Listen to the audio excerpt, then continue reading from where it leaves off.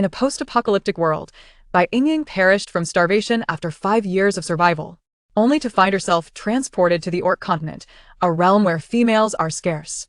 However, she was reborn as a frail, low-fertility female rabbit orc, a burden that led to her family's demise. On the day of her coming-of-age ceremony, she was destined to be sent into the breeding cave, to serve as a mere vessel for the tribe's males to relieve themselves. To survive, she had no choice but to activate the birthing system. The system announced, "For each offspring you bear, you shall receive rewards." The greater the innate talent of the child, the higher the quality of the rewards. Thus, Bai Yingying resolved to abduct her childhood neighbor, her rabbit brother, to conceive a litter of little bunnies. Her fame soared with the first birth. Yet she found herself ensnared in a desperate struggle, pursued from all sides, and began a life of tumultuous wanderings. Chapter 1. Crossing into the Orc continent, the dimly lit cave, a gaunt young girl lay on a stone bed covered with animal skins. "Father, I have come to keep you company," she murmured, closing her eyes as the last tear streamed down, mingling with her dry white hair. Suddenly, the girl transformed into a frail white rabbit, a small bundle curled upon the furs. Silence enveloped the cave. After a while, the seemingly lifeless white rabbit opened its eyes wide, devoid of any whites, the oversized orbs appearing eerily large and haunting due to its frailty. A flicker of human-like pain momentarily crossed its gaze before vanishing. When the white rabbit morphed back into human form, the new spirit within had completely assimilated the original owner's memories. The girl pressed her palm against her throbbing temples and whispered softly, "Bai Yingying, since you no longer wish to live, this body now belongs to me." The girl from Earth, Bai Yingying, who had succumbed to starvation in the 5th year of the apocalypse, found her soul drifting into the body of a female rabbit orc bearing the same name. Perhaps it was fate that both had met their end by starvation. The gnawing ache in her stomach reminded her that she needed to eat. Struggling, she rolled out of bed, feeling her body weak and light, as if she were walking on clouds. Supporting herself against the stone wall, she searched her memories for the location of food. In a corner, she discovered a sack made of animal skin containing a pile of relatively fresh fruits. Without regard for their cleanliness, she seized one and stuffed it into her mouth. Despite her intense hunger, she chewed slowly, savoring each morsel. As an ordinary person who managed to survive 5 years in a world of food scarcity, her ability to ration food was ingrained in her very soul. Ding. Detecting a suitable host, binding in progress.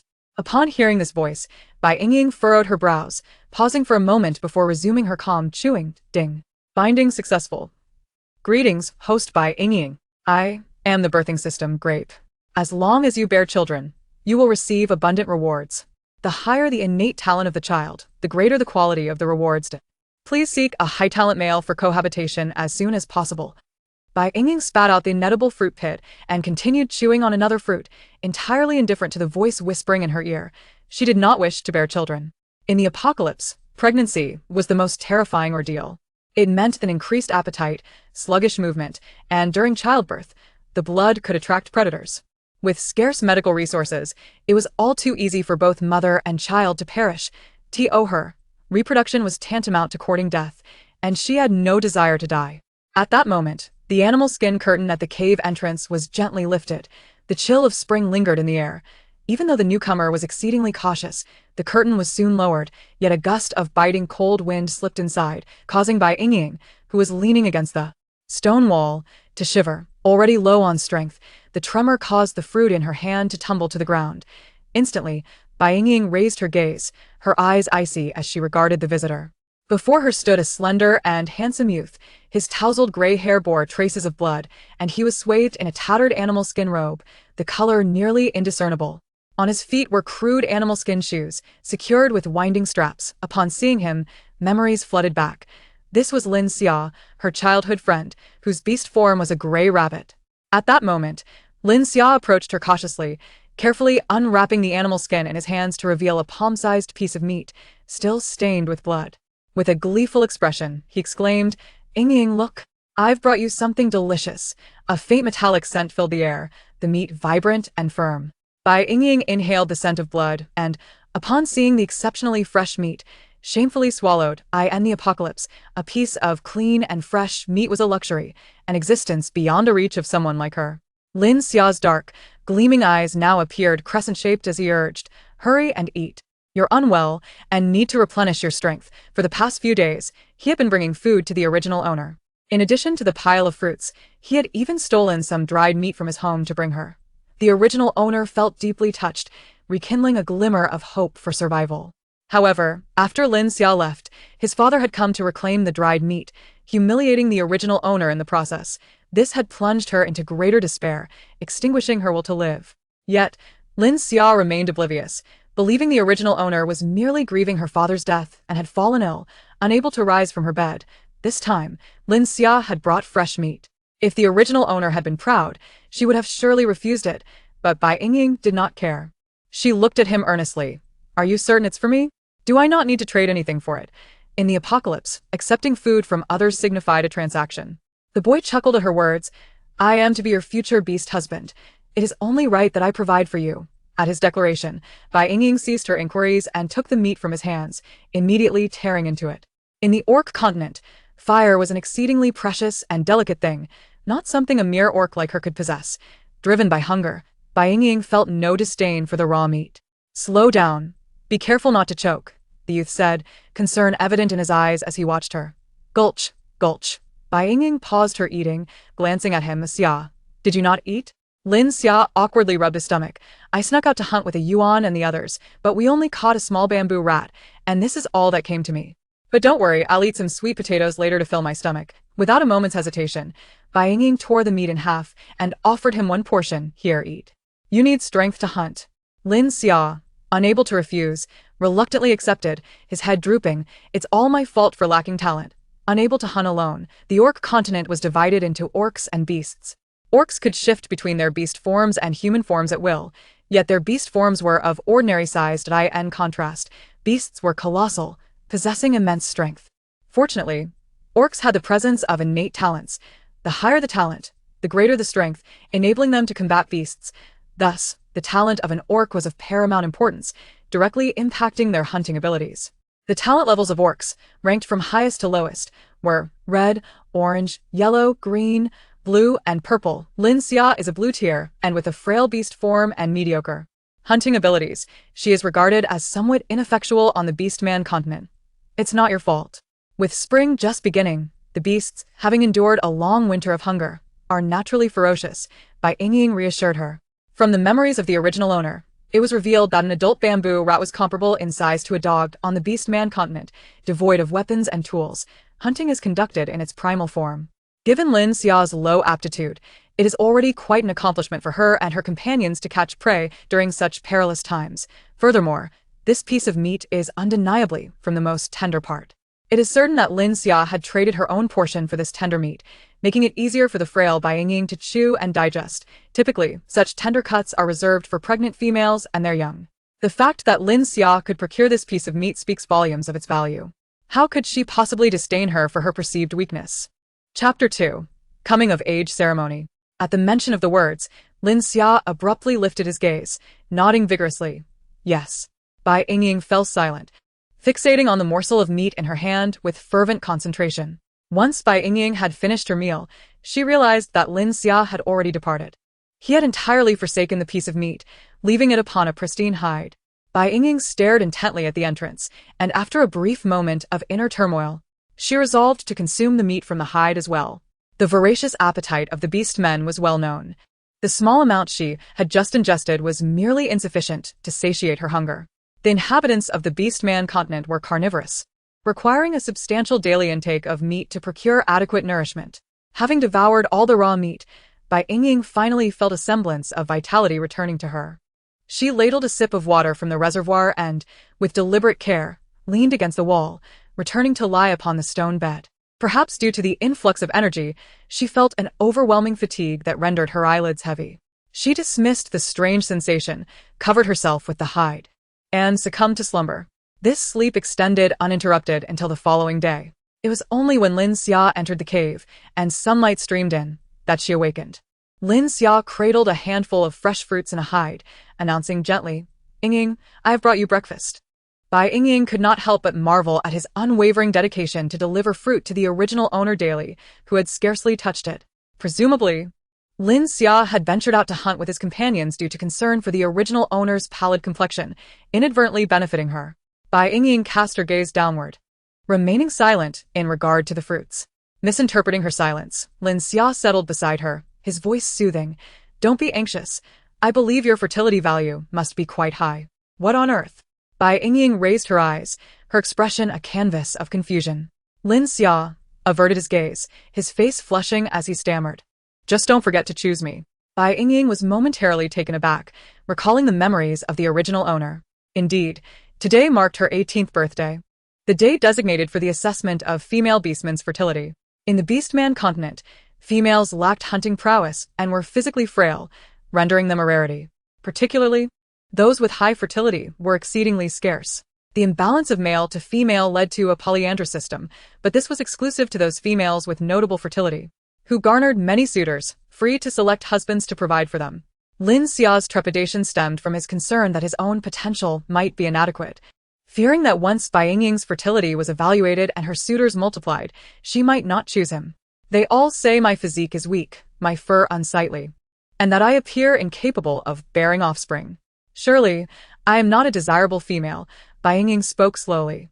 Her beast form bore pure white fur, an unpopular hue in the beastman continent, as white signified conspicuousness and was detrimental to survival. Furthermore, being a premature rabbit, she was inherently frail, more delicate than other females, making her survival precarious. Her father and 3 brothers had perished in their attempts to provide for her, leading to disdain from relatives and the tribe's inhabitants alike. Even some wandering outsiders regarded her as feeble and ill-fated. Unlike other females who basked in adoration, she found herself overlooked, save for Lin Xia, the neighbor's brother, who had shown her kindness since childhood. Evidently, her self-deprecating remarks ignited Lin Xia's ire. Nonsense. His handsome face flushed crimson. You are the finest female in the tribe. You are kind and gentle, never once dismissing my lack of talent. His ears turned increasingly red under Bai Yingying's scrutiny. I do not care for the title of the first beast husband. I only wish for you to choose me. I simply want to be yours. Your beast husband. His final words tumbled out in a stutter. Bai Yingying was taken aback by his candid confession, her scalp tingling in astonishment. The title of the first beast husband? Surely, that was as she understood it? Undoubtedly, this world was more fantastical than the apocalypse she had known. She quickly interjected. It's getting late, we should leave. Lin Xia responded with a subdued acknowledgement, touching his flushed cheeks, before turning to lift the high door, gesturing for Bai Yingying to proceed. The pair exited their modest cave. Their tribe, known as the Rabbit Hunting Tribe, was a medium-sized community nestled within the Sunset Mountains. While their strength was average, their remarkable reproductive capabilities led to frequent births of females with excellent fertility, making them desirable to the powerful of larger tribes for marriage alliances. Backed by significant influence and their ability to reproduce, they gradually evolved into a mid-sized tribe. As Bai Yingying and Lin Xia traversed the village, they attracted numerous gazes and whispers. The fervor surrounding the coming-of-age ceremony for females was second only to the annual sacrificial rites. Therefore, today's celebration included not only Bai Yingying but all females born in the same year. The rabbit hunting tribe maintained a population of approximately 5,000. Among the males born in the same year, there were over 300, yet only 35 females. Such demographics afforded them a degree of pride over neighboring tribes. Bai Yingying was the least favored female within the tribe. Other females, to varying degrees, received attention from males, eager to secure their favor. In her childhood, Bai Yingying had been fed dried meat by a few young males, but as time progressed, only Lin Xia continued to offer her sustenance. Look, that little female from the Bai family has grown even thinner in just a few days. She looks as if she might perish. Their whispers were hushed. Yet Bai Yingying and Lin Xia could still catch fragments. Bai Yingying remained unfazed, but Lin Xia clenched his fists, visibly distressed. Stop talking nonsense. Females are treasures of every tribe. If you dare to utter such curses again, I shall report you to the matriarch. Haha, you crack me up, Lin Xia.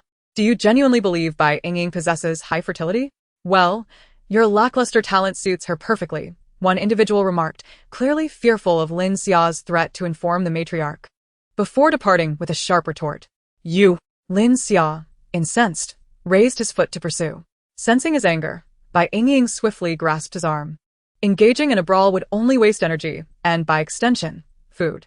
Moreover, in her past life, she had encountered countless insults. This trivial exchange could hardly provoke her ire.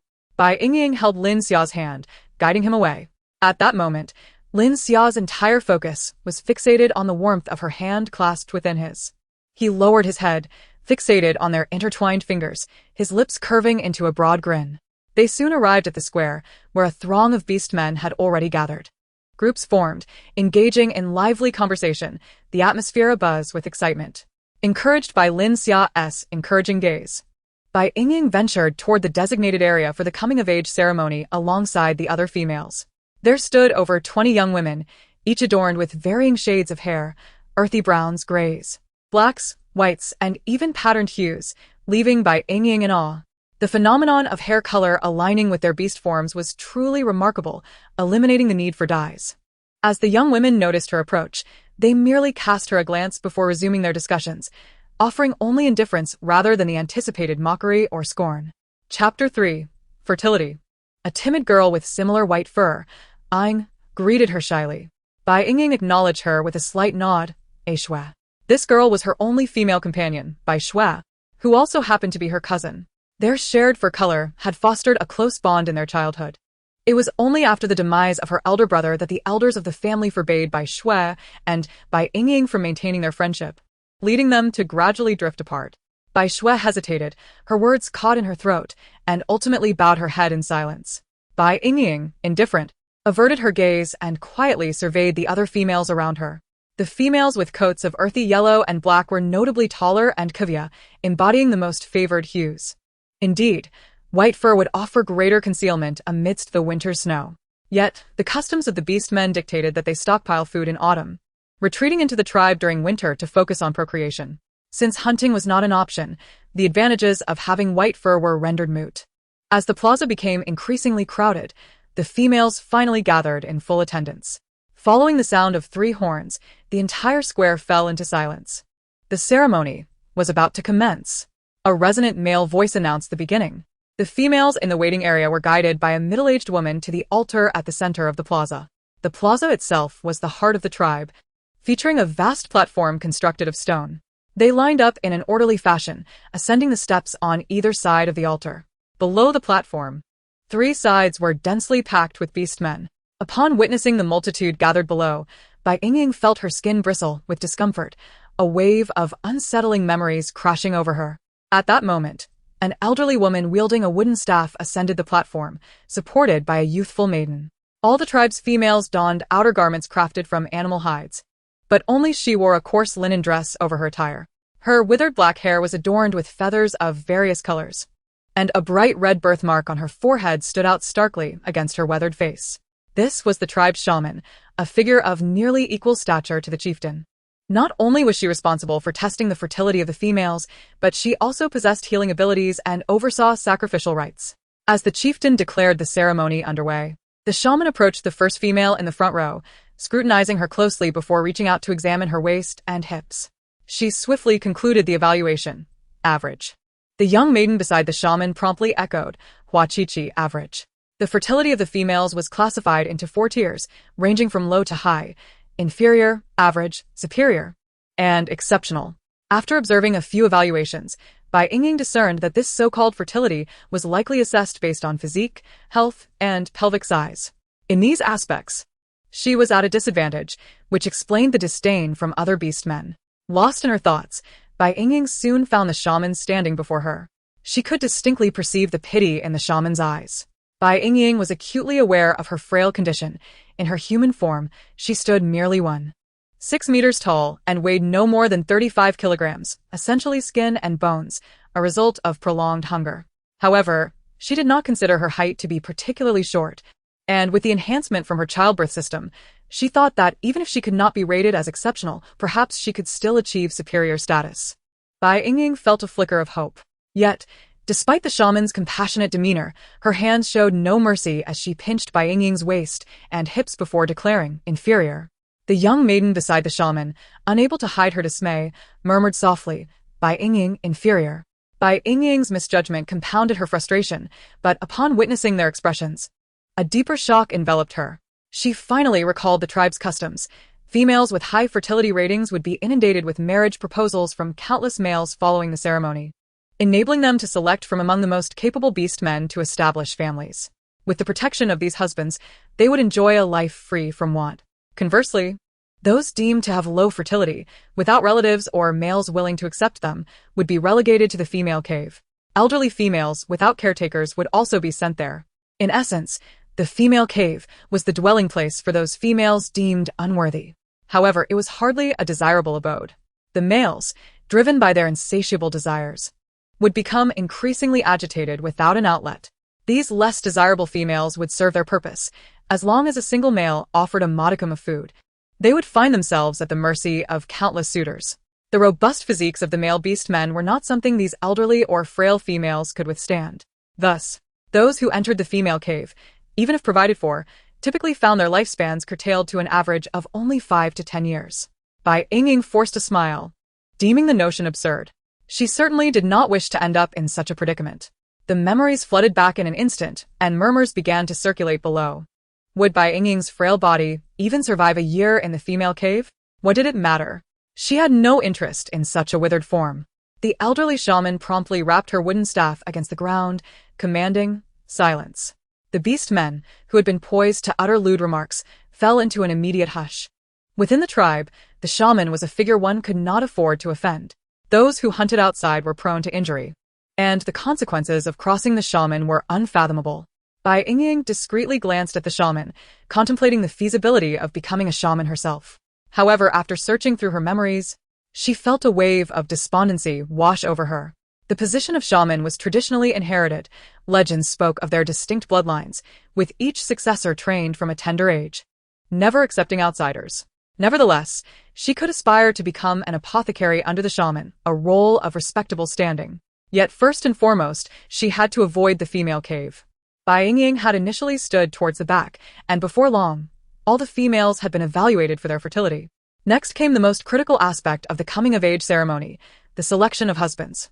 Particularly, the first husband would be the female's inaugural partner and must be the strongest male beastman within the family. The woman who had guided them to the platform gestured for them to descend the altar. According to tradition, all eligible females lined up in a single file to await their suitors. At this juncture, the chieftain spoke once more. According to tradition, single males aged 18 to May 25th choose the female they desire, while the females will then make their selections. The average lifespan of a beastman was only 45 years. The age range of 18 to 25 represented the tribe's young and capable members.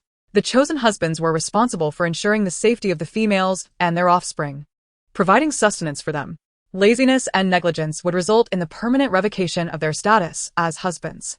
Now, I invite all eligible males to stand behind the females they wish to select. As soon as the chieftain's words were uttered, the males, who had been holding back their excitement, erupted into a thunderous cheer. Oh. Choose Huang Yuer. Choose Huang Yuer. Superior fertility. I want to be the first husband. Who dares to compete with me? Let us have a contest. I want to choose the exceptional Qin Qing, if I may. Dream on. According to tradition, Qin Qing is destined for a political marriage. Look, the chieftain has already called her away. Then I shall choose. A multitude of eligible males surged forward, jostling one another as they positioned themselves behind their desired females. The scene grew chaotic momentarily, but order was soon restored. Behind each female stood a throng of males awaiting their selection, except for Bai Yingying, who found herself accompanied by only one. Chapter 4. The Female Cave. Do not fear. I will not allow you to go to the female cave. Lin Xia's words rang strong and assertive, yet they did not bestow any sense of security upon Bai Yingying. Indeed, a voice laced with anger resounded. Asha, come back. You cannot sustain Yingying on your own. Bai Yingying did not need to turn around to recognize the voice of Lin Xia's father. After all, the memories of the original owner were quite vivid. Lin Xia, stubbornly unresponsive, cast a pleading glance towards his companion, with whom he typically shared a close bond. His tone was one of desperation. A Yuan. The boy named A Yuan stood directly behind Bai Yingying, feeling the weight of the moment. He offered an awkward smile in response to the call. Asha, you know Yingying's condition.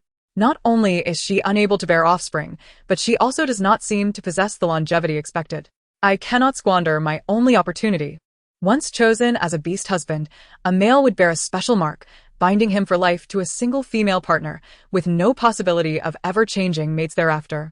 A Yuan, casting an apologetic smile toward Bai Yingying, added, "I'm sorry, Yingying." Having grown up together, they shared a bond. How could there be no feelings at all?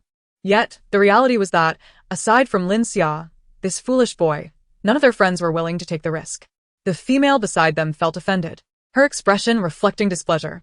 She scrutinized Bai Yingying from head to toe, a mocking look on her face. "Bai Yingying, with your frail frame, do you truly believe you can attract a male's pursuit?" Bai Yingying shot her a cold glance, retorting, "What does that have to do with you?" The female, momentarily stunned by her gaze, awkwardly shifted her eyes away. The original owner had a gentle disposition, dealing with others in a mild manner. However, Bai Yingying, having traversed the brutality of a post-apocalyptic world, bore a chilling aura that hinted at a latent ferocity. The young female, unaccustomed to hardship, felt a shiver under Bai Yingying's penetrating gaze and dared not provoke her further. After being rated as having low reproductive ability, Bai Yingying had been incessantly calling for the system in her mind, yet it seemed to have vanished without a trace, offering no response. She glanced behind her, where Lin Xia's anxious expression was palpable. In the midst of Lin Xia's urgency, the time for selecting mates swiftly approached. The chieftain sounded a horn, bringing the scene to a hush. His gaze immediately fell upon the two most conspicuous females in attendance, Huarong and Bai Yingying. "The beast husbands you have chosen are of insufficient rank. You must have 3 males or more to form a family." This time, aside from Bai Yingying, 3 others were also rated as having low reproductive capability, yet the other 2 were flanked by 4 or 5 males each. She had only Lin Xia, while Huarong had 2 beastly partners. The 2 girls were separated by a distance that Bai Yingying had not noticed earlier. At that moment, Huarong tiptoed and called out anxiously, "Lin Xia, Choose me. you're going to the female cave anyway, you might as well pick me. My reproductive ability may be low, but my health is decent. At least I am easy to care for and clean." Females were inherently frail, requiring a more delicate diet than males. With hunting being arduous and male mortality rates consistently high, weaker beastmen often struggled to provide for themselves, let alone support a non-reproductive female. They preferred to occasionally expend some food on the female cave rather than endure the burden of a female who could not bear young. Conversely, stronger male beastmen looked down upon females with low reproductive capabilities. This was why some females were left to the female cave. Lin Xia resolutely shook his head, affirming, No. "I choose Yingying." Huarong's eyes nearly bulged in anger, yet she found herself powerless to alter the situation. She believed herself to be of suitable stature and reproductive capability. Having a somewhat fiery temperament towards her suitors, she had offended numerous males. When her reproductive ability was revealed to be low, most of these males lost interest in pursuing such a troublesome partner. Frustrated and aggrieved, she felt it was unjust for herself to be relegated to the same tier as Bai Yingying.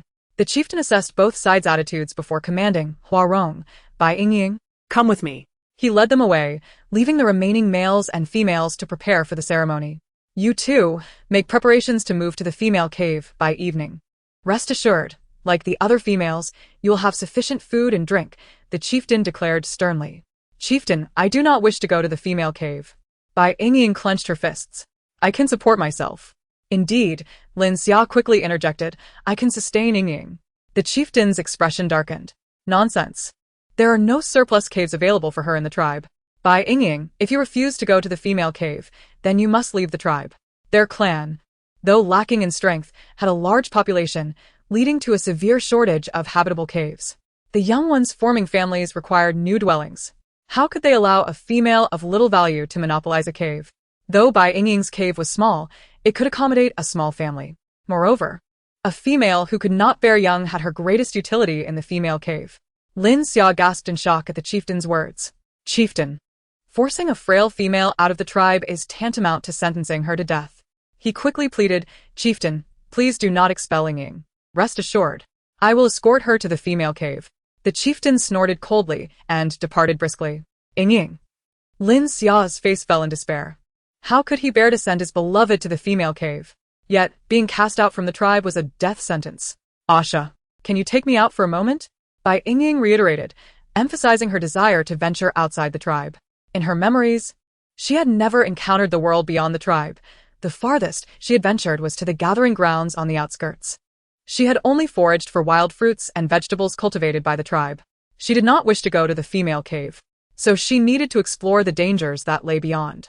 Having found food even in the direst of apocalyptic conditions, she reasoned that she ought not to perish in a place abundant with resources. Moreover, assessing the level of danger outside would reveal whether she could survive. Lin Xia abruptly lifted his head, disbelief etched across his features. Yingying, do you comprehend what you are saying? He urgently explained, the forest is rife with wild beasts. I wouldn't dare venture outside the tribe alone, let alone take you with me. At only 19, he was still a youth, lacking not only innate strength, but also sufficient skills in hunting.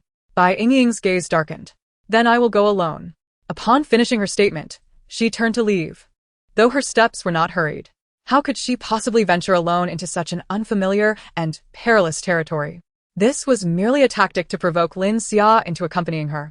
Wait. Lin Xia quickly caught up. Yingying, do not go outside.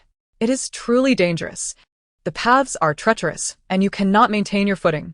Furthermore, if you encounter venomous insects or snakes, one misstep could lead to death.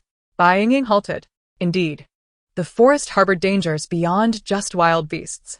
Was she truly destined to go to the female cave? Chapter 5. A Decision to Seize. I know you do not wish to go to the female cave. Rest assured, I will bring you food every day. You. Lin Xia suddenly recalled something, his face growing increasingly flushed. You can refuse those. Bai Yingying, however, was not as naive as Lin Xia. If she were to enter such a den of wolves, her frail self would stand no chance against the burly beastmen. The chieftain's earlier attitude had made everything abundantly clear. She casually dismissed him. All right, I understand. You may return now. It seemed she would truly have to rely on this birthing system. Lin Xia exhaled in relief. I will bring you food at noon. Bai Yingying nodded in agreement. Lin Xia offered a smile of relief as he escorted her to the entrance of her cave before hastily departing. He needed to figure out a way to procure food. Once Bai Yingying returned to the cave and confirmed that Lin Xia had left, she sat cross-legged on the stone bed and quietly called out, System? Are you there? Birthing system? Grape? After she shouted grape, the system finally responded. I am here. Has the host found an outstanding male counterpart? Bai Yingying retorted with a question of her own. Must I call you grape to elicit a response? Indeed. Currently, the system's energy is insufficient and can only operate in the most energy-efficient manner. Once you give birth to offspring, I will be able to replenish my energy. At that time, you will be able to communicate with me through consciousness. So, I simply need to engage with a male to become pregnant? Certainly not. Natural conception relies on fortune. However, within the novice gift package, there is a childbearing elixir that guarantees pregnancy if taken after copulation. Would the host like to claim it? Wait, do I have a system backpack? Some sort of alternate space? Not at the moment. The system will only truly unlock after the host gives birth to offspring. What benefits come from having a child? This system is the most advanced birthing system. The host will not experience any pain during pregnancy or childbirth. Rewards will be granted for delivering offspring, and the greater the offspring's innate talent, the more valuable the rewards. Therefore, please choose an exceptional male to conceive with. What rewards are available? Are they weapons, food, and the like? Indeed. Weapons, food, daily necessities, medicines, and more. Higher innate talent in offspring can also reward the host with unique skills or items, ensuring a prosperous existence in this world. After a moment of contemplation, Bai Yingying concluded that having a child might not be such a bad idea. She yearned to survive and to live a life of quality. If pregnancy and childbirth would not hinder her, but rather yield substantial rewards, then it was indeed a viable option. In the future, she could establish a nest of her own, much like an ant queen. The more she pondered, the brighter her eyes became. What does the novice gift package contain? Can I claim everything? Yes. The novice gift package includes 1 childbearing elixir, 1 dagger, and 1 body-refining potion. Bai Yingying smiled and said, I would like to claim the body-refining potion. Understood, host. It has been dispensed. Bai Yingying felt a cool object in her hand. Upon looking down, she saw a small white porcelain vial. She opened the cap and gently sniffed, detecting no scent. Without hesitation, she tilted her head back and drank it down. Soon, Bai Yingying felt a wave of heat enveloping her body, compelling her to loosen her animal hide clothing for relief, revealing her relatively fair skin. She watched in astonishment as a layer of grime rapidly formed on her skin, mingled with sweat and emitting a foul odor, an utterly disgusting sight. Thankfully, She had felt the heat and removed her animal clothing. Otherwise, she would have had no clean garments to change into since the clothing she donned was skinned from beasts, and she had several spare pieces at home. Yet the layer of pristine white fur next to her skin, adorned with short fluff, was a transformation of her own hide. Worn in its human form, it could be removed, but should she accidentally lose it, transforming back into a beast would leave her as a hairless rabbit. Once Bai Yingying confirmed that the weakness within her had dissipated, she walked to a corner and picked up a scrap of tattered animal hide, meticulously wiping away the filth. Though she could not cleanse it entirely, aware of the importance of hygiene, she resolved to bathe by the river later. Surely, many beastmen would be washing by the river today. Having made her decision, Bai Yingying would not delay any longer and planned to win over Lin Xia that afternoon. When Lin Xia came to deliver food at noon, she requested him to take her to the river for a bath. Lin Xia had also sensed the unpleasant odor in the cave, but he hesitated slightly, saying, "Yingying, perhaps you should skip the bath. The sun is nice today, but the temperature is still quite low. What if you fall ill again?" He was genuinely concerned for Bai Yingying's well-being. "Lin Xia, would you be willing to become my beast husband?" Bai Yingying asked earnestly. This was the first time she had addressed him by his full name, voicing a wish he had long cherished. Lin Xia was taken aback, his whole body tingling as he stammered, "Of course, I would." Bai Yingying pressed on, "Would you accompany me to live in the forest for a month?" Lin Xia hesitated. Bai Yingying's expression darkened. "Are you unwilling to join me on this adventure?" "No." Lin Xia quickly clarified, "I just fear I may not be able to protect you. If we stay close to the tribe and do not wander far, we will surely survive." Bai Yingying took his hand, gently blinking her eyes, her voice softening. "Trust me, I will soon be pregnant with our child." She lowered her gaze, her long lashes fluttering slightly, as if teasing someone's heart. How could Lin Xia withstand such a sight? He barely registered what Bai Yingying said afterward, nodding in a daze. Bai Yingying smiled sweetly, taking the initiative to link her arm with his. "Let us go." Even if she sought out a high-talented beastman now, no one would believe she could conceive at first attempt. They would fear being ensnared by her and would not dare approach. The more talented the beastman, the prouder they tended to be, not to mention her inferior fertility. With her current emaciated frame and sunken cheeks, she would not pique anyone's interest. She had no desire to expend effort in pursuit. Although Lin Xia's talent was quite low, he was her best choice at present. The two walked hand in hand toward the river. Such bold and brazen behavior made Lin Xia exceedingly shy, and he kept his head lowered along the way, occasionally stealing glances at her. Bai Yingying feigned ignorance, walking confidently along the path, allowing him and other beastmen to scrutinize her. The rabbit-hunting tribe lay nestled within a valley, flanked by mountains, with a river branching through on the right.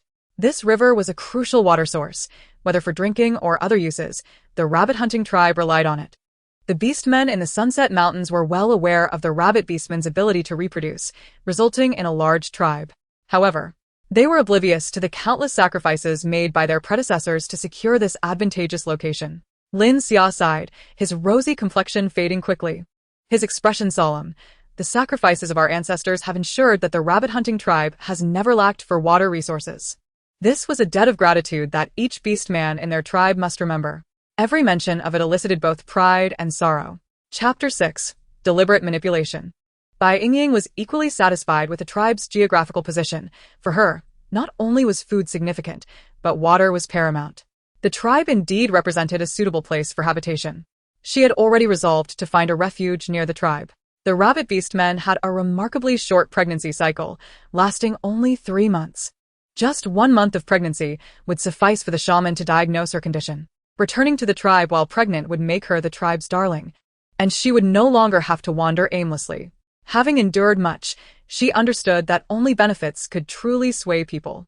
At this moment, she was in a dire predicament, possessing nothing to compel others to assist her.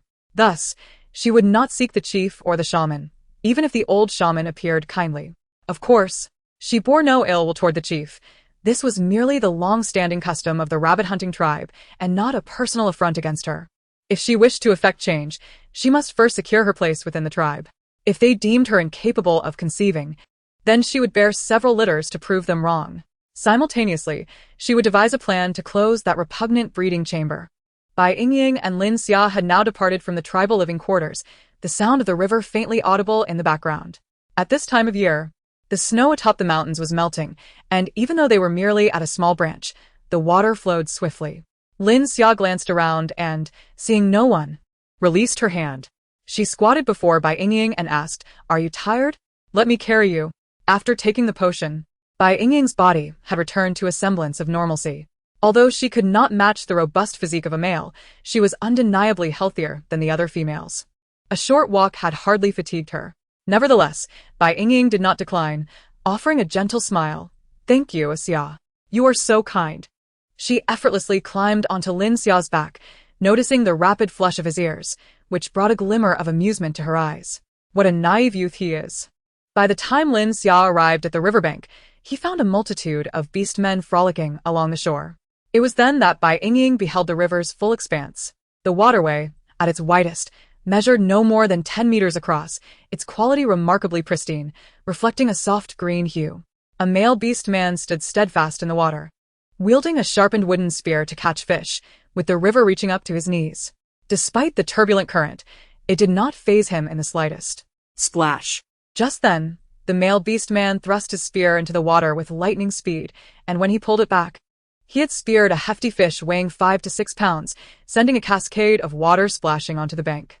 The fish thrashed desperately in the grass, quickly becoming entangled in the foliage. A few young rabbit beastmen, still in their juvenile forms, hopped excitedly to encircle the large fish, their ears twitching in rhythm as they emitted shrill cries of delight.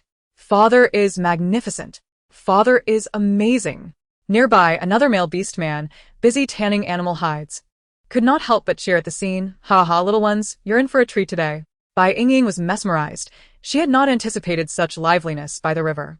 In her memories, the original owner had only visited once or twice as a child. Her father and brothers, concerned for her health, had never allowed her to approach the riverbank. Lin Xia continued to carry her along the riverbank, softly explaining, "We need to head downstream to where there are fewer people." Bai Yingying snapped back to reality, her gaze deepening. In this apocalyptic world, the environment was harsh, with plants withering and pollution rampant, leaving a landscape of gray and black.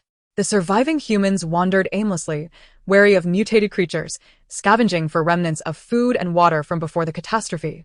Each person guarded and prone to raiding one another. Witnessing such a harmonious scene, Bai Yingying felt as though she had been transported to another realm. A sense of disbelief washing over her. It was only now that she truly comprehended that she had crossed into a new world. As Lin Xia carried Bai Yingying downstream, they encountered numerous females surrounded by males. Some males, unable to contain themselves, were brazenly groping the females, who laughed and did not appear offended in the slightest. The sight was quite jarring. Bai Yingying cast a glance before averting her gaze, turning her face towards the trees, her ears pressed against Lin Xia's back, listening to the slightly accelerated rhythm of his heartbeat. Sensing Bai Yingying's discomfort, Lin Xia steered them into the woods, distancing themselves from the riverbank.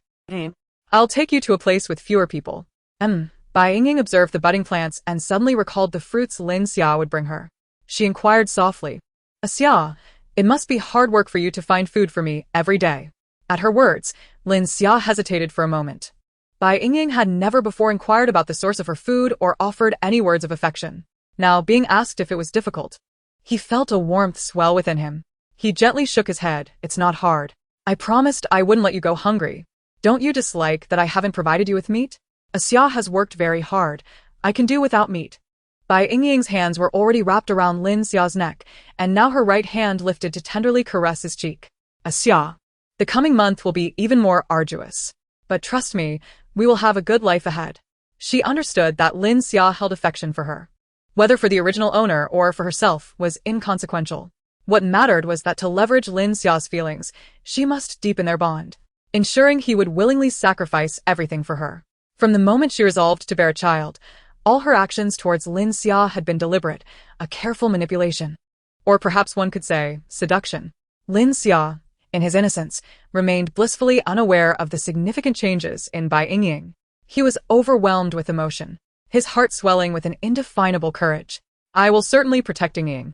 Bai Yingying smiled silently, tightening her grip around Lin Xia's neck and nuzzling her forehead against his back. Lin Xia, grinning foolishly, continued forward. As they passed a certain riverbank, they were startled by some indescribable sounds. Were some newlywed couples really so impatient? Lin Xia's face flushed crimson, and he hastened his steps. Even Bai Yingying, who had seen much of the world, felt a twinge of discomfort. It was indeed her first encounter with such a scene. Soon, they reached a secluded stretch of the bank. Confirming their solitude, Bai Yingying removed her outer garments, while Lin Xia held her cloak to shield her from the wind, too shy to glance elsewhere. A smirk graced Bai Yingying's lips as she slowly waded into the river, finding the cool water rather invigorating. Thankfully, she had consumed the body-strengthening potion. Otherwise, a cold bath in such frigid weather would have surely left her ill. Chapter 7. Becoming Partners. After a winter without bathing, Bai Yingying's body had developed quite an odor, yet Lin Xia did not seem to mind. Males of their kind were robust enough to brave the cold waters in winter. Some higher-status females would have the males prepare stone pots and borrow fire from shamans to heat water for bathing. Bai Yingying lacked such privileges and had never washed even once. Previously, her father would bring water in bamboo tubes, and she would occasionally scoop some out to wipe her private areas, deeming that sufficient. Naturally, she was filthy from head to toe, afraid to wash her hair. She had to make do with quickly rubbing mud over her body. After scrubbing herself until she was flushed and red all over, she finally stood up, creating a splashing sound. Lin Xia handed her the prepared animal hide to dry herself. Without a hint of hesitation, Bai Yingying accepted it and dried her body before donning her own hide and finally putting on her outer cloak. Once she had composed herself and raised her gaze to Lin Xia, she found his face was already flushed, his eyes darting shyly in another direction. Bai Yingying let out a giggle, teasing him. Am I a beast? Can't you even bear to look at me? Beastmen were generally unconcerned about bodily privacy. Otherwise, the family they had just witnessed would not have been so uninhibited. And no, it's not that. I just can't, Lin Xia stammered, genuinely too timid to look. Fearing he might succumb to his baser instincts and take advantage of the female he had cherished for over a decade. Bai Yingying ceased her teasing, lifting her chin slightly. You should bathe as well. Lin Xia hesitated. He was self-conscious about his physique, fearing Bai Yingying might not find him appealing. Bai Yingying shot him a glare. I certainly do not wish to sleep next to a stinky, Xia. Lin Xia was momentarily taken aback, then broke into a silly grin, his mouth stretching from ear to ear. I will wash right away. He quickly shed his animal cloak, and Bai Yingying naturally took it from him, delighting in her heart as he fumbled with his own hide. Once his close-fitting hide was removed, the slender form of the boy was fully revealed. His ribs were clearly visible, his waist slender, and had it not been for the faint outline of muscle on his arms, he would hardly resemble a typical man. He stood at a mere 172 centimeters, his visage reminiscent of a doll's, and when clad in thick garments, his physique remained a mystery. Only upon shedding those layers was it revealed that he was a frail youth.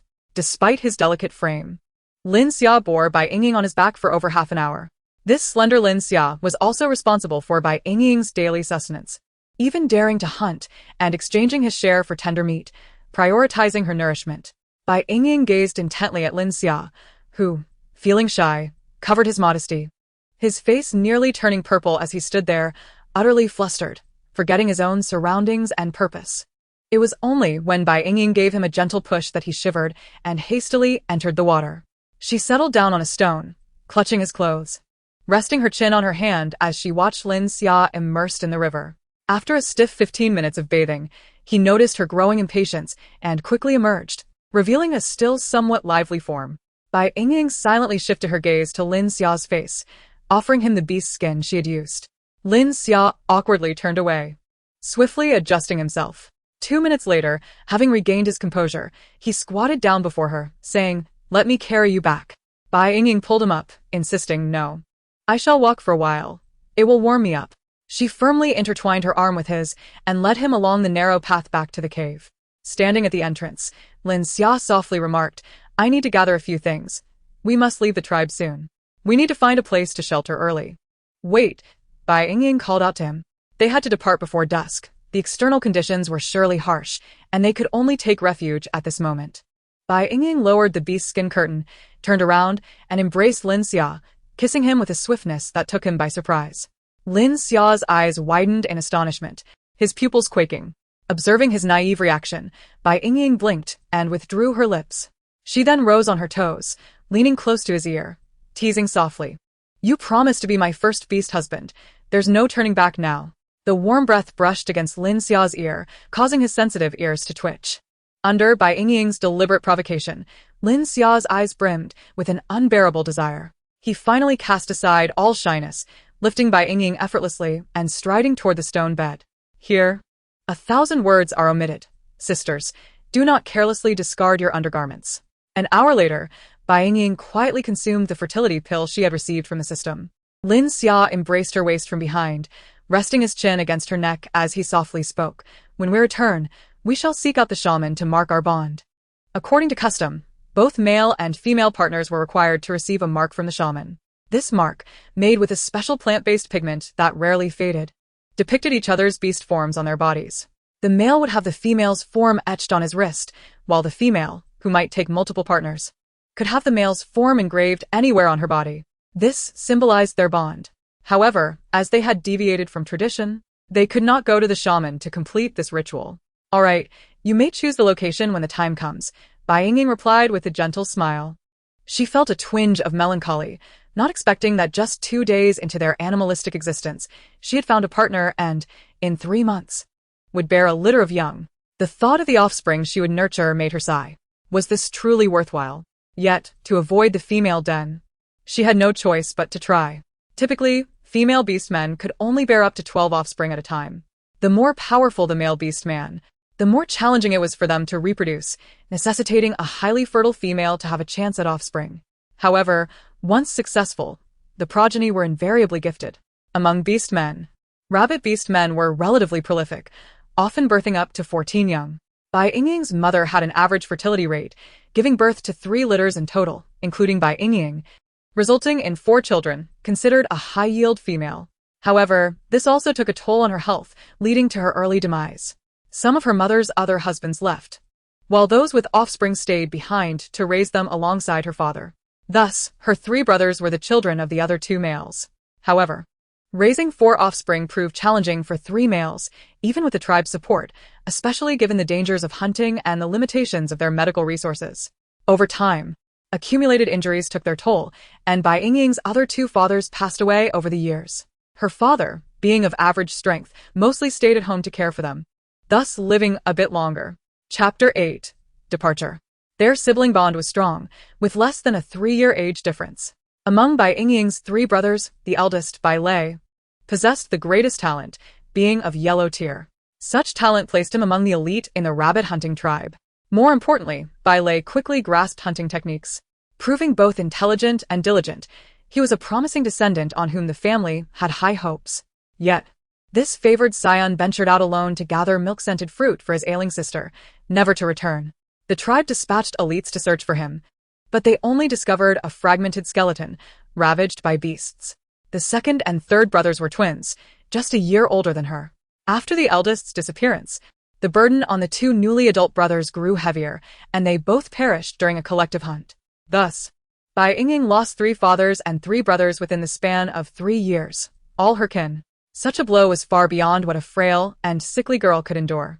Did she not regret before her death? Regret not having perished sooner, burdening her entire family? Yet, in the past, she had no opportunity to die. Her fathers and brothers had protected her well. Bai Yingying remained silent for a long time until Lin Xia turned her over, discovering her face streaked with tears. Lin Xia, filled with compassion, gently wiped away her tears. It dawned on Bai Yingying that she was indeed crying. How could a woman forged by years of hardship in the apocalypse, steeled like iron, succumb to tears? It seemed absurd. She closed her eyes and silently vowed, Bai Yingying, I will live well in your stead.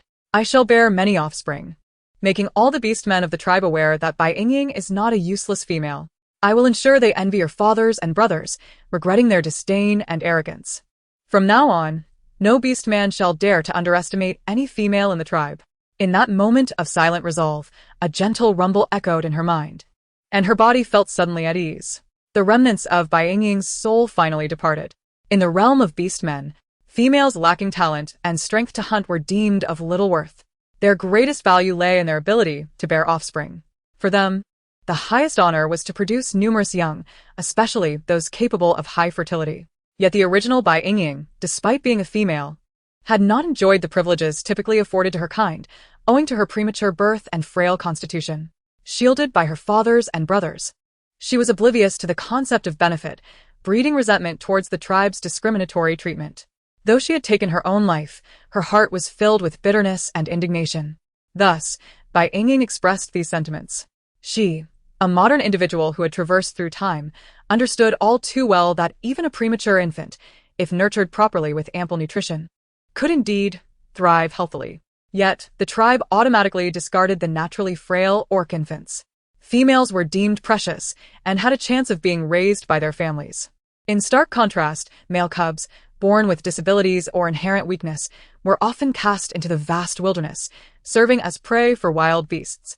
The orc continent revered the principle of survival of the fittest, a rule shaped by the environment, and most orcs shared this belief. Thus, the fact that the delicate Bai Yingying was able to grow was solely due to the devoted care of her family.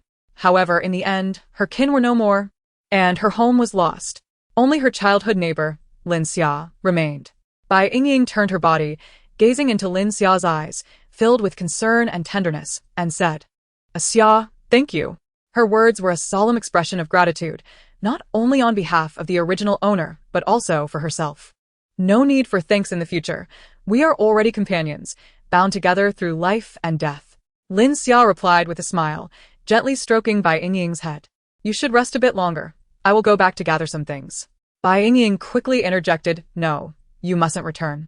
Just organize the items in my cave and bring them along. The belongings left by my family are sufficient for us." Lin Xia's home was modest, and if he went back to collect items, it would undoubtedly draw the attention of his family. Bai Yingying wished to avoid any unnecessary complications at such a critical moment.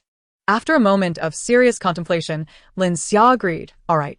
If we encounter others, I can simply say that I am escorting you to the female cave." Lin Xia climbed out of bed and, under Bai Yingying's guidance, began to tidy up the cave. There were various scattered items in the house, mostly stored in 2 large leather bags.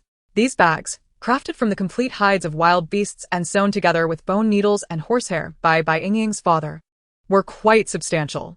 Guided by Bai Yingying, Lin Xia fashioned 2 shoulder straps for the leather bags, transforming them into simple backpacks. The original owner would often sew and mend clothes for her family during her free time, showcasing considerable skill. Lin Xia was responsible for cutting the straps while Bai Yingying took charge of the sewing. They only packed the essential leather hides. With the current chilly weather, proper tanning required time, so they needed to ensure they had enough. Then there was the crucial matter of water resources. Orcs typically carried leather water pouches when venturing outside. These pouches had a dual-layer structure, with the inner layer made from animal stomachs or bladders and the outer layer reinforced with leather to prevent wear. Additionally, they needed to pack the fruits that the original owner had saved. Lin Xia was taken aback upon seeing the quantity. He wondered how Bai Yingying had managed to store so much when he himself had never brought back much. Bai Yingying smiled gently. "When I was unwell, I lacked an appetite and couldn't eat. To prevent you from worrying, I secretly saved them, and now they come in handy." Lin Xia harbored no doubts about her explanation, merely offering her a playful glare, without the heart to scold her. As for other daily necessities, Bai Yingying deemed them cumbersome and opted not to take any. Given the dangers outside, their packs needed to be streamlined, ensuring only the essentials were included. You are far too thin, Yingying. "This time, when we venture outside, I will surely hunt something to nourish you," Lin Xia said, lightly brushing his fingers against Bai Yingying's cheek, his eyes filled with affection. Bai Yingying felt a sense of helplessness. Lin Xia himself was frail, yet could not bear to see her emaciated form. "All right. Just make sure to feed me until I'm plump and healthy," Bai Yingying replied dismissively, shifting the topic. "Can you manage to carry these 2 bags?" "I can manage," Lin Xia quickly responded. Bai Yingying assisted him in securing the smaller backpack to his chest while the larger one rested on his back. The slender youth bore the weight of 2 oversized bags. Thankfully, most of the contents were merely leather, taking up space but not excessively heavy. Otherwise, Bai Yingying might have suspected he was pretending to be stronger than he was. Before departing, Lin Xia surveyed the small cave, a look of reluctance crossing his face. "Uncle Lin and the others have saved so many belongings over the years. I feel guilty." Once they left, the cave and its possessions would be claimed by newcomers. He felt helpless, unable to protect the property, and had little assurance of safeguarding Bai Yingying. He could only make a silent vow in his heart to protect her with his life. Chapter 9. Sarcasm. Bai Yingying noticed the glimmer of tears in his eyes and urged, "Let us go. When we return, these items will be restored to their rightful state. Even if they are not, there will be something better." Bai Yingying showed no signs of nostalgia, eager to leave promptly in search of a place to settle. It was likely around 2 in the afternoon, and they needed to find shelter before nightfall. Bai Yingying led the way out of the cave, lifting the leather curtain to facilitate Lin Xia's exit with his heavy load. As they stepped outside, a familiar voice called out from behind, "Xia." Lin Xia halted, his expression suddenly stiffening. It was Bai Yingying who gently nudged him with her shoulder, prompting him to slowly turn around. His gaze evasively met that of his father. "Father," he greeted. Bai Yingying also obediently chimed in, "Uncle Lin." Lin's father responded with a stern expression.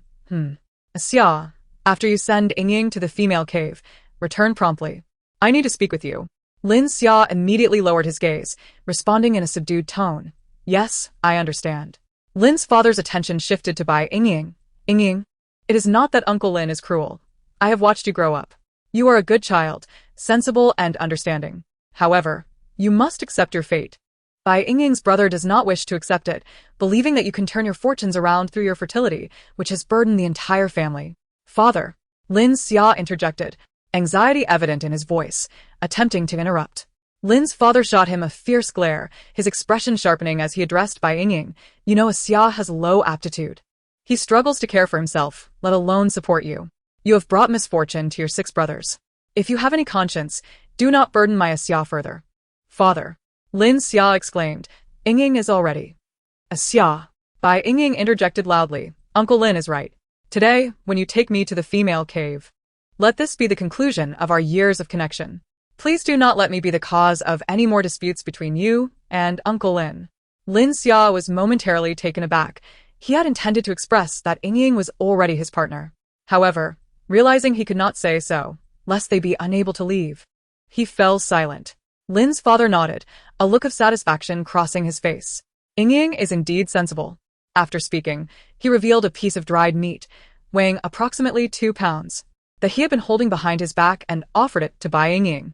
"This dried meat is a farewell gift from Uncle Lin. Take care of your health, and with good fortune, you may conceive in the female cave. At that time, you can move out from there. There are precedents for this. Even those with lower fertility have a slim chance of becoming pregnant. The females in the female cave often welcome and send off one another. With enough sowing, luck may allow for growth. However, such precedents are rare, especially for those who can give birth to healthy offspring. Pregnancy can be confirmed after a month, during which such matters are inevitable, making it easy for accidents to occur. There are also cases of miscarriage, though this was meant to be comforting. If the original owner had heard it, she would undoubtedly have felt even more distressed. Nevertheless, Bai Yingying maintained her composure, politely thanking him before accepting the piece of meat. Observing her reaction, Lin's father softened slightly, waving his hand. Go on, go on." Xia, helping Ying organize her items and return quickly. "Do not delay on the road." Bai Yingying exhibited exceptional obedience, allowing Lin's father to grant Lin Xia a bit more time to assist. Unbeknownst to him, Bai Yingying, while appearing compliant, had secretly taken his son away. The two bid a gentle farewell to Lin's father, who watched them depart with a long sigh before turning back towards home. The two individuals journeyed together, with Bai Yingying's hands empty as she focused solely on walking, while Lin Xia carried 2 large bags slung over his shoulders. It was the time for midday rest, and the presence of orcs was sparse. Those they encountered merely cast them strange glances without any inclination to provoke. Indeed, no one seemed to care why they were not heading towards the female den. Sometimes, ignorance is the most profound derision, for they lacked even the qualification to instigate a confrontation. Lin Xia appeared noticeably dejected, trudging along in silence. It was only when they ventured onto a secluded path that he finally spoke. "Yingying, I'm sorry. My father spoke quite harshly just now." Bai Yingying responded with a radiant smile. "It's all right. I understand." That was the heart of a caring father. Lin Xia had been subtly observing her expression, and upon witnessing her dazzling smile, he momentarily froze in his tracks. Bai Yingying gently reassured, Xia, don't fret. Perhaps Uncle Lin will be angry for a while, but once we return, he won't hold it against you. I promise. As long as I come back with a little one, Father will be overjoyed and won't blame us for sneaking away." Lin Xia nodded vigorously, a brilliant smile breaking across his face. He grasped Bai Yingying's meaning, yet he was perplexed by her unwavering certainty. Regardless, he was determined to protect her. The pair successfully navigated the sparse guards through the narrow path and departed the tribe. Upon entering the forest, an oppressive atmosphere enveloped them. Even the once melodious chirping of birds and the buzzing of insects transformed into a dissonant cacophony. Lin Xia's demeanor shifted to one of seriousness. Yingying, stay close to me. Okay. Bai Yingying was not unprepared. She had already acquired a dagger from the system. In the Stone Age Orc continent, the power of iron tools was yet to be seen. As Lin Xia had indicated, traversing the forest posed considerable challenges for Bai Yingying. Towering ancient trees with gnarled roots sprang forth, creating the illusion of rugged terrain even on level ground. She treaded cautiously, each step taken with care to avoid falls that could lead to unnecessary troubles. While remaining vigilant, Lin Xia quietly educated her. This area is relatively safe. The tribe's hunting parties frequently clear out nearby beasts. Just be wary of insects. Most are non-venomous, but some possess potent toxins that could pose a serious risk if bitten. Fortunately, we're dressed warmly, making it less likely for them to bite. You only need to remain attentive. Also, watch out for snakes. Some are adept at camouflage and generally one-t attack unless provoked. If we're fortunate enough to encounter a harmless little snake, we could enjoy a tasty meal. As he spoke, Lin Xia swallowed hard, a shy smile gracing his lips. Bai Yingying listened intently, captivated by insights her father and brothers had never shared. In the post-apocalyptic world, insects and snakes had become scarce, replaced by grotesque mutated creatures. The thought of meat made her swallow again. I'd like to try snake meat as well. Noticing each other's reactions, they exchanged smiles. At that moment, as nature awakened from its slumber, the ground was blanketed with decaying leaves, yet tender sprouts occasionally peeked through. They appeared fresh and appetizing. However, Bai Yingying's knowledge of edible wild vegetables was limited, confined to what she had learned during the early days of the apocalypse. The original owner's memories suggested that most plants were toxic. In Orc culture, what humans call edible vegetables are referred to as medicinal herbs, selected by their ancestors through countless sacrifices. Some possess healing properties, hence their designation as herbs. Orcs only resort to foraging for herbs when starvation becomes unbearable, akin to humans consuming tree bark or clay, which could lead to life-threatening consequences over time. Moreover, given the orcs' considerable appetites, wild greens provide little sustenance. Consequently, fruits with high water content are more favored, albeit still unsuitable for prolonged consumption. All orcs are inherently carnivorous, unlike wild beasts that can be classified into carnivores, herbivores, and omnivores. Reflecting on this, Bai Yingying mused, how fantastical. Rabbits cannot eat grass. They had ventured far without spotting any fruit-bearing plants. After all, it was only the onset of spring. Where would the fruits come from? Bai Yingying pondered aloud. Xia, where do you find the fruits to pick? There is a remarkable place behind the tribe's mountain, where a hot spring exists and the plants bloom and bear fruit year-round. Lin Xia briefly explained, omitting the challenges of fruit gathering. Bai Yingying nodded in understanding. It was indeed a hot spring. She surmised that generally orcs do not pick fruits. Only those like them, devoid of food, would resort to foraging, which is why Lin Xia could gather them. Suddenly, the two large animal skin bags thudded to the ground as a gray figure leapt forth. Lin Xia transformed into his beast form, propelling himself with powerful hind legs to engage in a struggle with a leaping toad. The toad size matched Lin Xia's, and whether in his original form or now, it was their first encounter with the wild beasts of the Orc continent. Bai Yingying's expression turned cold as she bent slightly, gripping her dagger tightly as she stealthily approached, ready to assist. Lin Xia relied primarily on his powerful kicks or sharp teeth for offense. The toad, in addition to using its long tongue to attack, could also eject a corrosive green liquid from the bumps on its body. Lin Xia narrowly dodged the spray, which landed on the leaves with a sizzling sound, indicating its corrosive nature. Generally, size equates to strength, but some beasts possess unique abilities allowing them to fight above their weight class. This toad, with its corrosive spray, clearly had an advantage over Lin Xia. And barring any unforeseen circumstances, the novice Lin Xia was unlikely to prevail. Observing Lin Xia's evasive maneuvers, Bai Yingying felt a pang of anxiety as, after several exchanges, he was ensnared by the toad's long tongue. Lin Xia struggled fiercely, calling out, "Yingying, run back to the tribe." He recognized his inadequacy in strength. Defeat was merely a matter of time. His sole intention was to ensure Bai Yingying's swift escape to avoid any dire consequences. Upon issuing his command, Lin Xia desperately clawed at the tongue with his forelimbs or curled his body to bite. The toad, anticipating a counterattack, immediately sprayed its venom. which landed on Lin Xia's gray fur, creating a wound the size of a coin that gradually widened. At that moment, neither Lin Xia nor the toad noticed Bai Yingying's approach. As the two beasts grappled, a human figure darted from the side. In a flash, the tongue that had tightly ensnared Lin Xia's right leg was effortlessly severed. Ribbit! The toad, already exerting force, wailed as its tongue snapped, tumbling to the ground and rolling away in panic. Bai Yingying chose not to pursue. Her close-range weapon made her wary of the toad's corrosive liquid. And in a situation lacking medical supplies, caution was paramount. Once she confirmed the toad had truly fled, she turned to examine the gray-furred rabbit on the ground. Asha. Don't move, I'll check your wounds. Lin Xia bore two injuries. One was a corrosive wound on his back, and the other was a bruise on his right hind leg. Fortunately, both were superficial. The injury on his leg required no attention, and with a bit of treatment for the wound on his back, he would recover in a few days, thanks to the resilience of an orc's physique. Bai Yingying adjusted Lin Xia's beast form, bracing herself. Let me wash your back wounds with water. In a brief moment, the injury had expanded from the size of a coin to that of an egg. Concerned that the liquid might continue to seep in, she felt it necessary to tend to it. Lacking medicine, she could only perform a simple cleansing. Without waiting for Lin Xia's response, Bai Yingying deftly removed the water pouch from her waist and carefully poured it over Lin Xia's back to clean the wound. All right. Lin Xia responded belatedly, only realizing the pain after it struck him. Gritting his teeth, he curiously inquired, Yingying, what did you just use? It's far more effective than my claws. It is a divine weapon, Bai Yingying explained succinctly. Our safety for the next 30 days depends on it. As she spoke, she showcased the dagger to Lin Xia, swiftly slicing the long tongue of a toad that had fallen. The entire process was remarkably smooth, akin to cutting through tofu, produced by the system. It was no ordinary item.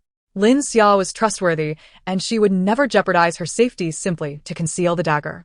Revealing it at the appropriate time could also provide Lin Xia with reassurance. Divine? Lin Xia was taken aback, momentarily dazed before exclaiming, Yingying, you must never reveal it before any beastmen. Otherwise, terrifying consequences may ensue. Naive and inexperienced, Lin Xia did not understand the concept of possessing a gem in a world of thieves, but he was acutely aware of the weapon's sharpness, rivaling that of a green-tier beastman's claws. Such an extraordinary treasure must remain concealed from other beastmen. Bai Yingying chuckled and tapped his forehead. Silly Xia. This marvelous item is for you to see alone. At her words, Lin Xia's face flushed again, thinking to himself, thankfully, I'm still in beast form. Yingying cannot see through it. Unfortunately, his ears, perched atop his head, had already betrayed him. Bai Yingying noticed the rosy pair of long ears and could not resist gathering them together, stroking them from bottom to top. Lin Xia felt as though he had been struck by lightning, his entire body tingling and rigid, rendered immobile. Bai Yingying, finding the sensation delightful, lifted the gray Lin Xia and glanced around, taking the opportunity to fondle his ears once again. Sigh, Xia, I can't carry 2 heavy bags. You'll need to revert to your human form to carry the pack. After one last stroke, Bai Yingying set Lin Xia down on the ground. After half a minute, Lin Xia remained still. Bai Yingying tilted her head in confusion. Xia? Just as she reached out to check if the wound had worsened, the gray rabbit transformed into a handsome young man. Chapter 11. Overnight Stay. The exposed skin of the young man appeared flushed, which was somewhat alarming. Bai Yingying's heart tightened. What is happening? Are you poisoned? No. Lin Xia hastily waved his hand, stuttering. Yingying, please don't touch my ears like that again. Bai Yingying instantly understood, amused, realizing that the ears of a rabbit beast man were so sensitive. Lin Xia bent down to pick up the leather pouch on the ground, silently shouldering it. Not daring to glance at Bai Yingying, the two continued their journey, yet by evening, they had not found a particularly satisfactory cave. As nightfall approached, Lin Xia sought a sheltered spot and began to dig a pit at the foot of a dirt slope. During this time, Bai Yingying busied herself, gathering some leaves that could repel insects, following Lin Xia's guidance. She also gathered a considerable number of twigs to later cover the cave entrance. Lin Xia dug a small hole, using branches and sticks to support a modest shelter, lining it with the insect-repelling leaves, leaving just enough space in the middle to accommodate their backpack. He then used the excavated soil to seal most of the entrance and camouflaged it with the twigs Bai Yingying had collected. In the wild, nocturnal beasts roamed frequently. Thus their dwelling had to be sufficiently concealed. Yingying, are you hungry? After eating and using the restroom, we can rest inside, Lin Xia offered, dividing the jerky and fruits he had previously taken out, giving half to Bai Yingying. Bai Yingying accepted the food, replying yes. We can snuggle up in the pile of furs to sleep. We won't be cold at night. This small dirt hole could only accommodate their beast forms. Thankfully, both were small rabbits. Otherwise, excavating a cave large enough for two to sleep in would have proven quite arduous.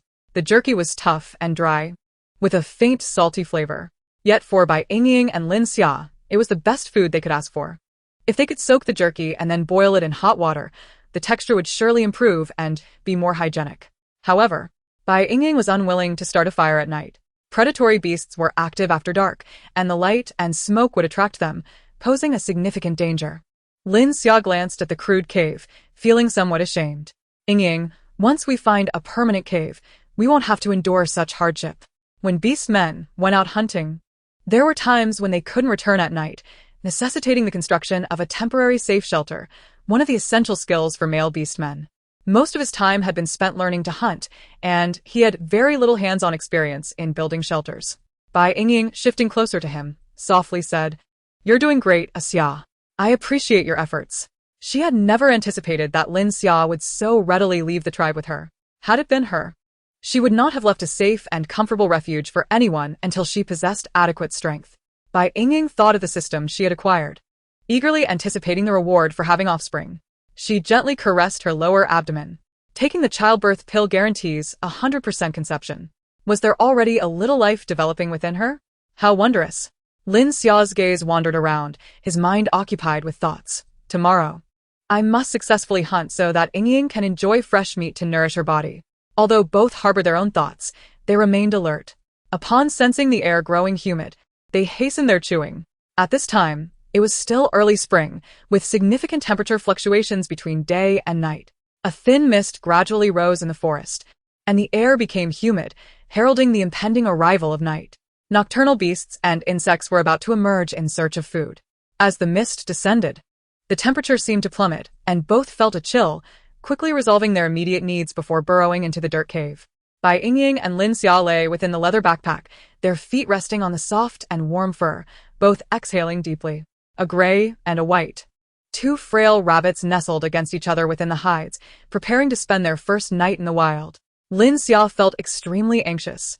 This was his first time spending the night alone outside while needing to protect a delicate female, which left him quite unsettled. Conversely, Bai Yingying remained remarkably calm. She had frequently wandered during the apocalypse. This dirt cave was certainly not her first sleeping spot. The difference now was that she had transformed into a rabbit, which felt rather pleasant. Exchanging a glance with one another, they tacitly chose silence. As time passed, not only were the sounds of birds and insects present, but also the calls of wild beasts. Bai Yingying could clearly sense Lin Xia's body tense, yet she refrained from offering comfort, closing her eyes to drift into a light sleep. Even though they were currently nestled in the dirt cave with poor visibility, they could still catch glimpses of the outside through the gaps between the leaves at the cave entrance. Ideally, someone should keep watch in the wild at night, ensuring they could respond promptly to any impending danger. Since Lin Xia was too anxious to sleep, she decided to keep watch for the first half of the night while he could take the second half. Lin Xia sensed the relaxed demeanor of Bai Yingying and unconsciously began to ease himself as well, attentively listening to the sounds around them while keeping a vigilant eye on the situation outside the burrow. As the clock struck midnight, Bai Yingying opened her eyes and gestured for him to sleep. He was taken aback for a moment, but readily complied. Even Lin Xia, though somewhat slow-witted, now understood that Bai Yingying was not merely the delicate female she appeared to be. However, he believed that Bai's father had privately taught her numerous skills that females did not typically need to learn, without suspecting anything beyond that. Their fortune was indeed favorable. Throughout the night, aside from some small wild animals passing by, no unexpected events occurred. They awaited the dawn in tranquility. As the first light of day broke, the two emerged from the earth, transforming back into their human forms. A smile of evident joy spread across Lin Xia's face. "Yingying, once we finish our meal, you can catch up on your sleep in the burrow while I go out hunting." "All right," Bai Yingying replied, covering her mouth as she yawned. Clearly fatigued, and not inclined to refuse. Yet, she admonished him, "Be careful. If you can't handle it, retreat and don't be reckless." Lin Xia reached out to gently pat the top of her head, reassuring her, "Don't worry. Stay inside. It's not safe out here during the day. In the morning, They did not have any jerky, merely sustaining themselves with a few fruits to stave off hunger. Meat was precious until they could catch new prey. Lin Xia watched as Bai Yingying crawled back into the burrow before he set off. He felt invigorated, determined to bring back a catch. Alas, reality was harsh. As a novice with limited talent, hunting alone proved to be quite challenging. By noon, he had returned empty-handed, his stomach growling with hunger.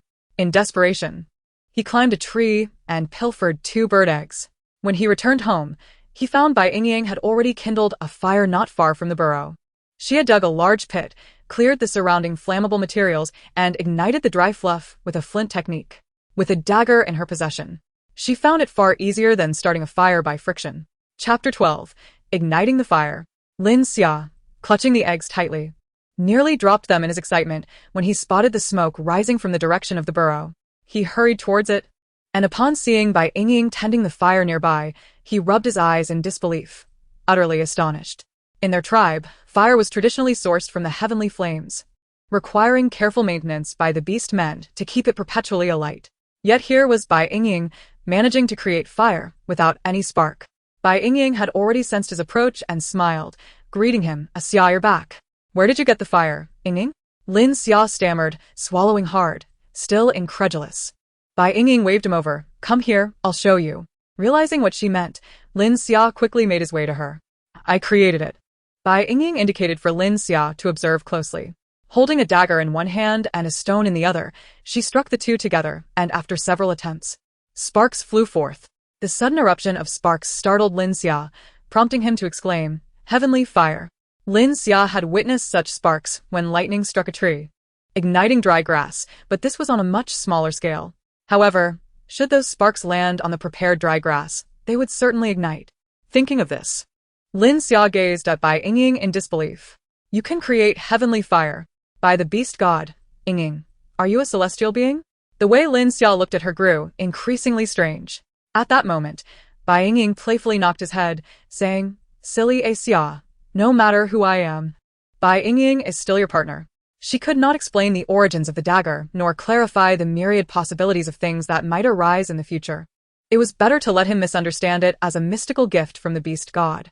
"This is one method to start a fire. I'll give you the tools. And you can do it too." Bai Yingying handed him the dagger and stone, cautioning, "Don't apply too much force. I found this stone with great difficulty." Not every stone or metal could produce sparks upon collision. She had merely been fortunate to find this particular one nearby. Lin Xia's sense of unfamiliarity with Bai Yingying dissipated swiftly as he tremulously accepted the items. Encouraged by her gaze, he summoned the courage to attempt it. After several failed tries, he began to feel frustrated when Bai Yingying stepped behind him, guiding his hand as they struck together. With just 2 strikes, sparks flew in all directions. Lin Xia's eyes widened in awe, as if witnessing a brilliant starburst. His mouth agape, he stood there, momentarily frozen like a statue. Bai Yingying shook her head in exasperation, choosing not to disturb him further as she bent down to retrieve the bird eggs. Each egg was as large as an ostrich egg from before the apocalypse, and she contemplated how best to consume them. Now that there was a fire, there was no need for raw food. Why is the lifespan of beastmen generally short? The answer lies in their high mortality rate. One contributing factor is the prevalence of various diseases, which lead to untimely deaths due to the lack of effective medical treatment. Consuming raw food and neglecting hygiene naturally increases the likelihood of illness. Given the circumstances, Bai Yingying would certainly prefer cooked food. In the tribe, few families made fires, as maintaining a flame continuously was quite troublesome. Unless there were precious pregnant females and young ones to care for, they would not waste time and energy gathering firewood and maintaining the fire. Beastmen only possessed stone pots, all painstakingly carved out with their claws. Lin Xia lacked the strength to create one in a timely manner, and even if he did, it would still be too late. Bai Yingying's family did have a stone pot, but it was far too cumbersome to carry. She dismissed the thought, realizing that without a fixed dwelling, any effort to prepare would be wasted. Bai Yingying removed the water pouch from her waist, pouring the remaining water onto the earth beside the fire pit, then picked up a stick to stir the mixture. She called out, "Xia, go fetch some water while I roast the bird eggs. After we eat, we can go find a place to stay." "All right," Lin Xia replied slowly, his admiration for Bai Yingying growing in his gaze. In a daze, he grabbed the water pouch beside her and left. Once he was gone, Bai Yingying selected non-toxic leaves to wrap the bird eggs, then coated them thickly with wet mud before placing them at the edge of the fire pit. While gathering dry twigs, she also monitored the fire to ensure it did not burn too fiercely. Seemingly casual, she remained vigilant against wild beasts. Starting a fire was a well-considered decision on Bai Yingying's part. Lighting a bonfire during the day in the forest would attract nearby beasts like a drop in the ocean. However, having roamed the area in the morning and not finding any signs of large beasts, she felt reassured. Being with child, she needed to take care of her health to ensure a safe delivery. Under the right conditions, it was essential to replenish her nutrition. By the time Lin Xia returned, Bai Yingying had already extracted the bird eggs, now hardened like clay. Seeing her safe and sound eased his tension. His mind had been restless, and as he had been sent out to fetch water, he had left in a distracted state. Upon reaching the spot, he suddenly remembered he had left Bai Yingying alone, and his concern for her had him rushing back, now drenched in sweat with a flushed face. Xia, Bai Yingying, ignoring his unusual demeanor, signaled to him that it was time for lunch.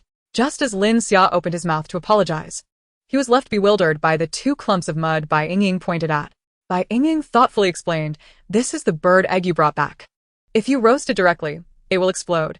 You must wrap it in mud and slowly roast it to perfection." Lin Xia's eyes lit up at her words. They had always eaten the bird eggs raw, never considering how to cook them properly. He smacked his forehead in frustration, exclaiming, "Why didn't I think of that?" The eggs were fragile, and although he had once intended to bring a few back for Bai Yingying's nourishment, they had shattered along the way due to various mishaps. If he could manage to cook them, they could provide some much-needed nutrition during times when meat was scarce. With nimble fingers, Bai Yingying gently knocked off the mud encasing the egg, revealing a perfectly roasted bird egg. She smiled sweetly and said, "Xia, you peel the shell." "I'm afraid of the heat." Intrigued, Lin Xia eagerly set to work, first mimicking Bai Yingying to crack open another mud-covered egg, before deftly peeling away the shell. The roasted shell was remarkably brittle and broke easily with a gentle squeeze. As he peeled it back, a delightful aroma wafted into the air, captivating both Lin Xia and Bai Yingying, who were accustomed to hunger, prompting them to swallow instinctively. Lin Xia murmured, "The roasted egg smells so fragrant." The eggs they usually consumed had a strong fishy odor and a sticky texture, lacking the nutrition of fresh meat, which deterred many beastmen from eating them. Furthermore, stealing eggs was perilous. The nests were often high up, and if spotted by a large bird, escaping could prove difficult, significantly increasing the risk of injury or death. As land-dwelling creatures, beastmen were inherently averse to heights, which deterred them from raiding bird eggs or considering cooking them, thus missing out on such a delectable source of food. Bai Yingying then took the half-peeled egg from Lin Xia, gently splitting it in 2 to reveal a golden yolk, the enticing aroma intensifying. She offered him one half, saying, "Here, eat it, it's nutritious and delicious." Lin Xia nodded enthusiastically, akin to a chick pecking at grains. After they savored the 2 eggs, Lin Xia felt a twinge of regret. He licked his lips and lamented, "There are 5 eggs in the nest. Had I known, I would have taken the whole clutch." Although he had considered it, he could only carry 2. "No." Bai Yingying shook her head, jokingly adding, "If you took them all, wouldn't the mother bird go frantic looking for them? Leave a few. It will care for the other eggs and one come after you, the egg thief." Lin Xia chuckled and nodded, acknowledging, "You're right, Yingying, I completely forgot." Having relished a delightful lunch, the pair resolved to continue their search for a suitable cave to reside in. Bai Yingying reminded him, "Xia, make sure to bury the dirt in the fire pit to extinguish the flames properly. Remember to cover it securely. In the forest, fire posed a danger and could easily lead to wildfires. When igniting a fire, one must ensure flammable materials are kept at a distance and, upon leaving, all embers must be fully extinguished. Should a fire break out, it could spell doom for them and the creatures inhabiting the forest." "All right, I'll take care of it," Lin Xia replied, understanding well that families possessing fire in the tribe were often warned repeatedly. Bai Yingying returned to the cave and retrieved a beast skin bag. She intended for Lin Xia to carry it, making their journey easier and allowing them to move more swiftly. If they found a cave and ran out of time to retrieve the bag, they wouldn't be left without bedding. Once they had everything packed, they set off again. A good refuge must not only be of suitable size but also in an appropriate location. They considered factors such as whether it was in an area frequented by wild beasts, whether it would be flooded in the rain, if it was exposed to strong winds, if it was too damp with creeping insects, whether it was prone to rock slides, and whether it lay along the path of potential flash floods. The entrance needed to be sufficiently concealed as well. Given that they would be residing there long-term, there were numerous factors to consider. They dared not stray too far from the tribe, and after wandering nearby for 2 or 3 hours, they still had yet to find a satisfactory natural cave. Bai Yingying, whose body was not accustomed to exertion, was now panting heavily. She leaned against a large tree to catch her breath before addressing Lin Xia. We cannot stray too far from the tribe. If it comes to it, we might as well find somewhere nearby to settle. Yes, I think so too, Lin Xia agreed. Nothing was more important than safety. After all, their beast forms were not large, and as long as they could fit inside, that would suffice. The two of them tacitly relaxed their criteria, investigating any cave that appeared promising. Before long, they stumbled upon a particularly suitable cave. It was situated on a rocky slope, conveniently at a corner, with nearby plants providing additional concealment. The entrance was narrow, allowing only one person to pass through, but the interior was quite spacious, measuring approximately 30 square meters, with the highest point reaching 3 meters. Most importantly, the cave was relatively dry and showed no signs of recent habitation by other small animals. Aside from a bit of inconvenience in accessing it, it was practically the perfect dwelling. This is it, Bai Yingying declared decisively. Lin Xia beamed. Great. This is where we'll stay. They had found their home. Bai Yingying carefully surveyed the cave's interior, deciding it was best to smoke it out first. All right. I'll go find some herbs to repel insects, Lin Xia quickly responded. The two of them busied themselves. Bai Yingying gathered dry twigs near the cave, while Lin Xia foraged for insect-repelling herbs nearby. In just half an hour, they were prepared. As thick smoke began to waft from the cave, the small insects that had been hiding in the corners scurried out. Once the smoke cleared sufficiently, Lin Xia, armed with a bundle of sticks to serve as a broom, entered to sweep away the dust and debris. As he reached the entrance, he remembered to call back, Yingying, I'm going to clean. The dust inside is significant. Wait for me outside, and if you need anything, just shout. Be good and don't wander off. He felt that the little female he had been taking care of was far too industrious, always eager to help, which worried him. Bai Yingying smiled and waved her hand at him. Go ahead. I'll wait right here. Once Lin Xia entered, she obediently stayed put, meticulously observing the surroundings outside their new home, contemplating any modifications that might be needed for their month-long stay. Before long, she heard Lin Xia calling out from inside. Come in and see if you're satisfied. Coming. Bai Yingying turned and walked into the cave. Upon entering, she was greeted by a peculiar scent reminiscent of mugwort, mingling with a bitter herbal aroma.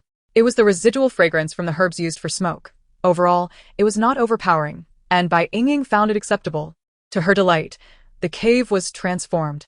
Lin Xia had proven to be an exceptionally meticulous male beastman. Not only had he cleaned the ground, but he had also removed the spider webs from the ceiling. Lin Xia was now laying down a piece of beast skin on a relatively flat area. Yingying, you must be tired. Lie down here for a bit. I'll finish spreading the powder soon. In the tribe, every household received a set amount of insect-repelling powder every 2 weeks, which was scattered around the cave to deter pests, proving quite effective. The Bai family had brought a substantial amount of powder on this trip. Bai Yingying was immensely satisfied. Although Lin Xia, whom she had persuaded to accompany her, was not particularly strong, he was sincere, attentive, and considerate. Being cared for in such a manner was a novel experience for Bai Yingying, who had always been self-reliant. She felt no inclination to refuse, saying, All right, I'll rest for a while. With a sense of contentment, Bai Yingying removed her beast skin boots and lay down on the fur. The fur of the hide was not particularly thick, and its contact with the uneven rocks was quite jarring. She shifted uncomfortably, saying, Asha, could you accompany me to gather some twigs and dry leaves? Placing them beneath the hide would make it much more comfortable. Is it poking you? Lin Xia turned around to see Bai Yingying's rigid posture and immediately furrowed his brows, rushing over to inspect. Without waiting for her response, he reached out to probe the raised area, quickly discovering the protrusion. Lin Xia promptly embraced Bai Yingying, exclaiming, It was my oversight. Quickly, rise, and I shall lay down a few more layers for you. Bai Yingying wrapped her arms around his neck and used the momentum to stand, moving to a corner of the hide to wait. She observed Lin Xia busily unfolding the hides, layering them one after another, and his honest demeanor exuded a hint of a devoted husband. As she watched him, Bai Yingying felt a softness in her gaze that she herself was unaware of. All right. At last, Lin Xia had finished arranging the hides. He turned to assist Bai Yingying, suggesting, Yingying, why don't you rest for a while? I'll call for you once I'm done. Bai Bai Yingying softly acknowledged, and just as she lay down, she was covered with a layer of soft fox fur. At that moment, with thick hides beneath her and a plush blanket draped over her, even her once icy heart felt a fleeting warmth. Chapter 14, A New Home. Lin Xia affectionately grazed her cheek, urging, "Sleep now." Bai Yingying blinked in response, obediently closing her eyes to drift off. Her features were quite pleasing, with round, large eyes, a petite nose, and slightly upturned lips that formed a gentle smile. Particularly striking were her thick, curled eyelashes when her eyes were shut. However, her face bore a pale, withered complexion, coupled with her white hair, which rendered her somewhat aged and inconsistent with the aesthetic standards of the other beastmen. In the tribe, she was considered the unattractive one. Yet, Lin Xia perceived her as the most beautiful female in the tribe. He gazed at Bai Yingying's sleeping visage with deep affection for a moment before resuming his tasks. Initially intending only to feign sleep, Bai Yingying unexpectedly succumbed to slumber until Lin Xia returned with a large bundle of dry twigs and leaves, rousing her from her dreams. Lin Xia carefully sidestepped the entrance, selecting a smooth patch of ground as their resting place. He placed the twigs and leaves aside, meticulously arranging them to ensure a smoother surface for sleeping. Bai Yingying approached, eager to assist. Lin Xia quickly declined, saying, "Yingying, you should have dinner first. I'll be finished shortly." It was already past 5 in the afternoon, and both were quite hungry. Bai Yingying smiled sweetly. "I want to help you set up our new home." At her words, Lin Xia felt as if fireworks had erupted in his mind, and his refusal caught in his throat. After stammering a few incoherent words, he relented. Together, they arranged the bedding upon which they would sleep for the next month, filling Lin Xia with excitement. All the anxiety and unrest that had accumulated since the previous day dissipated upon completing the bed. The once bulky hides were now neatly folded and placed by the side of the bed, with their provisions arranged atop. The broom used for sweeping stood upright by the cave entrance. These constituted all their belongings at present. "Tomorrow I'll fetch the other hide, and then we can hang up the skin curtain. It won't differ much from our previous home," Lin Xia stated with delight. Bai Yingying looked on in confusion. Their dwelling was barren, yet Lin Xia appeared so exhilarated. Nevertheless, she nodded in agreement, showcasing a compliant smile. Lin Xia hurriedly swept away the debris from the ground and quickly tidied up the plants outside the cave, ensuring the entrance was concealed before returning inside. Bai Yingying had already prepared their meal. Lin Xia had only brought back 2 eggs, which they had devoured by lunchtime. She sliced a piece of jerky about the length of her finger and prepared a few fruits. These would barely suffice, yet considering their current lack of resources, it felt quite luxurious. After all, there were no hot springs here to enable Lin Xia to gather fruits. However, taking into account the dangers of the wild, maintaining some strength was paramount, thus necessitating a meal. Bai Yingying swallowed her food and looked hopefully at Lin Xia, saying, "Asha, I wish to have some hot water to drink." All right. "I'll start grinding the stone pot tonight," Lin Xia replied without hesitation, quickly finishing the morsel in his hand, wiping his mouth, and rising to select stones. Several rocks of varying sizes lay within the cave, all deliberately left behind for use as furniture or storage. Now, They were coming in handy.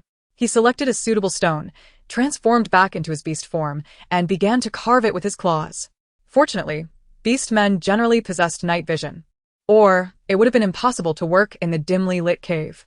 Bai Yingying watched him swiftly wielding his claws, a slight smile tugging at her lips. This was what it meant to have a responsive partner. Lin Xia, without any doubts or complaints, set about his task, rendering her unable to articulate her thoughts. She planned to gather some wild vegetables the next day to prepare a hearty vegetable and meat soup, which would warm their stomachs and allow them to consume more vegetables alongside the meat. Of course, encountering a small animal nearby would be even better, perhaps. With her skills and knife, she could successfully hunt one. Regardless of how slowly she chewed, she soon finished her meal. Bai Yingying sighed lightly, realizing that even in a new world, hunger persisted. However, this place was rich in resources, and as long as one possessed the strength, starvation was not an option. If Lin Xia failed to hunt any small animals the next day, she intended to accompany him on the hunt, knowing that their chances of success would be greater together. She could no longer endure the frustration of going hungry. Reclining on the bed, Bai Yingying watched Lin Xia fiercely grinding the stone with his claws. Perhaps due to the cave's soundproof nature, at this moment, the only sound within the cave was the soft scraping of stone. After a while, Lin Xia turned to look at her, and their gazes met. He bashfully turned away, murmuring, "Yingying, Tomorrow I plan to hunt a bit farther away, so I might return later. Bai Yingying gently cautioned, don't stray too far. I'll worry about you. Her words were sincere. Allowing such a novice to wander too far filled her with concern. If anything were to happen to Lin Xia, she would be ill-equipped to survive alone in the wild for long. As Bai Yingying expressed her care for him in a soft tone, Lin Xia felt an overwhelming surge of courage within him. His eyes ignited with determination as he assured, rest assured, I will bring back meat tomorrow. Seeing him so invigorated, Bai Yingying's smile faded, and she said earnestly, I only hope for your safe return. Otherwise, I would be left to await my death. The fervor that had just surged within Lin Xia cooled in an instant. Regaining his composure, he felt even more embarrassed, taking a while to respond, all right. I will be cautious. As night deepened, larger predators emerged to hunt, bringing a lively atmosphere to the forest. Even within the cave, the sounds of calls echoed back and forth. Such penetrating sounds suggested formidable creatures. Bai Yingying glanced toward the cave entrance and softly suggested, let us sleep now. It was best to remain silent to avoid attracting nearby beasts. Lin Xia replied softly, brushing off the dust from his claws before transforming back into his human form and climbing into bed. The bed was not large, approximately 1.2 meters wide. Given their shorter heights and slender frames, there was ample space for both. The bed was positioned away from the rocky walls on all sides to prevent accidental collisions with the sharp stones while they slept. The branches above were arranged in a manner that they were higher on the outside and lower on the inside, preventing anyone from rolling off the low edges. This was a skillful endeavor, executed flawlessly by Lin Xia, ensuring that Bai Yingying lay comfortably. After settling into bed, Lin Xia embraced her, whispering softly in her ear, tomorrow, when we retrieve the package, you shall have extra hides to serve as your pillow. For tonight, shall we make do with my arm as your resting place? The warmth of his breath caressed Bai Yingying's ear, and the suggestiveness of his words made him seem like an entirely different person. Bai Yingying looked up in surprise, only to find the familiar shyness etched across Lin Xia's face. As their gazes locked, Lin Xia's lips descended upon hers. Bai Yingying tightened her grip, but, ultimately, did not refuse. She reasoned that having consumed the reproduction elixir just a day prior, it would be unreasonable to deny a youthful man for too long. Fearing that her rejection might make Lin Xia uneasy and affect their hunting the following day. Soon, her thoughts dissipated as she found herself overwhelmed by the moment, which felt significantly longer than their previous encounter in the tribe. Lin Xia, however, sought a second round, only to be gently rebuffed by Bai Yingying's feigned fragility. She fell asleep almost instantly, while Lin Xia, holding her close, endured for a while before drifting into a deep slumber. Chapter 15. Deviations at the break of dawn. Lin Xia stealthily exited the cave. Bai Yingying only opened her eyes after he had left. Lin Xia believed he moved with utmost lightness, but the instant he shifted, Bai Yingying was already awake. She chose not to engage with him, opting to remain still. Turning her gaze towards a food storage, she immediately noted that the provisions remained intact. Having retained a habit from the apocalypse of keeping track of food supplies, she realized Lin Xia had departed early without taking any. Presumably, he had gone to fetch the package from the burrow, intending to eat together once she awoke. Bai Yingying reclined, earnestly reflecting on the events of the past 2 days, or perhaps it could be termed a review. Lin Xia's every action was impeccable, his sincere affection offering her a flicker of warmth. He was a temporary figure she could trust and rely upon. However, that was far from sufficient to sway her heart. Bai Yingying had long understood that the baseness of human nature only reveals itself in dire circumstances, and she needed to ensure her own safety and survival during such times, even if it meant resorting to ruthless measures. Such is human nature. Before long, Lin Xia returned, laden with animal hides. After sharing a couple of fruits with Bai Yingying, he hurriedly departed again to hunt. Bai Yingying, unable to remain idle, found herself without provisions and thus could not sit still. Without even unpacking the bundle Lin Xia had brought back, she strapped on an empty hide pouch and took her dagger, stepping out into the wilderness. The forest during the day was notably quieter than at night. Bai Yingying, with her hide pouch slung over her shoulder, cautiously navigated through the woods, meticulously identifying edible wild vegetables. Although she herself recognized only a few, the original owner of this body possessed some knowledge in this regard. Still, due to the original owner's frail constitution, the variety of known edible plants was equally limited. Moreover, not all flora could be deemed safe for consumption. Many plants possessed considerable toxicity, with some being poisonous throughout, while others had toxic leaves, stems, or sap. If one were to pick indiscriminately, it would spell disaster. The edible herbs on this beastman continent had been discerned at the cost of lives. Bai Yingying could not afford to be careless. Furthermore, the common vegetables she had known before her transmigration were cultivated and optimized, leaving her unfamiliar with the wild varieties. Hence, she had to exercise caution and verify her findings diligently. As spring had just begun, the wild vegetables were only beginning to sprout, making identification all the more challenging. But Bai Yingying had long adapted to surviving in tight spots. Patience was her greatest asset. No matter the difficulty, she would not easily surrender, continuing her meticulous search.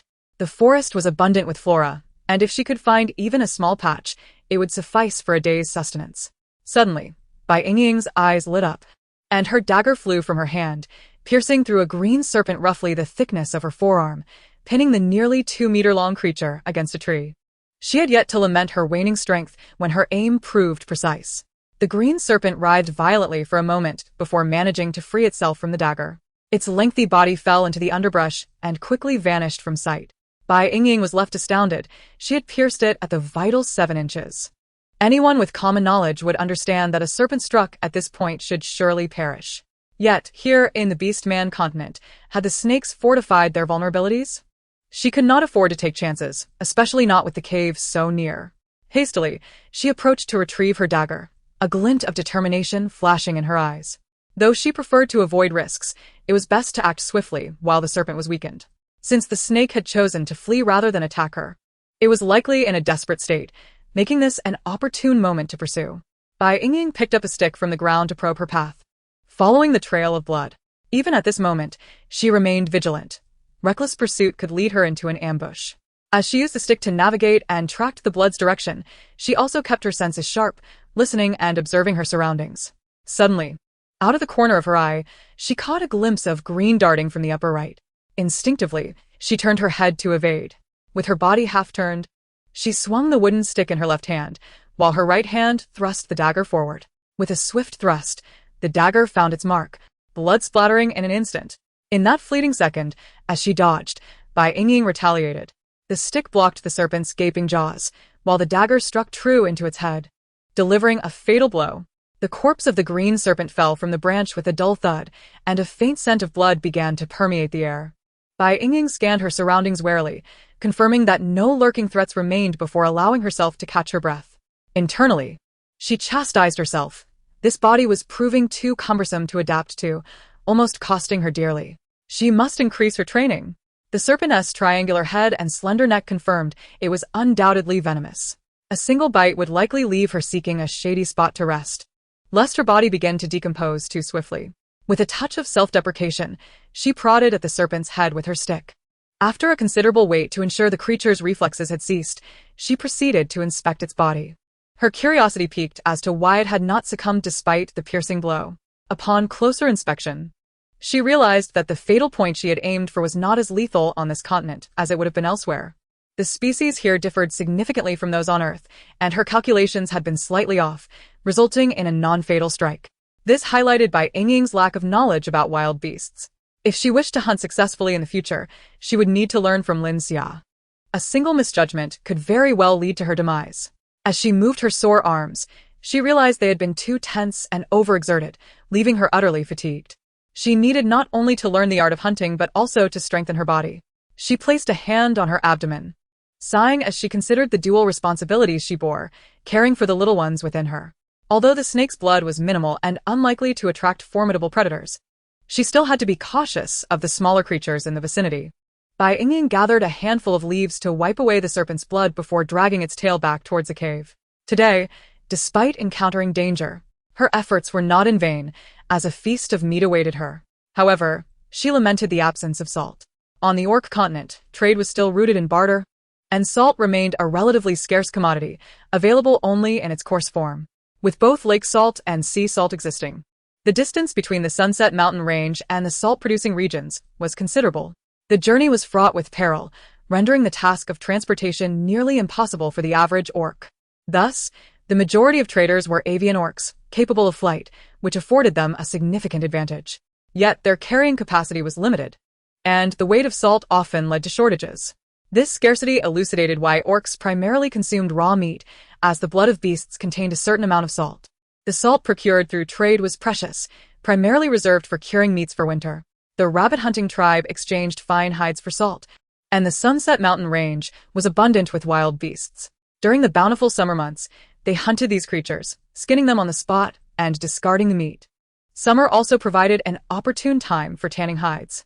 In the protagonist's memory, merchants would typically arrive in the autumn, by which time the tribe would have amassed a considerable stockpile of hides, each household clutching a large stack, only to exchange it for a single jar of coarse salt.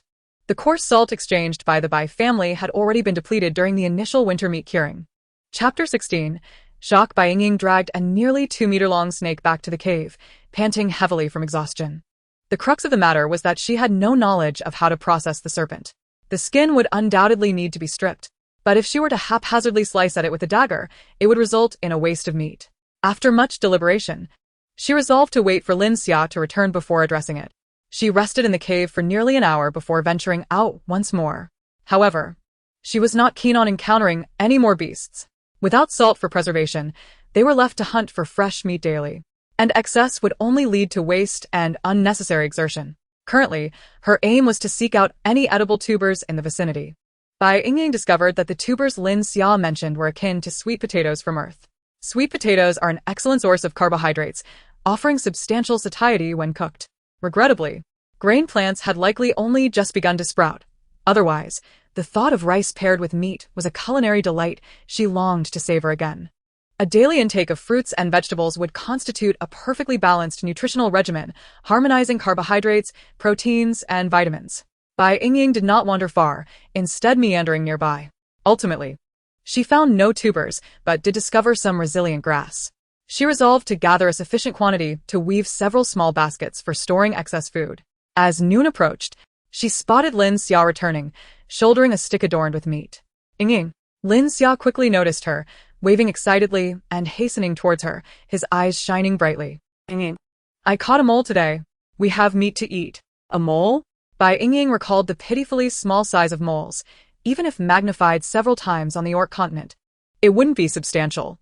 She estimated the meat Lin Xia brought back weighed around 2 pounds, likely the entirety of the catch. You didn't eat any? Bai Yingying inquired. Lin Xia chuckled awkwardly. I did eat some. Bai Yingying, uninterested in playing guessing games, led him back while conversing. I killed a snake at my doorstep today and was waiting for you to help me process it. Lin Xia was taken aback, quickly catching up to her, gripping her shoulder and scrutinizing her from head to toe with a serious expression. You weren't bitten, were you? Bai Yingying responded with exasperation. No, really. I dragged the snake back into the cave. Upon hearing this, Lin Xia immediately released her and hurried into the cave. Before Bai Yingying could reach it, Lin Xia burst out again, his face etched with worry. Yingying, you really weren't bitten? Lin Xia blocked her path, crouched down, and lifted the hem of Bai Yingying's beast robe to inspect her calves. Bai Yingying made no effort to resist, opting instead to let Lin Xia see for himself. After his examination, he stood up, observing her complexion, which indeed did not resemble that of someone afflicted by snake venom. Yet, Lin Xia's confusion and astonishment deepened. That was a blue-tier venomous snake. If I had encountered it, I would have had to avoid it. Did you forget? I possess a divine weapon. Bai Yingying revealed her dagger. Lin Xia's mind was in disarray. On the Orc continent, throughout history, females were regarded as the weaker sex, requiring protection. To say nothing of a blue-tier snake, even the lowest-ranked purple-tier creatures were difficult for females to hunt. Encountering a blue-tier snake and escaping unscathed would be quite the feat. Yet, Bai Yingying's actions shattered his long-held perceptions, leaving him speechless with astonishment. Irritation flickered within Bai Yingying at his reaction as she inquired in a cool tone, Ah Xia, do you believe all females are incapable? Lin Xia instinctively nodded before shaking his head vigorously. I don't think females are incapable. I believe they are valuable, able to bear offspring. But his face flushed as he fumbled for words, his explanations tangled and incoherent. Observing his anxious demeanor, Bai Yingying's irritation dissipated. It was akin to someone on Earth telling her that the nation had legalized polyandry. She too would find it hard to believe and accept. You need not be so tense. I am not angry, Bai Yingying's voice softened. What you mean to convey is that males and females each have their roles, and are both valuable. However, it is indeed a fact that females are not adept at hunting and their physicality is frail. Yet I have managed to hunt a blue-tier beast alone, which astonishes you and leaves you in disbelief, correct? Lin Xia nodded vigorously throughout her discourse, affirming, yes, that's precisely the point. I examined the wounds on the green venomous snake, and they indeed resemble the shape of the dagger you wield. Lin Xia's gaze fixated on the dagger in her hand, once again overwhelmed by astonishment. Perhaps Bai Yingying's use of this peculiar weapon to sever the tongue of a toad was not mere coincidence. Indeed, Bai Yingying affirmed. Lin Xia initially thought it was a coincidence, but he now recognized it as an unprecedented weapon, sharp and potent in certain circumstances. However, he had never contemplated its formidable capabilities. That a seemingly frail female could slay a blue-tier venomous snake? It was common knowledge that even a green-tier orc might not escape unscathed from such a confrontation. A bite from a venomous snake would spell certain death without timely access to the proper herbs. It was a creature most orcs would prefer to avoid. Yet Bai Yingying, as a female, had successfully hunted it without a scratch. The impact of this revelation was staggering for Lin Xia. Bai Yingying understood, but could not fathom why Lin Xia was making such a fuss. The two were clearly on different wavelengths, their perceptions vastly misaligned. Perhaps due to Lin Xia's youth, he would eventually come to terms with it. He had already concluded that this was a divine artifact, a gift from the beast god, and that Bai Yingying must be the divine maiden sent to the orc continent by the beast god. Lin Xia felt a surge of anxiety, but upon recalling Bai Yingying's previous words, he found solace. Regardless of who Bai Yingying was, she was, at present, his companion. Lin Xia finally smiled, grasping Bai Yingying's hand as they ventured deeper into the cave. Yingying, regardless of who you are, I shall eternally protect and follow you. His tone seemed almost like a vow, yet it was delivered with such nonchalance that it resembled a mere commonplace expression.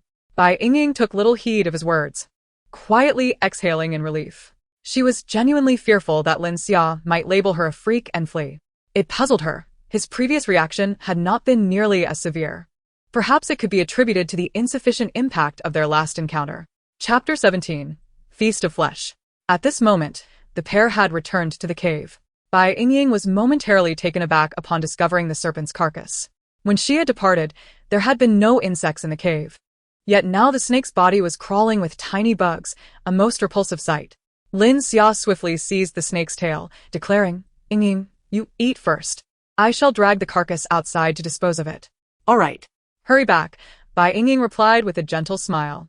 Once Lin Xia exited the cave, her expression fell. She had forgotten that in this place, corpses attracted insects.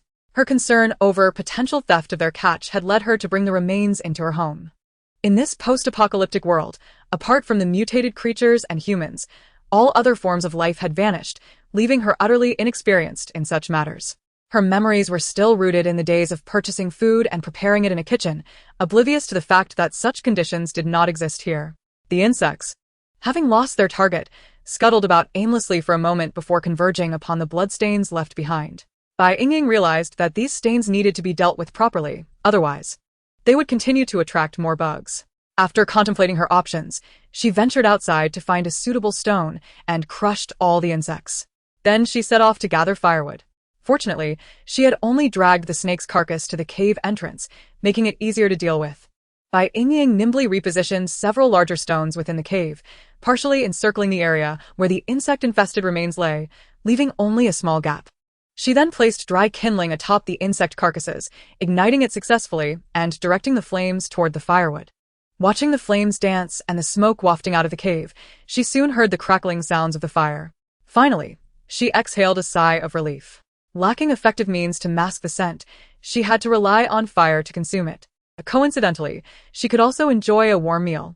Although the stone pot was not yet ready, today's hunting task had been accomplished, allowing Lin Xia to focus on his work at home. When Lin Xia returned, he found Bai Yingying gathering firewood outside the cave, smoke curling from the entrance.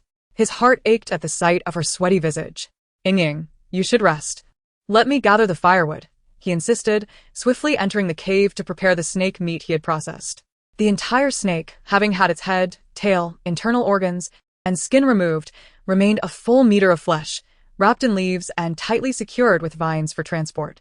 Upon placing the snake meat on the ground, Lin Xia noticed that the mole meat he had brought back remained untouched. His brow furrowed as he hurried outside. Just then, he collided with Bai Yingying, who was carrying firewood. They both coughed violently as the thick smoke enveloped them. Bai Yingying quickly urged Lin Xia inside. "What in the world are you doing, rushing about?" she asked, somewhat exasperated.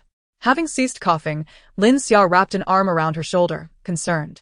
"Are you all right, Yingying? It's my fault. I saw you hadn't eaten and became anxious to find you. I'm fine. I was hoping to wait for you to return so we could eat together." Bai Yingying replied, covering her mouth as she coughed lightly. Tears had streamed from her eyes due to the smoke, rendering her an utterly pitiable sight. "Next time. Don't wait for me. Fresh meat is much tastier.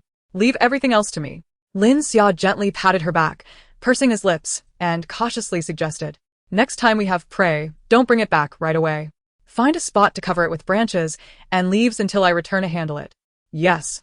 I was too careless this time," Bai Yingying acknowledged, moving toward the spot where Lin Xia had placed the mole meat. "No, Yingying, you've done remarkably well," Lin Xia said, his eyes curving into a smile.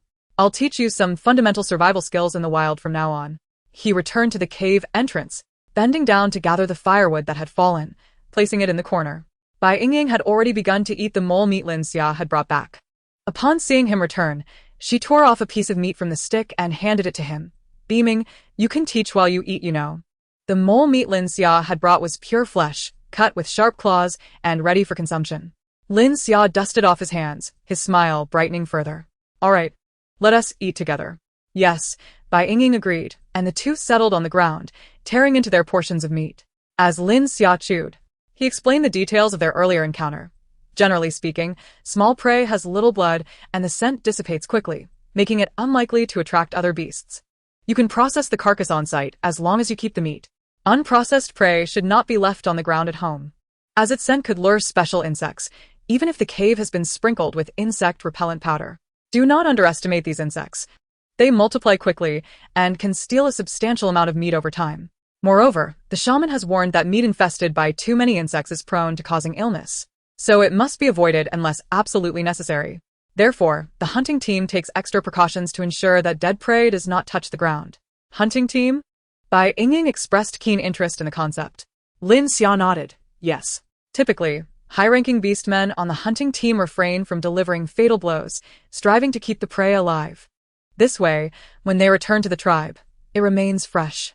He felt a twinge of embarrassment, admitting, "I haven't quite mastered that skill yet." Capturing prey alive is a technical endeavor unless one possesses overwhelming strength. If you're too gentle, the prey escapes. If too forceful, it dies immediately. It's easier in other seasons, but during summer, if you bring meat back from afar, it can spoil and cause illness. Bai Yingying nodded, recalling the memories of the original owner, realizing that it was common for the hunting team to be away for 3 to 5 days before returning. Now she understood how they transported their catches. Lin Xia continued, however, during the season, it's not problematic. With the onset of spring, prey is abundant, and the hunting team won't need to venture far to gather plenty of food that can be stored for an extended period. Early spring is also the time to clear the surrounding wilderness of beasts to prevent an overabundance that could threaten the tribe. I brought you here because the hunting team has already cleared this area. Living here poses little risk. Suddenly, Lin Xia recalled, but when the hunting team captures large prey, they must swiftly leave the site, moving against the wind to avoid the strong scent of blood that could attract more beasts, which would be perilous. However, our rabbit hunting clan rarely manages to capture large prey unless aided by the neighboring golden dog tribe. Bai Yingying nodded vigorously, deducing that the issue stemmed from their beast forms. Their rabbit hunting forms were too diminutive, seemingly unable to transcend the limitations of their innate abilities. Their tribe had a history spanning over 2 centuries, yet the highest-ranking beastman had only achieved yellow-tier strength. As she savored the meat, Bai Yingying listened intently to Lin Xia's explanations of the fundamental knowledge of hunting, finding it utterly captivating, even if the amount of meat Lin Xia had brought back was woefully insufficient. Bai Yingying consumed but a small morsel before deciding to roast snake meat. She instructed Lin Xia to use a dagger to segment the serpent's body into manageable pieces. With a wooden stick, she skewered a portion of the snake meat and commenced the roasting process. Soon, a delectable aroma of charred meat wafted through the air. Finally indulging in cooked food, Bai Yingying felt immense satisfaction. Lin Xia, however, preferred raw meat and only sampled a skewer before opting not to partake further. As they savored their respective culinary preferences, Both experienced great joy. On the second day after their departure from the tribe, they each successfully hunted for sustenance on their own. It marked a splendid beginning, and the future seemed promising. Chapter 18. Excitement. Time swiftly passed, and the celestial bodies shifted. Unbeknownst to them, Bai Yingying and Lin Xia had adeptly lived outside the tribe for 23 days.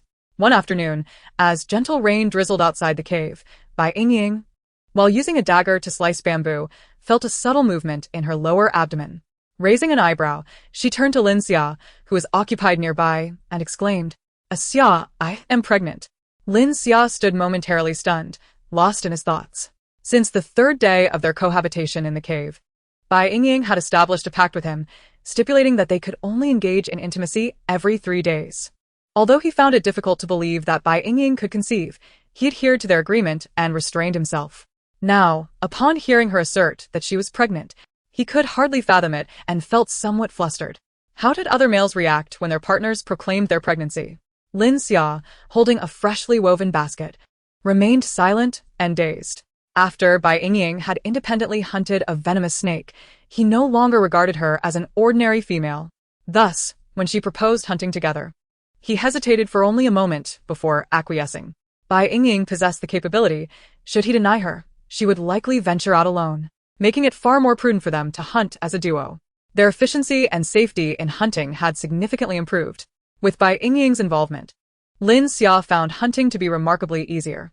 Upon discovering traces of wild beasts, the two would ambush together, dramatically increasing their success rate. From that point on, they never lacked for meat. With an abundance of food, Bai Yingying began to experiment with other pursuits. After locating a bamboo grove, she commenced weaving bamboo baskets. Following rain, she would often take Lin Xia to dig for bamboo shoots, preparing a delectable soup of fresh shoots and meat in a stone pot. Bai Yingying had learned basket weaving from her grandfather during her childhood, but the years had dulled her skills. It took numerous attempts before she gradually fashioned something resembling a basket. Regrettably, while her grandfather could create many intricate designs, she was limited to weaving baskets. Lin Xia, however, possessed an extraordinary talent in this realm. After only a few days of practice, he surpassed her skills, even managing to craft a backpack under her guidance. The very basket he held was a small one he had made specifically for Bai Yingying. Lin Xia appeared deeply distracted. Bai Yingying, exasperated, raised her voice, "Xia, Come here." finally, Lin Xia lifted his gaze, only to discover Bai Yingying, at some unknown moment, had reclined on the bed, a smile gracing her face as she gently caressed her abdomen. "Xia," Bai Yingying beckoned, "come feel." Lin Xia placed down the half-finished product and mechanically rose, shuffling to sit beside her on the bed. The branches and dried grass beneath him rustled softly. Ordinarily, even the slightest movement on the bed would produce such sounds. Yet, inexplicably, what was usually familiar now felt as if it were tickling the very core of his heart, leaving him both restless and warm. At that moment, a delicate hand grasped his, guiding it to rest on her warm, flat abdomen. Bai Yingying chuckled softly, "Take a good feel. The little ones are quite healthy." She had awaited this day for what felt like an eternity, at times questioning whether the birthing essence from the system would allow her seeds to sprout in such barren soil. It was not until now that her heart finally felt at ease. After nurturing herself for over half a month, she had visibly regained her vitality. Her once pallid face now bore a hint of color, albeit still lacking in flesh, but at least there was a touch of rosiness. Lin Xia appeared to have also regained his vigor. Due to his increased meat consumption, he no longer resembled a mere collection of bones, now possessing a leaner physique. Lin Xia's hand lingered on Bai Yingying's abdomen for a full minute before he finally detected the faintest flutter beneath his palm. Startled, he withdrew his hand. Disbelief etched across his face. Is it truly?" Bai Yingying's expression darkened. "Do you believe I would deceive you? In a few days, when we return to the tribe, the shaman will confirm it with a mere touch." The medical practices on the beastman continent were woefully primitive. Methods such as pulse-taking were non-existent, relying solely on the shaman's experiential judgment. Thus, despite the pregnancy spanning only 3 months, it could take a month to ascertain whether a female was indeed with child. Lin Xia fixated on Bai Yingying's abdomen for an extended period before slowly lifting his gaze, hope shining in his eyes. "Am I to become a father?" Bai Yingying nodded affirmatively, yes. In a sudden burst of excitement, Lin Xia sprang to his feet. His face flushed, pacing back and forth at the edge of the bed before eagerly rushing out of the cave. Ah, ah, ah. Yingying is pregnant. I am going to be a father. Ha ha ha, I am going to have a child. I am so happy. Great beast god, I am to become a father. And my beloved female, and I will have descendants. Bai Yingying could hear Lin Xia's ecstatic exclamations echoing from outside the cave. She paused momentarily, a smile creeping onto her lips. In that moment, the reality of her pregnancy began to sink in, and she felt Lin Xia's joy regarding her condition. However, after a while, Lin Xia had yet to return, and the outside fell into silence. Bai Yingying tilted her head to listen. Apart from the sound of rain, there was no sign of Lin Xia. Exasperated, she rose, thinking, this fellow must be so excited he has lost his bearings. Approaching the cave's entrance, she shielded her head with her hands and peered outside. The spring rain fell softly, cloaking the forest in a delicate veil. During this season, beastmen typically refrained from venturing out in the rain to avoid dampening their fur and risking the cold. To her surprise, Lin Xia was seen approaching with a large golden dog in tow. She recognized that what Lin Xia was carrying was not a wild beast, but rather a beastman. If it were a canine beast, it would be several times larger. Soon, Lin Xia reached the base of the incline, struggling to ascend the slippery slope while carrying a dog of similar stature. Bai Yingying quickly gathered a stick from inside the cave and stepped outside to assist. She reached out, grasping the stick. Yingying, hurry back inside. Don't get wet and catch a cold, Lin Xia urged, nearly slipping as he spoke. Bai Yingying frowned, commanding. Enough with the nonsense. Move quickly. Unconsciously, Lin Xia grasped the stick, and with Bai Yingying's help, they managed to return to the cave with both him and the dog. Chapter 19. Golden Dog Qin Xian. Once Lin Xia set the large dog down, Bai Yingying observed that it was drenched, its fur clinging to its body, and it bore a severe wound on its abdomen, as if it had been mauled by some large predator. How did Lin Xia return with such a grievously injured beastman? Was he a villain? Would there be pursuers behind him? Would saving this creature entail a responsibility to care for it? This certainly posed a significant dilemma. Bai Yingying furrowed her brow, bewildered by the situation. Lin Xia busily examined the wounds of the large dog on the ground, taking a moment to respond. He is a brother from the Golden Dog tribe. Our two clans have always maintained a harmonious relationship, and it is unthinkable to abandon him in his time of need. He had been unable to contain his excitement earlier, running a bit too far, only to stumble upon the gravely injured golden dog nestled among the bushes. Upon hearing this, Bai Yingying finally comprehended the situation. The Golden Dog tribe was closely allied with the rabbit hunting tribe, practically at their doorstep, and it was indeed imperative to render assistance. She then scrutinized the massive canine on the ground. The appearance of this golden dog bore a striking resemblance to a golden retriever from Earth. However, despite its imposing demeanor, it was grievously wounded. Perhaps it had encountered an adversary beyond its capabilities? I will go out to gather medicinal herbs. Yingying, please keep your distance from him. Lin Xia instructed after finishing his assessment of the injuries, then hurriedly exited the cave. Bai Yingying obediently moved away, dragging the bamboo she had not yet finished breaking, seeking out the farthest corner to continue her work. She was acutely aware that an unfamiliar, severely injured beastman might instinctively lash out, and her fragile frame would be no match for any assault. Thus, it was wisest to maintain her distance. The cave gradually fell silent, save for the soft sound of bamboo striking the ground, intertwined with the distant croaks of frogs and the gentle patter of rain, creating an ambience of tranquility. A golden-haired canine lay languidly beside the hearth at the cave entrance, while a slender young girl diligently occupied a corner within, absorbed in her tasks. As time passed, the golden dog's body grew increasingly rigid, its ears perked up quietly, and even its eyes opened to sliver. At that moment, a copious amount of blood gushed from its wounds, and the young girl suddenly caught a strong whiff of the metallic scent of blood. Bai Yingying lifted her gaze briefly, a glimmer of insight crossing her eyes. She did nothing further and returned to her work. After a moment, a deep voice broke the silence. Did you save me? Bai Yingying finally looked up to meet his gaze, inquiring, how did you sustain such grievous injuries? Are there pursuers outside? She noticed a pair of azure eyes, as beautiful as the ocean, now filled with confusion. Upon hearing her question, the golden-headed canine shook its head, signaling that there were no pursuers. Bai Yingying then set aside the bamboo strip and approached him. Brother of the Golden Dog tribe, I am Bai Yingying, a female of the rabbit hunting tribe. It was my mate, Lin Xia, who saved you. He has gone out to gather herbs for your wounds. Her primary concern was not how the golden dog had been injured, but whether there would be any pursuers. If there were, Lin Xia, who was currently outside, would likely find himself in grave danger. With the assurance that there were no pursuers, she felt relieved. "Thank you," the golden dog said, momentarily taken aback, before nodding solemnly in acknowledgement. "My name is Qin Xian." He had not anticipated that this slender female would possess such courage and speak so forthrightly. Qin Xian shifted uncomfortably, lowering his voice. "Our hunting team ventured into the mountains to hunt and encountered formidable enemies, resulting in us becoming separated. With the rabbit hunting tribe nearby, I sought assistance. Had it not rained, I would have surely managed to reach the rabbit hunting tribe. However, the rain hastened my blood loss, and the herbs I found were washed away before they could take effect." Bai Yingying nodded. "You are fortunate to have encountered us." Suddenly, urgent footsteps echoed from outside the cave. "Yingying, is he dead?" Upon entering the cave, Lin Xia's face brightened upon seeing the golden dog looking at him. "You're awake? That means there is hope." Lin Xia quickly placed the herbs into his mouth, chewing rapidly before spitting them out to apply to Qin Xian's wounds. He repeated this several times until he managed to cover the injuries sufficiently. Bai Yingying watched Lin Xia's actions with a mix of concern and disbelief. Yet, miraculously, once the herbs were applied to the wounds, only a trickle of blood seeped out thereafter. Lin Xia wiped his mouth and cheerfully remarked, "You are quite lucky. I had spotted this patch of herbs earlier and made a mental note of its location, making my trip swift." Qin Xian remained still, merely nodding in gratitude.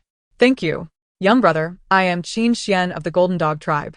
Observing the bloodstains beneath him, he understood that despite his robust constitution, if too much blood continued to flow, he would surely find himself in the embrace of the beast god.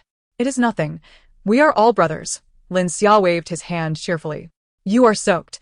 Let me start a fire to warm your fur." This was his first time saving someone, and he couldn't help but feel a surge of excitement. As he crouched by the hearth, he suddenly recalled the importance of kindling, looking helplessly at Bai Yingying. With a resigned sigh, Bai Yingying replied, "Allow me." Lin Xia had brought the injured back, and it seemed too late to worry about concealing their surroundings. Fortunately, she had prepared the necessary drill and spindle for fire-making in advance. As long as they did not reveal any weapons, it would not matter if word of this spread. Bai Yingying arranged the tools and began to rub the spindle by hand, while Lin Xia, unfamiliar with the task, watched attentively without wasting her time. Just as Qin Xian felt as though he might succumb to the cold, Bai Yingying finally succeeded. Her palms were raw and bloodied, causing Lin Xia to feel a pang of pity and a twinge of guilt. Bai Yingying skillfully added fuel to the fire, her movements fluid and practiced. Qin Xian, watching her, exclaimed softly, "What a capable little female." Lin Xia straightened with pride, affirming, "Indeed, Bai Yingying is the most formidable female." However, Bai Yingying sensed that Qin Xian possessed considerable strength and status. Witnessing her ability to ignite the fire did not astonish him, as it had Lin Xia, suggesting he was well-versed in such matters. She tentatively inquired, "Qin Xian, are you quite old?" Qin Xian chuckled lightly, "I should be several years your senior. I am already 25. He paused and almost inexplicably added, "And still a single male." Bai Yingying smiled gently, "I am 18, and Lin Xia is 19. You are significantly older than us. Therefore, your strength must be quite formidable as well." "Indeed. My talent is of the yellow tier, and my hunting abilities are reasonably good," Qin Xian humbly replied. Lin Xia blurted out, "Then why have you not sought a mate until now?" Chapter 20. A renewed shock. "We have few females in the Golden Dog tribe," Qin Xian replied subtly, casting a glance at Bai Yingying. This time, the tribe's hunting expedition was intended to gather a gift for courtship.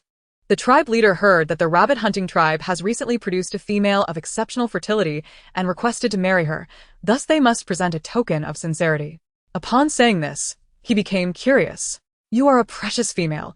How could the tribe allow you to live outside?" "My fertility is below average and my health is frail. According to tribal customs, I should reside in the female cave." Reluctant to do so, I persuaded Lin Xia to let me live outside. However, I am now pregnant and plan to return to the tribe once I stabilize in a couple of days. Bai Yingying interjected, succinctly explaining to preempt Lin Xia from divulging too much.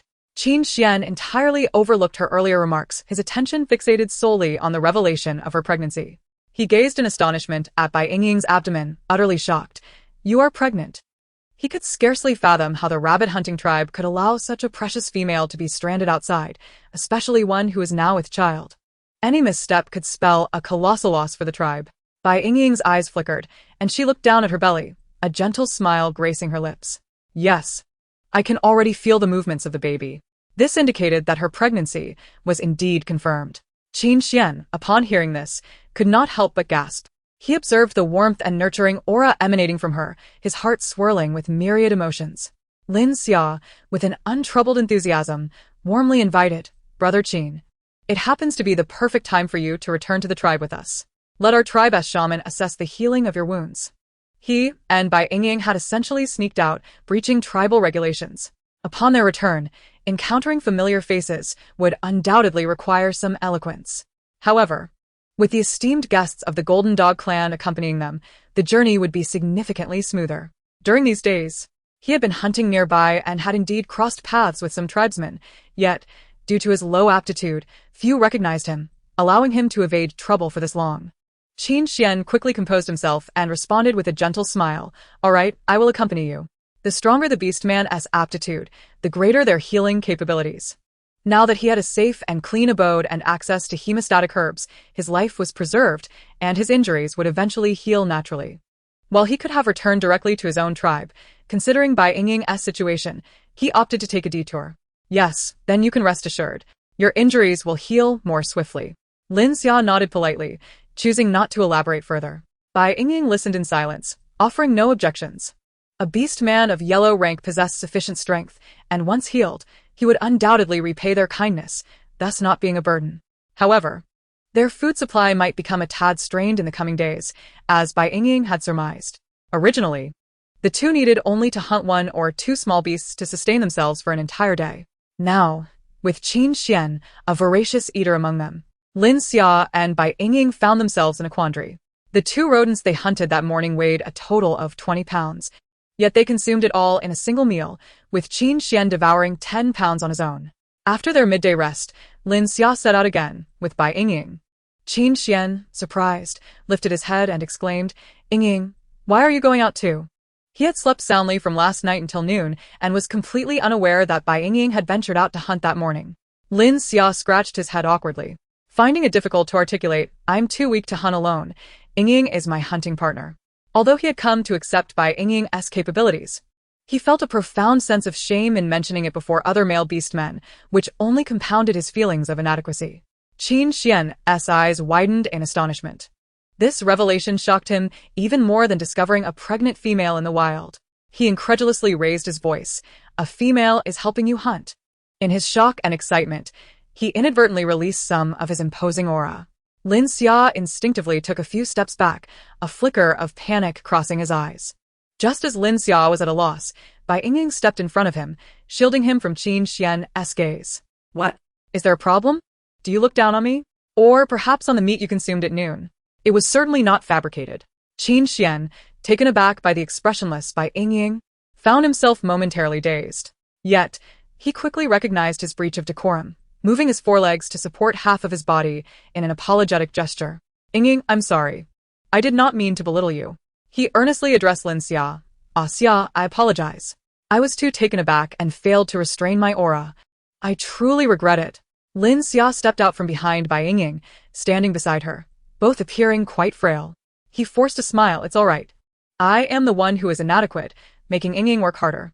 Before Qin Xian could respond, Bai Yingying took Lin Xia's hand, saying, "Let us go. If we delay any longer, we might end up hungry."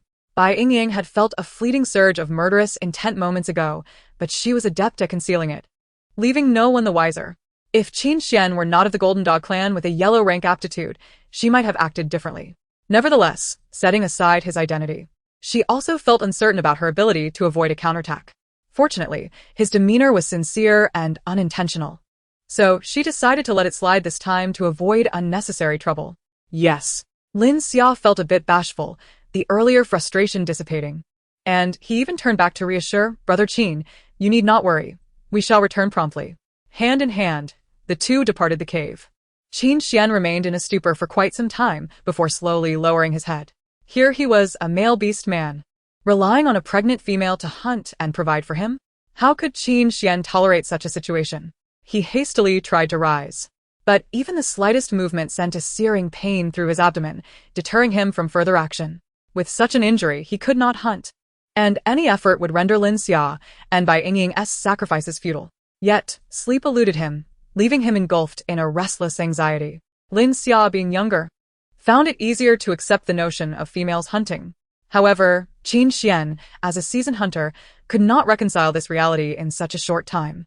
In the eyes of every male beastman, protecting females and offspring was both instinctual and destined. Qin Xian languished in a daze throughout the afternoon. It was only upon the safe return of the duo that he felt somewhat revived.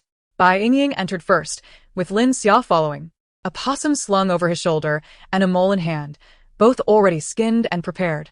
This was at Bai Yingying's request, as previously bringing back raw meat was more convenient for immediate consumption.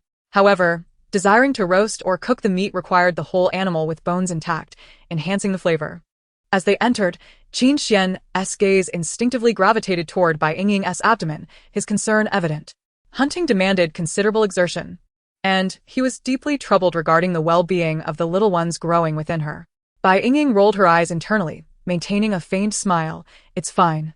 They are accustomed to exercising with me. She too wished to rest, but if she refrained from hunting and relied solely on Lin Xia, they would all go hungry. Chapter 21. Difficult to swallow. Lin Xia remained silent, choosing not to speak. He wished to explain that Bai Yingying had already devised simple traps, eliminating the need for the previous chase and escape tactics reliant on speed and endurance. They merely needed to deliberately drive the prey into the traps. However, revealing their little secret was not an option, so he remained silent, focusing on skewering the meat. Bai Yingying cast a glance at the quietly working Lin Xia, feeling a sense of satisfaction. Her silly partner wasn't as foolish as she had thought. Lin Xia diligently prepared the meat for Bai Yingying. He possessed a deft touch, having roasted only a few times, yet his results far surpassed Bai Yingying's, especially the mole, which turned out exceptionally tender and flavorful. Adding a dash of spices that Bai Yingying had found, the aroma wafted enticingly through the air. Yet, the scent, while delightful to Bai Yingying, was unappealing to Lin Xia and the nearby beasts and insects. Qin Xian gazed at the raw meat portion for him, feeling utterly repulsed. The mere thought of consuming food caught by a female made it difficult for him to swallow. Imagining the various troubles and dangers a pregnant female might encounter while hunting set him on edge. How could he even think of eating? Lin Xia, misinterpreting his hesitation, curiously inquired, Brother Qin, do you also wish for roasted meat? Do you enjoy the spiciness? Qin Xian hastily shook his head. No, I'm just not hungry.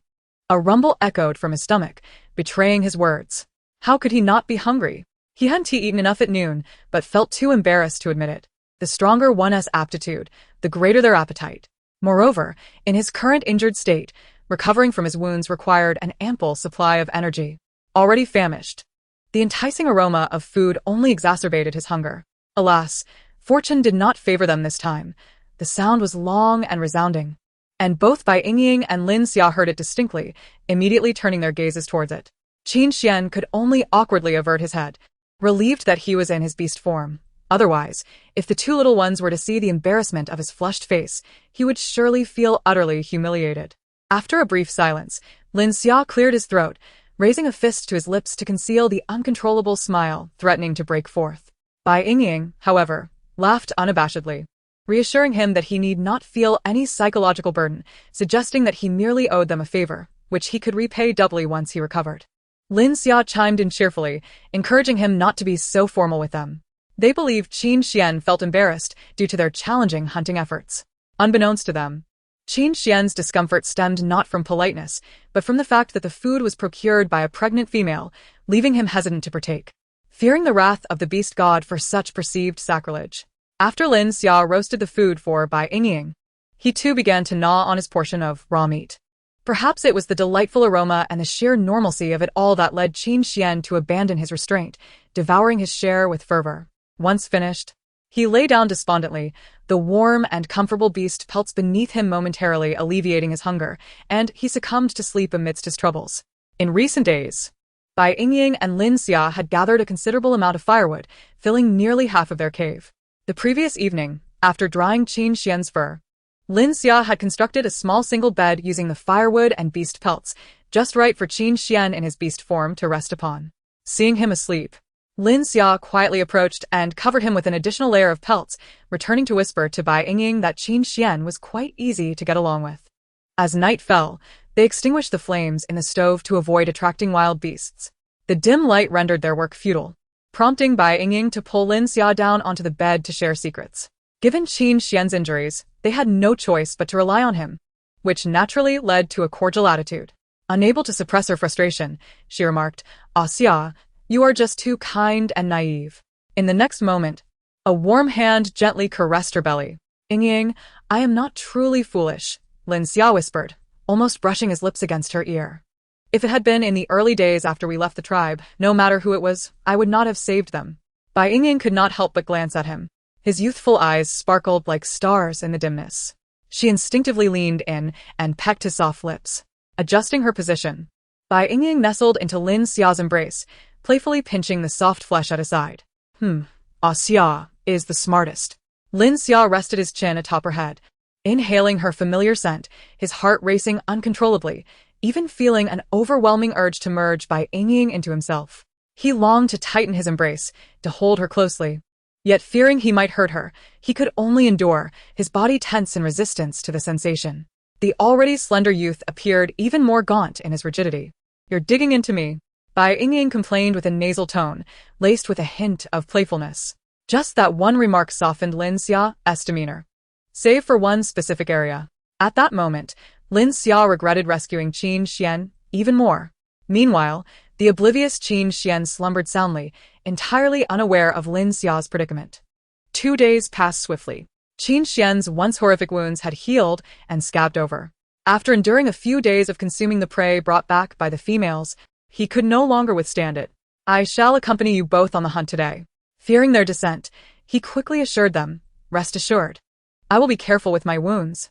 I merely wish to lend a hand." Lin Xia, uncertain, stealthily glanced at Bai Yingying. After a moment's contemplation, she gently nodded in agreement.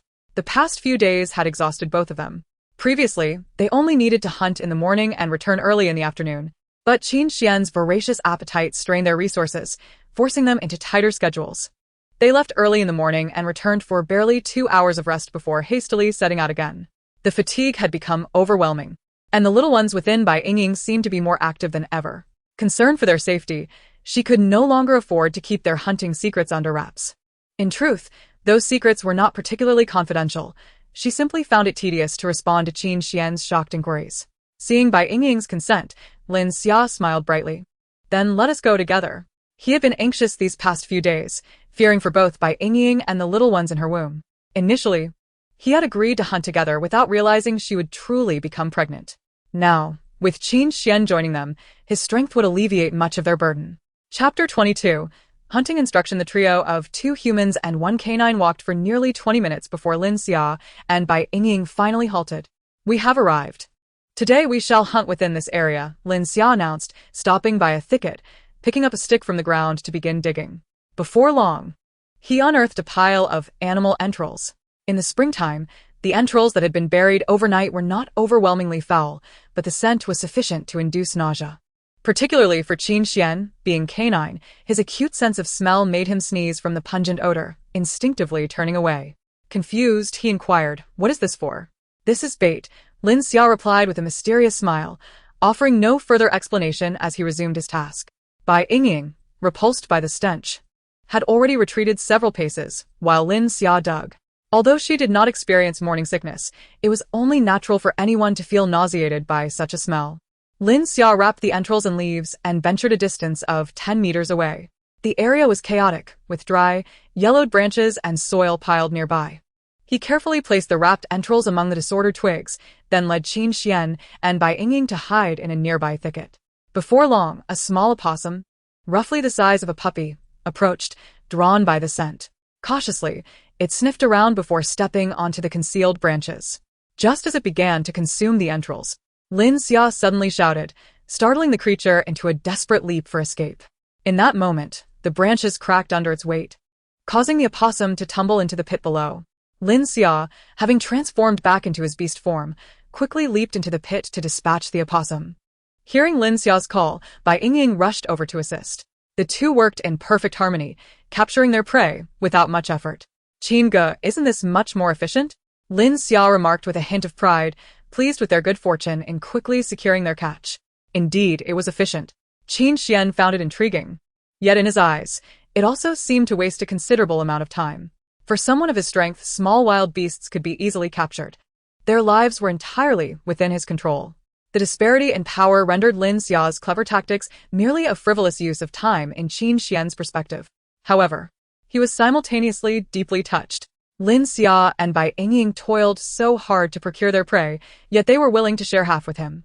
These strategies were all devised by Yingying. Were it not for her, hunting would be quite the challenge for me. Indeed, Yingying is an exceptionally astute female. After some contemplation, Qin Xian gently cautioned Lin Xia, your innate talent lies within the blue tier. If you diligently hone your hunting abilities, capturing these small creatures will become second nature. High-ranking beastmen can effortlessly discern the tier of lower-tier beastmen's talents. To Qin Xian, the blue tier is not the lowest. Hunting small rodents is relatively straightforward. Male beastmen enhance their speed, endurance, and reflexes through repeated practical hunting experiences. Only with ample experience can they truly unleash their inherent talents. Resorting to shortcuts over time leads to a deterioration in physical quality, which poses significant danger for male beastmen. However, with Bai Yingying present, he could not articulate this too bluntly and opted for a gentle tone to explain to Lin Xia, akin to how he would instruct the younger generation in his clan. Lin Xia appeared momentarily dazed, lost in thought. Unlike Lin Xia, Bai Yingying comprehended Qin Xian's unspoken words. Thank you for your guidance, Brother Qin. Once we return to the tribe, a Xia can join family and friends on hunting excursions. Life outside is arduous, and we can only manage as best we can. I apologize for any embarrassment caused. Bai Yingying beamed a sweet smile, expressing her hope that Brother Qin would impart knowledge to a Xia in the coming days. She, too, had just been awakened to this reality. Sooner or later, Lin Xia would venture out to hunt, whether independently or by joining a hunting team. She could not rely on such half-hearted methods for capturing prey. Large beasts possess high intelligence and strength, rendering such traps laborious and futile. Even the most talent-efficient male beastmen can easily acquire hunting skills with proper training. This hunting method is suitable for ordinary humans and even female beastmen, but it is not fitting for male beastmen, like Lin Xia. Observing her obedient demeanor softened Qin Xian's heart. Indeed, Yingying, your methods are quite effective. In the future, should a female beastman find herself temporarily alone or incapacitated due to injury, she can still hunt and avoid hunger. Thereafter, Qin Xian devoted himself earnestly to teaching Lin Xia the art of hunting, covering theoretical knowledge from tracking prey to stealthy approaches and the judicious application of one's strength. By afternoon, he even conducted a practical lesson. Qin Xian, in his imposing beast form with his lustrous golden fur flowing gracefully, showcased his ability to hunt effortlessly even while injured. Effortlessly captivating to admirers. Lin Xia was exhilarated, and even Bai Yingying seemed eager to try. Qin Xian quickly dissuaded her thoughts, advising that Yingying should wait until after giving birth before attempting hunting. Yes, Yingying. Once I have mastered it, I shall teach you, Lin Xia agreed earnestly. Bai Yingying noted his serious expression, her spirits lifting further. Very well. As she was still in her pregnancy phase, she certainly would not take risks with her unborn cubs. Moreover, her lack of innate talent meant that both her strength and physical condition were significantly inferior to those of male beastmen. This vast chasm could not be bridged by hunting techniques alone. At present, she eagerly anticipated whether her cubs would bring her some elixir to enhance her physical constitution upon their birth. Qin Xian felt a twinge of headache at this thought. He was merely being polite, yet Lin Xia took it seriously. How could male beastmen possibly take females hunting? Would they not be despised by all females? Would they be shunned by their families, or even disavowed by the clan leader? That day, the trio returned home laden with their catch. In the evening, Bai Yingying finally feasted on the meat of other animals, specifically a wild chicken caught by Qin Xian. Typically, rodents, being small, were the easiest to capture, and they had been alternating their diet with various types of rodents. The wild chicken was substantial and capable of flight, an unexpected quarry for Lin Xia and Bai Yingying. Weighing around 40 to 50 pounds, Lin Xia tore off an entire chicken leg to roast for Bai Yingying. Roasting it with the skin caused the fat to sizzle and drip into the fire, creating a delightful aroma. The wild chicken is simply divine, Lin Xia exclaimed, inhaling the fragrant scent. Yingying, I shall hunt a wild chicken for you in the future. Very well, I shall await it, Bai Yingying replied with a gentle smile. Chapitre 23, Encountering danger. The chicken leg was substantial, and after Lin Xia had roasted it, she placed it on clean leaves, tearing it into strips to feed Bai Yingying. Qin Xian, gnawing on chicken meat, quietly observed this scene. Although his innate talent was not the most exceptional in the clan, his overall prowess ranked him among the elite. Despite having female beastmen actively extending their olive branches, he had never accepted any. Gradually, unfavorable rumors began to circulate within the clan, suggesting he might possess some hidden ailment, particularly among male beastmen who were not on friendly terms with him, who would mock him at every opportunity. His father had advised him numerous times. Yet he felt an inexplicable conviction that these females were not what he desired. It seemed he was reluctant to share any female with other males. This thought filled him with dread. Females were immensely precious. How could he monopolize them alone? Yet, as he observed the low-tier Lin Xia, who struggled to sustain herself yet managed to possess Bai Yingying, a flicker of jealousy arose within him. Startled by his own emotions, Qin Xian quickly averted his gaze, suppressing the jealousy. The cave fell silent, save for the sounds of chewing. I am full, Bai Yingying declared after consuming half of the chicken leg, shaking her head to decline further offerings. Xia, shall we return to the tribe tomorrow? The cubs in my belly are quite active, and returning a day or two early would allow for a proper checkup. She felt a twinge of anxiety while eating the chicken leg, contemplating the dangers outside. Surely, the tribe was the safer option. Very well, Lin Xia readily agreed, turning to Qin Xian. Brother Qin, would you like to join us? Qin Xian nodded. Yes.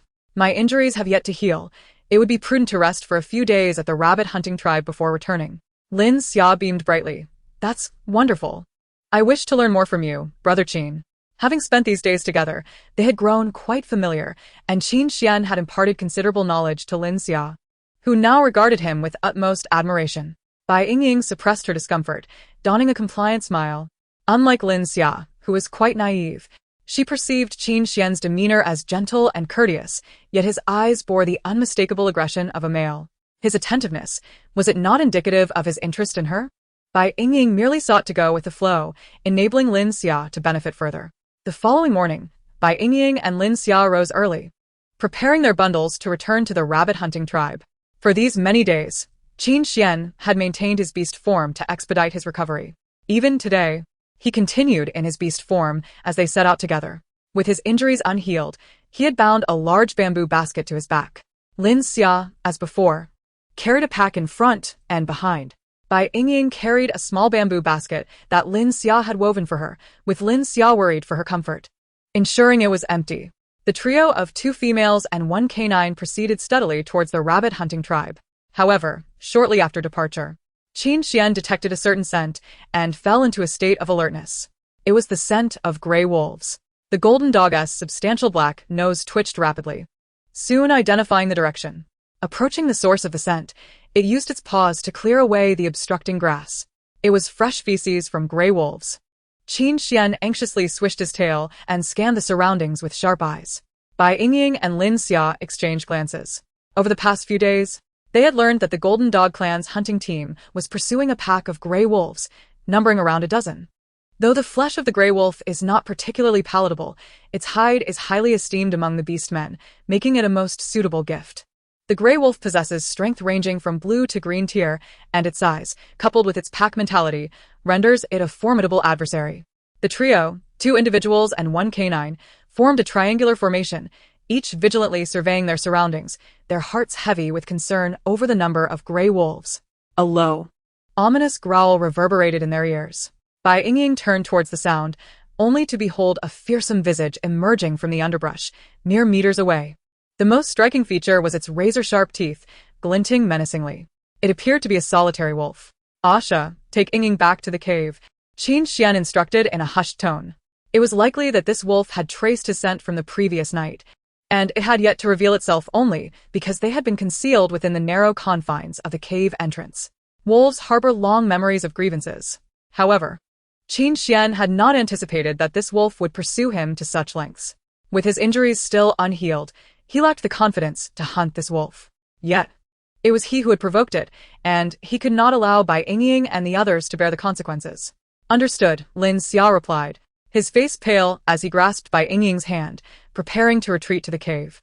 But Bai Yingying remained resolute, swiftly unloading the burden from his back and whispering, "Asha, we should run towards the tribe."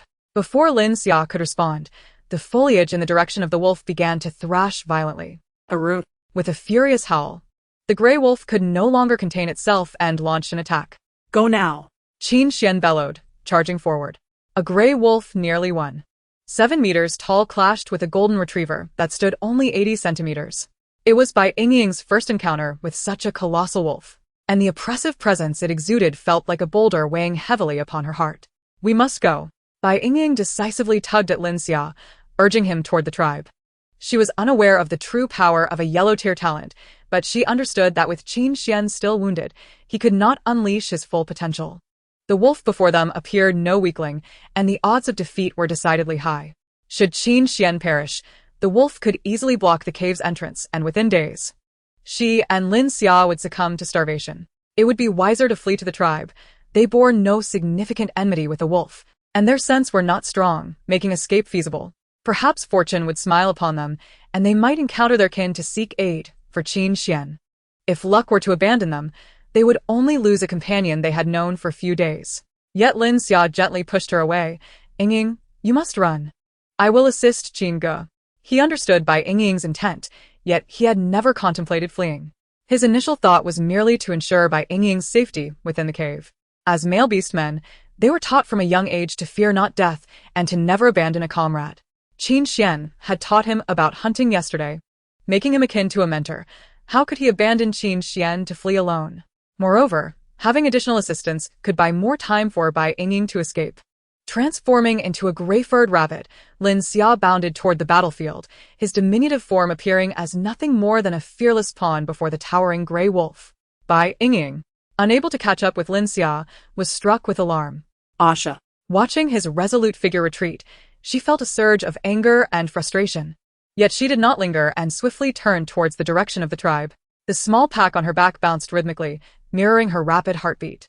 Bai Yingying released her grip on the straps, allowing the pack to slip from her shoulder and tumble into the thicket beside her. Soon, her figure vanished from the area. Chapter 24, Death. The battlefield erupted with chaos.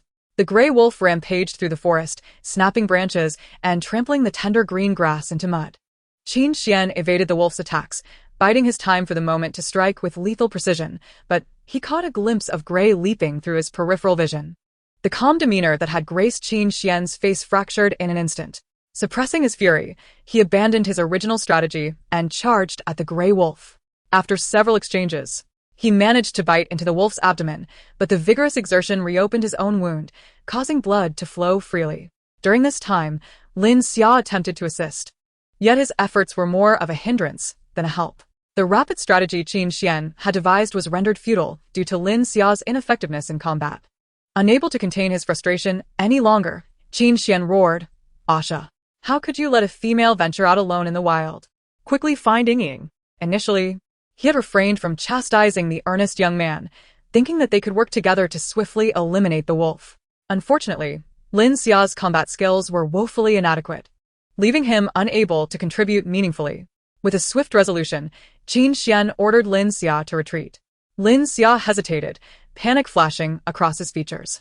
After all, he was still a youth, lacking the foresight that came with experience, driven instead by a reckless bravery. His singular thought had been to ensure Bai Yingying's escape while he assisted Qin Xian. He had not considered the potential dangers that a vulnerable female might face alone. Nor had he contemplated whether his limited abilities could truly aid Qin Xian or merely complicate matters further. Realizing his oversight, Lin Xia turned in a flurry of anxiety. But at that very moment, the gray wolf executed a feint, altering its leap slightly. Its long tail swept through the air, striking Lin Xia and sending him sprawling. With a powerful push from its hind legs, it lunged toward Lin Xia, its gaping maw aimed directly at the downed gray rabbit. Qin Xian's fury boiled over. Asha. On the other side, Bai Yingying's fortune proved fortuitous. Within mere minutes, she encountered her kin. Not just one, but a group of 5 young male beastmen, likely out hunting in companionship. Help! Bai Yingying's eyes sparkled with hope as she cried out, "Help! My companion and the brother of the Golden Dog tribe are under attack by a gray wolf. Please, hurry to their aid." In the realm of beastmen, it was remarkable that in their humanoid forms, One glance was enough to discern another's beast form, making recognition of kin effortless. One among the group exclaimed in shock. "What is a female from the rabbit tribe doing out here? Is that Bai Yingying?" Another voice hesitated to confirm. A black-haired youth stomped his foot. "What are we waiting for? We must go save them. My aunt is married into the Golden Dog tribe. They might be my relatives." Young female. "Quickly tell me which direction they are in." Bai Yingying swiftly replied, "I will lead the way." Having just memorized the direction, she would certainly be faster as their guide. "Let us go." Bai Yingying took the lead, and the others, momentarily stunned, quickly followed. They had never witnessed a female move so swiftly in the wild. She seemed to glide effortlessly. Each step was placed with precision, perfectly navigating obstacles and pitfalls. Soon, they arrived at the battlefield, which lay in utter disarray. A wild wolf and a beastman dog were locked in a bloody struggle, while a lifeless gray rabbit lay quietly on the ground. The 5 beastmen instantly transformed into their beast forms, rushing toward the scene, their fur cloaks strewn about. Bai Yingying's gaze was wholly captivated by the gray rabbit, her eyes reflecting a flicker of disbelief. She could scarcely believe it. In less than 10 minutes, how could Lin Xia have perished? Bai Yingying slowly approached the lifeless gray-furred rabbit until the pungent scent of blood assailed her nostrils, revealing a body marred by crimson stains at the neck. Only then did she reluctantly accept the truth. "Ah, Xia?" Bai Yingying gently shook Lin Xia's corpse. The shy youth who had always been quick to respond to her was now utterly silent. A wry smile appeared on Bai Yingying's lips as she thought, "Ah, Xia, you were so foolish. You needn't have died." Though she smiled, her eyes lacked luster, appearing hollow and devoid of life, reminiscent of her state during the apocalypse. With the assistance of his newfound ally, Qin Xian swiftly dispatched the gray wolf. He staggered over to Bai Yingying, his voice hoarse and laden with guilt. "Yingying, I'm so sorry." After uttering those words, he collapsed, eliciting a gasp from the dark-haired youth. "I'll take the others back to find the shaman. You all carry the prey." The dark-haired youth hoisted the golden dog onto his shoulder and added, "Little female, you go with the others." His voice faded quickly, as he hurried to seek medical attention for Qin Xian. All right. Bai Yingying watched his retreating figure, nodding calmly as she cradled Lin Xia's body, while the other 4 youths excitedly gathered around the gray wolf's carcass, marveling at their first encounter with such a creature. "This outing has truly paid off," one exclaimed. Indeed. "This gray wolf is massive. We actually killed a gray wolf. How impressive." Another chimed in. "We don't even know when we'll get the chance to hunt with the hunting team again. This trip has yielded unexpected rewards. The gray wolf's pelt is valuable. We should let the elders handle it back at the tribe. We'll still get our share of the meat. Let's hurry. The smell of blood is too strong and may attract other beasts. If we encounter more, we won't be able to manage. Let us go, let us go. We need to take the little female as well. She's even more important than the gray wolf. If something goes wrong, we'll be in deep trouble." Ha. That S by Yingying. Haven't you heard? What female would wander in the wild? Isn't she the one known for her fertility? Enough, shut up. Time to work. The 4 exchanged various expressions but ceased their chatter, working together to lift the heavy gray wolf. Bai Yingying silently followed behind, her gaze subtly scanning the surroundings. Before long, she spotted the small backpack by the roadside bushes, an item she had deliberately discarded during her escape. This was the small backpack Lin Xia had crafted for her, intricately woven, taking longer to make than a larger one despite its modest size. She hesitated for a moment, placing Lin Xia's body inside the backpack, strapping it to her back, and jogging to catch up with the dark-haired youth. The backpack bounced heavily behind her, but she merely tightened her grip on the straps to prevent it from slipping off her frail shoulders. Chapter 25. A Sea of Doubt. Bai Yingying struggled to keep pace with the 4 boys until they neared the tribe, where over 20 tribesmen came out to greet them. Some rushed forward to assist the boys with the burden of the wolf's body, while a familiar young beastman offered to help Bai Yingying with her backpack. Before she could refuse, she overheard a conversation nearby. "Look, isn't that Bai Yingying?" "Yes, it is. I've seen her once at her coming-of-age ceremony. She's the ugliest one. I remember clearly. But didn't she leave the tribe with Lin Xia? Why is she back? Who knows? Perhaps she couldn't survive out there." TSK, the tribe leader was furious at the time, and the heads of the Lin and Bai families were publicly reprimanded for a long time. It hasn't even been that long. The uproar hasn't died down. Coming back now is tantamount to dying outside. Isn't that right? Our rabbit hunting tribe is relatively prosperous. Very few beastmen freeze or starve to death each year. It's the first time I've seen one of our own seeking death outside. Which one is Lin Xia? I want to see what this brave fool looks like. Just then, a familiar figure pushed through the crowd, striding toward her. Bai Yingying. Lin Fu's gaze darted around, filled with rage as he shouted, "Where have you lured us, Xia?" His eyes landed on the backpack, and his voice trembled, disbelief flooding his features as it settled upon Lin Xia's lifeless form within. Lin Fu had been livid after both Lin Xia and Bai Yingying left the tribe. Today. Feeling uneasy, he had been taking a stroll within the tribe when he happened upon tribesmen seeking assistance. He had slowed his steps upon seeing Bai Yingying, but not spotting Lin Xia sent a jolt of dread through him. Now, seeing the familiar body turned corpse in the backpack, he was overwhelmed with grief and fury. "You've harmed my Xia. How dare you return?" Lin Fu seethed, raising his hand to strike Bai Yingying's face. Bai Yingying, anticipating his emotional outburst, had remained tense since their encounter, enabling her to evade his blow just in time. She furrowed her brow and stepped back, speaking rapidly, "I'm pregnant." Lin Fu's hand froze midair, and the surrounding beastmen were equally stunned. "What did you say?" They echoed in unison. "It's Lin Xia's. It's been nearly a month. I can feel the baby moving," Bai Yingying replied succinctly. She understood the elevated status of a pregnant female within the tribe. Even mere suspicion would warrant protection from the beastmen. Lin Fu's emotions were volatile, making his next actions unpredictable, and she knew she had to secure her protection. Indeed. Lin Fu's arm fell, and reason flickered in his eyes. He glanced between Lin Xia and Bai Yingying's abdomen, ultimately delivering a cold warning. "If you dare deceive me, I will not let you off lightly." Immediately, beastmen nearby began to jeer. "Yes, Bai Yingying, don't lie to evade responsibility. It won't just offend the Lin family. Lin Xia died protecting you. That's no trivial matter. Males are meant to fight to protect females. If you're fabricating this pregnancy, you're deceiving the entire tribe, and that's a grave offense. Bai Yingying's fertility is low. How could she possibly be pregnant so easily? Perhaps she's gone mad with desire and imagined it?" Others, accustomed to protecting females, stepped forward to defend her. "Low fertility still allows for the possibility of pregnancy. On what grounds do you claim she's lying? Let us not frighten her." Everyone stepped back. "Indeed. Let us verify with the shaman. Why threaten her here? Do you want me to carry you there? The journey back may be too much for the baby." Upon hearing this, Bai Yingying immediately shook her head. "No need, I can walk." Lin Fu seized her backpack forcefully, his expression icy as he demanded, "Return Xia to me." "Fine. You can take him out. The backpack is mine," Bai Yingying replied coolly. Lin Fu's eyes flared with menace as he tightened his grip on the backpack until the sound of splintering bamboo echoed, and only then did he relent. He glared at Bai Yingying with palpable malice. "Very well, Bai Yingying, I misjudged you." With that, Lin Fu roughly extracted Lin Xia's body, and the onlooking crowd parted to create a path as he hastily departed with Lin Xia's corpse. Bai Yingying turned to gaze at Lin's father's retreating figure, unable to catch even a glimpse of Lin Xia's rabbit ears.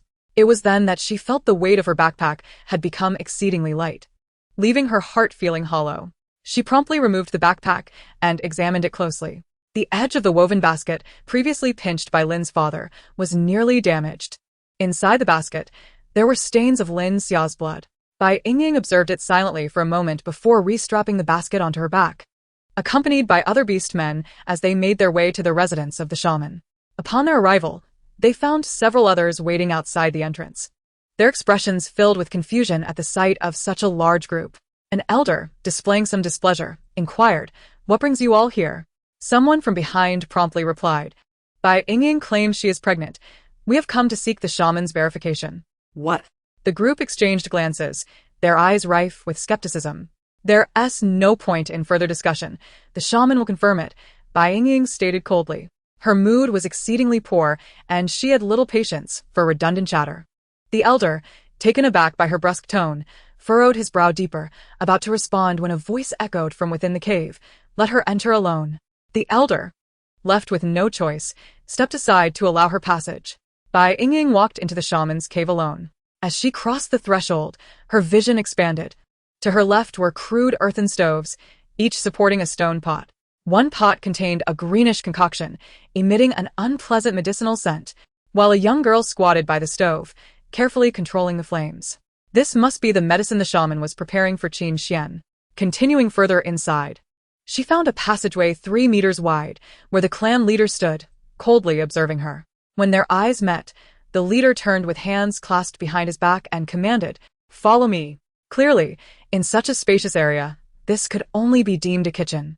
Compared to the shaman's cave, the place where Bai Yingying had previously resided could only be described as a mere hollow. Bai Yingying quickened her pace to keep up. Scattered along the ground on either side of the passage were unknown bones and dried herbs, seemingly placed there deliberately, though they appeared somewhat unsettling. After traversing a short distance, they entered a broad chamber, filled with numerous people. Upon closer inspection, Bai Yingying discerned that this resembled a medical room. Toward the inner side of the cave were several stone beds covered with animal hides. Lying on the beds were not only a golden retriever, but also other beastmen. Aside from the patients, 5 young men and women were present, each engaged in their respective tasks. After leading Bai Yingying inside, the clan leader remained silent. Standing quietly to one side, his gaze fixed on the shaman's actions. Bai Yingying too remained silent, obediently standing beside the clan leader, discreetly observing everything within the cave. The shaman, clad in a coarse cloth dress, stood by the golden retriever, tending to its wounds. Beside her was a girl holding a gourd-shaped ladle of water. As the shaman applied the medicine, she occasionally spoke a few words, to which the girl would respond, though Bai Yingying could not comprehend their conversation. However, she sensed that the shaman was imparting special knowledge to her apprentice. On both sides of the chamber were passageways, and Bai Yingying surmised these led to the shaman's living quarters. The clan leader cast a sidelong glance at her, noticing her quiet demeanor, and the lines on his forehead eased somewhat. They stood in silence for 5 minutes until the shaman finally completed her task. With her hands stained in dark green medicinal liquid, she rinsed her hands in the ladle held by the girl. It was in that moment that Bai Yingying caught a faint glimpse of human civilization. Chapter 26. Confirmation of Pregnancy. The clan leader, with one hand behind his back and the other pointing at Bai Yingying, announced, "Shaman, this young female claims she is pregnant." Oh. The shaman looked at Bai Yingying with surprise, her sharp gaze scanning her waist as if it were an X-ray. After a moment, a hint of skepticism flickered in her eyes as she pointed to an empty bed, saying, "Young female, please lie down on this bed." Bai Yingying complied and settled onto the bed. The shaman began to examine her abdomen, and while Bai Yingying felt some discomfort, it was not painful at all. Soon, the shaman withdrew her hands. "You are indeed pregnant." The shaman's expression softened, her eyes sparkling with joy. "And there are quite a few little ones." The clan leader, momentarily stunned by the revelation, erupted into hearty laughter. "Wonderful. Splendid. Our rabbit clan is about to welcome new life." He beamed at Bai Yingying, exclaiming, "Yingying, you are a remarkable female. To conceive at such a young age is truly a blessing." His face, now creased with joy, bore no trace of the earlier displeasure. After a moment, he recollected himself, and his smile dimmed slightly. "Are you certain the child is Lin Xia's?" Bai Yingying's gaze flickered momentarily before she nodded. "It is a pity. Lin Xia's talent is somewhat lacking," the clan leader said, casting a subtle glance at Qin Xian. "I have heard you 3 were discovered together. Yingying, do you know him?" "Yes," she replied candidly. "He is Qin Xian from the Golden Dog clan. We have lived together for a few days." Bai Yingying responded truthfully, aware of the clan leader's thoughts. If she were carrying Qin Xian's child, the likelihood of a talented offspring would be greater. "All right, I understand." The clan leader pondered for a moment. "Your situation is unique. You cannot go to the female's cave. However, you also lack family and a male to care for you." Just then, a weak voice interjected, I will take care of her." Bai Yingying did not need to turn around to know it was Qin Xian who had awakened. The clan leader glanced between Qin Xian and Bai Yingying, a mysterious smile appearing on his lips. "In that case, I will arrange a cave for you." Turning to Qin Xian, the clan leader's demeanor became notably more courteous. "Qin Xian, I have already sent word to the Golden Dog clan. You are severely injured and will likely need several days to recover before you can hunt. But rest assured, I will arrange for provisions to be sent to you during this time." Qin Xian nodded. "Thank you, elder clan leader. The gray wolf we hunted will be entirely at your disposal." "Haha, excellent. Thanks to you, the little ones of our rabbit clan will have their eyes opened." The clan leader laughed radiantly. "I shall not disturb your rest any further. I have matters to attend to." He turned to Bai Yingying with warmth, instructing, Ying, just wait here for a moment. I will arrange for someone to escort you to your new cave." With that, he departed. Bai Yingying raised her voice slightly. Elder clan leader, could you kindly send someone to retrieve my lost belongings? The animal hides are all I possess, and the items from my home. I am accustomed to them, so there is no need to trouble yourself with new ones. The clan leader paused, taken aback by her request. Though he found them to be trivial matters, he had always been lenient toward pregnant females and readily agreed. Of course, I will arrange for it immediately. If we cannot find your belongings, I shall provide you with better hides. You and your little one shall not be left cold. And any items from your home that can be moved will be brought to you. Rest assured as you nurture your pregnancy. Only then did Bai Yingying reveal a faint smile. Thank you, elder clan leader. The clan leader nodded and departed to arrange the subsequent matters. You are quite impressive. Young female, came the shaman's voice from behind. Bai Yingying turned to face the shaman, who, despite being only 48 years old, bore the lines of age that made her appear over 60. The mature female before you is the first to conceive, given her subpar fertility, to become pregnant so swiftly. She may very well be the first of her kind in the beastman continent. What astonishes me further is your audacity to flee the tribe with Lin Xia and endure the rigors of life in the wilderness, yet still manage to conceive under such harsh circumstances. The shaman smiled knowingly, remarking that your actions would certainly leave the other young females feeling inadequate. With that, she rose and departed, showing no inclination to converse with Bai Yingying. Bai Yingying gazed at the shaman's retreating figure, her eyes darkening with contemplation. She did not require the shaman's reminder to understand that life upon her return to the tribe would not be tranquil. Her primary concern now lay with the chieftain's arrangements. The chieftain had decided to place her and Qin Xian in the same cave together. According to tribal customs, ordinarily, females may only reside with their partners, aside from family. The chieftain could have simply assigned her fellow tribesmen to provide her with sustenance, yet he allowed Qin Xian to care for her and arranged for them to share quarters. With Lin Xia's remains scarcely cold, the chieftain hastily sought to pair her with a new mate, an outsider at that, which certainly hinted at intentions that extended beyond mere admiration for Qin Xian's talents. Bai Yingying was acutely aware that she could neither refuse nor resist this arrangement. She understood all too well that the status of females, while seemingly elevated, was but that of a bird ensnared in a cage. Until her wings were fully developed, it was prudent to avoid conflict with the highest authority within the tribe. Yingying. Qin Xian called out again, breaking her reverie. She lifted her gaze to meet his. In truth, she had always felt indifferent towards him. To her, he had merely been a beast in human form, akin to a talking dog, especially now. With Lin Xia's demise intricately linked to this so-called dog, her feelings were tinged with resentment. The beast's eyes sparkled with anticipation as he implored, Yingying, could you come here for a moment? After a moment of silence, Bai Yingying finally stepped forward. Qin Xian hesitated before speaking. Yingying, I recognize that you may not wish to see me right now. However, Xia, as well as the child you carry, require attentive care. Rest assured, I will tend to you until you find another partner and are ready to part ways. In truth, during their days together, he had begun to sense a burgeoning affection for Bai Yingying, particularly when he witnessed Lin Xia attending to her needs. An impulse arose within him to personally care for her as well. This realization dawned upon him. He could accept a female who already had a mate. Yet, Bai Yingying belonged to the rabbit clan, and to become her partner, he would either need to integrate into her clan or return her to the golden dog clan. Both paths were fraught with complexity. His status precluded him from marrying into her clan. Moreover, Bai Yingying was with child. Even a marriage alliance would be impossible with a pregnant female. Adding to this predicament was Lin Xia's recent passing, which bore upon him a sense of guilt, making him hesitant to express his feelings. Thus, regardless of how deeply he cherished Bai Yingying, he could only harbor those sentiments in silence, wishing solely to fulfill his responsibilities towards her. After a long moment of contemplation, Bai Yingying finally acquiesced. All right. Chapter 27. The marking. Bai Yingying averted her gaze from Qin Xian and turned towards the shaman. Mr. Shaman, she respectfully called, I seek your assistance. The shaman paused her work, looking at her with curiosity. Bai Yingying continued, Xia was my first mate, and I wished to complete the marking ceremony. Before the shaman could respond, a girl beside her gasped. The chieftain said Lin Xia has passed. Do you still wish to retain his beast form? Bai Yingying solemnly nodded. Indeed, even though he has departed, he remains my first mate and the father of my child. Though she recognized her selfishness, she never withheld her affection for those who genuinely cared for her. The girl, offering a kind caution, warned, but he is your first mate.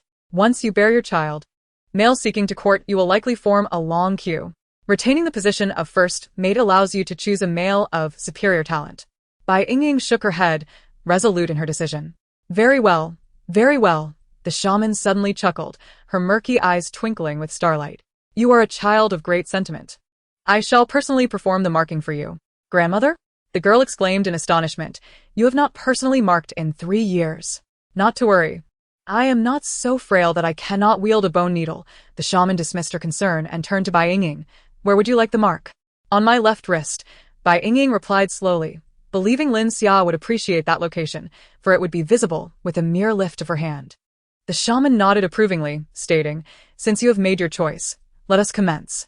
The dim light within the cave proved insufficient, so the shaman led her outside, with the girl following closely behind, carrying the necessary tools. Qin Xian transitioned from shock to silence, watching as they exited the cave without uttering a sound. The crowd outside had dispersed without his notice. Bai Yingying removed the beast robe from her left arm, carefully rolling it up to reveal her slender wrist. I shall begin now. It may hurt a little, but bear with it, the shaman instructed, holding the bone needle in her right hand while grasping Bai Yingying's wrist with her left, lowering her head to commence the rabbit marking. Bai Yingying had initially thought the process would merely involve painting, but she soon realized it required piercing the skin with the bone needle. Though the shaman's hands trembled slightly due to her age, each stroke she made was fluid and graceful. In mere moments, the outline of a rabbit emerged, accompanied by 2 symbols etched within its form, one signifying the number 1, and the other representing the character for summer. At that moment, beads of sweat formed on Bai Yingying's brow. The marking was more painful than she had anticipated, yet she remained silent throughout the ordeal. The shaman nodded in satisfaction, stating, I will now apply the coloring. Afterward, refrain from scratching it. It will heal in a day or 2. She took a plant root and traced along the lines she had just carved. Once she completed the task, she released Bai Yingying's hand. The girl leaned in to admire the work, exclaiming, Grandmother's skill surpasses that of Ozzy by far. Ah Hong, are you criticizing me again? The shaman responded before Bai Yingying could. Just then, a graceful girl with black hair approached briskly, flanked by 2 young male beastmen. It was the same girl who had accompanied the shaman during the last coming-of-age ceremony. It seemed that this girl, Ozzy, was being groomed as the shaman's successor. Upon noticing Bai Yingying, Jiangzi exclaimed in surprise, Oh, it's you. You enough, I am weary. Ozzy, please assist me inside, the shaman interrupted. Turning to Bai Yingying, you may wait here at the entrance for a while. There are patients inside, and it is unwise to linger. In a brief span of time, the shaman's address towards her had transformed into a more familiar tone. Very well, Mistress Shaman, Bai Yingying replied, observing the fatigue etched upon the shaman's face. She understood why the shaman had not personally performed markings in 3 years. The task was undoubtedly draining. It was only natural that she would delegate such responsibilities to her successor. Although Jiangzi was curious, she offered no resistance, dutifully assisting the shaman into the cave. Take care of the young female for a bit, Zhang Hong instructed the 2 males as she entered the cave. This left Bai Yingying alone with the 2 male beastmen. Little female, why don't you sit here in the sun for a while? It's good for your health, one of the males suggested, bringing her a stone stool while the other placed a thick hide upon it. After Bai Yingying expressed her gratitude, she indeed settled onto the stone bench to bask in the sunlight. The morning rays warmed her skin, offering a comfort far superior to the chill of the cave. Closing her eyes to rejuvenate, she reflected on the tumultuous events that had transpired within just 2 short hours, leaving her utterly fatigued. Her stomach churning uncomfortably, as if bubbles were rising within. All she yearned for at that moment was to recline and rest. Fortunately, being a pregnant female, the chieftain had taken heed of her condition and arranged her accommodations with remarkable promptness. Before long, a male was dispatched to escort her. The newcomer was a remarkably sturdy male, towering nearly 9 meters. This time, Bai Yingying graciously accepted his kindness and allowed him to carry her to the cave. The tribal territory was extensive, and traversing it on foot could lead to complications. The orc cradled her effortlessly with one arm, while the other held a bamboo basket, moving swiftly and steadily with only slight jolts that nearly lulled Bai Yingying to sleep. Little female, we have arrived, the orc announced as he gently placed her upon a bed adorned with animal skins. Bai Yingying opened her eyes to find herself in an exceptionally clean cave, approximately 40 to 50 square meters in size, seemingly newly established. The chieftain was indeed generous, providing her with a fresh dwelling. Lifting her gaze, she expressed her gratitude. Thank you. The orc beamed with a hearty smile. I am Wei Lai, residing in the adjacent cave, and I will be responsible for your daily needs. Should you require anything, do not hesitate to instruct me. Bai Yingying blinked. I shall trouble you for these days then. Caring for a pregnant female is my honor. You look quite exhausted. Please rest for now, Wei Lai said, thoughtfully covering her with a fur blanket before politely taking his leave. In this unfamiliar environment, the familiar scent of the animal skins soon lulled Bai Yingying into slumber. Wei Lai stood at the cave entrance, listening intently to ensure Bai Yingying remained undisturbed before he ventured out to hunt. Indeed, Wei Lai was a meticulous and composed male orc, attending to Bai Yingying's needs with unwavering dedication over the following 2 days. Bai Yingying was utterly depleted, spending nearly all her time in bed, only emerging at midday to bask in the sun for an hour with Wei Lai by her side. During this time, they would occasionally engage in conversation. Bai Yingying learned that Wei Lai was 21 years old, possessed a green-tier talent, was a distant relative of the chieftain, and remained a single male. She also became aware of her newfound notoriety within the tribe. Chapter 28. Conflict on this day. Bai Yingying was enjoying her usual sunbathing at the cave entrance when a group of uninvited guests arrived. More precisely, a cohort of female peers had come seeking to unsettle her. Oh, isn't this Bai Yingying? I hear you are with child? With your meager fertility? You seem to have lucked out, taunted a girl. 7 of them had gathered, all of whom had participated in the recent coming-of-age ceremony, with several being familiar faces that Bai Yingying had once envied deeply. Bai Yingying languidly responded, Indeed. Have you come to seek my advice? Huang Yuer blushed, hands on her hips, retorting, Who said that? We are merely out for a stroll and happen to see you here. I possess superior fertility. Why would I need to seek your counsel? Ridiculous. Since you're not here for advice, why not be on your way? Bai Yingying replied coolly. Bai Yingying, what are you so proud of? You've merely conceived a blue-tier orc-esque child. With your lackluster talent, it will only result in a waste of resources. Sneered Huaqiqi. An unfamiliar girl chimed in. Exactly. With such poor fertility, you'll probably only bear this one child in your lifetime. I wonder what the chieftain thinks. Giving you accommodations in the Western District.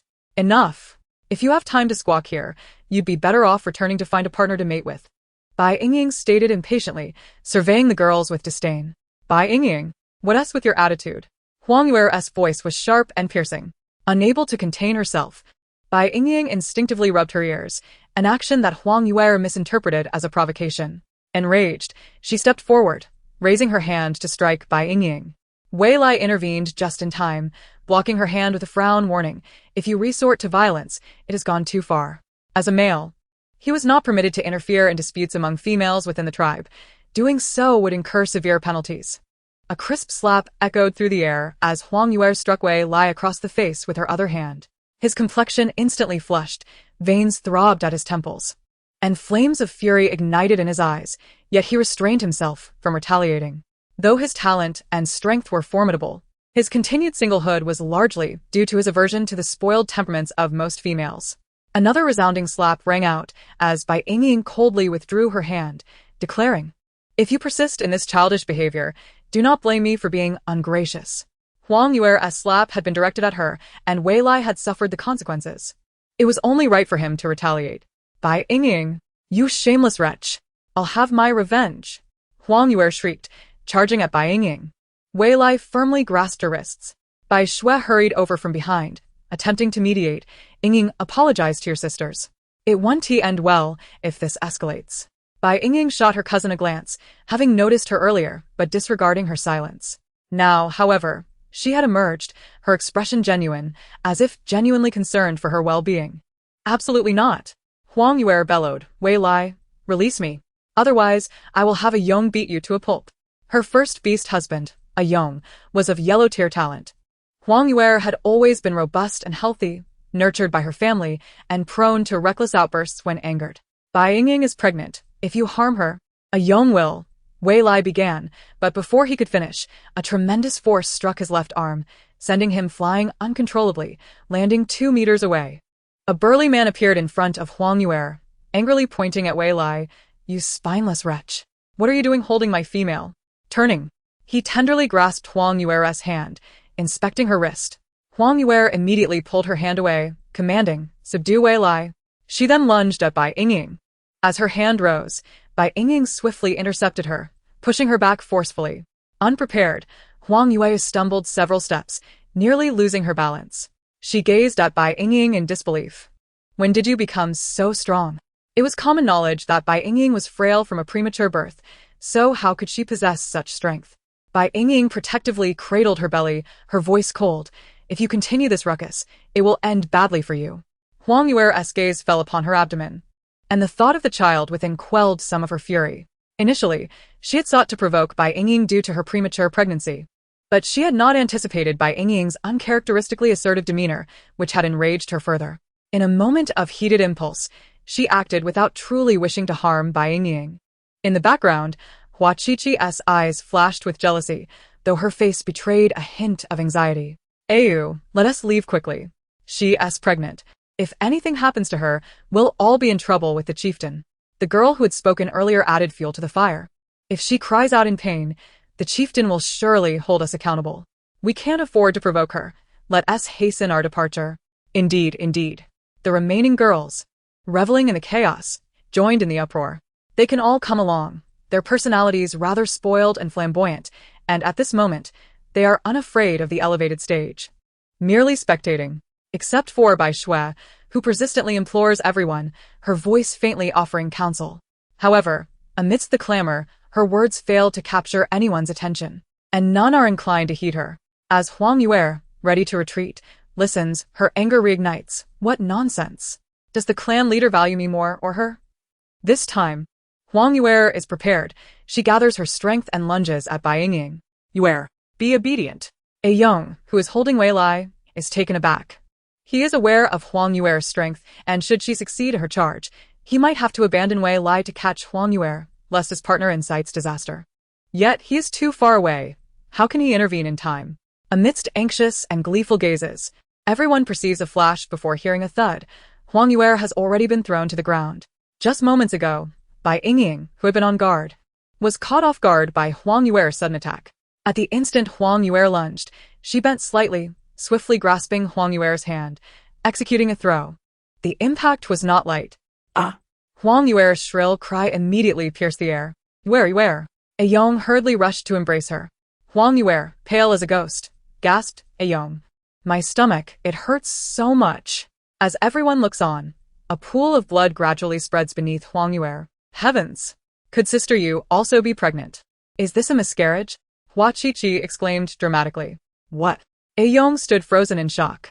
Bai Yingying, realizing the dire situation, subtly stepped back, hoping to reunite with Wei Lai, who was staggering towards her. Bai Yingying. The roar of the male beastman thundered through the sky, like a clap of thunder. Even the previously curious females trembled in fear. Upon hearing that sound, Bai Yingying no longer hesitated and fled. Chapter 29, Rescued. Except for Bai Shui, who persistently implores everyone with her faint voice, her counsel goes unnoticed in the noisy environment, and no one is willing to listen. Huang Yue, poised to retreat, is once again engulfed in fury, exclaiming, Nonsense. Am I, Huang Yue, afraid of her? I am determined to confront her today. What of it? Let us see whether the clan leader values me more or her. Huang Yue is resolute this time, her words still flowing as she gathers momentum, leaping toward Bai Yingying. In that moment, she displays a semblance of the agility characteristic of male hunters. Yue, be obedient. A Yong, holding Wei Lai, is startled. He knows Huang Yue's strength is formidable, and should she connect, he would have to release Wei Lai to prevent his partner from causing calamity. Yet he is too distant. How can he act in time? Amidst anxious and malicious gazes, everyone perceives a flash before hearing a thud. Huang Yue has already been thrown to the ground. Just moments ago, Bai Yingying, caught off guard by Huang Yue's sudden resurgence, was a fraction late in her defense. As Huang Yue lunged, she could not evade, and instead, she grasped Huang Yue's hand, leveraging the momentum to perform a throw. The impact was significant, yet not critical. Ah! Huang Yue's anguished cry erupted. Yue! A Yong rushed to cradle her. Huang Yue, writhing in pain, her complexion ashen, exclaimed, A Yong, my stomach, it hurts so badly, so painful. As the crowd gazes on, a pool of blood gradually forms beneath Huang Yue. Heavens! Could Sister Yu also be pregnant? Is this a miscarriage? Hua Qiqi yelled in exaggerated horror. What? A Yong stood dumbfounded. Bai Yingying, sensing the gravity of the situation, stealthily retreated, aiming to regroup with the stumbling Wei Lai approaching from the other side. Bai Yingying. The male beastman's roar echoed like thunder across the sky. Even the females, who had initially gathered to observe, trembled in fright. Upon hearing that roar, Bai Yingying fled without hesitation. Yong, consumed by rage, lost all reason, yearning to personally slay Bai Yingying to quench his fury. Yong, do not act impulsively. Quickly take Huang Yuer to the shaman for treatment. Wei Lai attempted to restrain him, but before he could finish his warning, Yong struck. If his earlier kick was merely a threat using a fraction of his strength, this time he unleashed a full-force attack. Caught off guard, Wei Lai had just attempted to restrain Yong, his hands gripping Yong's arms when, in a fit of rage, Yong retaliated, landing a blow to Wei Lai's abdomen. Although the disparity in their talents was only one tier, the gap between higher tiers was exponentially greater. Wei Lai had already been injured when he was previously thrown against a rock, sustaining significant damage to his lower back and right leg. How could he withstand Yong's full force at this moment? When Wei Lai was struck again and sent flying to the ground, he was barely clinging to life. Meanwhile, Yong, oblivious to this, continued his pursuit of the swiftly fleeing Bai Yingying, while the other females, already terrified, surrounded Huang Yuer in a state of confusion. Bai Shui, cradling Huang Yuer, wept inconsolably. Bai Yingying, in no way capable of outrunning Yong, was swiftly caught. In mere moments, Yong's large hand reached out to grasp her shoulder. Feeling the rush of wind behind her, Bai Yingying's heart sank to ice. The events transpired so rapidly that even the onlooking females were rendered helpless. Terrified by the sight of the male beast man exhibiting such brutality towards a female, their screams echoing. Huang Yuer, overwhelmed by fear, fainted. They could not comprehend how a simple quarrel escalated to such chaos. Just then, a golden figure appeared before Bai Yingying. Woof. The canine's warning echoed. The golden giant dog brushed past Bai Yingying, the gust it generated causing her to stumble forward. As she fell, she desperately adjusted her posture to avoid landing directly on her stomach. Yet, instead of pain, she found herself enveloped in a warm embrace. Gazing up, she beheld a striking golden-haired man, curiosity gleaming in his eyes. Instantly, she turned to glance back. A golden giant dog and a floral rabbit were engaged in a fierce tussle, Qin Xian and Yong. The two were evenly matched in talent, with the golden dog possessing a significant advantage in size, yet Qin Xian was still recovering from his injuries, and prolonged engagement would likely lead to his defeat. Fortunately, Qin Xian was not alone. He had come accompanied by his kin. The golden dog tribe was not far from the rabbit hunting tribe, and, upon receiving word, the rabbit tribe leader had dispatched several beastmen to assist. Upon hearing the furious roars of the male beastmen, Qin Xian rushed in, disregarding everything. His companions swiftly followed, including the golden-haired man supporting Bai Yingying, alongside others who came to lend a hand. Yong was quickly subdued. His eyes were bloodshot as he continued to roar. "I will kill you." Kill you. He was the primary beastman, and for the past month, Huang Yuer had shared her bed solely with him. The child must surely be his. The ultimate goal of the beastmen is to procreate, and a child is hard won. How could he not go mad at the thought of such a loss inflicted by a female? What is happening? The clan leader, having learned that Qin Xian had come to visit Bai Yingying, arrived just in time, coincidentally. However, what he witnessed was a group of outsiders encircling his kin. The females huddled together, weeping in despair, while one lay in a pool of blood on the ground, and even his own nephew was sprawled nearby, his fate uncertain. The orc beside the chieftain let out a furious roar. "Golden Dog Clan. How dare you?" Do you think the Rabbit Clan is without defenders?" The atmosphere of impending conflict was palpable. Bai Yingying immediately stepped forward to clarify. "Chieftain, it is Wang Yong who has gone mad. He intends to kill me. Wei Lai was gravely injured while trying to protect me, and his life hangs in the balance. It was Qin Xian and the others who rescued me." Her voice trembled slightly, reflecting her terror. Wang Yong struggled against the grasp of several Golden Dog Clan members, exclaiming, "Chieftain, it was that wretched Bai Yingying. She harmed Yuer and has brought ruin upon my offspring. I demand retribution." Listening to the conflicting accounts, the chieftain realized this was unrelated to the Golden Dog Clan, his expression darkening with a stormy intensity. Even the orcs surrounding him wore grim faces, aware that infighting, especially in the presence of outsiders, would tarnish the reputation of the entire Rabbit Clan. Bai Yingying interjected, "Chieftain, we should first ensure Huang Yuer and Wei Lai receive medical attention." She noticed something was amiss with Wei Lai, who lay on the ground, struggling to breathe. Bring them to the shaman's cave at once, the chieftain commanded, his voice resonant with authority. No one is permitted to leave. All must accompany me to the shaman's cave. Turning to the Golden Dog clan members, his tone softened slightly. Might I ask if you would accompany us? As Qin Xian's wound reopened, he was cradled by a clan member, the golden-haired beauty who had been assisting Bai Yingying sighed. Of course, my brother's wound requires rebandaging as well. The chieftain nodded, saying nothing further, and led the group swiftly toward the shaman's cave. The Golden Dog clan members remained unhurried, eventually trailing at the back. Bai Yingying sensed the golden-haired beauty's intrigue towards her and looked at him quizzically. He smiled charmingly. I am Qin Xian's seventh brother, Qin Su. You may call me a Su, he added with a knowing tone. My fourth brother is typically the epitome of composure and kindness. Today has truly opened my eyes. He noted how his brother, despite being gravely injured, had rushed forward to confront danger out of concern for the young female. A Su, Qin Xian's weak voice called from the side. I was merely jesting. Do not fret, fourth brother, Qin Su replied cheerfully, seemingly unconcerned for his brother's condition. Bai Yingying observed Qin Su, thinking he looked like a flamboyant fox, as if he only needed a folding fan to complete the image. The chieftain had arranged for her accommodation in an excellent location, not far from the shaman's cave, and they soon arrived. After watching the two being taken inside, the chieftain grimly turned his attention to the others. Wang Yong, once standing tall, now appeared broken. His spirit shattered upon witnessing Wei Lai's condition. The realization of having harmed his own kin overwhelmed him. Wang Yong, do you not recognize your error? With a soft thud, Wang Yong's knees buckled, and he knelt down. I acknowledge my mistake, he confessed, tears streaming down his face. I should not have attacked my kin. As he spoke, wiping his tears, he suddenly turned to Bai Yingying, his expression filled with venom. It is all her fault.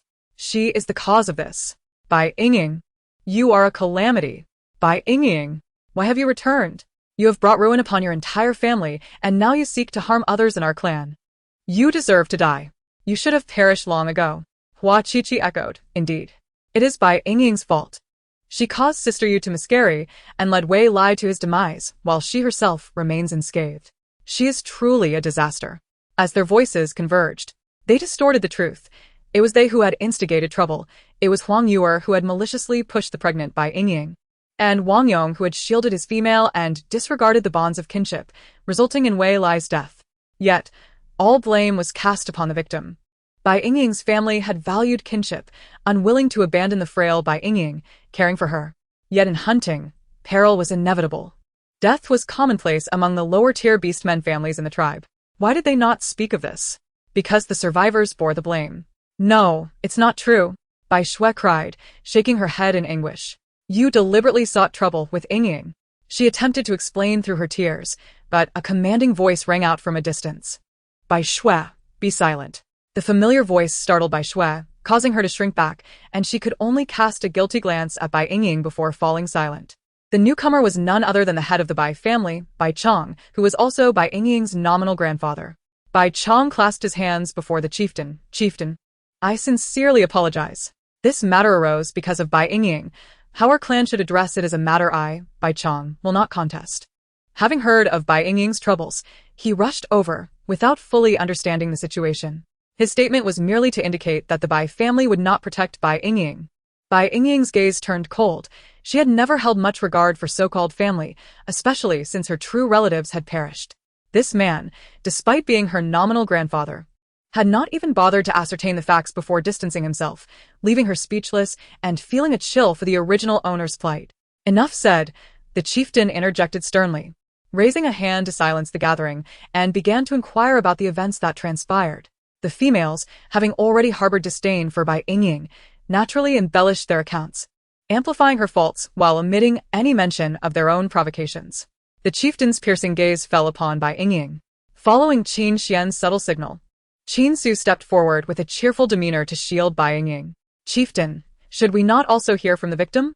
If I am not mistaken, the incident occurred at Bai Yingying's doorstep, correct? Thus, did these young females come together to bully a pregnant female? He chuckled lightly. This does not seem to add up. The chieftain's eyes flickered.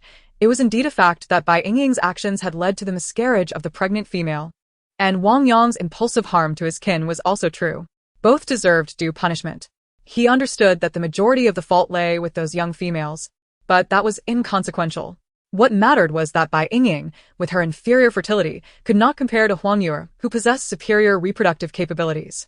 Initially, he had harbored some selfish desire to favor Bai Yingying, but it seemed this was a fundamental error from the outset. Just as Wang Yong had stated, Bai Yingying was indeed a calamity. Jiang Hong hurriedly emerged from the cave, raising her voice. "Chieftain, Huang Yue has indeed miscarried, and the shaman is currently attending to her. However, Wei Lai has died." He left behind a final message stating. Jiang Hong glanced at Bai Yingying before gritting her teeth to continue. "This conflict arose entirely from his mismanagement. I implore the chieftain not to hold Bai Yingying accountable." Wei Lai, aware of the chieftain's temperament, had taken the blame upon himself to protect Bai Yingying. The chieftain had already grasped the gravity of Huang Yuer's blood loss, and he was well aware of Wei Lai's condition when he was brought in. Thus, upon learning of this outcome, he did not react with undue agitation. He turned to Bai Yingying with a serious tone. "Bai Yingying, remember this. Wei Lai died for you." Bai Yingying clenched her fists tightly, feeling a profound sense of injustice as she empathized with the original owner's helplessness and fury. It is this group of females who have instigated trouble, with Huang Yue repeatedly provoking impulsively and Wang Yong shielding his partner by confining Wei Lai, which has led to the escalation of the situation. In a desperate bid for self-preservation, she inadvertently harmed Huang Yue, who was unaware of her own pregnancy. Yet, the clan leader astonishingly places the primary blame solely on her shoulders. Meanwhile, a dying stranger, in an act of self-sacrifice, assumes full responsibility to protect her. Such a stark contrast ignites her indignation. Bai Yingying firmly believes that had she not been pregnant and of utilitarian value, she would have been promptly dispatched to the female den or executed to quell the anger of others. With a cold smile, she resolves, "What I must remember is that Wei Lai was slain by the clan's Wang Yong. According to clan law, Wang Yong deserves to be executed by fire. Does that not mean you, who personally caused the death of Wang Yong's offspring, should also be subjected to the same punishment?" The clan leader retorts. Chapter 31. Disappointment. Bai Yingying calmly defends herself. "Huang Yue was well aware of my pregnancy, yet continued to provoke and attack me. My unintentional injury to Huang Yue was merely an accident. I had no knowledge of her condition. Had she not been pregnant, a fall would have only resulted in a couple of days of back pain, posing no threat to her life." Wang Yong's bias toward his partner, who confined Wei Lai and escalated the situation, ultimately led to vengeful actions against Wei Lai and me, a pregnant female. Is that not sufficient to warrant condemnation? The clan leader dismissively waved his hand, stating, "I only consider the outcome." He swiftly announced the verdict. Wang Yong, having lost his offspring, inadvertently injured a clan member. He is to serve 3 years of unpaid labor in the hunting squad. Bai Yingying, unbeknownst to her, caused the female to miscarry. After a year of childbirth, she is to return to the female den. The offspring may either be given to Huang Yue or raised by the clan. He skillfully shifts the narrative, seeking only to muddy the waters for personal gain. Bai Yingying laughed bitterly in anger. So, this punishment is entirely directed at the victim, while the benefits accrue to the clan. She had never anticipated such avarice in this primitive society of beastmen, truly a testament to the nature of those in power. Qin Xian could no longer remain silent. Disregarding his weakened state, he stepped forward. "Clan leader, you." The clan leader interrupted him brusquely. "Qin Xian, if you can take charge, replace Qin Qing with Bai Yingying as the marriage candidate. You will then be able to take her along with her unborn child to your Golden Dog clan." He flashed a disingenuous smile. "If you cannot take charge, please refrain from meddling in our clan affairs." Qin Xian was taken aback. He had never expected the cunning of the rabbit-hunting clan leader. Qin Qing, a female of superior reproductive capability, was a coveted prize for their Golden Dog clan. To exchange a superior for an inferior, even as the clan leader's son, he could not make that decision. Yet the rabbit-hunting clan leader's punishment of Bai Yingying was excessively harsh. A female who has given birth after nurturing her offspring is to be compensated and then sent to the female den? This is a push toward her demise. How dare they treat a female in such a manner? Qin Xian could not bear to see Bai Yingying endure such humiliation. Even if he were to face punishment upon returning to the clan, he would accept it. Gritting his teeth, he was about to agree. "Very well. Clan leader." Qin Su interrupted, his expression turning grave. "How can we outsiders interfere in your clan's affairs?" With his innate talent, Qin Su was assuredly the next clan leader. He could not allow his elder brother to make such a decision that harmed the interests of the entire clan. Raising his voice, Qin Su continued, "Elder brother, your wound has reopened.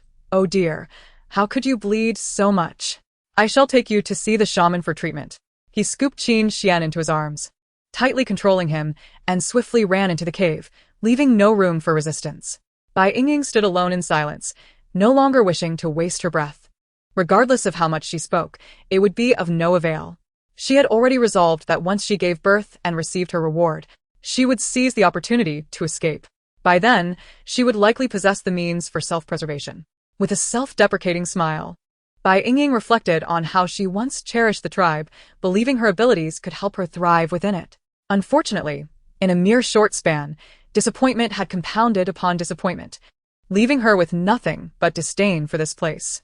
She vowed never to remain in the rabbit-hunting clan again. However, this time, she was without Lin Xia by her side. This farce concluded hastily under the clan leader's gag order, and the crowd dispersed. Bai Yingying returned to her cave alone. Before the entrance lay two conspicuous patches of blood, drawing numerous mosquitoes. Bai Yingying understood that no one would come to clean up anytime soon.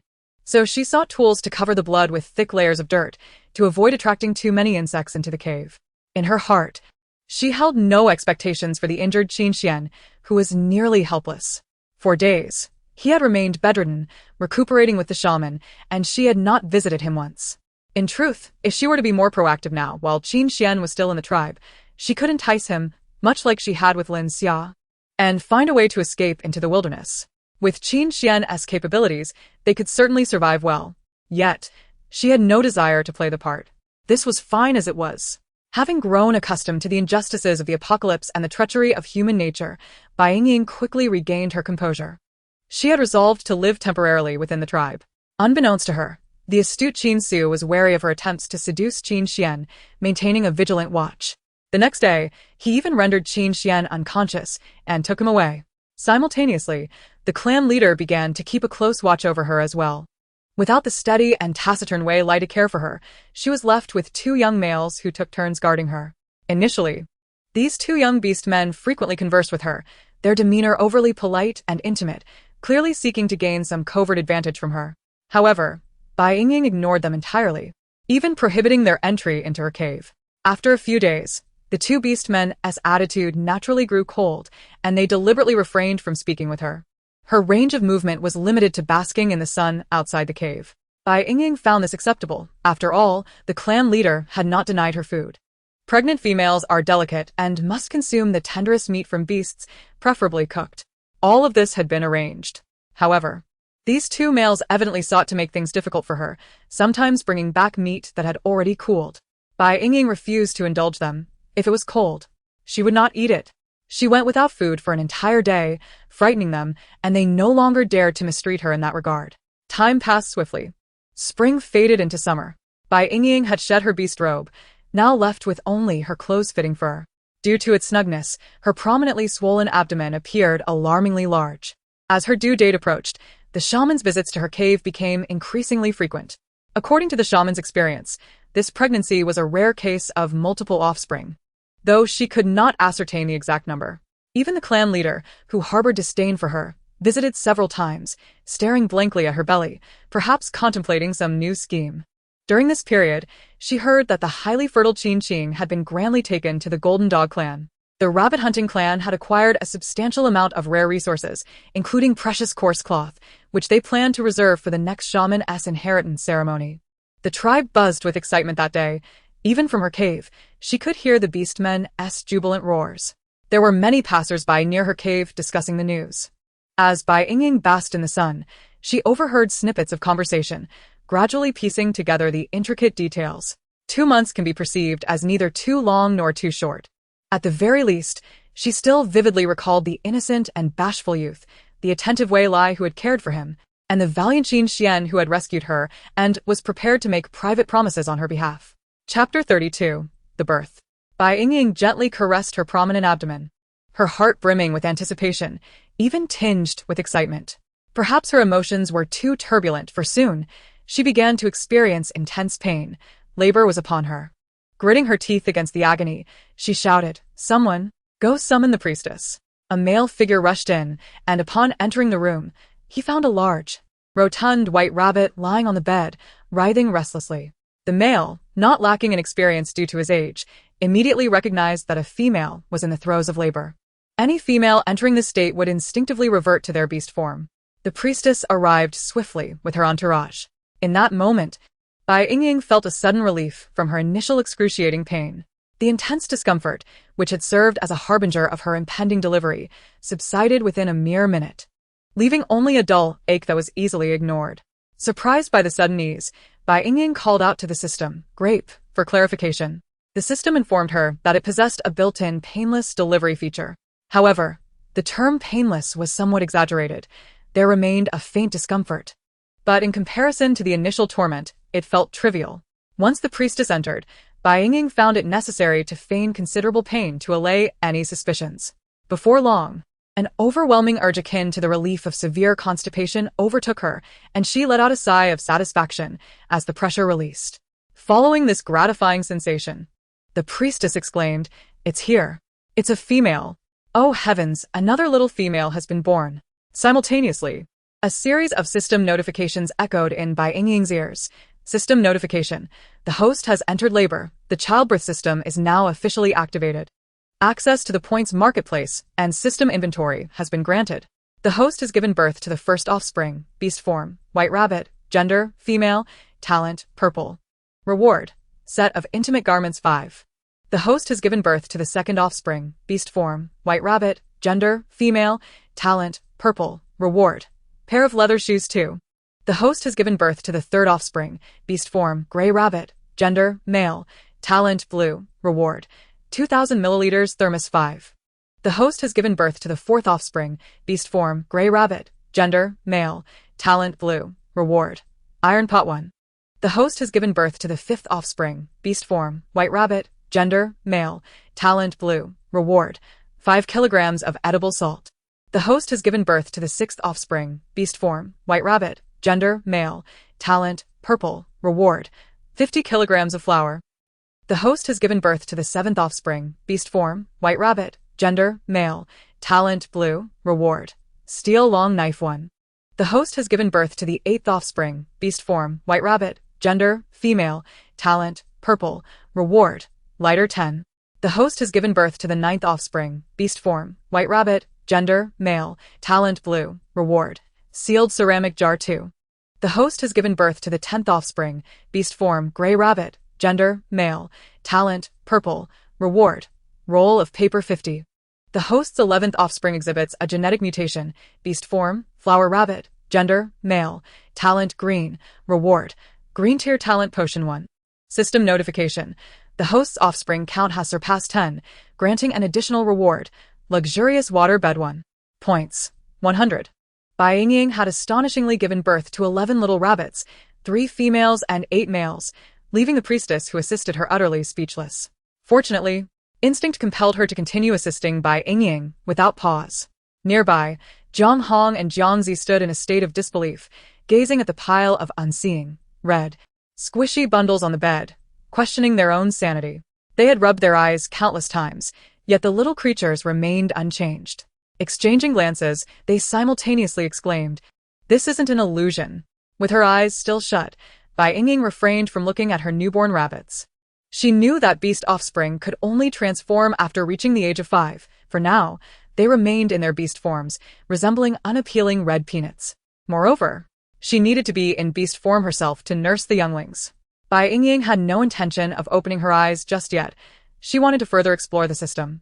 With the birth of her offspring, the system had officially come to life, and her curiosity was piqued. She focused her mind and summoned, Grape, open the points marketplace. Certainly. Host came the reply. In the next instant, she perceived a vibrant marketplace page, despite her eyes remaining closed. It featured categories for recommendations, classifications, and searches. The first page of recommendations showcased items such as childbirth pill, recovery pill, strong fetus pill, and milk-enhancing pill, all pertaining to childbirth. For 10 points, one could exchange for childbirth pill 1, which guaranteed pregnancy upon use after intercourse. For 50 points, one could procure strong fetus pill 1, which, if consumed prior to labor, could enhance the offspring's talent, albeit without a precise value, lending it an air of mysticism and a steep price. For 1 point, recovery pill 1 could restore the body to its pre-labor state almost instantly. Similarly, 1 point could be exchanged for milk-enhancing pill 1, which increased milk production by 20% when supplies ran low. There were also beauty and body-shaping pills available. Additionally, there was a section for food, daily necessities, and a plethora of other items. In essence, as long as one possessed points, anything could be acquired. Bai Yingying flipped to the weapons section. There were even hot weapons available, albeit with an exorbitant price tag of points that seemed infinite. Bai Yingying, feeling overwhelmed, refrained from counting, as she was unsure how many offspring she would need to birth to afford such luxuries. A wave of frustration washed over her. After 3 months of waiting, delivering 11 offspring yielded such meager rewards. Perhaps sensing her dejection, the system, Grape, kindly interjected, "Host, given the male's subpar talent, having produced this many offspring along with their rewards is quite commendable. You must seek a male with superior talent next time. Otherwise, you will squander precious time. Of course, your luck has been relatively good this time, as one of your offspring exhibits a genetic mutation, yielding rewards that will be advantageous for you. Once you acquire talent, you will be able to fend for yourself in this beastman realm." Bai Yingying, suppressing her delight, confirmed, "The green tier talent potion, if I consume it, will I possess the same green tier talent as male beastmen? This would signify her ability to hunt. Indeed, all of the children you birthed have been modified by the childbirth system. Even the little females will possess talent. However, due to the constraints imposed by this realm, their talents will not be exceedingly high." Bai Yingying was aware of the historical lack of talent among female beastmen. Yet, the little females she birthed would possess at least purple-tier talent, making them significantly more capable than their counterparts when hunting. They would possess a certain degree of ability to protect themselves, and even if they were to engage in playful skirmishes with other young females, they would not be easily bested. Chapter 33. The Rise to Fame Approaches. Bai Yingying inquired further, "How do I utilize the system inventory?" The system backpack initially possesses a mere 10 cubic units in size, which can subsequently be expanded using points. Anything that comes into contact with it can be collected within. When retrieving items, one merely needs to envision them with their mind. It is crucial to note that time within the backpack is suspended. Thus, living beings cannot be stored inside. Even if they come into contact, they cannot be collected. If one harbors thoughts of utilizing the system backpack for nefarious purposes, such as murder or hunting beasts, they should abandon such notions. Grape, ever considerate, conveyed both the usage and the prohibitions to Bai Yingying. Upon grasping the information, Bai Yingying felt a tingling sensation in her arms, rendering her somewhat unwell. She chose to avoid opening her eyes and instead began to explore the system shop. As she evaded reality, the cave transitioned from tranquility to a cacophony. The priestess murmured in a husky voice, "How astonishing! 11 offspring, 3 females and 8 males. In the beastman continent, intermarriage among beastmen is commonplace, yet the gestation period is determined by the duration of pregnancy of the female species. Historically, the highest number of offspring in a single birth was 9, 1 female and 8 males, born to a superior reproductive female of the Chuanqiu pigmen tribe. Their females endure a 4-month gestation period, which exceeds the rabbit tribe's by a full month. The Chuanqiu region is abundant in resources and relatively safe, leading to a thriving population. It is a truly superlative tribe. The females within the tribe are the preferred partners for powerful beastmen. The rabbit tribe, on the other hand, is merely a medium-sized tribe nestled within the Sunset Mountain Range, a rather inconspicuous entity among all rabbit tribes. Yet, now there emerges a prolific female. From a certain perspective, this is even more precious than superior fertility. It presents a once-in-a-lifetime opportunity for fame. The priestess finally realized that this was no dream. "May the beast god bless our rabbit tribe," she exclaimed, collapsing to her knees in fervent reverence, prostrating herself fully. Beside her, Jiang Hong and Jiang Zi hastily knelt as well.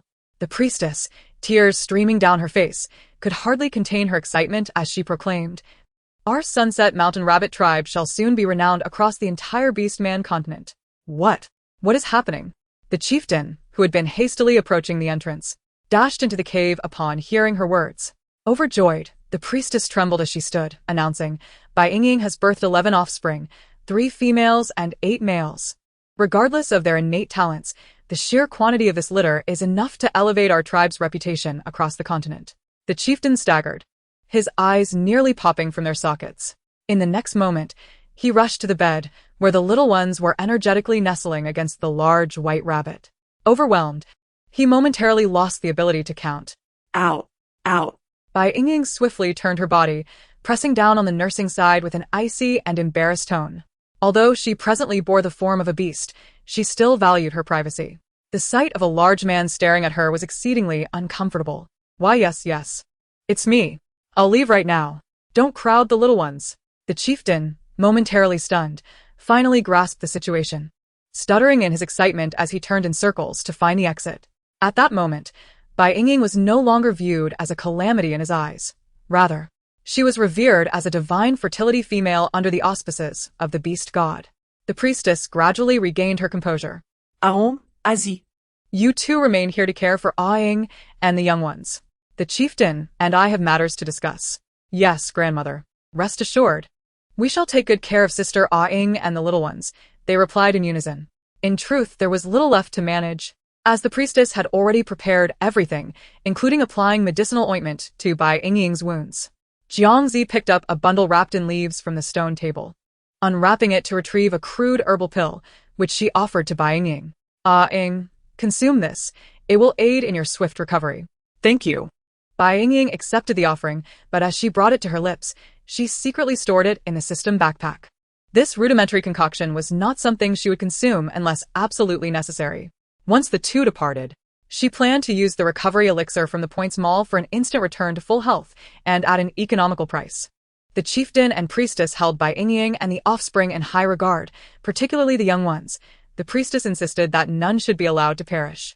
The medical practices on the beastman continent are rather antiquated, and females face a significant risk of complications during childbirth, especially the females among the young.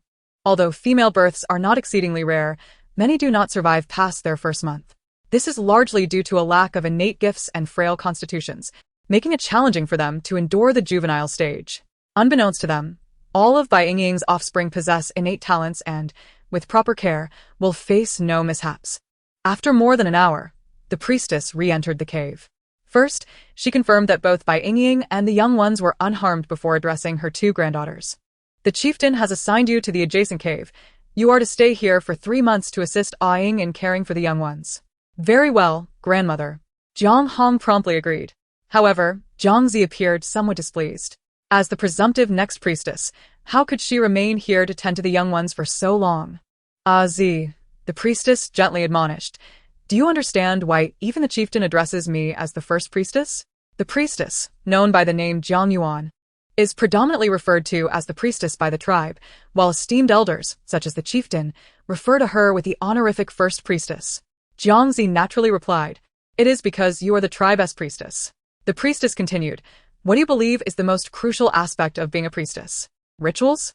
Jiangzi, Still young at 14, had a keen aptitude for medicine, which is why the priestess was nurturing her. She considered the yearly rituals to be grand and significant, thinking that as they are presided over by the tribe's priestess, rituals must hold greater importance. The priestess affectionately ruffled her hair, shaking her head in mild exasperation. It is medicine. A hint of nostalgia crossed her face as she reminisced. More than a century ago, it was indeed the case that rituals and divination ranked above medicine. However, following that great migration, we realized that medicine is paramount. Only by mastering medicine can we heal our tribe and ensure the continuity of our bloodline. Do you understand now? The priestess inquired once more. Jiangzi nodded, though with a hint of grievance. She pouted slightly. But if I stay here, I cannot improve my medical skills. Foolish Ozzy. Jiang Hong playfully tapped Jiangzi on the head. Female young ones are most susceptible to illness. By remaining here, you can better observe their health. Experience in caring for the young is indispensable. Grandmother wants you to learn and grow. The priestess felt a surge of gratitude, realizing that the young ones were the spark of the tribe. The more young ones they had, the more prosperous they would become. Thus, it was essential to care for them, protect the young females, and ensure that they would flourish and expand their tribe in the future. With a solemn expression, the priestess addressed Jiangzi. There is much for you to learn. You will not disappoint your grandmother, will you? No, I won tea. Jiangzi replied emphatically. I will certainly take good care of the young ones. Chapter 34. Experience. Bai Yingying kept her eyes closed. They all believed she was merely exhausted and asleep. In truth, She had neither fallen asleep nor felt the slightest inclination to do so. With the assistance of the birthing system, her delivery had not drained her of any strength, akin to relieving oneself after a long wait. Once done, she felt remarkably refreshed. However, when the little one sought her for nourishment, it left her with an odd sensation. It was not painful, yet it felt as if numerous suction cups were rhythmically pulling at her abdomen, a most peculiar feeling. The words of the priestess resonated within her, allowing her to deeply appreciate the significance of the cubs to the tribe. It became evident that on the Orc continent, what was truly precious was not the females, but rather the offspring. Thus, the frail Bai Yingying, despite being a female, stood in stark contrast to her counterparts, receiving little attention, particularly after her fertility was deemed inferior. Her worth diminished significantly. She was destined to be sent to the breeding den to serve her last purpose. However, with her astonishing litter now, the chieftain would surely refrain from sending her away, for even if she could not bear more in the future, she would be cherished as a mascot. Initially, Bai Yingying had planned to leave after giving birth to this inferior litter, but now she realized that was quite unlikely. 11 little ones were far too many for her to carry away. She would have to assess the situation later. After the priestess had imparted her advice, she departed the den, leaving only the two sisters, Jiang Hong and Jiang Zi. Bai Yingying had made numerous preparations, yet when she beheld the cubs, she was utterly dumbfounded. Each tiny lump of flesh resembled a peanut. Could they truly be her children? With their bright red hues and absent fur, it was a wonder that the birthing system had even noted their colors. At this moment, they were all tangled together, and she could not discern one from another. How was she to distinguish their ranks? Bai Yingying pondered. Jiang Hong, witnessing the snow-white rabbit struggling to lift her head while staring vacantly at her offspring, found it quite amusing. Noticing Bai Yingying's gaze, she quickly clarified, the little ones were already marked by the midwife during the delivery. Rest assured, according to tradition, each cub is assigned a tiny number at the tail end as they are born. Bai Yingying managed an awkward smile and chose not to elaborate further. Yet Jiang Hong was eager to engage in conversation. Ying, you are truly remarkable. I have been married for a year now, my fertility is average, and during my coming-of-age ceremony, I selected 6 beast husbands. Yet, my belly has remained silent. Jiang Hong spoke with a tone of complaint, yet her expression bore no shame or resentment. Contrarily, the younger Jiang Zi blushed, pretending to observe the cubs while her ears perked up attentively. The priestess lineage also sought to propagate, and when Jiang Zi came of age, she too would be assessed for fertility and would select her beast husbands. Jiang Hong held back her curiosity for a moment but ultimately could not resist, looking at Bai Yingying with hopeful eyes. Do you have any secrets? I am unsure, but I recall that it coincided with my heat period when I conceived, Bai Yingying fabricated. She certainly could not reveal the existence of the birthing elixir. If the females experienced menstruation, she could have explained how to calculate their ovulation period. However, females on the Orc continent only experienced a 3-day heat cycle each month.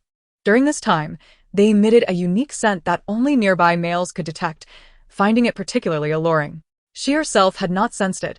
It was only when Lin Xia had exhibited unusual behavior for 3 days that she realized. Thus, Bai Yingying believed that the likelihood of conception during the heat period was significantly higher. Oh, I am aware of that, yet I have not conceived, Jiang Hong lamented. Every soon-to-be adult female would be informed of such intimate matters by their elder females. The original owner of Bai Yingying's body had no such guidance. Hence, she lacked the private memories associated with it. Jiang Hong then quietly inquired about many details regarding the subject, causing even the renowned actress, Bai Yingying, to blush, while Jiang Hong remained utterly earnest. Yet in discussing these private matters, their bond deepened significantly. In the days that followed, under Bai Yingying's deliberate guidance, the two became exceedingly close. Even the young Jiang Zi developed a favorable impression of Bai Yingying. Bai Yingying had successfully formed the beginnings of 2 friendships. 5 days after her delivery, the chieftain returned for another visit. However, this time, he did not enter directly, but sought an audience outside the den. Ying. May I come in to see the cubs? There are also matters I wish to discuss with you. His demeanor had undergone a complete transformation. Bai Yingying lowered her gaze, a hint of derision flickering in her eyes. The chieftain was truly adept at bending to the needs of the tribe. She paused for a moment before calling out, "Please, enter, chieftain." She chose not to make things difficult for him over such trivial matters and allowed him entry after a few seconds. The chieftain approached with a warm smile. Ing, I hope your recovery is going well. though he inquired about Bai Yingying's well-being. His gaze was firmly fixed on the sleeping cubs huddled together on the bed. Bai Yingying remained indifferent, responding casually as she awaited the chieftain's next words. The arrival of the cubs is indeed a momentous occasion, and we must celebrate it properly. I have sent invitations to allied tribes to come and rejoice when the cubs reach their first month. The chieftain proclaimed eagerly. During this time, please take good care of the cubs and do not hesitate to express any requests. He had already dispatched the invitations. His visit was not to seek approval, but rather to inform. After a moment of silence, Bai Yingying raised a feigned smile. If I am to care for the cubs, does that mean I will not have to go to the breeding den anymore? Absolutely not. The chieftain quickly waved his hands. You are now a great contributor to our rabbit clan. I acknowledge that I handled the previous matters inappropriately. If you have any thoughts, please voice them. I want you to execute Wang Yong, Bai Yingying stated plainly. She had considered exercising restraint, for her foundation was not yet solid, and such a demand would undoubtedly offend many. Perhaps in the future, she might find an opportunity to personally send Wang Yong on his way. However, impulsive and irritable males like Wang Yong could easily be incited, and their existing grievances posed a significant threat. At this moment, she was basking in glory, and Wang Yong, along with Huang Yue, would surely be consumed with jealousy, especially if instigated by others. They might lose their senses and act against her. The chieftain's expression darkened considerably at her request. He had merely been extending a cordial gesture, yet Bai Yingying had taken it too far. At that moment, he regarded her with a newfound scrutiny. Bai Yingying boldly stated, Chieftain, you are an astute individual. You cannot be unaware that it was Huang Yue's jealousy that led to the troubles I faced. Our previous conflict was significant, and now that I stand in greater prominence, can you guarantee that their volatile natures will not bring trouble upon me? Will they not secretly target the cubs? Chapter 35, Revenge. The chieftain blurted out, they will not. Bai Yingying scoffed coldly. Then why did Wang Yong, knowing I was pregnant, still attempt to harm me? Wang Yong's innate abilities rank among the best in the tribe. Next time, neither I nor the cubs may be so fortunate as to be rescued by the Golden Dog clan. She shifted her tone, laced with mockery. Chieftain, you must think this through. If anything were to happen to even one of the cubs, your coveted reputation would suffer greatly. I assumed you sought revenge for Wei Lai. The chieftain remarked meaningfully. He clearly discerned that Bai Yingying's desire was merely to eliminate a potential threat. This was preferable. If it were out of a desire for vengeance, he would need to carefully consider how to handle Bai Yingying. After all, he had severely offended her at that time. Bai Yingying smiled slightly. Wang Yong's demise could also be seen as retribution for Wei Lai. Understood. I shall ensure it is handled appropriately, the chieftain replied before departing the den. Bai Yingying watched him leave, her gaze fixed on the animal skin curtain, lost in thought. By not specifying how the chieftain should deal with Wang Yong, she had afforded him a degree of control. A public execution would be too conspicuous and would undoubtedly offend the Wang and Huang families, potentially inciting turmoil within the tribe. The chieftain's preoccupation with gain does not guarantee his adherence to promises. However, orchestrating a clandestine maneuver to ensure the natural demise of a male orc would not be particularly challenging. After all, the hunting party in which Wang Yong participates faces a considerable risk of casualties. Alas, such a death would unjustly elevate Wang Yong's reputation. Bai Yingying can only repay Wei Lai's genuine intentions in a limited capacity, as she cannot wholly vindicate him. After all, Bai Yingying has always been a self-serving individual, prioritizing her own interests when circumstances permit. Indeed, it was not long before Bai Yingying, while playing with the cubs in her den, overheard a piece of news from Jianghong. The hunting party had ascended the mountain to hunt silver foxes. In the Sunset Mountain Range, the orc tribes predominantly reside at the foot of the mountains. The upper reaches are rife with formidable beasts, presenting countless dangers. Anyone wishing to hunt large or rare prey must venture uphill. Almost every excursion results in orcs failing to return. Nevertheless, during the summer, they still ascend to hunt beasts, stockpiling beautiful pelts to exchange for rare resources come autumn. The chieftain's arrangements are not surprising. He is indeed a shrewd individual. In his eyes, profit reigns supreme. With no eternal friends and no everlasting foes, one wonders if Wang Yong has ever contemplated the day he might be forsaken by the chieftain. Has he considered that, despite his talents and familial lineage, they are not infallible shields? Of course, it is primarily due to his insufficient weight in the grand scheme. Jiang Hong, however, was quite pleased. The silver fox pelts are highly coveted. It is said that the females from Yuhang adore them, and gathering a few could earn them coarse cloth and pottery from their region. Upon hearing this, Bai Yingying's eyes brightened. She finally discerned the source of the coarse cloth worn by the shaman. Indeed, a hierarchy exists even within the orc tribes, of which the original owner was completely unaware, revealing that the Sunset Mountain Range is rather underdeveloped. Bai Yingying casually inquired, "Is your first beast husband not joining?" "He is." This time, several orcs have gone, including a few from the yellow tier. Given the dangers of the mountains and the extended duration of their stay, the presence of high-tier orcs enhances safety. Jiang Hong's first beast husband is also of the yellow tier. Logically, he would not select a female with moderate fertility like her. However, with her family backing her, there are indeed males willing to lower their standards. "Oh, does the chieftain's family have someone going as well?" Bai Yingying asked curiously. The chieftain, named Song Qingshan, possesses yellow tier talent and married at the age of 20.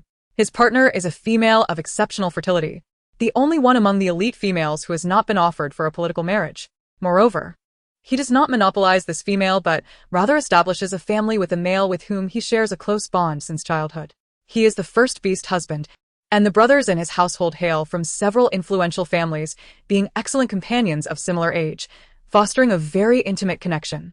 This camaraderie is one of the reasons he can hold the position of chieftain. Wang Yong is, in fact, the nephew of the fourth beast husband in his family. "Of course. Both Ah Chi and Ah Chong will be going," Jiang Hong replied matter-of-factly. These two are the chieftain's biological sons, Song Chi and Song Chong, both possessing yellow tier talent. In the Orc continent, the children born to a female take the surname of the male. Males with offspring garner greater respect when they venture outside. This is one of the reasons why males are so determined to find partners and procreate.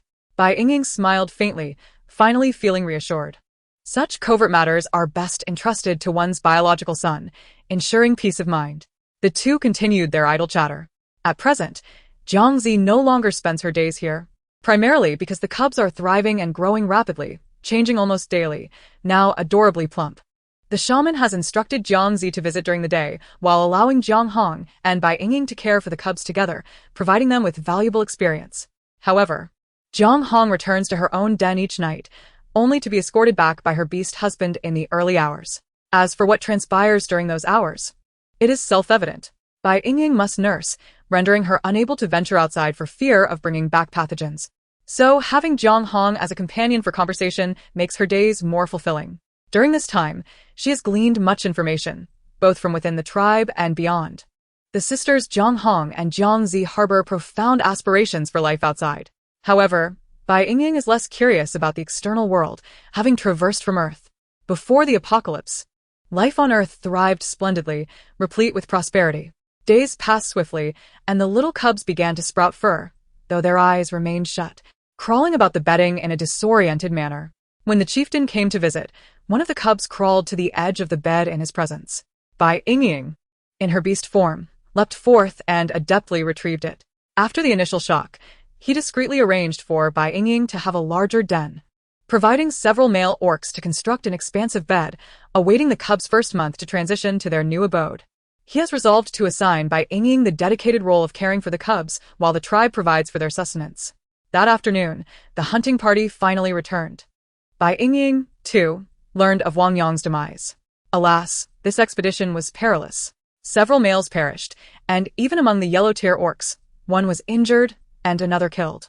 Wang Yong's reckless and impulsive nature led to his demise. Jiang Hong's eyes glistened with tears as she spoke. "But it is my brother Ah Chi who has been gravely injured. You cannot fathom how good Ah Chi is. Had he not chosen to forego a partner for the time being, I would have chosen him as my beast husband."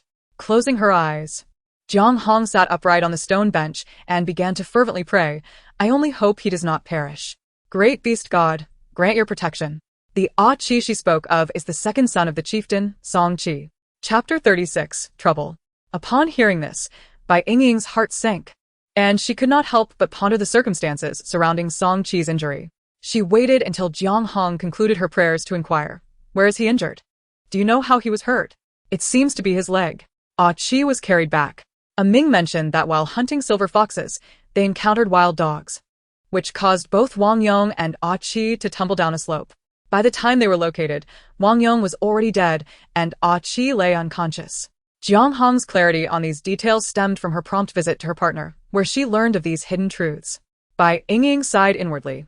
In her view, this was the worst possible outcome. It was likely that the Song brothers had miscalculated while plotting against Wang Yong, resulting in a costly blunder.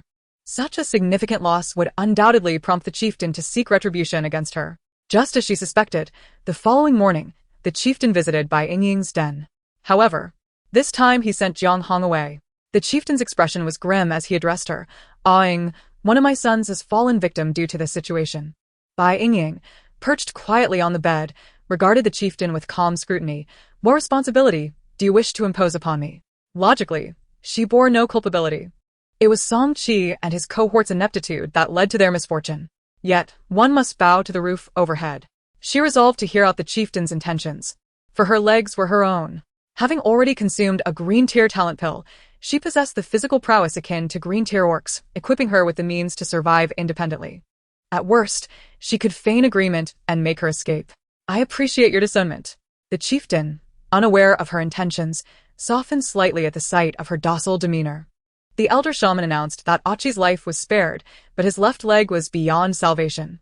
He paused, expressing his desire for you to become Achi's partner, responsible for caring for him. "Even if you are unable to conceive in the future, I shall hold no grudge against you."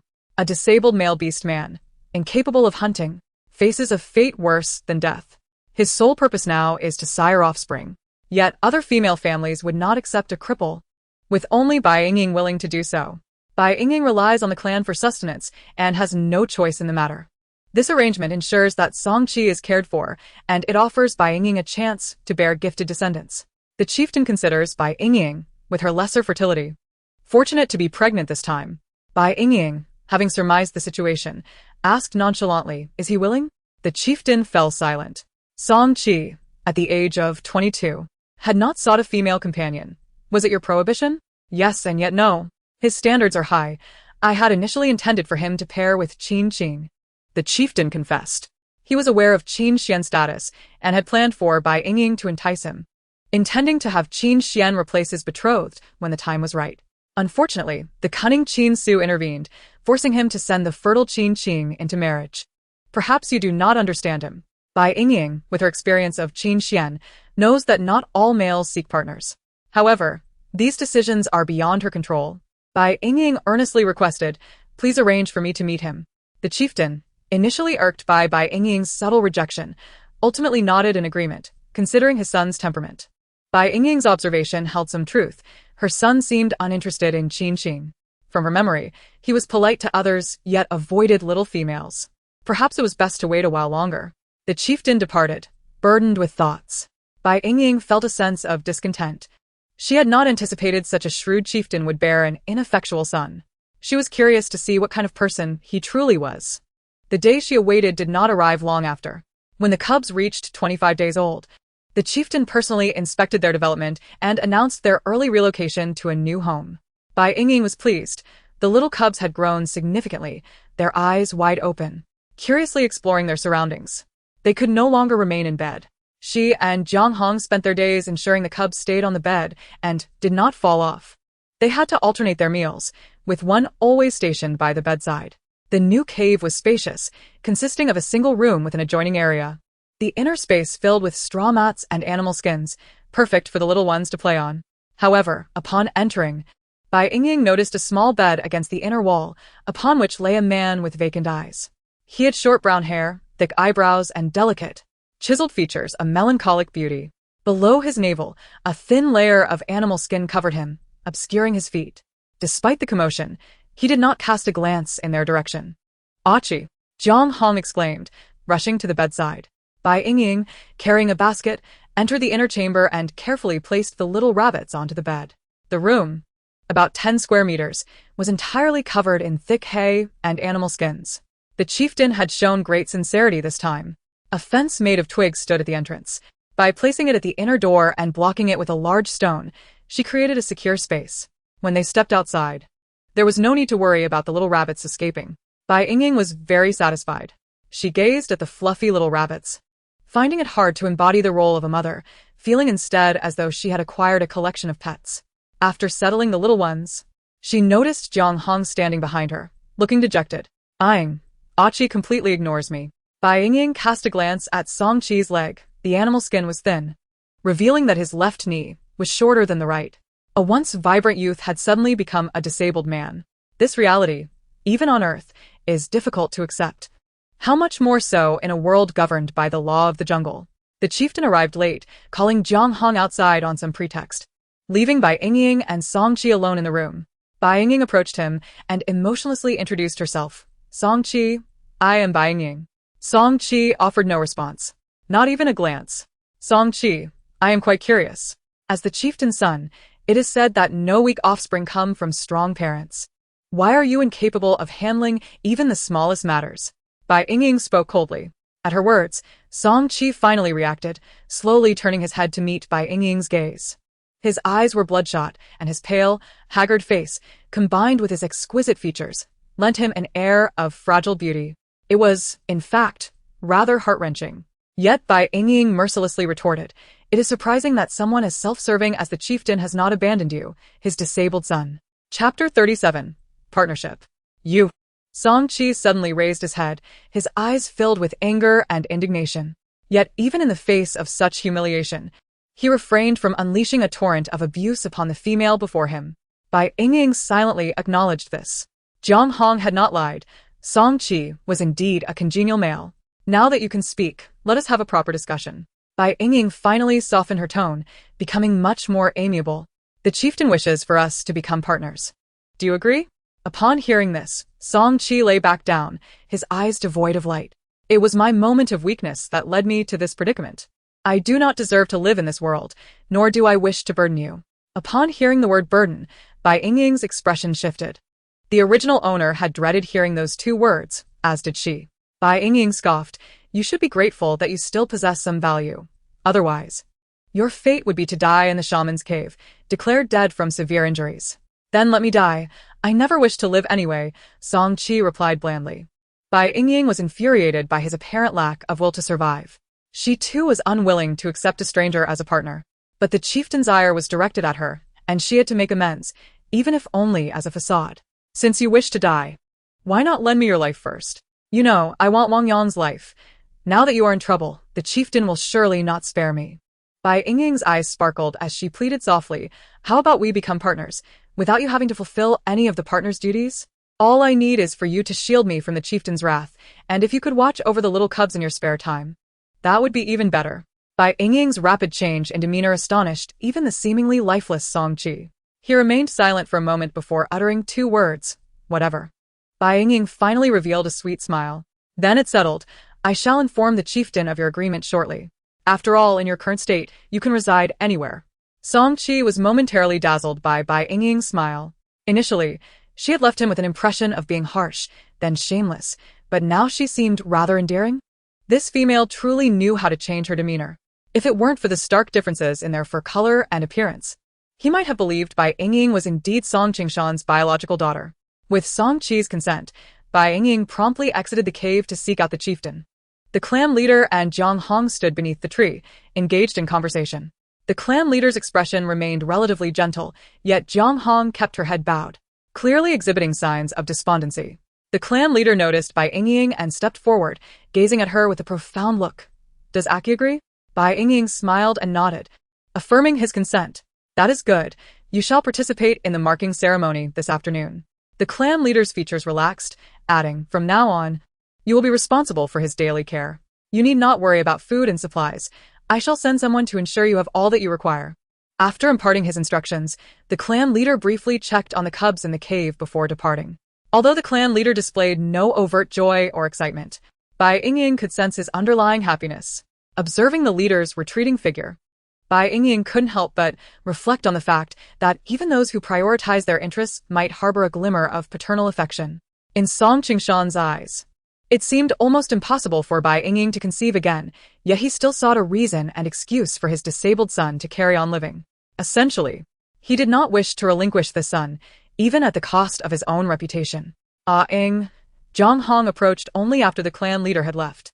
She lifted her gaze to meet Bai Yingying's eyes and candidly confessed, "In truth, I just requested the clan leader to allow Aki and me to become partners." Bai Yingying smiled nonchalantly. The clan leader would never agree to that. it would merely create discord within your family. At that point, both he and Song-chi would face criticism. In the leader's eyes, she was merely a talisman, the most suitable match for his son, not someone like Jiang Hong, who had many males vying for her attention. A disabled individual who could not hunt would rely on the males in the family for sustenance. This might be manageable in the short term, but who could endure it in the long run? They struggled to hunt outside while the disabled lingered at home. Indulging in affection with the females, wouldn't that be favoritism? Clearly, they would not solely concern themselves with sustenance. Competition for affection would inevitably lead to internal strife. Indeed. I have been rather selfish, Jiang Hong sighed, feigning ease. Then, I shall entrust Aki to you. Bai Yingying curiously inquired, aren't you jealous? Jiang Hong's straightforward nature had always drawn her in. Conversing with such a person felt remarkably relaxed. Jiang Hong shot her a playful glare. Jealous of what? There are plenty of males I fancy. Should I bring them all home? It's sufficient to merely admire them, lest I tire myself out in the evenings. As she spoke, she couldn't help but rub her waist. Caring for Bai Yingying's cubs during the day and then returning home to please her demanding partner at night was no simple task. Ha ha ha, Bai Yingying laughed heartily. That afternoon, Bai Yingying and Song-chi silently formed a partnership, with Jiangzi officiating the marking ceremony. This time, Bai Yingying chose to have the mark inscribed on her back, favoring an out-of-sight approach. Males had no choice in the placement of their marks, which were uniformly etched onto their foreheads, allowing for immediate identification of whether a male had formed a partnership. The presence of a man in the cave did not affect Bai Yingying and Jiang Hong. They continued to converse and laugh. Occasionally, Bai Yingying would place a cub that was cued for a potty break onto Song-chi's bed, asking him to keep an eye on it for a moment.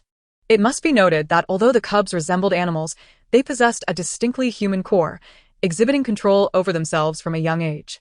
Initially, they would often relieve themselves on the bed, leading Bai Yingying to change the animal hides several times a day. It was only after the shaman advised her on how to observe their patterns that she understood.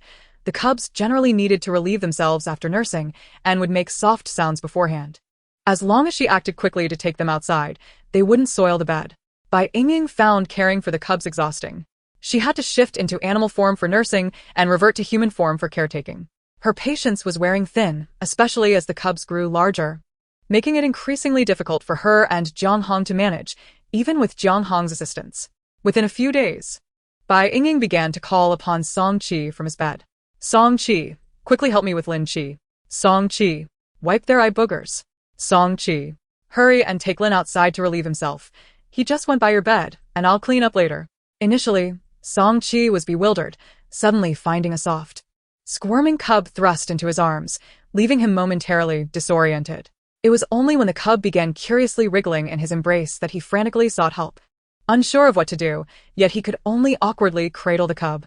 His reluctance was evident as he repeatedly expressed his disinterest in caring for the young ones. However, Bai Yingying paid him no mind. He was lying there and could not escape. Concerned that the cub might fall from the bed, he reluctantly accepted the responsibility. Thus, within a mere 3 days, Song-chi adeptly learned to care for the cubs, often sitting on the bed to play with them. When the cubs reached a month old and were taken to the square for a ceremony, Song-chi felt an emptiness within him, his mind lingering on the cubs. Upon recognizing the sentiment, he couldn't help but sigh in resignation. With newfound attachments, would he truly still be willing to let go? Chapter 38. Compensation.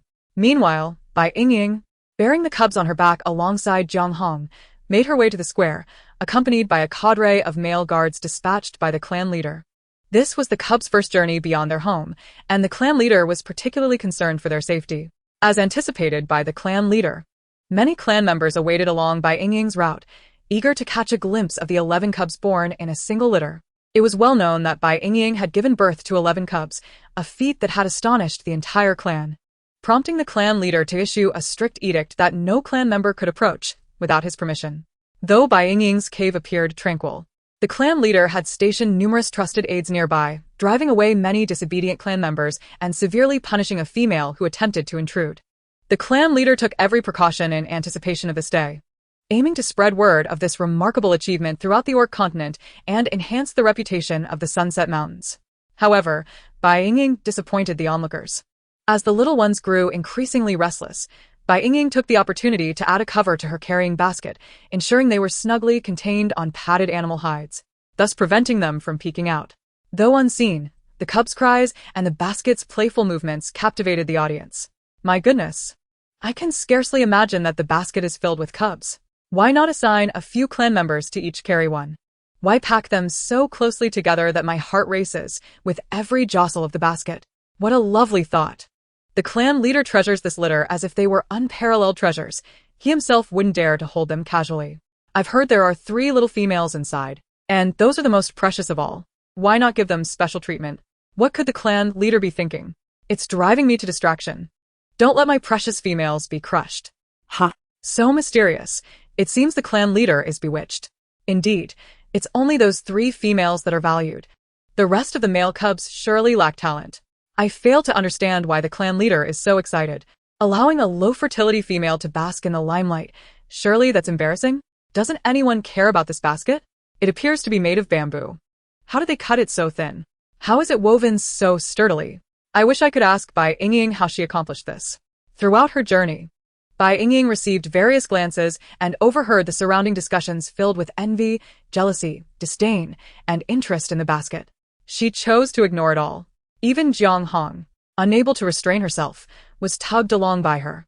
There was no need for her to squander time and breath arguing with these tribesmen. She merely had to bide her time, for those who looked down upon her would ultimately be dealt a stinging rebuke. Soon, the group arrived at the square. The square was teeming with people, with only the area close to the altar remaining somewhat spacious, occupied solely by guests invited by the chieftain. Tribes from around the Sunset Mountains had come, albeit with varying degrees of skepticism. They found it hard to believe, yet rationally understood that the chieftain of the rabbit-hunting tribe would not lie, as it would be too easily exposed. The chieftain had deliberately left a safe passage so that Bai Yingying and the others could reach the altar in the center. Below the altar stood a circle of robust male orc guards, arranged by the chieftain. The altar itself was already covered with pristine animal skins.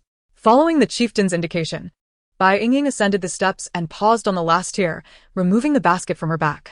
She reached inside and casually pulled out each plump little bundle by their ears, placing them upon the animal skins. The chieftain muttered beside her, "Oh dear, take it slow. My little ancestor."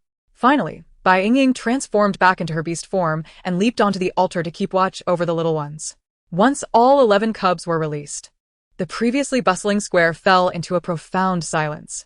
Especially the foreign tribesmen who had come to participate in the ceremony, all wide-eyed, stared in astonishment at the uniformly sized little rabbit cubs. Each was adorably plump, distinguished only by their colors, unmistakably siblings. The nearby orcs could easily discern the scent. All the cubs bore the identical aroma as the large snow-white rabbit beside them, a certainty that could not be faked. This was the unique parental identification found on the orc continent. For any siblings born of the same mother, their scents were invariably the same. After a brief silence, murmurs of discussion arose from the crowd below, yet they were considerate of the cubs' emotions, maintaining a subdued volume. Following the display of the cubs, the shaman personally took to the stage, solemnly praying and bestowing blessings upon each little one. The chieftain could hardly contain his joy, grinning from ear to ear. After the blessings, he instructed Bai Yingying to take the cubs away first, as a roast feast would soon be laid out in the square, open for the entire tribe to partake. However, with so many people around, it was not suitable for the newly mooned cubs to linger. Bai Yingying escorted the cubs from the venue, just as they had arrived, with the guards accompanying them back to their cave. On the return journey, there were still many tribesmen following, but this time there were no disparaging remarks, only the adoring gazes of those enchanted by the cubs' beauty. Just as they stepped out of the square, Bai Yingying heard a familiar call. "Bai Yingying! Bai Yingying!" Upon hearing her name, Bai Yingying immediately halted, turning to look in the direction of the voice. Indeed, it was Lin Fu. Lin Fu pushed his way through the crowd, but was blocked by the guards. Unable to express his frustration, he could only gaze at Bai Yingying with eager eyes. "May I see the cubs?" "Let him in," Bai Yingying immediately gestured. The guards complied obediently, allowing Lin Fu to enter the protective circle. Bai Yingying removed the basket and lifted the lid, revealing a pile of wriggling little rabbit cubs. Lin Fu's expression transformed instantly, softening to a tenderness so profound it seemed it might spill over with tears. He leaned over the basket, overwhelmed with delight, glancing from one cub to another, instinctively counting, but the rambunctious little ones dashed about, making it impossible to keep track. "Wonderful, wonderful." Lin Fu's eyes glistened with moisture, tears trailing down his cheeks. "Choose two you like, And when they turn 1 year old, I'll give them to you to raise, Bai Yingying declared unexpectedly. Lin Fu's had snapped up in shock, his gaze fixed on Bai Yingying. Upon seeing the sincerity in her eyes, his lips trembled violently, struggling to find words. Fearing that he might weep openly in front of everyone, Bai Yingying pressed the basket into Lin Fu's arms and, freeing her hands, rummaged through the basket to select a plump little gray cub to present to him. This one is quite nice, Lin C. male. With her other hand, she pulled out a snow-white bundle, and this one Lin E. female. She had no desire to name them, opting instead to give them a ranking based on Lin Xia's surname. The two she selected were the liveliest of the bunch. Lin Fu, clutching the basket, felt a sense of panic. His hands began to tremble as he feared he might inadvertently drop the basket onto the ground. After all, these were his grandchildren. Chapter 39. Regret. The onlookers were utterly astonished. Bai Yingying's demeanor seemed akin to a vendor at a market, casually promoting her wares. How nonchalant. Bai Yingying smiled. Rest assured, Uncle Lin, I will persuade the chieftain. These are all Lin Xia's children. It's only fitting that the Lin family raises a couple. Even if it was not customary, she would negotiate with the chieftain. These 2 cubs were her compensation to Lin Fu on behalf of Lin Xia. Lin Fu was at a loss for words, simply nodding heavily. Thank you, Yingying. He had only one child, Lin Xia, and his partner had not conceived in many years. After losing his only son, he had been wandering through life in a haze, with his only hope resting on the children within Bai Yingying's womb. Yet he was also acutely aware of the reality. Yingying, I am old. I cannot afford to raise 2 little cubs. You need not tire yourself out trying to secure this opportunity for me. Lin Fu smiled contentedly. As long as I can see them often, that is enough. In that moment, he truly felt a weight lifted off his shoulders. Lin Xia had perished for the sake of his beloved female, yet his beloved had given birth to a litter of healthy and lively cubs. That was sufficient. A flicker of surprise crossed Bai Yingying's eyes. Lin Fu was indeed advanced in years, but the Lin family still had many uncles. They would surely be willing to help raise the cubs. However, Lin Fu understood how much the chieftain valued the little ones and knew he would not easily allow them to be separated. His words were merely to spare her any difficulty. Bai Yingying chose not to press further, simply nodding pensively. In that case, they would discuss it once everything was settled. Aware that it was not wise to linger, Lin Fu bid Bai Yingying and the others farewell, standing in place for quite some time before he slowly departed under the envious gazes of the crowd. Upon returning to the cave, Bai Yingying immediately spotted Song Qi, who was eagerly awaiting her. You're back. How did the cubs fare? Were they frightened? Song Qi was concerned that the multitude of people might have startled the little ones. Bai Yingying found it amusing. In just 5 short days, a despondent orc had unknowingly regained his vitality. Indeed, the presence of cubs was a healing balm for orcs. No, they were all lively and bouncing about. It was such a rare outing for them, and they were all thoroughly excited. Bai Yingying set the basket down on Song Qi's bed. You've only lost half a leg, there's no need to remain in bed all day. A little movement will do you good. Tomorrow, I'll have the chieftain make you a cane, which will make things even easier. Jiang Hong, nearby, instantly perked up with curiosity. What is a cane? Bai Yingying briefly explained the purpose and construction of a cane, generating much anticipation from the two. Song Qi's eyes sparkled with eagerness. Once it's made, I'll give it a try. With a bit of practice, I'll be able to manage it easily. When the cubs grow older, they can't be kept inside the cave all the time, they need to bask in the sun. At that time, you can also go out to watch over them. Bai Yingying replied with a gentle smile. She had no intention of raising a burden. They must be put to use. Jiang Hong nodded in agreement exactly. When the cubs reach 100 days, I will be leaving, so you'll have to help Ying share the responsibilities. At that moment, the voice of the system grape echoed in Bai Yingying's mind. Host, childbirth incurs no loss to you. Please promptly seek a suitable male to conceive your next offspring. Bai Yingying was taken aback. Was it really that soon? She had not anticipated conceiving again so quickly. However, she indeed needed to acquire reward swiftly. Only by growing stronger could she avoid being hindered by others. She shifted her gaze to Song Qi's lower body. His leg was broken, but his reproductive capabilities should still be intact, right? Rather than seeking an unfamiliar partner, it would be more prudent to bear a child with Song Qi, with whom she had established a decent rapport. He was, after all, her nominal partner. As for Qin Xian, he had long been cast aside in her mind. Since their last parting, she had not seen Qin Xian again, and even this time, the visitors from the Golden Dog tribe were neither Qin Xian nor Qin Su. Golden Dog tribe. Chief's cave dwelling. If only I had exchanged Bai Yingying for Qin Qing last time. Now this glory belongs to our Golden Dog clan. Who would have thought that a female with inferior fertility could bear children so easily? I should have agreed back then. The two middle-aged beastmen exchanged glances, each recognizing the regret reflected in the other's eyes. A robust woman glared fiercely at them, saying, "Enough of your nonsense." At that time, when Xian returned with such serious injuries, you not only refused to grant him leniency, but also confined him. He nearly lost his life. If it weren't for suitor worrying and checking on him, my Xian would have perished. As she spoke, tears began to fall, prompting the two males to hurriedly comfort her. All right, don't cry. Qing'er is already pregnant, so soon you will have a grandson to hold. Indeed.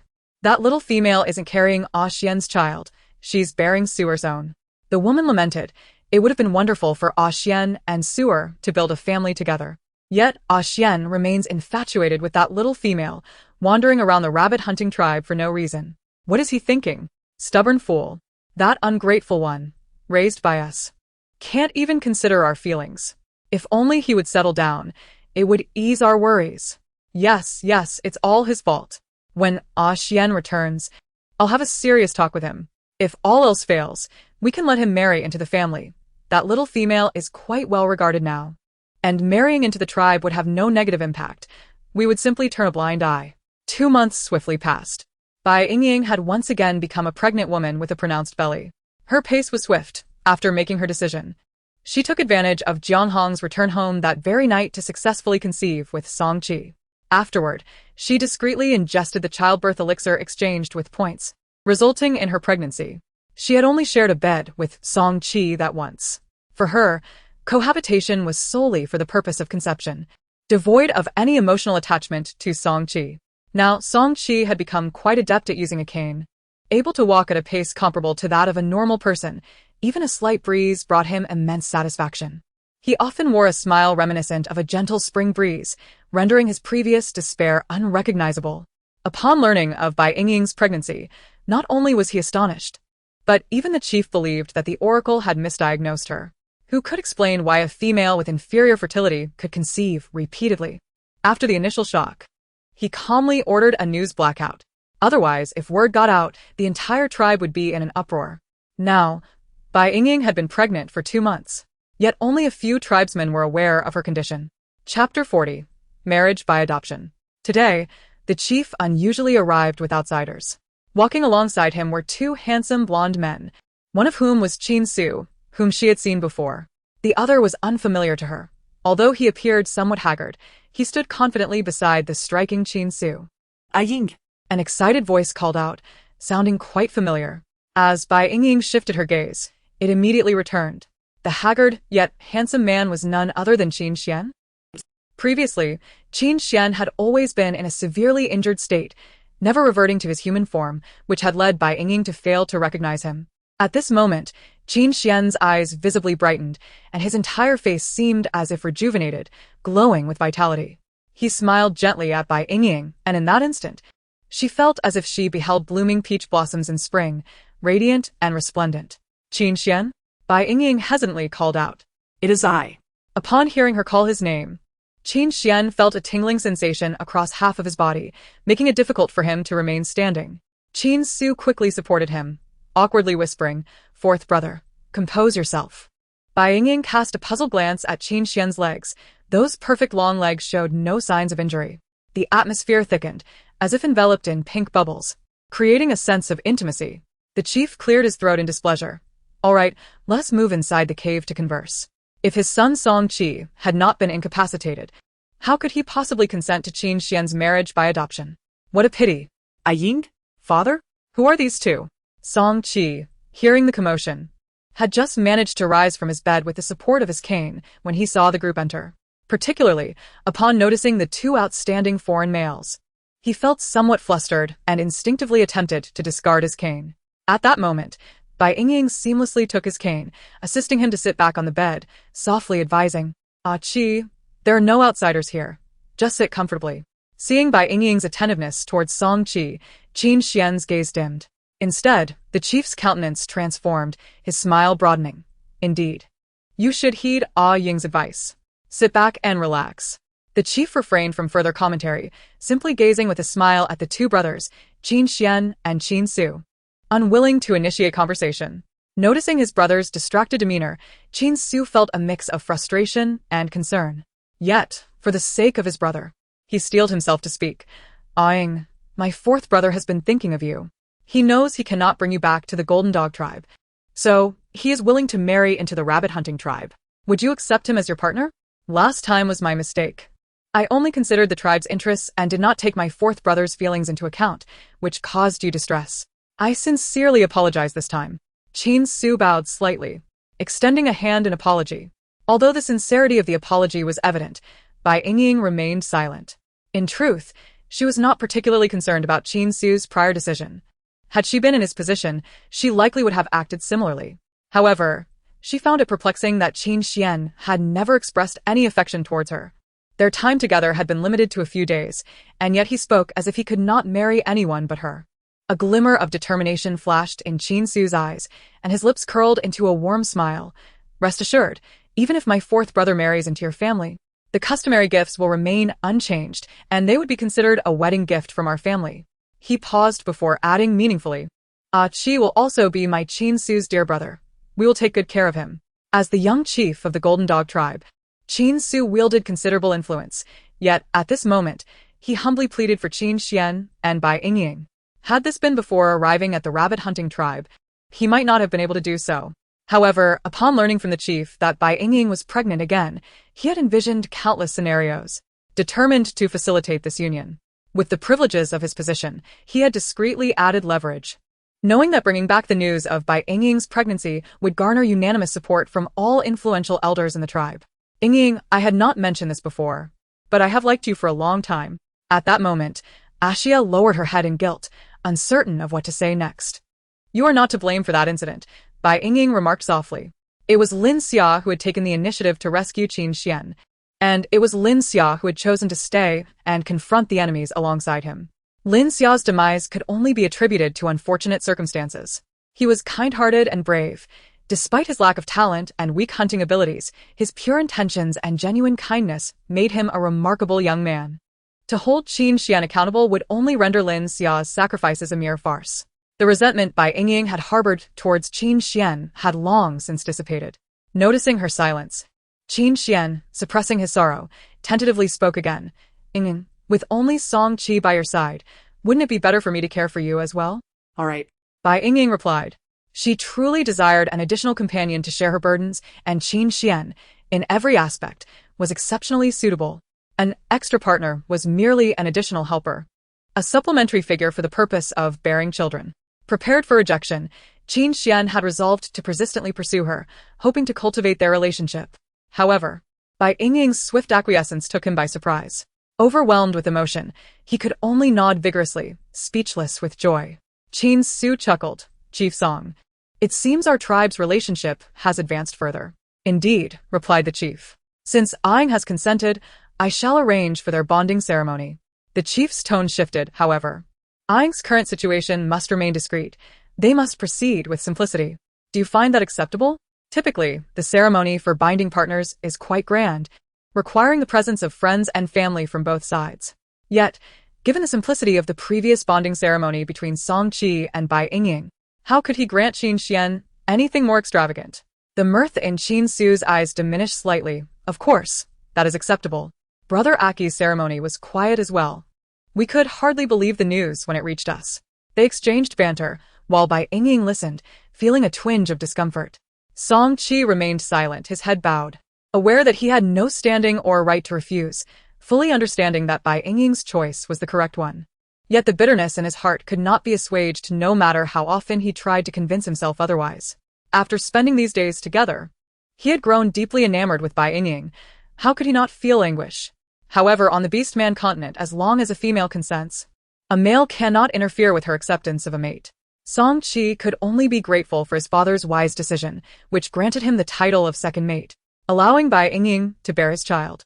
That was sufficient, was it not? Chapter 41, Harmony. Qin Xian and Bai Yingying discreetly completed their bonding ceremony, adding an adorable puppy design to Bai Yingying's back, numbered 3, inscribed with Xian. Qin Su departed with his subordinates, while Qin Xian remained behind, officially settling in the rabbit-hunting tribe. As night fell, Bai Yingying and the two men exchanged wide-eyed glances. Ever since her pregnancy, she had not spent a night with the little ones, as it was Song Qi who took care of them in the inner chamber while Jiang Hong returned home to sleep. The chief, concerned about disturbing her, had contemplated separating the little ones to be nurtured by other females. However, the little creatures had grown accustomed to Bai Yingying's care, and each had a remarkable appetite. The milk of those other females was simply insufficient. It was worth noting that Bai Yingying herself had consumed 5 milk-enhancing pills to barely satisfy their needs. How could those without such advantages manage? Yet the little ones were not yet old enough to eat meat, leaving Bai Yingying as their sole caregiver. Thus, they remained here. At night, it was always Song Qi who accompanied the little ones while ensuring they did not kick Bai Yingying's belly. Logically, since she and Qin Xian had officially bonded today, they should be consummating their relationship. However, with Bai Yingying pregnant, such an act was out of the question. After a long period of recuperation, Bai Yingying was no longer the frail figure she once was. Her pregnancy had bestowed upon her a more voluptuous beauty. Just her presence could effortlessly capture the attention of both males. Her long, white hair cascaded behind her, her brows arched like willow leaves, with well-defined facial contours and a slightly pointed chin. Beneath her petite, upturned nose lay naturally smiling lips, coupled with her thick, curled lashes and round, adorable black eyes. She possessed an enchanting allure. Bai Yingying need not smile. Simply directing her gaze towards them ignited endless fantasies in the hearts of the two enamored males. With such beauty, how could she dare share a bed with virile men? Therefore, sharing a bed was to be avoided for now. With a wave of her delicate hand, she declared, "Qin Go, you and Aki can sleep in the inner chamber to care for the baby, while I shall sleep on the small bed outside." Both Song Qi and Qin Xian were taken aback, exchanging dumbfounded glances, each recognizing the disdain in the other's eyes, yet neither dared to object. "Yingying, could you call me Xianga?" Qin Xian ventured cautiously. Previously, Bai Yingying and Lin Xia had addressed him as Qin Go, but now that he was Bai Yingying's mate, that title felt overly distant. Bai Yingying readily acquiesced. "Xian Go, tonight you and Aki will care for the cubs. If you have any questions, feel free to ask him. I am tired and shall rest now."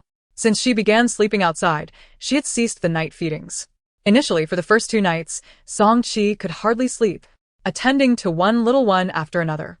Now, aside from a few unruly ones, the rest were relatively quiet. "All right, I will learn diligently from Aki," Qin Xian affirmed. Song Qi encouraged with a smile. You should go to sleep. There's no need to worry."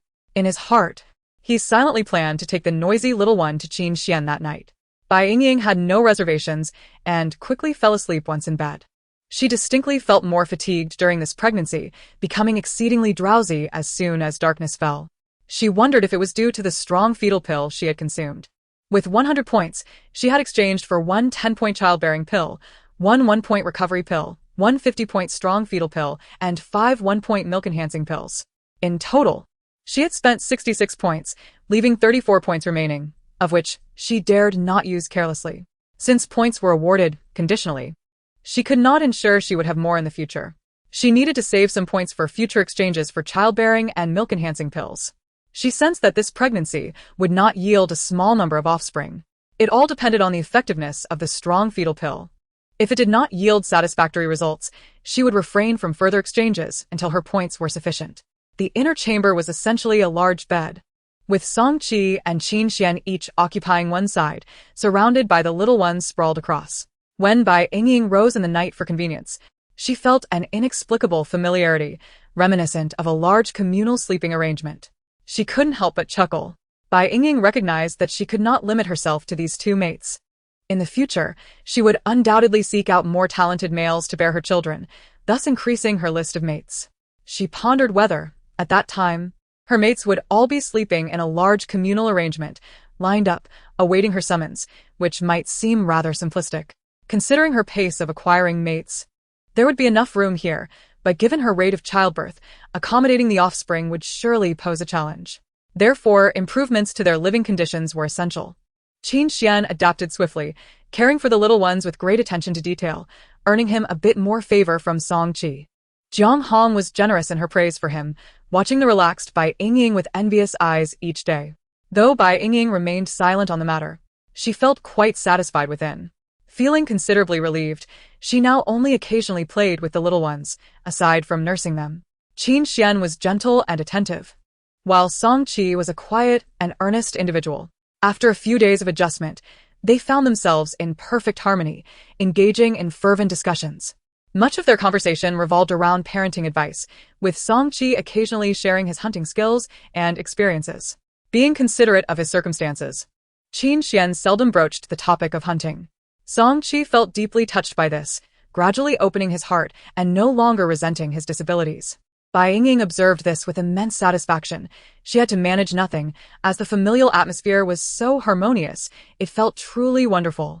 Perhaps due to her untroubled life, an unexpected incident occurred 2 days before her anticipated delivery. The news of Bai Yingying's pregnancy accidentally leaked out, primarily because her visibly large belly drew attention. Even with guards stationed nearby, it could not evade the scrutiny of the curious. This revelation sent shockwaves through the entire clan, spiraling into chaos. The females particularly banded together, insistent on meeting Bai Yingying. This time, it was not only the younger generation of females, even some middle-aged females who had not been pregnant in years joined the fray. The guards, faced with such a multitude of females, found themselves utterly overwhelmed, too fearful to intervene, lest they provoke public outrage. "Let us in. Do you dare lay a hand on us? We are precious females. If you so much as touch us, our beast husbands will tear you apart. Bai Yingying, come out. Hiding inside is cowardly." "Yes, Bai Yingying, our sisters merely wish to inquire about your conception techniques. If your fertility is deemed inferior, yet you can conceive, sharing your methods could greatly benefit our tribe. Who knows, our rabbit hunting tribe might even become the 19th super tribe on the beastman continent." What shame lies in Bai Yingying's pregnancy? Why not announce it to the clan? Why this secrecy? Could it be that some nefarious means facilitated this pregnancy? Oh, I have heard of some dubious methods of conception. Could it be that Bai Yingying has used them and succeeded? An elder female, upon hearing this, immediately interjected sternly. "Do not speak recklessly. Such matters are taboo. The consequences could range from lifelong infertility to death." Most of the younger females were taken aback by this grave warning, their faces turning pale. However, a few daring ones showed no fear. Huang Yue stepped forward from the crowd, her expression dark and intimidating. Such frightening talk. How is it that Bai Yingying appears perfectly fine? 11 cubs in one pregnancy, and she is already expecting again after just a month? How could such coincidences exist? Even females with superior fertility cannot achieve this. Since her miscarriage, she had not conceived again. Following the death of her first beast husband, other males had discreetly advised her against antagonizing Bai Yingying. What began as mere jealousy had accumulated into deep-seated hatred. No external provocation was needed. Her loathing for Bai Yingying had become visceral. Yet, she had grown wiser, refraining from her previous outbursts and instead learning to instigate. Hua Qiqi also stepped forward, adopting a familiar sarcastic tone. "Indeed, Sister Yue is right. Bai Yingying appears well. If there truly exists a safe method of conception, why not share it with us? We are all kin. A thriving tribe benefits us females as well." She turned back, raising her voice. "Sisters, do you not agree?" "Yes, indeed. You speak the truth. We all wish to know." Huang Yue shot a sinister glance at Hua Qiqi, but did not counter her. After reflecting on the scene, she was certain it was Hua Qiqi who had fanned the flames, prompting her to lose her temper, and she had already harbored resentment towards Hua Qiqi. Yet her greater animosity was reserved for Bai Yingying, who thrived while she suffered. Bai Yingying emerged from the cave, supporting her waist. "I too wish to know how to conceive superior, high-fertility females. Can you share the secret with me? What nonsense are you spouting? Fertility is predetermined. Who can truly know?" Zhou Yuanyuan replied impatiently. Bai Yingying countered. "Is it not also predetermined when one becomes pregnant and how many offspring one can bear?" "How can I know?" Zhou Yuanyuan's face flushed with anger. "That cannot be the same. You of low fertility, how could you conceive so easily?" Oh, "Then why is it that high-fertility females sometimes give birth to those of medium fertility? Are these not also predetermined?" Bai Yingying continued her probing. Zhou Yuanyuan's mother was a high-fertility female, and typically, the offspring of such females, raised in favorable environments, would also likely be of high fertility. Yet she herself was of only medium fertility. This gossip had been relayed to Bai Yingying by Jiang Hong, and was now proving useful. She possessed secrets of her own, her own golden finger. But with her own points insufficient, how could she share them? She was no saint. What was needed now was to feign ignorance. What could they do? Granting them knowledge would only lead to endless troubles. She would not even share with Jiang Hong, with whom she had a decent rapport. How could she possibly divulge anything to these aggressive females? Zhou Yuanyuan was particularly sensitive to this point, and upon hearing Bai Yingying's words, she was driven to madness, her reason evaporating as she charged towards Bai Yingying, her mind fixed solely on tearing her mouth apart. "You wretch! I will rip your mouth to shreds." At that moment, a golden figure leaped forth behind Bai Yingying. A golden-furred hound, towering half a human's height, stood protectively in front of her, howling to the heavens, issuing a warning growl. The size of the beast form dictated the aura one exuded. Smaller beastmen inherently felt a measure of respect towards larger ones. Zhou Yuanyuan, frightened, lost all color in her face and hastily halted, but in her rush, she could not stop in time and fell unceremoniously to the ground. Her beast husband finally managed to push through, transforming into his beast form to confront Qin Xian. The contrast was stark. One large, one small, one a brilliant yellow and the other a deep green. The differences were unmistakable. Qin Xian had shed his usual gentleness, his voice as cold as the ice of midwinter. "Those who dare approach, do not blame me for being merciless." Even Song Qi supported himself with a cane, stepping beside Bai Yingying in a protective stance. Although he was lame, his strength and hunting skills remained intact. Anyone who dared to harm Bai Yingying would find themselves at his mercy.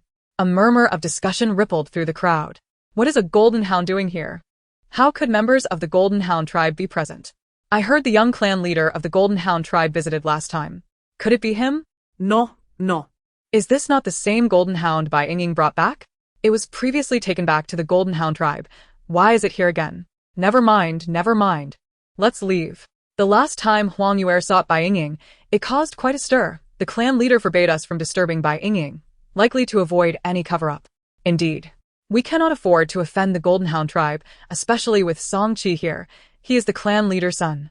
Despite his disability, he was once a top warrior in the tribe. If we anger them, the consequences could be dire. As the crowd began to retreat, Huang Yue was unwilling to concede. What do you mean? You, an outsider, wish to act recklessly on our territory. Qin Xian transformed back into human form, brushing aside the hair from his forehead to reveal his face more clearly. I am Bai Yingying's partner and a member of the rabbit hunting tribe. You attack my female. I have every right to retaliate. He paused, a cold smirk forming on his lips. Of course, I will not harm females, but I will show no mercy to males. If you dare to bully Bai Yingying, you may find that your beast husband's days are likely to become quite troublesome. The usually gentle Qin Xian now exudes an aura of formidable intensity, as though he is transformed into an entirely different being. Bai Yingying is taken aback. She truly knows little about Qin Xian. Although his talent is merely at the yellow level, if one were to categorize the yellow tier into various ranks, he would undoubtedly be at the pinnacle. Coupled with his exceptional hunting abilities, he stands as an elite among the elite of the Golden Dog tribe. The tribe leader cultivates the orange tier Qin Su as the tribe strategist, while he trains the yellow tier Qin Xian as a fierce warrior, which speaks volumes about his remarkable combat prowess. From a young age, Qin Xian has accompanied hunters into the mountains, sustaining countless injuries, often teetering on the brink of death. Yet, his body possesses an astonishing capacity for recovery, coupled with extraordinary luck, allowing him to escape calamity time and again. Consequently, Qin Su initially harbored little concern for him. In the presence of Bai Yingying, he is an adorable, obedient giant dog. Before others, he is a gentle yet distant mentor. When faced with enemies and beasts, however, he transforms into a fearsome, relentless combatant, akin to a wolf warrior.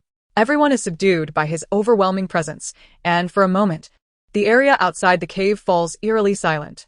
Chapter 43. Premature Birth. What is going on? What are you all doing? Do you treat my orders with such disrespect? The tribe leader storms in with great fury, his voice echoing even before he is seen. Bai Yingying squints, and her expression shifts dramatically in an instant. A sudden, sharp pain causes her body to tremble. Instinctively, she clutches Song Qi's arm, steadying herself to avoid collapsing.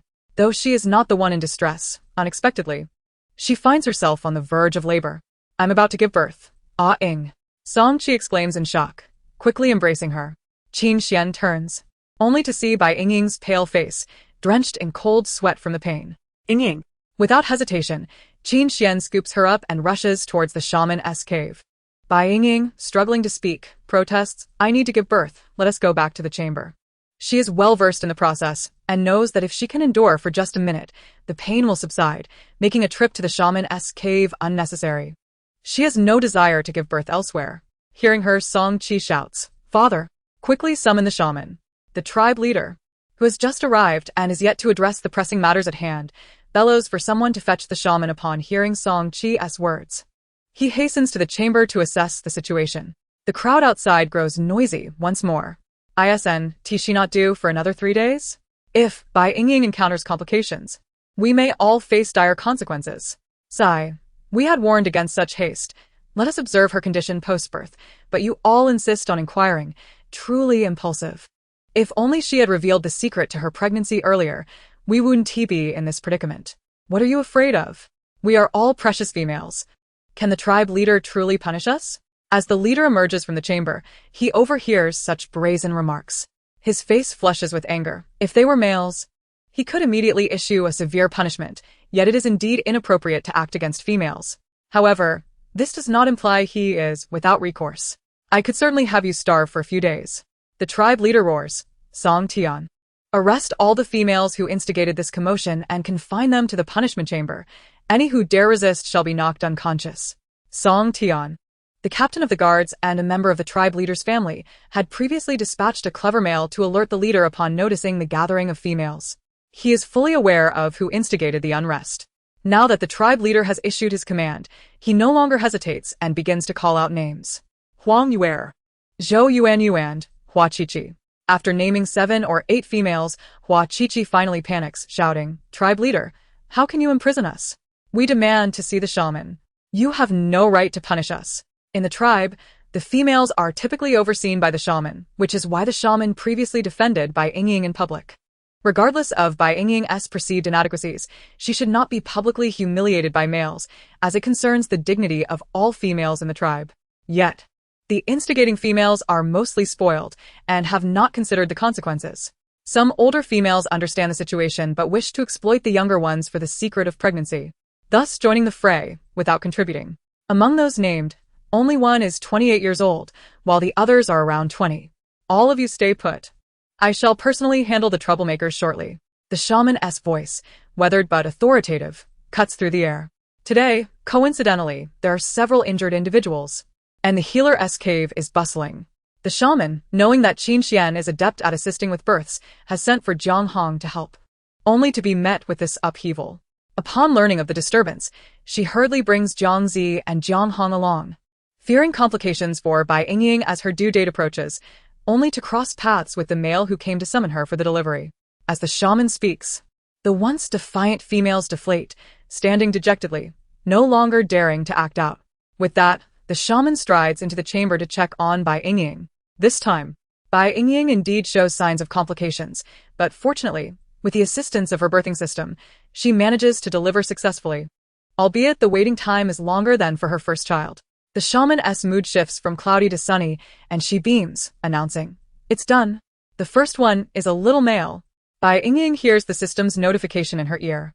Host has given birth to the 12th offspring, beast form, yellow rabbit, gender, male. Talent yellow, reward, 1 steel long sword.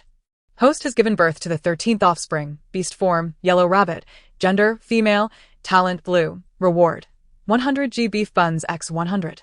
Host has given birth to the 14th offspring, beast form, white rabbit, gender, male, talent yellow, reward, 1 basic medical kit. Host has given birth to the 15th offspring, beast form, yellow rabbit, gender, male, talent green, reward, 2 ceramic water jars with lids, 300 liters. Host has given birth to the 16th offspring, strong fetal pill enhancement successful, talent upgraded, beast form, white rabbit, gender, male, talent orange, reward, 1 composite crossbow set. Host has given birth to the 17th offspring, beast form, white rabbit, gender, female. Talent, purple, reward, 2 washing and care kits. Host has given birth to the 18th offspring, beast form, white rabbit, gender, male, talent green, reward, 1 green tier talent potion. Host has given birth to the 19th offspring, beast form, yellow rabbit, gender, male, Talent blue, reward. 10 mosquito nets for yurts. This time, a total of 8 little rabbits were born, 2 females and 6 males. The talents of the offspring are significantly higher than in the previous birth, and the quality of the rewards has also seen a remarkable improvement. Bai Yingying finally comprehends the importance of seeking out males with high talent. She has discerned certain patterns. Male offspring typically possess talents one tier lower than their fathers, and occurrences of equal talent are rare. Thus, it is imperative to find those with superior abilities. The strong fetal pill has indeed proven effective, resulting in the birth of an orange tier cub. The reward is a set of cold weapons, including 100 arrows within the composite crossbow set. Compared to firearms on Earth, this may seem inconspicuous. But in this Stone Age realm inhabited by orcs, where close-quarters combat reigns supreme, it represents an overwhelming advantage. With ranged attacks, how many beasts can react in time? After eliminating targets, one can retrieve the arrows for repeated use. However, unless absolutely necessary, Bai Yingying must refrain from using it, lest it attract considerable trouble. Yet, as a last resort weapon, she undeniably cherishes it, much like a nuclear arsenal. One may choose not to employ it, but its absence is unthinkable. This time, Bai Yingying found the reward quite satisfactory. For the clan leaders, it was indeed a momentous surprise, a resurgence of multiple offspring. The onlookers outside were left utterly astonished. The males fell silent, while the females, with mixed emotions, yearned to venture into the cave to uncover the truth. The clan leader awaited eagerly at the entrance. They dared not approach the open space outside the cave, only listening to the ecstatic voice of the shaman echoing from within. Chapter 44. Severe Punishment. After assisting in the delivery, the shaman, upon witnessing the healthy and well-developed young ones, finally felt a sense of relief to address the matters outside. By this time, nearly 2 hours had elapsed since Bai Yingying went into labor. The waiting males and females, their hearts in turmoil, were oblivious to the length of their wait, each itching to sneak a peek inside. Ultimately, they were met not with the sight of the offspring but with the shaman's stern admonishment and punishment. All males present with the females were to receive 20 lashes. Particularly, the 7 leading females were confined to a punishment room for 3 days, with only water provided during this period. Their beast husbands, whether present or absent, were to receive 20 lashes, while those present faced 30 lashes. The rods used for punishment were as thick as a forearm, and a few strikes would leave one severely injured. 20 lashes could incapacitate a male of considerable talent for several days. 30 lashes, for the unfortunate, could lead to grievous injuries. The gravity of this punishment was undeniable. The pampered females had never known hunger, even in the scarcity of winter, yet now they were to endure 3 days of deprivation. Huang Yue, in a frenzy, shouted, "I refuse to accept this." Zhou Yuanyu and wept, her expression defiant. Hua Qiqi was genuinely frightened, lowering her head in a quail-like manner. The shaman had just warned that should such incidents recur, the females would also face punishment. She was most afraid of pain. Even a small cut on her finger was unbearable, let alone being struck by a branch. The clan leader and the shaman. Bai Yingying possesses secret techniques for pregnancy, but does not share them. Why are we being punished? The clan leader scoffed. You have allowed jealousy to cloud your judgment. If there were truly any secret techniques, our beastly offspring would not be so scarce. She must have something. Huang Yue shrieked. The shaman, seeing Huang Yue's repeated defiance, was filled with disappointment, stating, "To be frank, after Bai Yingying delivered her first brood, I re-evaluated her fertility. At that time, her fertility was no longer of inferior quality. The specifics of its grade, I cannot ascertain. Such matters are too shocking, and I have never heard of similar rumors. Thus, after consulting with the clan leader, we chose to keep it confidential. However, to soothe the females of the tribe, it is necessary to disclose this now. Otherwise, their thoughts will not cease. And should they stray onto a misguided path, the tribe will suffer." Indeed, as the shaman concluded, gasps of astonishment rippled through the crowd, their eyes soon alight with fervor. The females were quick to react. This indicated that fertility could indeed be altered. Thus, the only peculiarity of Bai Yingying lay in her month-long sojourn outside the tribe. What had she experienced that transformed her fertility? Calculating the days of Bai Yingying's pregnancy, it appeared she had conceived almost immediately upon leaving the tribe. If Bai Yingying could do it, could they not as well? The shaman, fully aware of their psyche, continued, "Even if Bai Yingying encountered fortuitous circumstances, such blessings are uniquely bestowed by the beast god, treasures beyond your reach. You must comprehend that Bai Yingying is an unparalleled lucky one. The will of the beast god is immutable.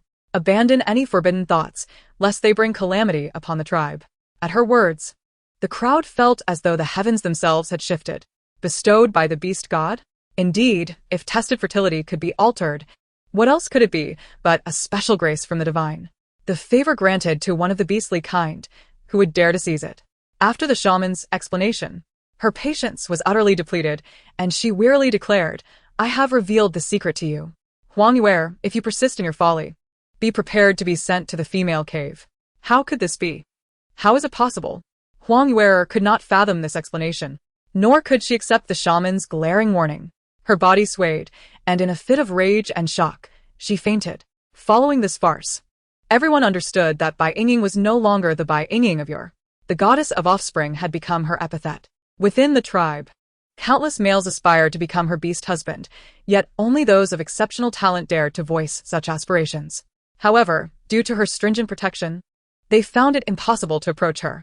As time passed, Bai Yingying's renown resonated throughout the Sunset Mountain Range, gradually extending across the continent. She was no longer merely a fortuitous charm, nor a harbinger of disaster, but rather an enviable partner, the revered goddess of offspring within the tribe. In the tribe, females sought to curry favor, eager to bask in the blessings of the goddess of offspring, often flattering her both overtly and subtly. Males, however, dared to dream, but not to demand. Yet, numerous high-ranking males from other tribes, bearing their most precious tokens, journeyed towards the rabbit-hunting tribe solely to propose marriage. In the Sunset Mountain Range, at the southern foothills, two orange-tiered male beastmen traversed the rugged mountain path in their beast forms. One red-haired beastman, upon noticing the surrounding environment, exclaimed, "This is not the way we should be going. I heard last time that a red-tiered rogue beastman was hunting snow foxes in the Sunset Mountain Range. This appears to be one of the areas they frequently inhabit." The other silver-haired beastman expressed astonishment. "A rogue beastman? Does a red-tiered talent still need to wander? I heard that this rogue beastman killed a top-tier female of the Lingnan Haiju super tribe and is wanted across the continent by the Haiju tribe." "Oh, it's nothing. The Sunset Mountain Range is vast and continuous. How likely is it that we would encounter him? Taking this route, we'll get to the rabbit-hunting tribe faster. Otherwise, how else could we get there first?" True enough. Is the legend of the goddess of offspring real? It feels like a dream. If it isn't, the males rushing over would surely annihilate the rabbit-hunting tribe, right? They are merely a medium-sized tribe. How dare they deceive us? A few hunting teams from our large tribes could wipe them out. Sigh. I'm just a bit anxious. We are orange-tier talents. I wonder if the goddess of offspring would even consider us. We're not that bad. What powerful beings could a medium-sized tribe possess? Having yellow-tiered talents would be impressive enough. If we arrive early, we'll surely see that silver-haired beastman's expression freeze in shock. What is that? His expression shifted swiftly from vigilance to terror. Run. It's that rogue beast. The red-haired beastman turned to follow his gaze, only to be met with a pair of enlarged slitted pupils before losing consciousness entirely. The silver-haired beastman transformed into his beast form and fled, but after barely 2 steps, a serpent tail struck his ankle, sending him crashing to the ground. Following a piercing scream, a long brown snake slithered over the 2 corpses, leaving behind a light murmur. The goddess of offspring, the rabbit-hunting tribe, how intriguing. Chapter 45. A Delivery. In the rabbit-hunting tribe, Bai Yingying gazed at a bed full of younglings, feeling utterly overwhelmed. The first brood was now 4 months old, and the second brood would be a month old tomorrow. With so many young ones clamoring for nourishment, she simply could not cope. Moreover, she intended to share a chamber with Qin Xian tonight, to conceive yet another litter of offspring. The thought of yet another brood in 3 months, before the first one even turned a year old, drove her to the brink of frenzy. On that day, the clan leader paid a visit to the younglings. Bai Yingying made her request known, stating, "Clan leader, I have decided to separate the first litter. Lin Yi and Lin Wu shall be given to the Lin family." Upon hearing this, the clan leader furrowed his brow in disapproval and tactfully declined. Their family lacks suitable females for nurturing. Even without milk, they can consume tender meat. "I have already fed them," Bai Yingying replied with a smile. The clan leader was concerned that the delicate females might not survive without milk. However, Bai Yingying had considered this and, to ensure the Lin family could sustain them, had already administered the green tier talent potion, awarded for the second litter, to Lin Yi. Being of green-tier talent herself, she deemed it wasteful to let it go unused and thought it wiser to secretly nourish the younglings, who were yet to form memories. Little female Lin Yi had transformed from purple talent to green-tier talent, significantly enhancing her physique. This favoritism shown by Bai Yingying towards Lin Yi was a means of overcoming all obstacles to benefit the Lin family. The clan leader was momentarily speechless. Finally glaring at her, "This is reckless. Generally, younglings should not begin to consume meat until they reached at least 6 months of age." Bai Yingying's decision to feed the meat at such an early stage was fraught with risk. Nonetheless, seeing the visibly plump and robust little rabbits, he recognized that Bai Yingying's offspring were healthier than any he had ever encountered. They were currently in the teething phase, gnawing through several hides, particularly Lin Yi, who had him pondering whether this little female possessed a significant talent as well. Though this speculation was bold, when considering the state of the younglings from birth until now. Combined with the fact that they were Bai Yingying's progeny, he felt there was little possibility of improbability. To confirm this hypothesis, he merely needed to wait until the younglings turned 1 year old. Bai Yingying, catching a glimpse of his expression, added fuel to the fire.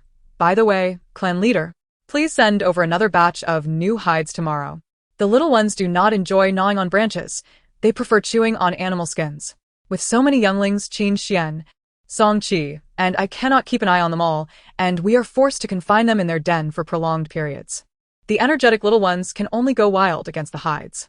Upon hearing this, the clan leader's expression stiffened, recalling the quantity of hides delivered recently, causing him considerable distress. For the first time in his life, he found himself troubled by the care of younglings, separating them and ensuring their careful rearing. "I will send someone daily to check on them. It should be fine, right?" "Well, never mind. Let them be separated," he gritted out. "Very well. Apart from Lin Yi and Lin Si, the rest are up to your discretion, clan leader," Bai Yingying remarked with a smile. "This way, we can devote ourselves to caring for Song Yi and the others." Mentioning her little grandchildren instantly brought a smile to the clan leader's face, dispelling any lingering doubts. Indeed. After exchanging a few pleasantries, he proceeded to make arrangements. Recently, numerous families had expressed interest in nurturing younglings. It would suffice to select suitable ones from the list. He worked swiftly, and by afternoon, families began arriving in succession to collect the younglings, including the Lin family. Bai Yingying personally welcomed Lin's father and the uncles. To ease Lin's father's concerns, she confided in him about Lin Yi's talent, serving as a preemptive measure, allowing him to decide whether to make it public. Had it been the past, Lin's father would have dismissed such absurd claims without a second thought. Yet, upon hearing Bai Yingying's words, he was left astonished, already beginning to believe in the possibility.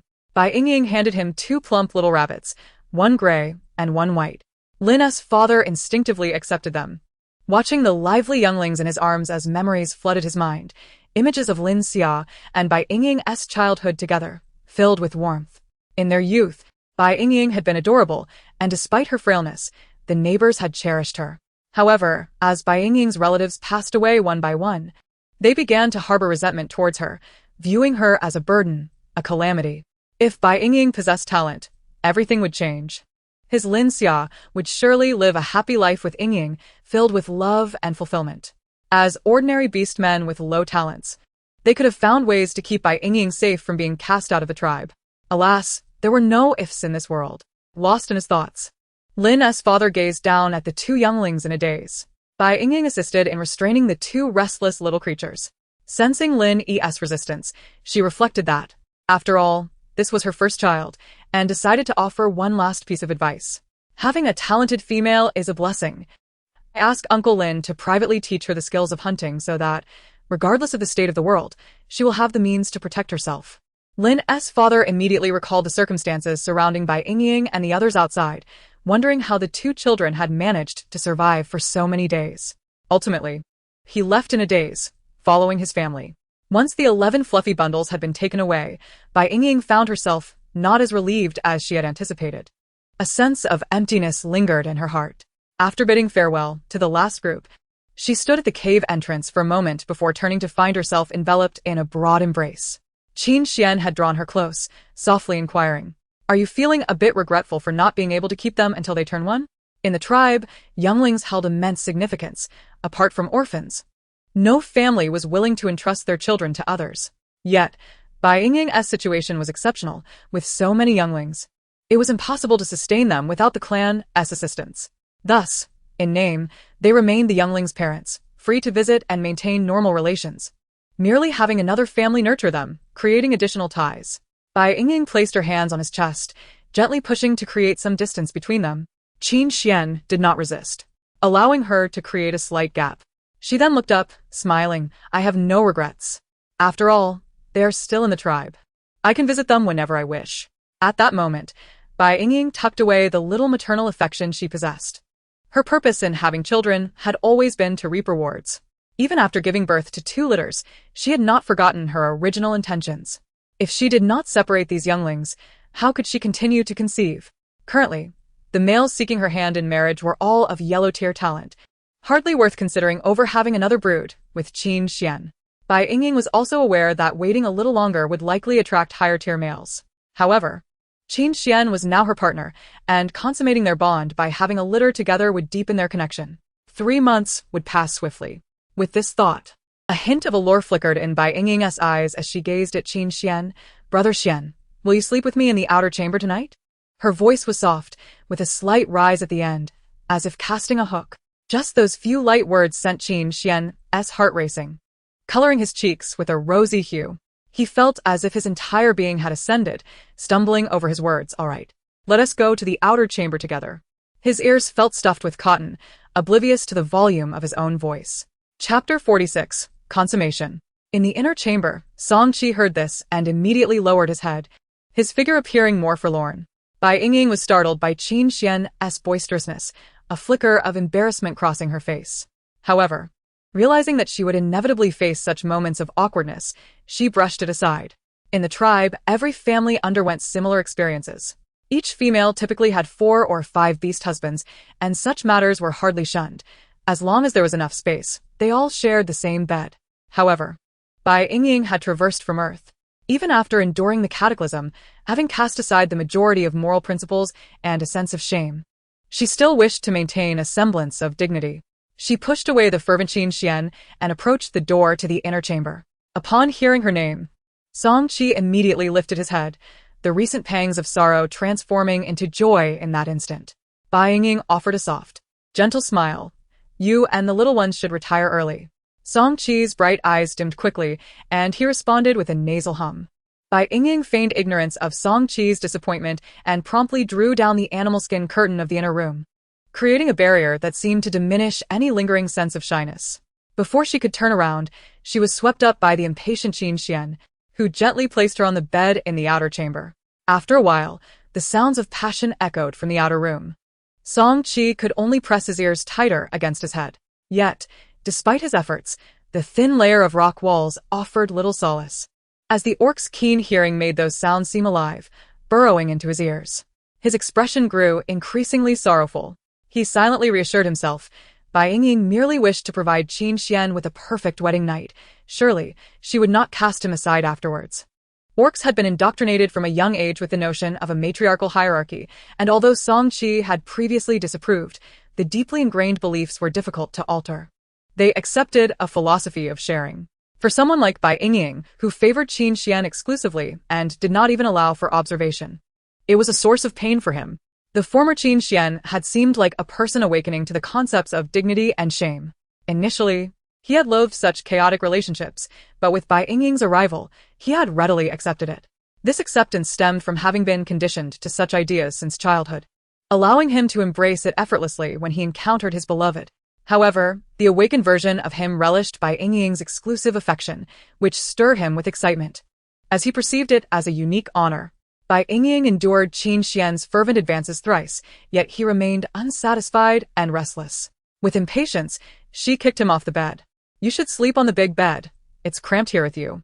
This small bed, at its widest, was only 1 meters. She was accustomed to sleeping alone, and being pressed against a heated, restless male orc was uncomfortable.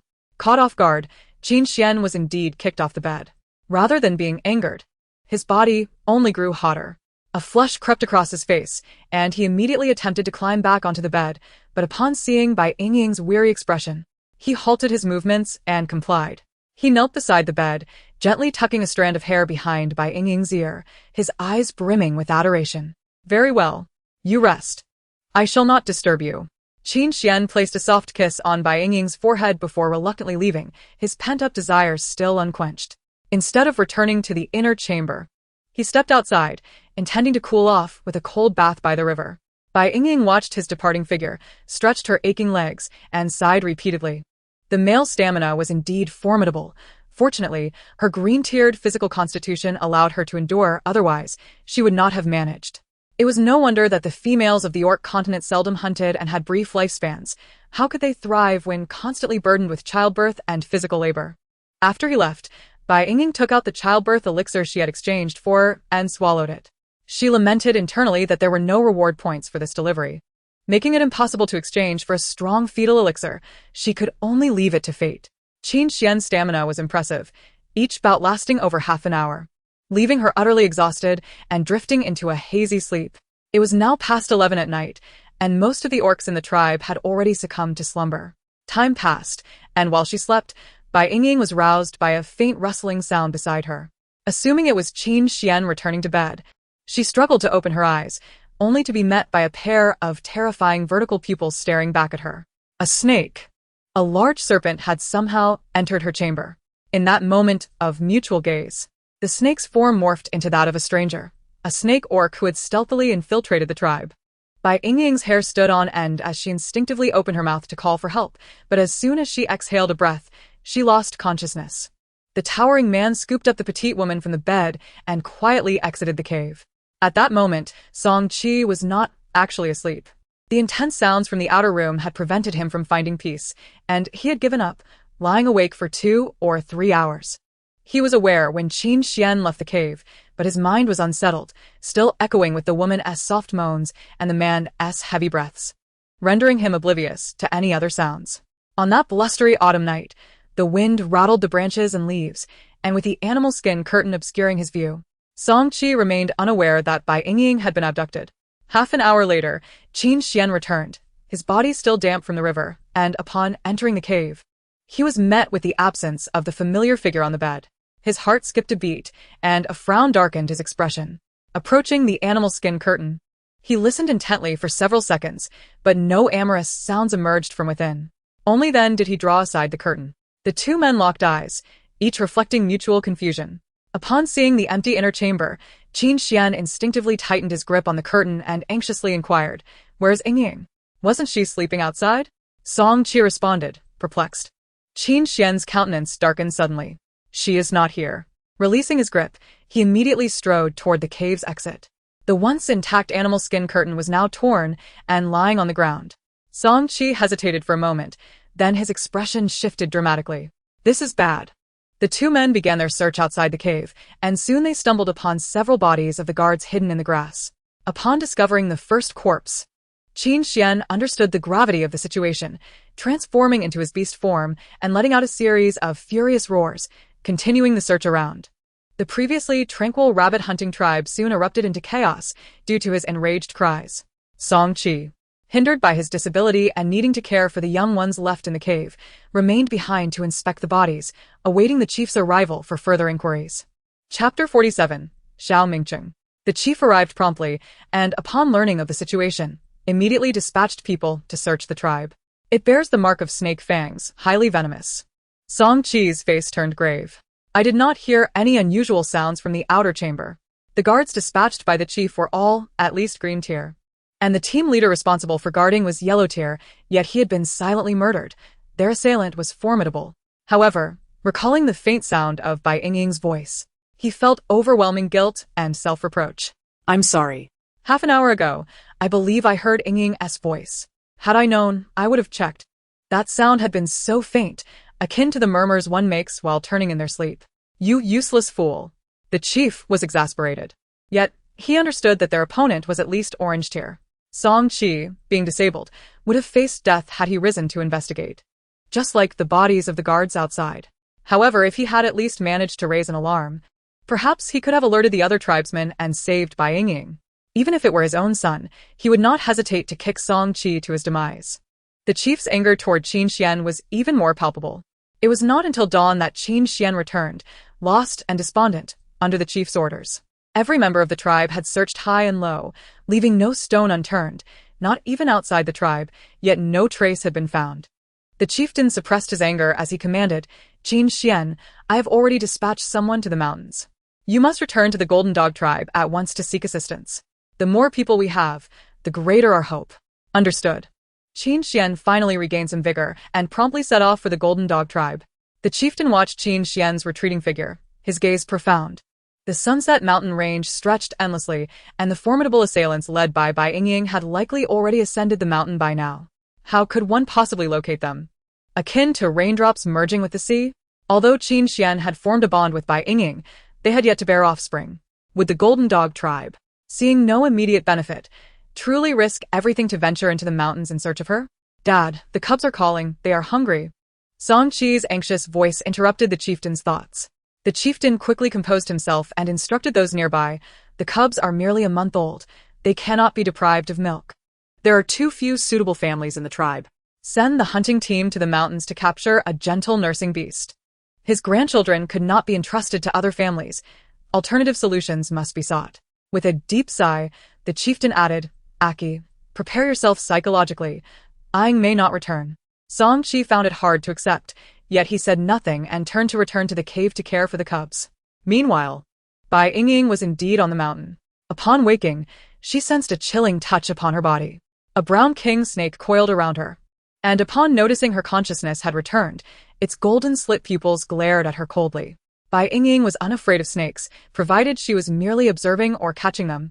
But being ensnared by such a terrifying creature was an entirely different matter. She forced herself to remain calm and met its gaze. "Who are you? And why have you captured me?" A flicker of amusement crossed the serpent's eyes as it slowly withdrew its entire form from her, transforming into a handsome man with broad shoulders and a narrow waist, possessing golden eyes. The man sported a brown buzz cut, and his striking phoenix eyes glimmered with gold. His thin lips, combined with his long brows and sharp features, lent him a certain rugged charm, despite his otherwise delicate appearance. "Are you not afraid of me?" His voice was deep and hoarse, as if born of a long silence.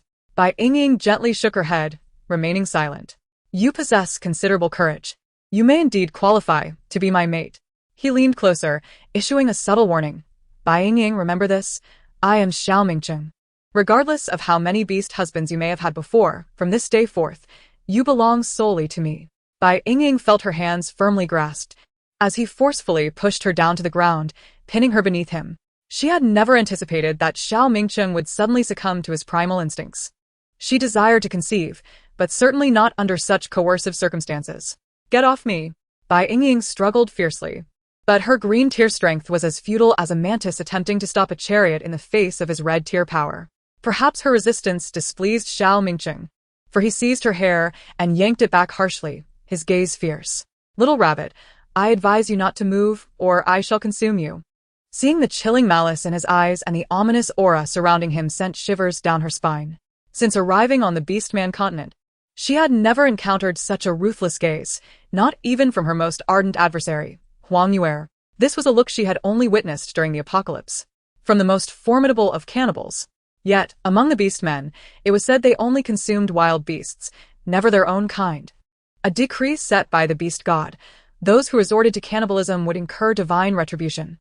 This rumor had persisted through the years, and even during famines, few dared to take such risks. Nevertheless, Bai Yingying could distinctly sense the malevolent energy emanating from him. Xiao Mingcheng truly intended to consume his own kind. In that fleeting moment, he had harbored murderous intent. He wanted to devour her. Bai Yingying promptly closed her eyes, concealing the murderous intent within, and relaxed her body, relinquishing her resistance to the man's actions.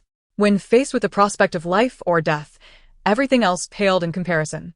Observing her compliance, Xiao Mingcheng released her hair, albeit still acting roughly, as if he had no understanding of genuine intimacy. Bai Yingying endured the pain in silence, mentally strategizing for the future. It appeared that Xiao Mingcheng was merely marking her. After one encounter, he showed no inclination to continue. "It was nothing remarkable," he remarked dispassionately. Bai Yingying heard him but did not open her eyes. She acted as though she were dead. In her mind, the system grape was communicating with her. "Host, consume another fertility pill." Bai Yingying was puzzled. "I only took one last night." The rabbit tribe females possess 2 uteruses. If you consume another, you can conceive a child with a red-tier beastman, and the rewards will be substantial. Bai Yingying felt as if a thunderclap had struck her. 2 uteruses? Indeed, 2 complete reproductive systems. You can conceive even during pregnancy. Bai Yingying struggled internally for a long while, finally managing to roll over and cover her mouth as she swallowed another fertility pill. She needed to find a way to escape, and it would be best if she could eliminate Xiao Mingcheng. She understood that the dagger and composite crossbow in her system backpack were unlikely to allow her to defeat him. A red-tier beastman was the pinnacle of innate abilities, with top-tier strength, speed, and defense. Such a foe could not be easily vanquished with mere cold weapons. Should she fail, Xiao Mingcheng would undoubtedly show her no mercy. Therefore, Bai Yingying had to proceed with utmost caution. Moreover, bearing a child with a red-tier beastman presented an excellent opportunity. Furthermore, since she had already suffered at his hands, she intended to extract some benefits from him. As for the child, though innocent, she would not concern herself. A monstrous being was unfit to leave a legacy. Chapter 48, Migration. Bai Yingying remained calm, having devised a strategy and no longer felt anxious. To avoid arousing Xiao Mingcheng's suspicion, she refrained from immediately altering her demeanor and instead opted to observe the situation and gradually probe his limits. Xiao Mingcheng, the snake beast man, was exceedingly cunning. He had confined Bai Yingying within a cave that had only one exit, and when he went hunting, he rolled a massive stone to block the entrance, leaving only a few gaps, effectively trapping her inside. Bai Yingying had tried countless times, but her strength was insufficient to budge the boulder even a fraction. She understood clearly that if Xiao Mingcheng did not return and no one came to rescue her, she would inevitably perish within the cave. Even with her water jug and ceramic pot filled to the brim and a modest supply of food. However, she found herself unable to change her circumstances for the time being and could only attempt to cultivate a better rapport with Xiao Mingcheng. Yet, he was unpredictable and exceedingly difficult to deal with. A month passed in the blink of an eye. During this time, Xiao Mingcheng visited her every night, but his demeanor remained disinterested. Bai Yingying realized he was likely laboring diligently, hoping she would conceive. On one occasion, she attempted to feign rejection, claiming she was already pregnant. However, Xiao Mingcheng not only disbelieved her but also retaliated with a more forceful encounter, his actions rougher than ever. Consequently, Bai Yingying decided to cease her refusals. Even if frequent encounters led to miscarriages, it mattered little. Perhaps the cold-hearted and violent snake beast man would become more placid then. Yet, unexpectedly, her unborn children remained safe and sound, and their movements became increasingly noticeable. On a particular day, when Xiao Mingcheng returned, she immediately approached him, a gentle smile gracing her face. "Mingcheng, I'm pregnant." "Really?" Xiao Mingcheng raised an eyebrow, his eyes brimming with skepticism. "Indeed." Bai Yingying grasped Xiao Mingcheng's hand and placed it upon her abdomen, urging him to feel. Upon sensing the faint rhythm beneath his palm, Xiao Mingcheng promptly laid her upon the bed, lifting her garment to press his ear against her belly. Bai Yingying gazed at the back of his head, a surge of desire to plunge a dagger into him coursing through her. Yet, she understood that the moment her hand moved closer, Xiao Mingcheng would retaliate, leaving her no choice but to close her eyes and endure. Moments later, with gentle movements, Xiao Mingcheng restored her clothing and enveloped her in his embrace, a rare smile gracing his features. "Indeed, you are the mother of many. You've conceived so swiftly." "Mother of many?" Bai Yingying inquired, perplexed. Xiao Mingcheng, in good spirits, seemed eager to converse. He relished the situation, saying, "You are quite renowned in the Sunset Mountains. This title was bestowed upon you by others. Many male beastmen sought you out, but alas, you are already with me. Those suitors have returned empty-handed, and in their fury, they have annihilated the rabbit hunting tribe." 10 days prior, within the rabbit hunting tribe, the once vibrant chieftain had aged several years in an instant, deep lines etching his face. Beside him stood Song Chong, burdened with a bamboo basket, followed by tribesmen laden with various parcels. Opposite him stood a golden-haired man. The chieftain spoke once more, confirming, "Qin Xian, do you truly intend to migrate with us?" Recently, foreign beastmen arriving at the tribe had been no less than the Orange Tier, having traversed mountains and endured myriad dangers. Yet, the rabbit hunting tribe had informed them that the mother of many had gone missing. Those with patience ventured out for days in search, ultimately deeming themselves unfortunate and departing. Others, less amiable, wreaked havoc upon the rabbit tribe. During this tumultuous time, They suffered significant losses, with some tribespeople perishing in the conflicts. In their weakened state, seeking vengeance became an arduous task. Struck by repeated blows, the chieftain resolved to migrate the entire tribe, seeking a new location to live and evade trouble from later beastmen, even to avert the calamity of extinction. Upon learning of the tribe's migration plans, Song Qi, already burdened by guilt for losing Bai Yingying, feared being a liability to his kin and took his own life in the dead of night. Ultimately, a disabled male beastman, having ignited a will to survive, succumbed to despair 29 days after Bai Yingying's disappearance. Everything returned to the starting point, leaving behind a litter of adorable cubs, a testament to his past resilience. Indeed. I shall protect Aki's offspring, Qin Xian mused, gazing at Song Chong, who bore a striking resemblance to Song Qi, his expression tinged with sadness. Previously, he sought aid from the Golden Dog tribe, and his father immediately dispatched individuals to search. However, the mountains were fraught with danger, and within a mere 10 days, several tribesmen had perished. The tribe fell into disarray, believing Bai Yingying to be dead or taken away from the Sunset Mountains, feeling no need to continue the search. Grievances echoed throughout. The chieftain of the Golden Dog tribe, helpless, could only feel remorse towards his son. Qin Xian set out alone to seek her until he heard news that hastened his return. A little over a month ago, a rogue red-tier serpent beastman had slain numerous beastmen and wild creatures in the Sunset Mountains. Piecing together various clues, he surmised that Bai Yingying had likely been abducted by him. Yet upon his return, he found the rabbit tribe in the midst of migration. After inquiring about the reasons, he also learned of Song Qi's demise. Contemplating deeply, Qin Xian resolved to migrate alongside the rabbit tribe, safeguarding Song Qi's and Bai Yingying's offspring, thus honoring Bai Yingying's legacy. He remained steadfast in his belief that, given Bai Yingying's character and abilities, she would certainly remain unharmed, and one day, they would reunite. The chieftain, upon hearing this, felt tears welling in his eyes. Very well. I shall entrust the cubs to you. He instructed Song Chong to remove the bamboo basket from his back, solemnly handing it over to Qin Xian. This basket had been custom-made by Lin Xia for Bai Yingying. Qin Xian could only carry it after shedding his outer robe. He accepted it with utmost reverence, attempting to strap it on. The basket appeared diminutive upon his back, constricting him tightly. It felt as though his heart was being gripped by invisible hands since Bai Yingying's departure. Yet, inexplicably, despite the basket's constriction, the suffocating sensation around his heart mysteriously dissipated. The chieftain, witnessing Qin Xian's comical struggle, allowed a rare smile to surface. Perhaps it would be wiser for Aki to carry it. His stature is more suited, lest you inadvertently damage it. Our cubs are bound to face hardships. I'll take it. Song Chong eagerly stepped forward, assisting Qin Xian in removing the basket to prevent any mishaps. The atmosphere lightened considerably. Very well, the chieftain exhaled, turning to gaze at the tribesmen behind him, determination flashing across his face. He raised his right hand high above his head, proclaiming, "Warriors of the rabbit tribe, may we embark on our journey in safety. Set forth, set forth, set forth." Safe travels. Resounded the powerful voices, echoing from the front to the back, akin to waves washing over the trailing ranks. The rabbit tribe, numbering over 4,000, officially commenced their arduous journey. With winter fast approaching, this action was perilous. Indeed, numerous larger families within the tribe refused to migrate, with nearly 1,000 choosing to remain behind. They continued to stay in their original location. The chieftain led those who trusted his judgment onto a new path. Chapter 49, Testing. In a certain peak of the Sunset Mountains, upon hearing Xiao Mingqing's words, Bai Yingying's countenance shifted dramatically. She stared at him for a long moment before speaking again. "Had you not abducted me, how could they have encountered such misfortune?" The corners of her lips curled upward, seemingly in a smile, yet her eyes bore no trace of mirth.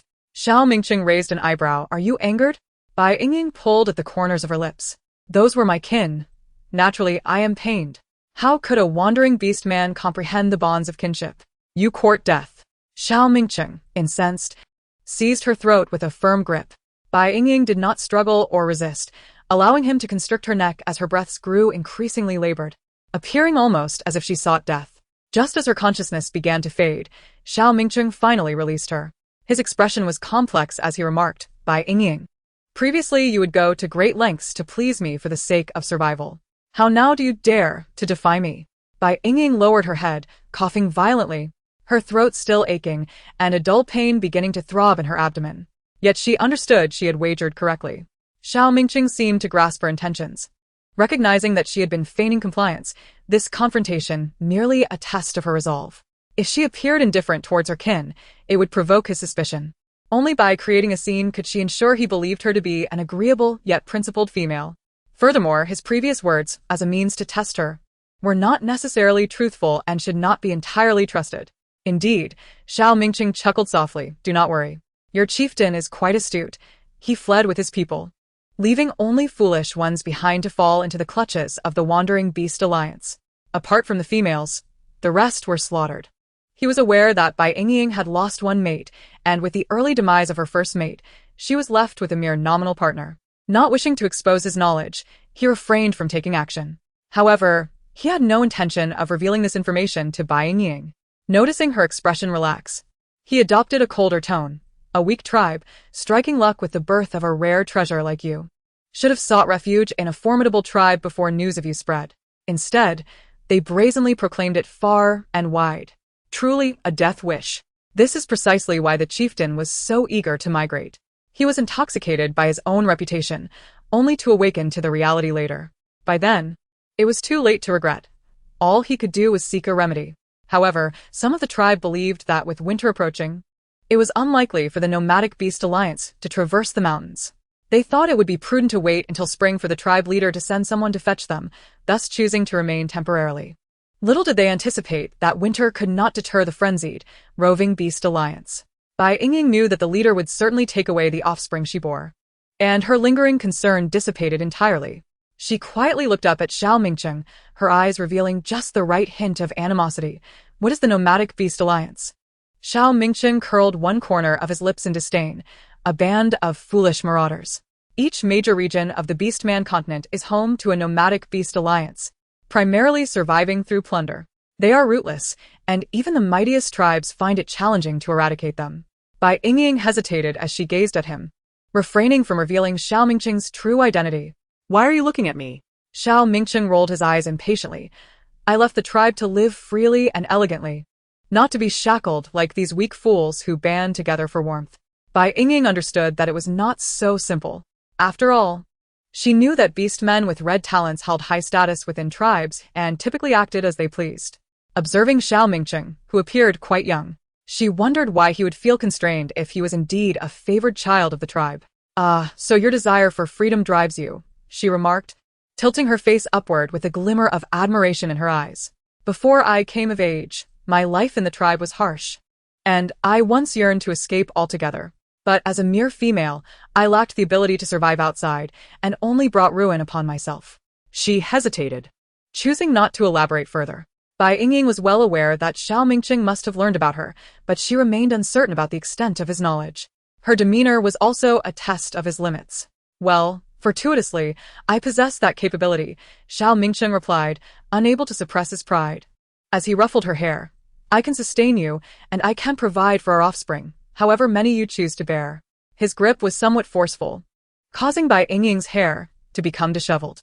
Yet, observing Xiao Mingqing's expression, she understood that he was indeed aware of Lin Xia and that they had lived outside for nearly a month. Bai Yingying concealed her emotions and shot him a reproachful glance, muttering, if it weren't for the safety of the tribe members, I wouldn't want to be with you. She believed that Xiao Mingqing's probing was due to her pregnancy and that he intended to build a life with her. Having passed his test, it seemed that Xiao Mingqing had undergone a significant change in attitude, engaging her in conversation. Seizing the opportunity, Bai Yingying continued to test his boundaries. As expected, Xiao Mingqing did not lose his temper upon hearing her words. Instead, he chuckled. You must behave. There is little difference between being here and in the tribe. If you perform well, I will grant you freedom. Humph. You were so fierce before, Bai Yingying pouted, on the verge of tears. Although Xiao Mingqing did not actively console her, his eyes were filled with mirth as he looked at her. After this incident, while he still kept Bai Yingying confined, his demeanor towards her had softened considerably. If previously Bai Yingying had been his captive, now she was recognized as a companion. Yet, Xiao Mingqing had been unusually busy lately, preoccupied with gathering provisions for the winter, and whenever he left the cave, he would lock Bai Yingying inside, claiming it was for her protection, to prevent her from being taken by other beasts. Bai Yingying was indifferent. Once winter officially arrived, she had no intention of attempting to escape. The winter chill, especially in the mountains, was harsh. Even in early winter, she found it unbearable. Where could she flee? She could only endure the winter for the time being. Xiao Mingcheng was aware of her discomfort and brought in a large quantity of animal skins to keep her warm. When preparing jerky at the entrance, he would also allow her to bask in the sun. One midday, under the gentle warmth of the sun, Bai Yingying sat at the cave entrance, watching as Xiao Mingcheng, seemingly having procured salt from somewhere, began to cure food for the winter. The area around the entrance was filled with many withered shrubs and plenty of dry branches, perfect for kindling. A thought crossed Bai Yingying's mind, and she sweetly asked, "Mingcheng, may I gather some dry branches nearby?" Chapter 50, Affection. Upon hearing this, Xiao Mingcheng immediately shook his head in refusal, stating that it was difficult to bring back fire. Although he often raided nearby tribes, fire was different. By the time he returned, it would have already extinguished. Bai Yingying understood his concerns and candidly replied, "I can start a fire. After the cubs are born, the animal skins will get dirty, and if we don't wash them, we'll have to sleep on foul-smelling skins. If we have fire, we can dry them quickly after washing." Xiao Mingcheng, half smirking, replied, "Aren't you afraid of attracting beasts? This place is far more dangerous than at the foot of the mountain." Bai Yingying, propping herself up from the stone bench, stepped forward and playfully wrapped her arms around Xiao Mingcheng's, saying, "But you are here, aren't you? What do I have to fear from any beasts? Then let me see if my little female truly knows how to start a fire." Xiao Mingcheng pulled her closer, his gaze fixed upon her lips, growing increasingly intimate. Eventually, unable to resist, he leaned down and, after a prolonged moment, released her only when Bai Yingying was nearly breathless. Xiao Mingcheng licked his lips, murmuring, "You seem to be more enticing than I am." Bai Yingying feigned shyness as she nestled into his embrace. Her eyes, however, remained calm. Who could compare to him in allure? Xiao Mingcheng, the king cobra beastman, commonly known as the mountain peak snake, was the largest venomous serpent among the beastmen of the continent, measuring over 5 meters in length. Fierce and bloodthirsty, he possessed an incredibly swift reaction time. His most notable trait was his venom. Even large beasts would perish swiftly after being bitten by him. Such a beastman was unrivaled among his peers. Moreover, he possessed top-tier talent. Unless he encountered a formidable enemy of equal rank, he was nearly invincible. When Jiang Hong recounted these details, her eyes were filled with fear. Bai Yingying, well-versed in such knowledge, could only tread cautiously in the presence of Xiao Mingcheng. Nevertheless, in recent days, she had distinctly sensed a shift in his affections. While their intimate encounters had decreased, the small gestures of closeness had increased. This seemingly indicated that Xiao Mingcheng held a greater fondness for her. The king cobra beastman was a rare variant among the serpentine beastmen, and those of the red talent were exceedingly few, with only Xiao Mingcheng existing. Bai Yingying speculated that such a beastman in the tribe was likely considered an outlier. Peers of the same age would undoubtedly fear and envy him. Xiao Mingcheng had likely grown up in solitude, and combined with his capricious and violent nature, it was plausible that he had experienced a prolonged lack of affection since childhood. Analyzing the current situation, Bai Yingying pondered how to make Xiao Mingcheng fall in love with her or trust her more. Xiao Mingcheng, feeling the delicate warmth of the petite figure in his arms, was overwhelmed by an urge to envelop her within himself. He quickly pushed Bai Yingying away, his expression darkening, as he was baffled by this strange impulse that had been surfacing lately. Bai Yingying, unperturbed by the sudden push, had grown accustomed to it. Initially, she had wondered if she had inadvertently offended him, but later realized that his temperament was simply erratic and could change in an instant. "I will go gather some dry branches and fluff grass," Bai Yingying said nonchalantly, propping her waist as she departed. As long as she stayed within Xiao Mingcheng's line of sight, he remained quite tolerant. Xiao Mingcheng gazed at her swollen belly, feeling a tremor in his heart. In his recollection, all the pregnant females he had encountered bore such a size only when they were on the verge of giving birth. Yet, Bai Yingying was scarcely 2 months along, appearing as if she was ready to deliver. How many offspring had she conceived? A rare flicker of concern flashed in Xiao Mingcheng's eyes, but it vanished just as quickly, returning to their usual coldness. Bai Yingying moved swiftly. Having harbored this intention for quite some time, she was well acquainted with every nook and cranny within her line of sight. She waited for the opportune moment to speak. Once everything was set, as the flames ignited, it appeared as though a fire danced in Xiao Mingcheng's gaze, his look at Bai Yingying markedly different from before. Regrettably, the rock wall was too thick. Otherwise, they could have created a flue to allow smoke to escape, which would have eased the situation for the little ones. Bai Yingying feigned a sigh, reflecting on why she hadn't attempted to dig her way out when he left. Given her abilities, she could not possibly breach the stone wall in a short span. Gradual excavation was equally futile, for Xiao Mingcheng remained ever vigilant, inspecting the cave daily. With the cave being less than 30 square meters, any digging would surely be discovered. She had considered using the system's backpack to remove the boulders, but it could only hold 10 cubic meters, rendering it ineffective. Upon hearing her thoughts, a spark of realization flickered in Xiao Mingcheng's eyes. He could indeed break through. Bai Yingying's eyes widened with surprise, and she beamed. That would be splendid. Could you help me construct a stove inside the cave? He truly could accomplish this. All for the sake of the little ones, Xiao Mingcheng replied coldly. With a stoic face, he consented and began to build an earthen stove near the cave's entrance using stones and mud as per Bai Yingying's instructions. Later that afternoon, he ventured out again, returning with a stout piece of bamboo. Bai Yingying pointed to a specific spot on the wall. Mingcheng, make the hole here. It must not exceed the thickness of the bamboo. Xiao Mingcheng marked the designated area with a touch of charcoal and, transforming into his beast form, deftly thrust his serpent tail upward. In an instant, the tail pierced through the thick stone wall, debris cascading outside, revealing a hole as thick as the bamboo. With rapid flicks of his tail, he soon created an opening comparable in diameter to the bamboo. Bai Yingying's expression darkened. When she and Lin Xiao resided in a small cave outside the rabbit hunting tribe, the rock wall was merely 10 centimeters thick. Lin Xiao had to toil for hours, painstakingly clawing through it. Yet, with several times that thickness, Xiao Mingcheng had accomplished the task in under 2 minutes with just a segment of his tail. However, at that time, she and Lin Xiao had been engaged in their own activities, chatting as the hours slipped by unnoticed. Bai Yingying flashed a radiant smile at Xiao Mingcheng, stepping out of the cave to insert the prepared bamboo tube into the hole, perfectly fitting it into the earthen stove. In the future, when they kindled a fire, the dense smoke would be channeled outside through the bamboo.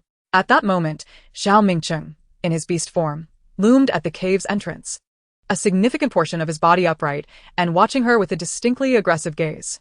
Bai Yingying lowered her eyes to mask the disdain in them, yet sweetly implored, Mingcheng, could you help me make a stone pot? I wish to have some stewed meat soon.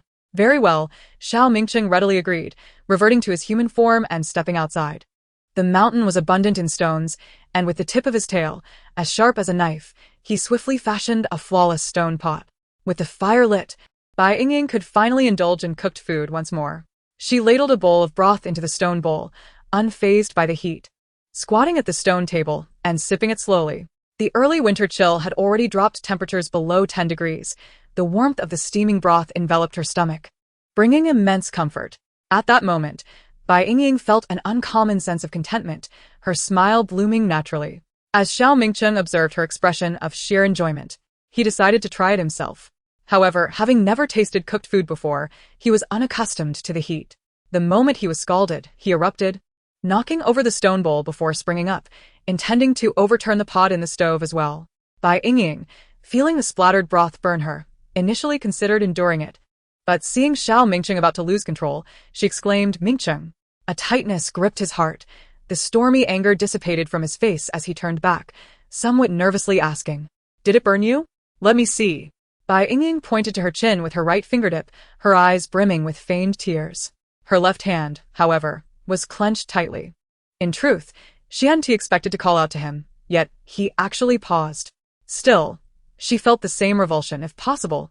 She truly wished to avoid being with such an erratic serpent whose temper was always on the brink of explosion. Over a mere scald from broth, he had nearly overturned the bowl and was ready to vent his frustration on the pot. Was that behavior befitting a rational individual? Upon noticing the conspicuous red mark on her chin, Xiao Mingcheng promptly spun around and hurried out of the cave. Bai Yingying held no hope for him. Walking to the small stone pool where water was stored, dipping her chin into the cold water to numb the pain. This small stone pool, excavated by Xiao Mingcheng, was only a meter deep and used for water storage. However, he seldom returned with water, leaving it only half filled. Before long, Xiao Mingcheng re-entered the cave, holding a fresh herb in his hand. Finding a tender herb during the winter season was a rare occurrence. Upon entering, he saw Bai Yingying kneeling by the water pool, her chin resting in the water as she stared blankly. His heart felt as though it had been struck, quickening its pace. especially as she turned to glance at him. Those watery, grape-like eyes made Xiao Mingqing instinctively avert his gaze, his face warming slightly, his expression awkward. He dismissed any thoughts of showing off, walking over and chewing the herb hastily before kneeling beside her, spitting out a lump of herbal paste. Bai Yingying understood his intent and moved the water ladle aside. With utmost seriousness, Xiao Mingqing gently applied the herbal paste to her injury. "It's my fault." He began but faltered, unable to continue, ultimately closing his mouth awkwardly. This marked the first time Bai Yingying had heard him utter words akin to an apology. She cupped his face, smiling softly at him. "It's all right. You need not feel guilty. This minor injury will heal in a few days." Xiao Mingqing reached out, caressing her face, his fingertips grazing her skin repeatedly, gazing at her for a long while. The next day, Xiao Mingqing departed the cave early. His usual rough movements were replaced by a surprising gentleness, allowing Bai Yingying to awaken only when she sensed the daylight. Staring at the massive rock at the cave's entrance, she paused for a moment before a smile spread across her face. It felt as if they had taken another step forward. Bai Yingying nestled back into her warm bedding for a brief slumber before rising for breakfast. Typically, she would only indulge in a bun from her backpack when the craving struck, saving them cautiously, too afraid to eat more.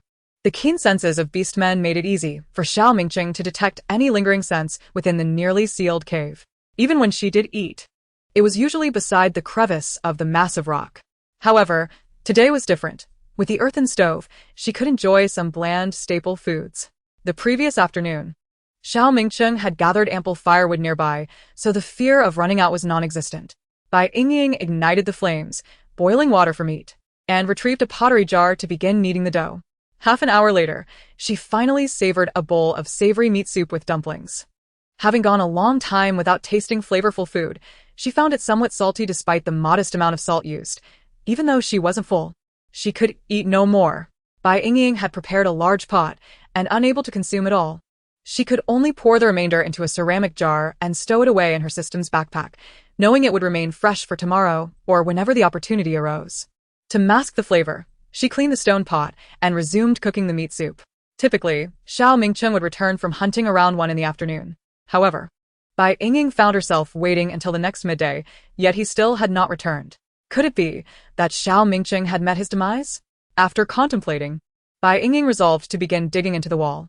As she widened the chimney slightly, she transformed into her beast form and crawled out, believing it would not take long.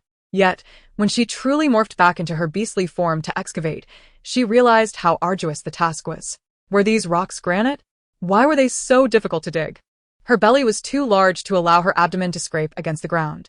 Thus, she could only brace herself against the rock while standing, exerting all her strength with her claws to scratch at the stone. Soon enough, fatigue overcame her, and all that remained was a short, shallow mark on the rock face. A wave of anxiety washed over Bai Yingying. At this rate, if Xiao Mingqing did not return, would she truly manage to escape? She calculated the food and water she had on hand, along with the cured meat inside the cave. If she were thrifty, perhaps she could endure until she gave birth. By then, her form would have shrunk, or the system might reward her with a higher-tier potion of talent, enabling her to break free. She alternated between resting and digging, preparing for both outcomes. However, an hour later, the massive stone at the entrance was suddenly moved aside. Xiao Mingqing, pale-faced, entered, and their eyes met as she was in the midst of her excavation. The air became thick with tension. Bai Yingying immediately leaped down from the earthen stove, transforming back into her human form and throwing herself into Xiao Mingqing's embrace. "Mingqing, you have finally returned." She had anticipated the possibility of his return and had long prepared explanations. "Were you attempting to escape?" Xiao Mingqing's voice was terrifyingly deep. Bai Yingying tilted her head back, tearfully recounting, "You didn't come back, and I was so worried about you. I feared I might starve. So I had no choice but to find a way to dig a hole, at least to get out and scavenge for something to eat." Her words were laced with a pitiful tone, and large tears cascaded from the corners of her eyes. Xiao Mingqing felt a sense of relief wash over him, suddenly curious about the taste of such crystalline tears. Acting on impulse, he leaned down and began to sip each tear from her cheeks. Bai Yingying stood frozen, her heart racing, her body involuntarily responding with a delightful tingling sensation. It was sweet. Xiao Mingqing smiled broadly, holding her tightly in his embrace. "I will not abandon you. Bai Yingying feigned a sentimental return of the embrace, but her hand felt sticky, and she finally caught a whiff of the rich scent of blood. Startled, she looked up and inquired, "Are you injured? I will fetch some herbs." Bai Yingying released him, her urgency propelling her towards the exit. Chapter 52. Care. Xiao Mingqing swiftly pulled her back, kissing her lips softly. "It's nothing. I brought back herbs. You can help me apply them shortly." He had spent the night recuperating outside, fearing Bai Yingying would go hungry, and had rushed back despite his injuries, only to find her digging a hole to escape. In that moment, he wished he could destroy the entire orc continent. Yet, upon hearing the little female's plaintive lament, he realized that she did not genuinely wish to flee from him, but was instead worried about him and fearful of starving. Such behavior was certainly forgivable. Bai Yingying urged Xiao Mingqing to lie down on the bed so she could examine the wounds on his back. 3 ghastly, terrifying claw marks marred his back, flesh torn and blood oozing profusely, likely from his excessive exertion while moving the boulder, causing the wounds to tear anew. How could Xiao Mingqing remain so composed and even flirtatious with such severe injuries? After her examination, Bai Yingying looked at him with deep concern. How could this happen? Such deep claw marks. Are you truly going to be all right? Though she had a basic medical kit, the thought of using it on him did not cross her mind. Xiao Mingqing, now thoroughly captivated by Bai Yingying, watched her intently, his head tilted. He chuckled lightly. "It's nothing. I encountered a nemesis. These wounds won't be my end." Bai Yingying's fingers paused in their inspection, surprise crossing her features. Nemesis? Yes. It was the giant eagle tribe from Xian Mountain. Haizhu spared no expense this time and hired them to kill me, Xiao Mingqing replied nonchalantly. Bai Yingying's eyes sparkled. His willingness to share such information indicated a growing trust in her. She continued, curious, "And who is Haizhu?" "It was my former tribe. I killed a highly fertile female from the Haizhu tribe, and now they have placed a bounty on my head across the entire continent." "That giant eagle, was it a red-tier beast? Are we safe staying here?" Bai Yingying feigned fear. Xiao Mingqing, brimming with confidence, assured her, "Rest easy. He is yet to find me. Once spring arrives next year, I will take you away from the Sunset Mountains." After a moment, he asked, his tone laden with significance, "Aren't you curious why I killed that female? It must have been because she was in the wrong. You have never harmed me and have treated me so well." Bai Yingying replied, lowering her head shyly. In truth, she feared that uttering such a Mary Sue sentiment would lead her to laugh uncontrollably. Her survival was not due to Xiao Mingqing's mercy, but rather because she could conceive and had been playing along, catering to the whims of this capricious serpent. "Bai Yingying is quite clever," Xiao Mingqing laughed heartily at her words. "That female desired me to be her first beast husband. After I agreed, she sought out other male orcs. When I refused, she attempted to annul our engagement. She seduced me first, only to abandon me for another male. How could I, Xiao Mingqing, tolerate such indignity?" Bai Yingying's smile faltered slightly, her expression shifting to one of shared indignation. "Indeed, well done." Xiao Mingqing scoffed. "Those old fools even tried to shift the blame onto me, planning to penalize me. I stormed out of the tribe then. Just wait." Suddenly, a small groan emanated from outside. Xiao Mingqing froze. "Wait a moment." He swiftly turned and exited the cave, soon returning with a female in tow. Bai Yingying was taken aback. Had Xiao Mingqing been inside for over 10 minutes before remembering that a frail female lay outside? What is the meaning of this? Is it because I cannot satisfy you, so you sought another? This is a shaman from a small tribe. I brought her to take care of you, Xiao Mingqing explained. Bai Yingying's eyes widened. So, Xiao Mingqing had gone to capture a shaman from another tribe yesterday. She had no idea whether he had encountered his nemesis before or after the capture. It was best not to inquire too deeply, lest she raise suspicion. The female was clad in a form-fitting beast robe, appearing somewhat frail and not very old, hardly resembling a typical tribe shaman. Who was truly caring for whom remained uncertain. However, being captured by Xiao Mingqing was undoubtedly unfortunate. Bai Yingying regarded her with a complex expression. "How old are you?" The female curled up, shivering, and did not respond. Xiao Mingqing's gaze hardened as he kicked the female. "I am speaking to you." He was still that ruthless wandering orc towards females. Ah. The female let out a short cry of pain, suppressing her discomfort to answer, I am 22 years old. 22. Only 4 years her senior. Bai Yingying fell silent, glancing at Xiao Mingqing. Is she truly a shaman?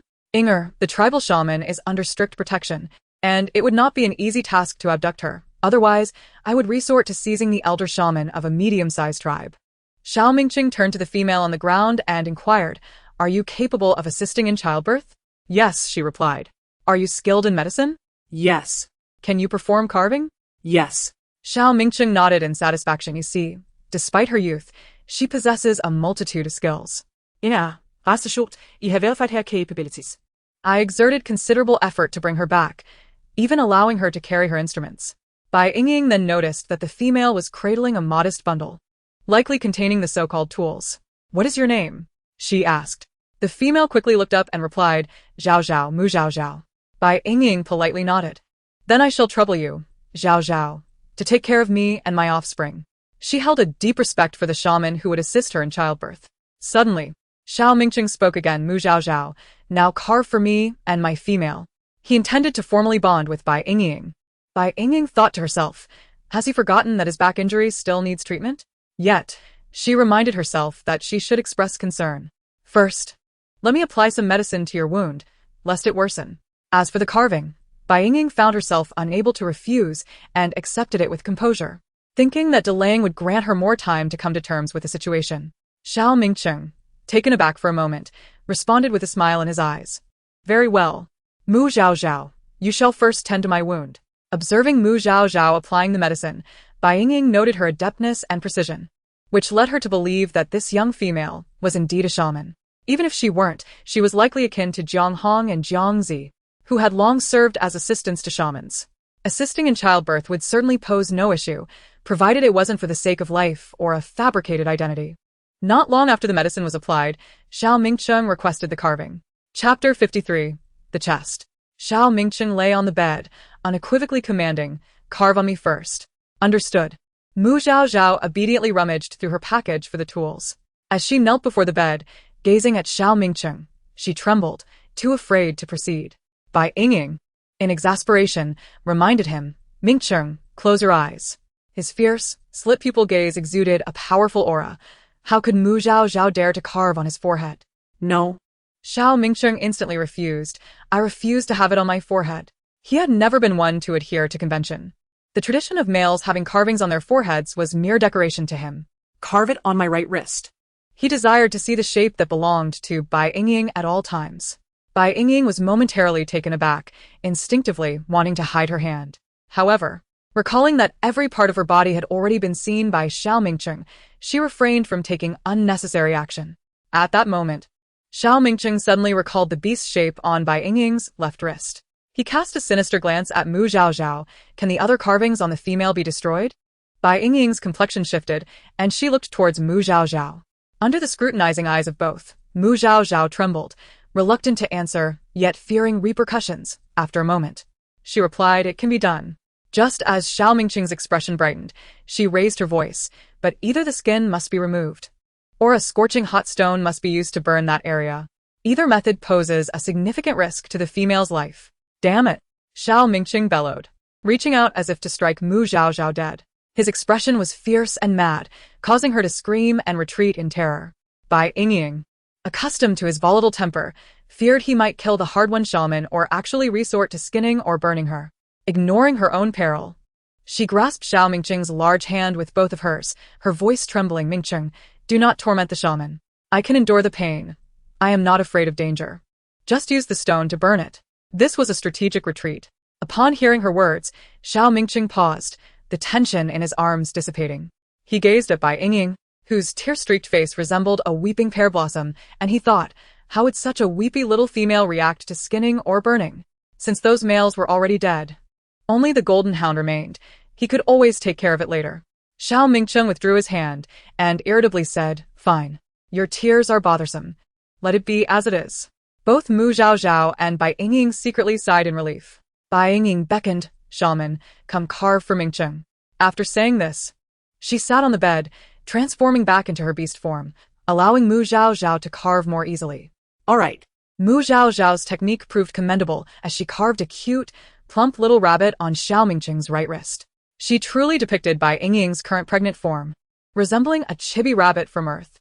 Bai Yingying sincerely praised, "How adorable." Xiao Mingqing finally revealed a smile, although his tone remained icy. "Not bad." His gaze shifted to Bai Yingying, surveying her from head to toe. As for Inger, it was carved prominently on her chest, larger in scale. He did not seek Bai Yingying's opinion, but simply decided. Bai Yingying understood that he was in high spirits, and that it was not a perilous matter. Further refusal might provoke him, so she readily consented. Xiao Mingqing looked at Mu Zhaozhao. Do I need to transform back into my beast form? Mu Zhaozhao hastily waved her hands. No, no. I remember. She had seen Xiao Mingqing's beast form the previous night. It was unforgettable after just one glance. Bai Yingying removed her outer robe and lay down on the bed, hiding under the animal skin blanket, pulling down her upper garments, and lying flat beside Xiao Mingqing.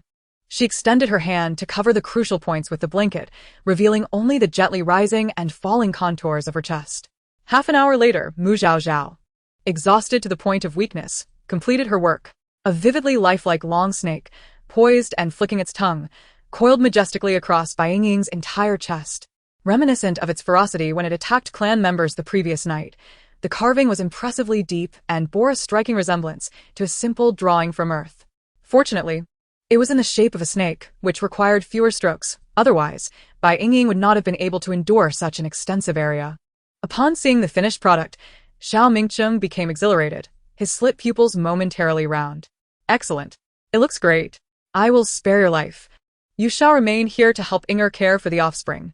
Originally, he had planned to eliminate her after Bai Yingying gave birth, but now that he was pleased, he decided to keep her around to assist with the young ones. Mu Zhaozhao visibly trembled, quickly expressing her gratitude. Bai Yingying, in pain and unable to speak, merely closed her eyes, too weary to look.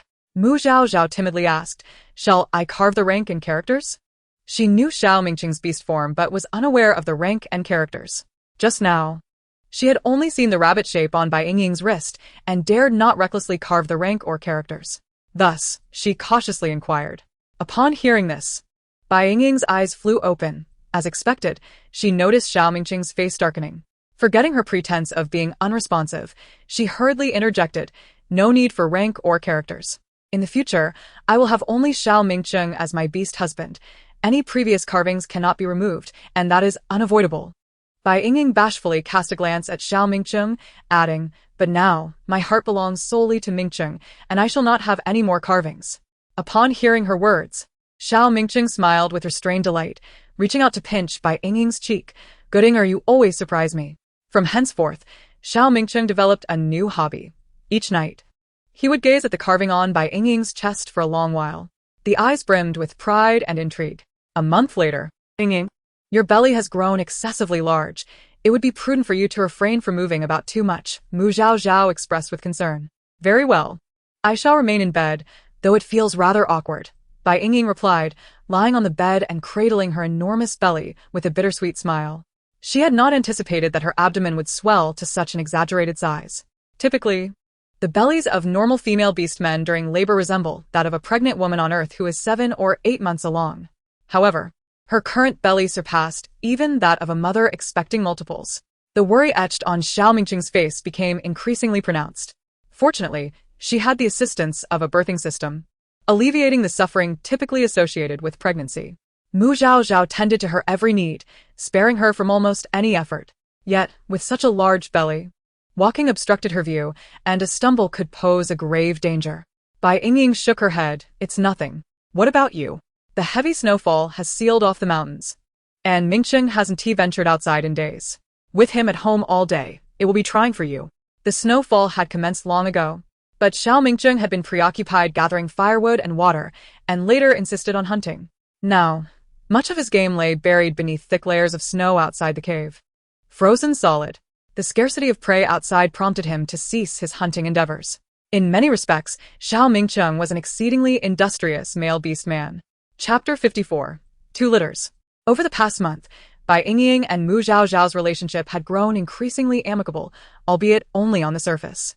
Bai Yingying had not revealed her true self, nor had Mu Zhaozhao broached the subject of her twisted relationship with Xiao Mingqing. Their interactions were measured, yet they felt an uncanny familiarity, conversing freely as long as they steered clear of each other's taboos. "Ah, I am troubled. The moment I see him, I feel a chill." "Spring is still a month or 2 away," Mu Zhaozhao lamented quietly, fearful of being overheard, even when Xiao Mingqing was absent. "Once the little ones are born, I shall be too busy to dwell on my emotions," Bai Yingying replied dismissively. Mu Zhao Zhao was astute and possessed a natural aptitude for medicine. Knowledge within their small tribe was limited, yet she often shamelessly sought wisdom from the neighboring medium-sized tribe. With the sudden passing of the village's elder shaman, she had been able to assume the role of shaman at such a young age. According to her, she had only been in that position for a few days before Xiao Mingcheng had taken her away. Although she did not disclose how many of her kin Xiao Mingcheng had killed to capture her, Bai Yingying, understanding him well, suspected it was a considerable number. Both women harbored resentment towards Xiao Mingcheng, yet they maintained a facade of harmony, concealing their true feelings. Yet, they could intuit each other's sentiments, a silent understanding binding them. Suddenly, Bai Yingying's body stiffened, and she weakly called out, "Zhao Zhao, I think I'm going into labor." The due date was still a week away. Yet the onset of labor was upon her, and the pain was more intense than usual. According to the grapevine, possessing two reproductive systems allowed for the possibility of conceiving again while already pregnant, leading to varied timing for delivery. However, this time, both embryos had been conceived nearly simultaneously, competing for nourishment and likely triggering labor at the same time. Isn't there still a few days left? Mu Zhao Zhao exclaimed, startled. As she swiftly approached to assess Bai Yingying's belly, the prolonged contractions indicated that delivery was imminent. Panic flickered in her gaze as she pondered the implications of so many offspring not reaching full term, potentially compromising their development. Bai Yingying, enduring the excruciating pain, reassured her. "It's all right. After the minute-long contraction passes, I will wipe away the sweat. Zhao Zhao, I have a significant hurdle to overcome. I hope you can assist me." Mu Zhao Zhao hesitated briefly before resolutely stating, "Speak. I will do everything in my power to help." "I am carrying twins," Bai Yingying declared, her complexion pale as she dropped this bombshell. Mu Zhao Zhao's face filled with bewilderment as her mind raced. Suddenly, she recalled a tale she had inadvertently learned. It was said that female rabbit beastmen possess a double uterus and can give birth to twins within 3 months. "Are you suggesting you are one of them?" Bai Yingying affirmed, "Indeed. However, I conceived them nearly on the same day, so they should be born together. Yet, the current female rabbit beastmen no longer possess this ability." Mu Zhao Zhao's eyes sparkled with intrigue. "How can you be so certain that you can give birth to them simultaneously?" "Do not ask too many questions." Bai Yingying waved her hand, signaling her to quench her curiosity. "If Xiao Mingcheng returns, let him first see his offspring. Do not let him see the little golden dog first." Mu Zhao Zhao ran her fingers through her hair. "The other one is of the golden dog tribe? Golden dogs are significantly larger than rabbit tribes upon birth. How shall we conceal that?" Just as Bai Yingying was about to respond, she suddenly felt the familiar sensation of smoothness and hastily threw off the covers, exclaiming, "There is no time. I must give birth now." Simultaneously, she was surprised to find that this time, she did not automatically revert to her rabbit form. Could it be that the sheer number of offspring exceeded her beast form's capacity? Mu Zhao Zhao's eyes widened in astonishment. "So soon?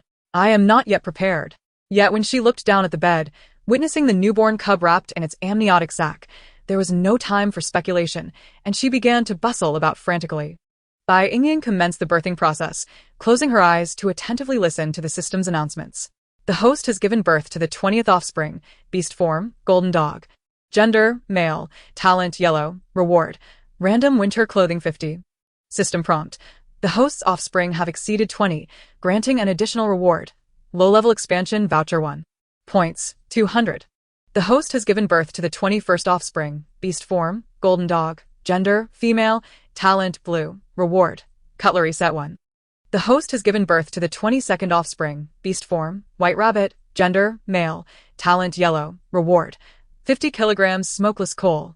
The host has given birth to the 23rd offspring, beast form, golden dog, gender, male, talent, green, reward, 200 g hot pot base 10. The host has given birth to the 24th offspring, beast form, golden dog, gender, male, talent, blue, reward, 30 kilograms rice. The host has given birth to the 25th offspring, beast form, white rabbit, gender, male, talent, cyan, reward, 10 kilograms grapes. The host has given birth to the 26th offspring, gene mutation, beast form, golden long-haired rabbit, gender, male, talent, orange, reward, medical suture kit 1. The host has given birth to the 27th offspring, beast form, golden dog, gender, male, talent, blue, reward, 10 kilograms peaches. The host has given birth to the 28th offspring, beast form, white rabbit, gender, female, talent, purple, reward, 3 kilograms edible fine salt. The host has given birth to the 29th offspring, beast form, white rabbit, gender, female, talent, cyan. Reward, betting set 1. The host has given birth to the 30th offspring, beast form, king cobra, gender, female, talent, cyan. Reward, large steamer 1. The host has given birth to the 31st offspring, beast form, white rabbit, gender, male, talent, orange. Reward, outdoor emergency kit 1. The host has given birth to the 32nd offspring, beast form, viper, gender, male, talent, cyan. Reward, 5 kilograms peanut oil. The host has given birth to the 33rd offspring, beast form, white rabbit, gender, male, talent, green. Reward, 20 mosquito repellent incense. The host has given birth to the 34th offspring, beast form, cobra, gender, female, talent, green. Reward, 5 Kilogramm Cookies. The host has given birth to the 35th offspring, beast form, white rabbit, gender, female, talent, blue. Reward, 10 kilograms eggs. The host has given birth to the 36th offspring, beast form, white rabbit, gender, male, talent, yellow. Reward, knife set X1. The host has given birth to the 37th offspring, beast form, viper, gender, male, talent, blue. Reward, 10 kilograms of steamed buns. System prompt, detected that the system bag capacity is full, automatically using low-level expansion voucher. System bag has been expanded to 20 cubic meters. The host has given birth to the 38th offspring, beast form, cobra, gender, male, talent, orange. Reward, yellow grade talent potion X1. The host has given birth to the 39th offspring, beast form, cobra, gender, male, talent, yellow. Reward, anesthetic powder X5. The host has given birth to the 40th offspring, beast form, viper, gender, male, talent, yellow. Reward, medicinal wine 10 kilograms. The host has given birth to the 41st offspring, beast form, white rabbit, gender, male, talent, yellow. Reward, beef jerky 10 Kilogramm. The host has given birth to the 42nd offspring, beast form, white rabbit, gender, male, talent, cyan. Reward, 5 spice powder 5 kilograms. The host has given birth to the 43rd offspring, beast form, king cobra, gender, male, talent, red. Reward, iron smelting skill X1. This time, Bai Yingying has given birth to a total of 24 young ones, 8 females, 16 males. Among them, there are 5 canine forms, for males, 1 female. 11 rabbit forms, 8 males, 3 females, and 8 snake eggs, 6 males, 2 females. Chapter 55. Pleading. So many offspring bearing maternal genes. 5 golden hounds and 8 snake eggs. It is evident that Xiao Mingqing's genes predominate. The earlier births should be Qin Xian's children, with 1 mutated orange-tier male rabbit beastman. It is difficult to determine the exact number of males and females, but there are 4 female golden hounds. For the golden hound clan, which lacks females, this is certainly a great surprise. However, it remains uncertain if they will survive. In Xiao Mingqing's brood, there are no genetic mutations, and 1 top-tier talent male king cobra beastman. If he matures successfully, he will be an extraordinary existence.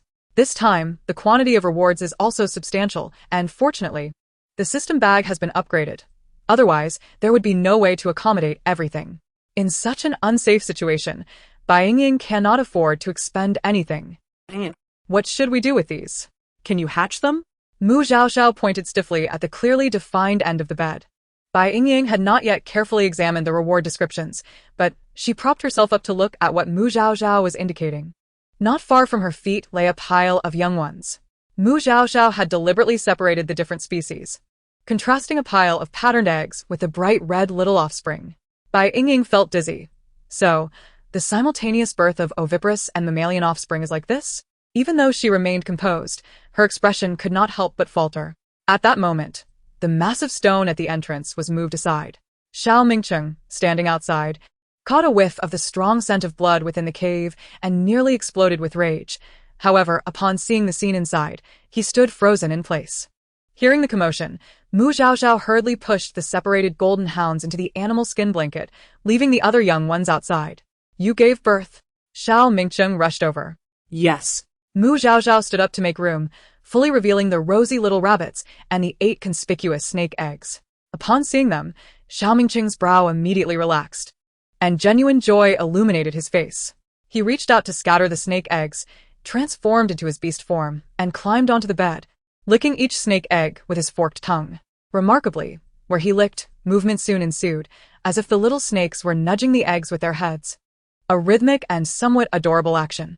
However, soon, one after another, the tiny snakes emerged from the eggs and began to gnaw on the eggshells. Due to the proximity of the eggs and the slenderness of the little snakes, some tails became entwined. Mu Zhao Zhao felt her scalp tingle. Besides the soft whimpers of the young ones, the only sound in the cave was the crunching of the snakes devouring the eggshells. Bai Yingying concealed her disgust before daring to look. Just one glance made her hair stand on end. She still remembered how, upon arriving on the beastman continent, she had painstakingly hunted a snake and feasted on grilled snake meat. At this moment, she felt somewhat overwhelmed. Why must certain species of wild beasts also exist among the beastmen? Why did Xiao Mingcheng have so many offspring resembling him this time? Bai Yingying closed her eyes, suppressing all weakness, adjusting her expression before timidly speaking. Mingcheng, I have something to discuss with you. Xiao Mingcheng hurriedly approached, smoothing her hair, and gently responded. Inger, you must be exhausted, right? Rest first. We can talk later. Once, Lin Xia also enjoyed tidying Bai Yingying's disheveled hair, especially during the occasional frenzied nights. Bai Yingying forced a smile. I want to ask you for a promise. Xiao Mingcheng's smile froze, and he looked at her suspiciously. Do you want to return to the rabbit-hunting tribe? No. Bai Yingying quickly shook her head. Life outside is quite good for us. Then what is it? Xiao Mingcheng sighed in relief, regaining his smile. Bai Yingying took a deep breath and quickly said, On the night you took me away, I actually consummated with Qin Xian. Just now, during the delivery, I discovered there are little golden hounds among the offspring. Xiao Mingcheng's expression completely shattered. In the next moment, he was already before the young ones, scrutinizing the little rabbits, then forcefully lifted the remaining corner of the blanket. 5 considerably larger little golden puppies appeared before him. Bai Yingying quickly stood up, positioning herself protectively in front of the little golden hounds, her eyes pleading. Mingcheng, please spare them. They are all my hard-won children. You lied to me. Xiao Mingcheng roared, veins popping on his forehead. He gripped Bai Yingying's arm tightly, wishing to exert more force to break that delicate arm. But it seemed his hand did not obey him. Tears streamed down Bai Yingying's face like a broken string of pearls. I was too scared to mention it then. I had no idea it would coincidentally turn out like this. Xiao Mingcheng's face contorted with rage. Those bastards. I will kill them. What will you do? Bai Yingying shook her head in silence, tears falling freely. Xiao Mingcheng, filled with pent-up anger, transformed into his beast form. His long serpentine body slithering restlessly within the cave, his forked tongue flicking in and out, emitting a terrifying hiss. Mu Zhao Zhao, frightened, cowered in a corner, not daring to breathe. Bai Yingying averted her gaze from him, quietly shedding tears.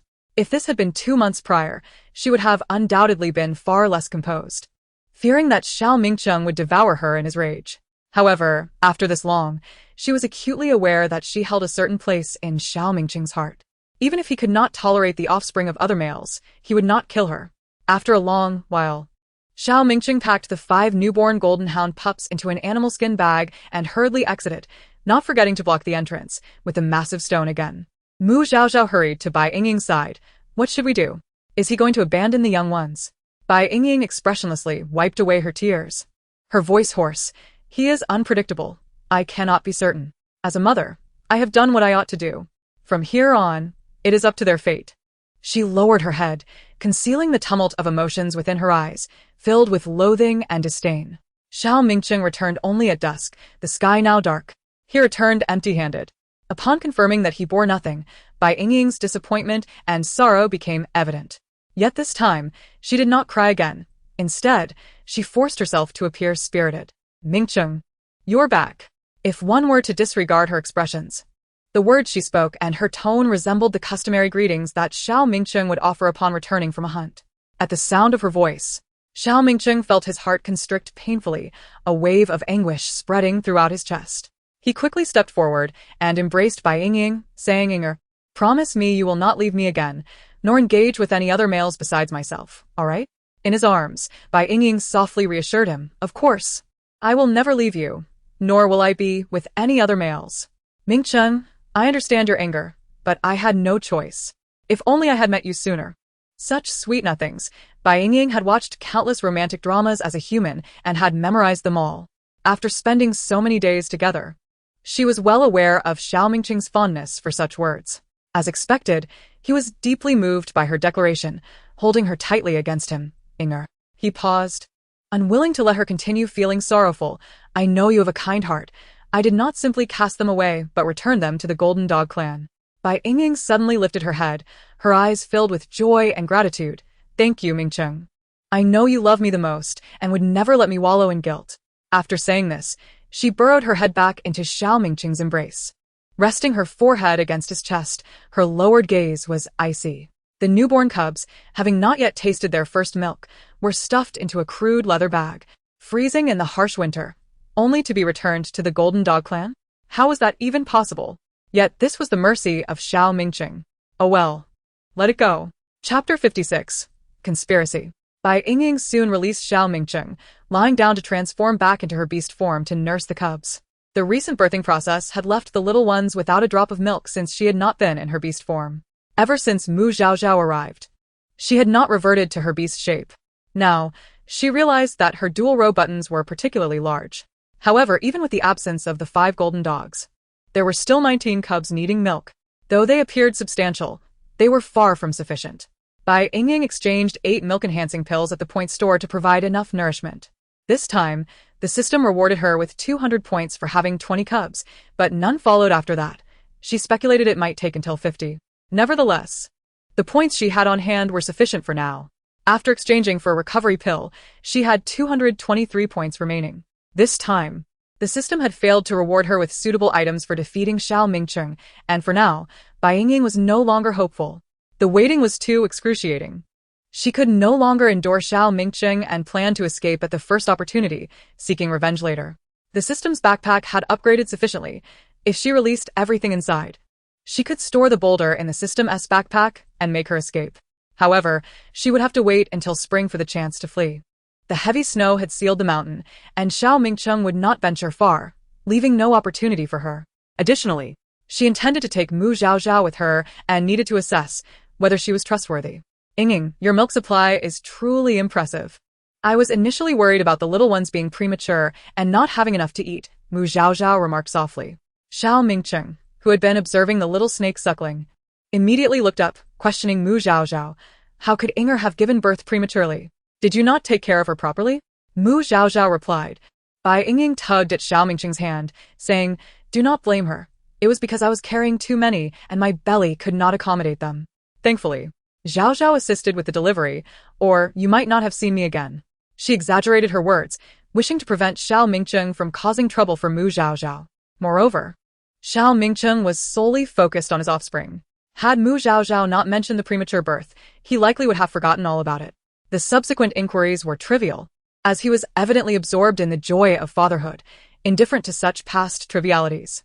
Bai Yingying and Mu Zhaozhao exchanged a seemingly unintentional glance, fully aware of their shared understanding.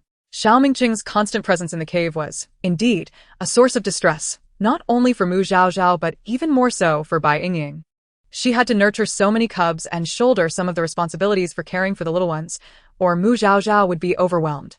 Xiao Mingcheng, feeling bored, wanted to assist Bai Yingying in raising the cubs, yet his clumsiness was a hindrance, and he could not express his frustration without risking an explosive reaction. After half a month of stumbling, he finally learned how to care for the cubs, but his favoritism was glaringly apparent. He was particularly fond of the 8 little snakes and 1 cub that bore a striking resemblance to Bai Yingying, while he hardly acknowledged the others. To him, it was temporarily indistinguishable whether those rabbit cubs were of Qin Xian's lineage or his own, so he simply ignored them. This was especially true for the golden long-haired rabbit cub, which he occasionally regarded with a piercing gaze. When born, the rabbit's fur was sparse, but now that it had grown, Xiao Mingcheng had noticed this particular cub that he deemed a rogue. Each day, he contemplated devouring it or discarding it. Yet Bai Yingying kept a watchful eye, preventing his intentions from coming to fruition. In truth, Bai Yingying could not discern which rabbit cubs belonged to Qin Xian, so she treated them all equally. Once the cubs could transform into human form, their appearances would reveal the truth. After half a month, Xiao Mingcheng began to cling to Bai Yingying every night, oblivious to Mu Zhaozhao's presence in the corner of the cave. Had Bai Yingying not secretly consumed the yellow tear talent potion, enduring such nights would have surely brought her to the brink of exhaustion. At first, Mu Zhaozhao struggled to sleep through the noise, but eventually, with the fur cover over her head, she soon began to snore softly. As a cat beast man, she often found herself uncontrollably snoring while asleep.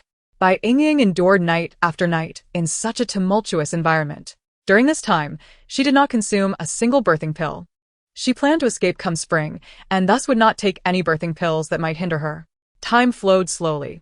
When Xiao Mingqing began to pursue her even during the daylight, Bai Yingying felt a sense of relief. This indicated that spring had quietly arrived. By March on the mountain, the ice and snow began to melt. At that point, the cubs were already 2 months old. On this day, Bai Yingying astonishingly felt the slightest movement in her belly, akin to little fish swimming within her. Had she naturally become pregnant without consuming a birthing pill? Estimating that she had conceived nearly a month ago, she could only resign herself to the reality of Xiao Mingqing's frequent visits. Bai Yingying understood that her time was limited. She needed to seize an opportunity swiftly. If every pregnancy resulted in her waiting for the production rewards to open a mystery box, when would she ever be able to leave? She did not wish to remain with Xiao Mingqing for another day. Fortunately, during the winter, she had taken advantage of the nursing period to consume ample food, which had caused her to gain considerable weight, and she quickly depleted her food supplies.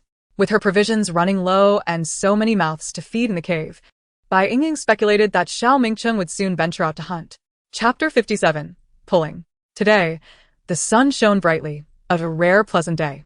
Bai Yingying and Mu Zhaozhao laid the cubs on a fur blanket, each holding 2 corners, and carried them to the cave entrance to bask in the sunlight. The little rabbit cubs, each fluffy and adorable, nestled together on the blanket like a collection of white pom-poms, their appearance utterly charming. Bai Yingying and Mu Zhaozhao could hardly resist the impulse to tease the little snakes, their spirits markedly uplifted. Had it not been for the sight of those serpents, their mood may have soared even higher. Xiao Mingqing, who had been clearing the snow outside the cave, was drawn to their laughter and approached them. Upon noticing the shadows on the ground, Bai Yingying and Mu Zhaozhao reached out to play with the little snakes, sharing the joy equally. Though these tiny serpents were venomous, their youth rendered their venom glands underdeveloped, making any unintentional bites harmless. After observing for a moment, Xiao Mingqing suddenly called out, "Inger, I shall venture out to hunt and return by afternoon. You should take a good nap. Mu Zhaozhao, your duty is to watch over the little ones. Should anything happen, I shall hold you accountable." Although the words were a threat, they were spoken in a calm tone. Bai Yingying and Mu Zhaozhao had grown accustomed to Xiao Mingqing's varied tones and similar remarks over the past couple of months. Both responded with a serene acknowledgement. Xiao Mingqing remained stationary, opening his arms towards Bai Yingying with a teasing smile. "Don't miss me too much in my absence." Understanding his implication, Bai Yingying stood and stepped into his embrace. They shared a fervent kiss before parting. Xiao Mingqing gently caressed her cheek before turning and disappearing into the woods. Perhaps it was due to Bai Yingying and the others basking in the sun at the cave's entrance that Xiao Mingqing on this occasion did not confine them. The two did not rush into any other actions, remaining as before, lounging in the sunlight, playing with the little ones, and engaging in idle chit-chat. After a while, when Xiao Mingqing had still not returned, Bai Yingying and Mu Zhaozhao exchanged glances, both sensing the excitement reflected in each other's eyes. Had Xiao Mingqing, during this prolonged winter, come to trust Bai Yingying, as if they were lovers in the throes of romance? Mu Zhaozhao suppressed her expression and quietly inquired, "Yingying, shall I gather our things?" "Yes," Bai Yingying replied decisively. "We need only take the rabbits." Mu Zhaozhao exclaimed in surprise, "What about the little snakes?" A flicker of distaste crossed Bai Yingying's eyes. "Let us move the little ones back to the bed first." The two lifted the young creatures and returned to the cave. Bai Yingying, unperturbed by Mu Zhaozhao's presence, retrieved the outdoor emergency kit, awarded to her from her system backpack, which indeed turned out to be a substantial package. A smile graced her lips as she swiftly rummaged through it and pulled out a climbing backpack. "Zhao, let us pack the rabbits into this bag and be on our way." Mu Zhaozhao's pupils dilated in shock as she beheld the wondrous sight. "What is this?" Bai Yingying opened the backpack and urged, "I'll explain later. We must leave this place immediately. This is truly extraordinary." Mu Zhaozhao marveled, carefully placing the little rabbits into the bag while exclaiming, "What a splendid day it is. Our luck is unparalleled." At this, Bai Yingying paused, a thought striking her, and her brow furrowed slightly. "I'll take a quick look around. Wait for my call before you come out." She set the climbing backpack on the bed and stepped out of the cave. As she walked, scanning her surroundings, She wandered into the woods for a while, but found nothing amiss. Deciding to take a more relaxed approach, she bent down to casually brush aside the snow on the bushes and gather some damp firewood. Though she appeared at ease, her senses remained alert. It was at that moment she felt a faint gaze lingering upon her. Had it been during her earlier green tier days, she would have been oblivious to it.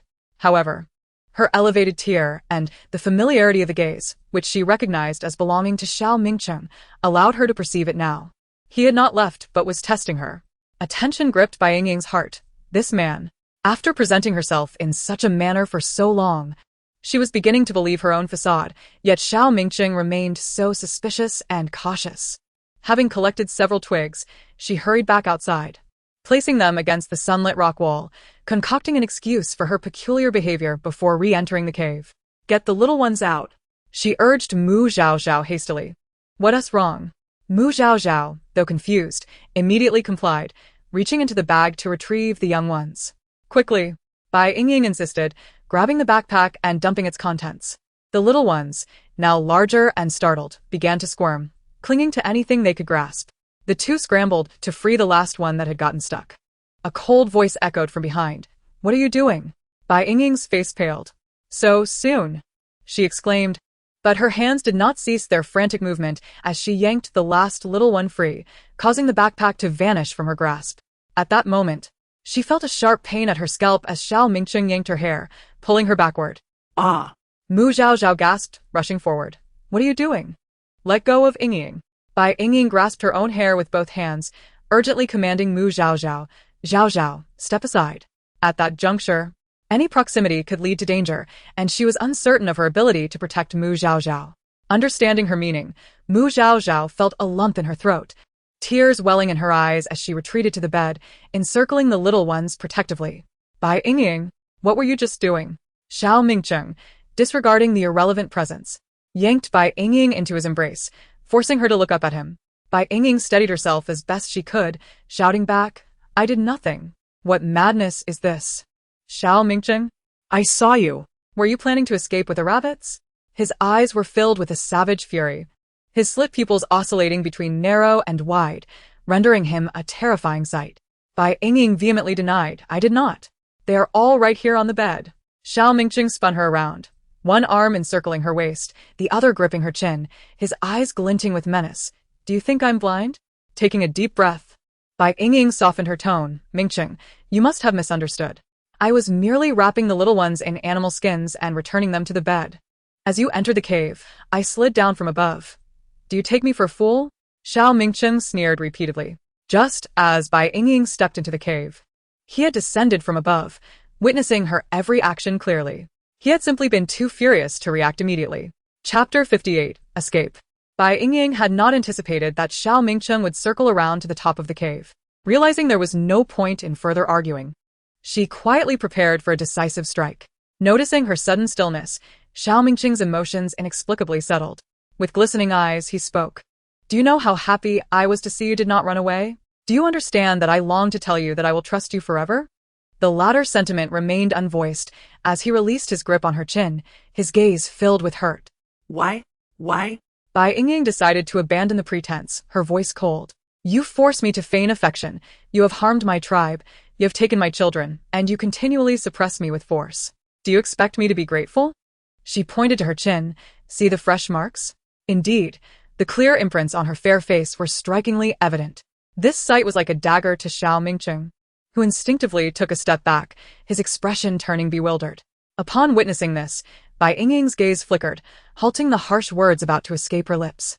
She stepped forward, her chin raised defiantly, tears streaming down her face as she proclaimed, "Xiao Mingcheng, you have no understanding of what respect or love truly means. You profess to love me, yet you incessantly manipulate me, rendering my existence devoid of dignity and freedom. Your declaration of love is, in truth, merely a manifestation of your possessiveness." Though she appears to have severed ties with Xiao Mingcheng, every utterance that follows is meticulously measured, prompted by his recent reaction. In that moment, she comprehends that Xiao Mingcheng has genuinely fallen for her. Thus, both she and Mu Zhaozhao still hold a chance at survival. If she can lead Xiao Mingcheng to mistakenly believe that she loves him, albeit struggling against his tyranny, they may navigate this perilous juncture. Do not weep. Xiao Mingqing's eyes flicker with pain and remorse. Stay behind. I shall return. Before he can complete his sentence, a piercing cry of an eagle echoes from outside. Startled, Xiao Mingqing's expression shifts as he pushes Bai Yingying aside. Yingying, take the cubs and hide in the cave until I come for you. He hastily departs, sealing the cave's entrance with a massive stone. What has transpired? Mu Zhaozhao relaxes, collapsing onto the bed, overwhelmed by a sense of survival. It must be his arch-nemesis, the Great Eagle Clan, Bai Yingying speculates. Approaching the stone, she notices that Xiao Mingqing's hurried exit has widened the gap significantly. She leans against the crevice, peering outside, where a colossal eagle, spanning nearly 7 meters, soars through the sky. The eagle ascends and then dives swiftly, gradually receding into the distance. Bai Yingying, we must flee, she decisively declares. She hands her backpack to Mu Zhaozhao. Pack the cubs. This is indeed an opportune moment for escape. Xiao Mingqing believes they are trapped, allowing him to draw away his adversary. However, they possess their means. Having attained a yellow tier aptitude, Bai Yingying attempts to shift the boulder, exerting all her strength but only managing a slight movement. Abandoning her efforts, she empties her system backpack, filling the cave with an array of supplies within mere moments. The rapid succession of actions leaves Mu Zhaozhao in awe, her jaw nearly dislocating in disbelief. With a hand on the boulder, it vanishes instantaneously. Bai Yingying steps outside, carelessly tossing the boulder aside before re-entering the cave. Mu Zhaozhao is already busy packing other items. Yingying, since you have space, why not take everything with us? She gestures toward the furs and provisions. Unnecessary, Bai Yingying retorts disdainfully, surveying the cave's interior. It sickens me to behold. Fear not, we lack for nothing. All these supplies were acquired by Xiao Mingqing, particularly the furs on the bed. She is well equipped and sees no need to take these items, leaving them for the serpent cubs. After a pause, she resolves to let them remain here to await Xiao Mingqing's return. Despite her compassionate inclination, the most prudent course of action would have been to eliminate the cubs or to dispose of them to inflict greater anguish upon Xiao Mingqing. Yingying? Are you truly leaving them behind? Mu Zhaozhao's heart softens as she recalls the care she extended to the cubs over the past 2 months.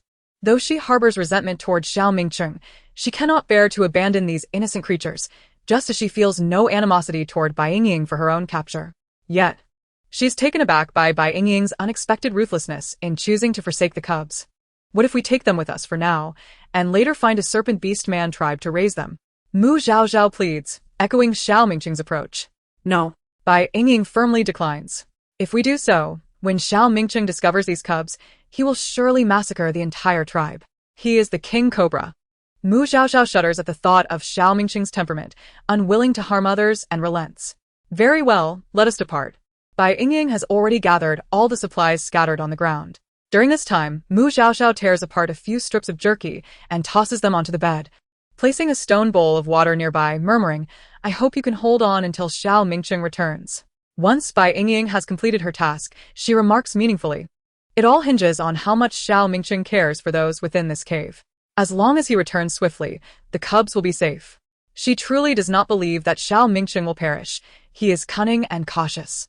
After all, he managed to escape unscathed from the previous encounter with the Great Eagle, and even returned with a female companion. Although she has never encountered this Great Eagle, she holds it in contempt. What constitutes a natural enemy, a predestined conflict? If a confrontation yields no advantage, then one must either be foolish or weak. Bai Yingying, with her mountaineering backpack, departs the cave without a backward glance. Mu Zhaozhao hastily follows suit. The two females, burdened with a pack of cubs and clad in shoes fashioned from animal hides, traverse the still snowy underbrush, feeling no chill in the air. With a long knife in hand, Mu Zhaozhao, hearing the nearby roars of beasts, feels a twinge of fear. Yingying, where shall we go? Should we not seek refuge in a tribe? At least that would provide. Bai Yingying interrupts her. I shall locate shelter and can hunt. We will not go hungry. Oh. Mu Zhaozhao quickly processes this, excitement bubbling within her. Yes, you just moved that boulder in the cave. Bai Yingying furrows her brow, cautioning her to lower her voice. She continues, do you not possess a gift as well? A flicker of terror crosses Mu Zhaozhao's face. How do you know? When you were captured by Xiao Mingqing, you were scantily clad and left exposed to the elements for so long. A frail female would surely have fallen ill. Yet, you still had the energy to tend to your wounds and persist with your sculpting. You remain unscathed.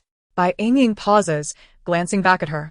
This is not a constitution typical of an ordinary female. Your powers of observation are truly formidable, Yingying. Fortunately, I am your ally, Mu Zhaozhao responds, swallowing hard and smiling. You are correct. As I grew, I discovered that my physique and strength far exceeded those of other females, so I concealed myself. After quietly comparing myself to others, I confirmed that I possess blue-tier aptitude. She had once contemplated that there might be other females like herself, but fearing to draw attention, she had remained silent. Indeed, Bai Yingying is such a female, possessing far greater aptitude than her own. Blue-tier, Bai Yingying muses, a hint of nostalgia in her eyes. With blue-tier skills in hunting, one need not fear starvation. She continues, for now, we cannot approach other tribes. Xiao Mingcheng will undoubtedly search the nearby ones. Once the heat subsides, we shall devise our plans.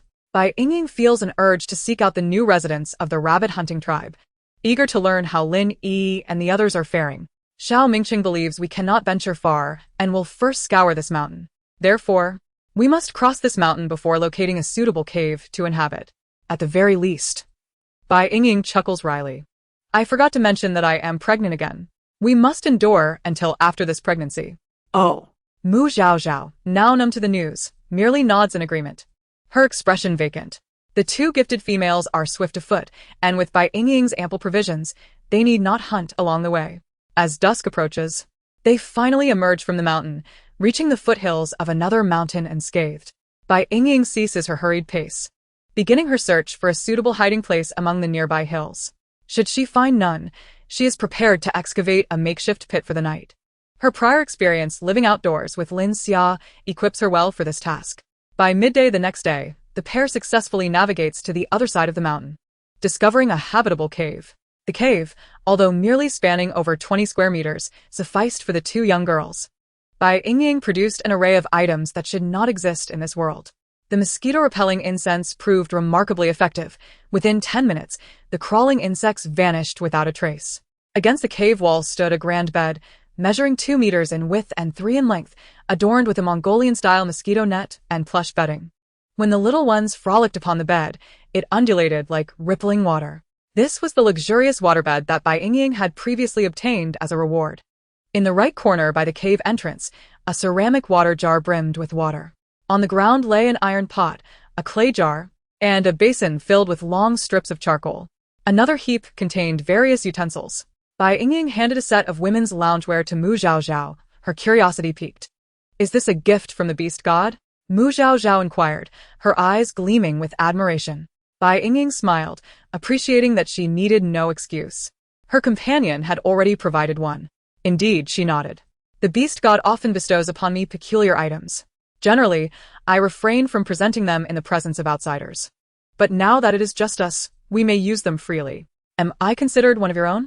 Mu Zhaozhao asked, her excitement palpable as she pointed to herself. Of course. If you wish to leave, I would not allow it. Bai Yingying jested, though her tone held a serious undertone.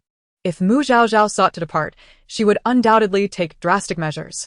Even if you let me go, I would not leave, Mu Zhaozhao replied, her eyes suddenly glistening with tears. I haven't told you. I was found by the tribe, taken in due to my innate talent for healing by the elder shaman. The guardians of the shaman's cave were slain by Xiao Mingcheng while attempting to protect me. I cannot return. Bai Yingying was momentarily taken aback. Then why not eliminate his offspring? Mu Zhaozhao wiped her tears and forced a smile. The young ones are innocent. I cannot bring myself to harm them. Bai Yingying gently ruffled her hair. Then let us devise a plan to eliminate Xiao Mingcheng together and return to the tribe to share our triumph. Yes. Mu Zhaozhao's eyes sparkled. From now on, I shall be your dedicated healer of the young ones.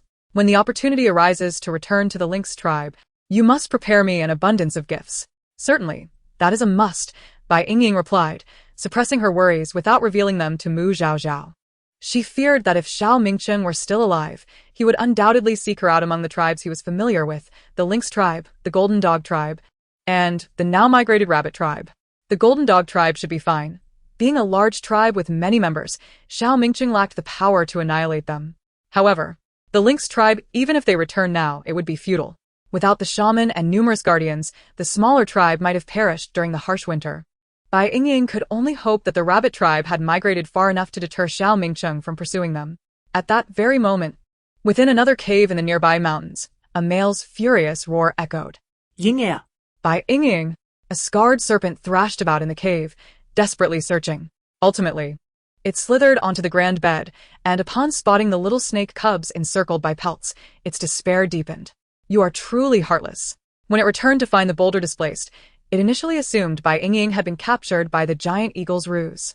However, upon witnessing the scene within the cave, it had to concede that Bai Yingying had left of her own volition, taking the shaman and the rabbit cubs, yet leaving the snake cub and everything else behind.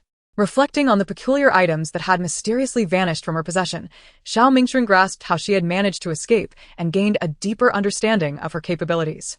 Bai Yingying harbored resentment towards him. A flicker of madness flashed in Xiao Mingcheng's eyes. If she despised him, why not amplify that hatred? Bai Yingying and her companions settled in with the little rabbit cubs. During the day, Mu Zhaozhao tended to the children at home, while Bai Yingying ventured out to hunt nearby. Aware of the dangers lurking in the wilderness, she refrained from wandering too far to avoid attracting large beasts or other beastmen. She hunted with abandon, utilizing a crossbow to take down prey from a distance, directly storing the carcasses in her system's backpack. After processing the game by the stream, she would return home with her spoils.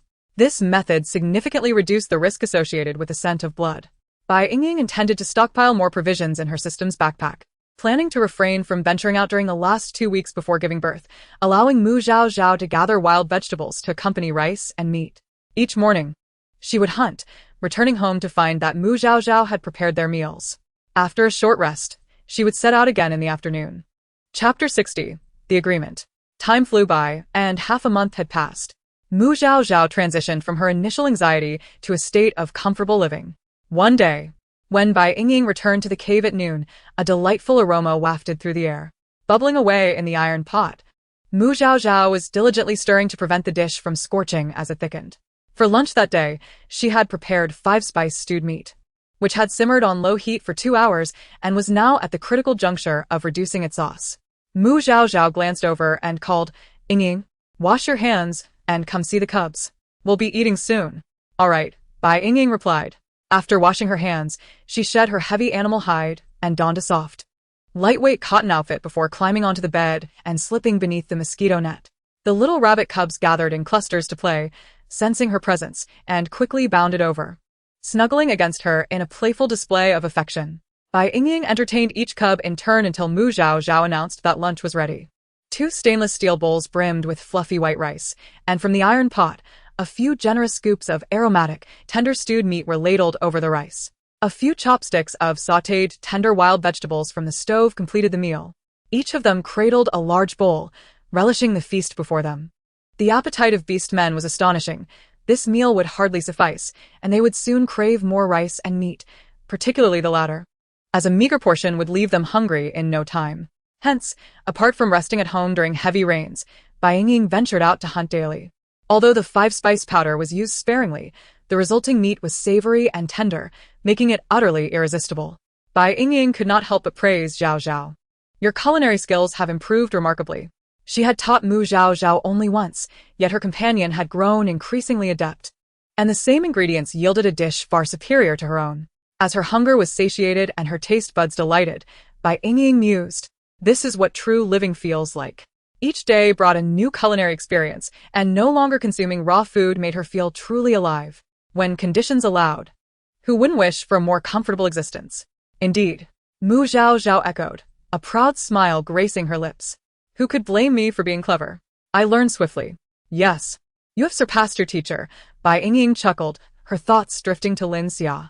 When she had taught Lin Xia how to weave bamboo baskets, Lin Xia had also grasped the technique quickly exceeding Bai Yingying's skills. In her spare time, Bai Yingying attempted to teach Mu Zhaozhao how to weave bamboo baskets, but her friend lacked the talent for it and struggled to grasp the technique after several attempts.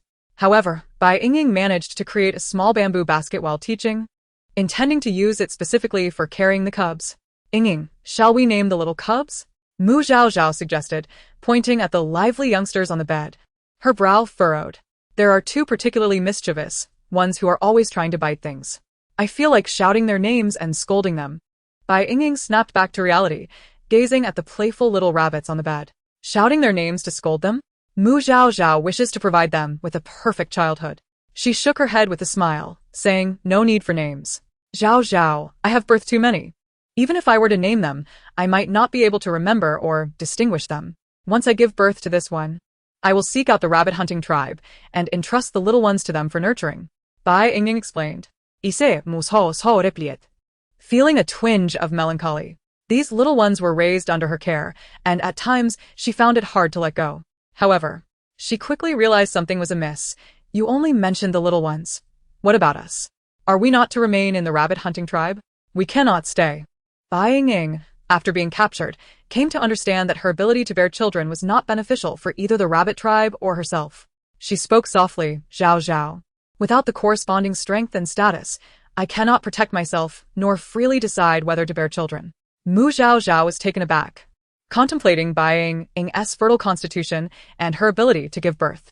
She understood that if they returned to the rabbit-hunting tribe, the news would inevitably leak, leading to Bai Yingying being incessantly contested by the stronger ones, or even imprisoned. Realizing this, Mu Zhao Zhao felt a surge of panic and forced a smile, saying, then let us not send the little ones away. Let us hide here and live, and we shall not have any more children. That is too idealistic. Bai Yingying shook her head in resignation. This place is not safe. As two females, should we encounter any stronger male beastmen, we have no right to refuse. They had been fortunate to remain safe for so long. In truth, they had encountered hunting beastmen during this time, but Bai Yingying had skillfully avoided them. Moreover, her supplies relied on bearing children. If she ceased to do so, these resources would be depleted quickly, and their comfortable life would come to an end. Bai Yingying paused and continued, furthermore, this is not the life I desire. The Sunset Mountains are merely a fraction of the vast 10,000 mountains. Beyond them lies a broader world.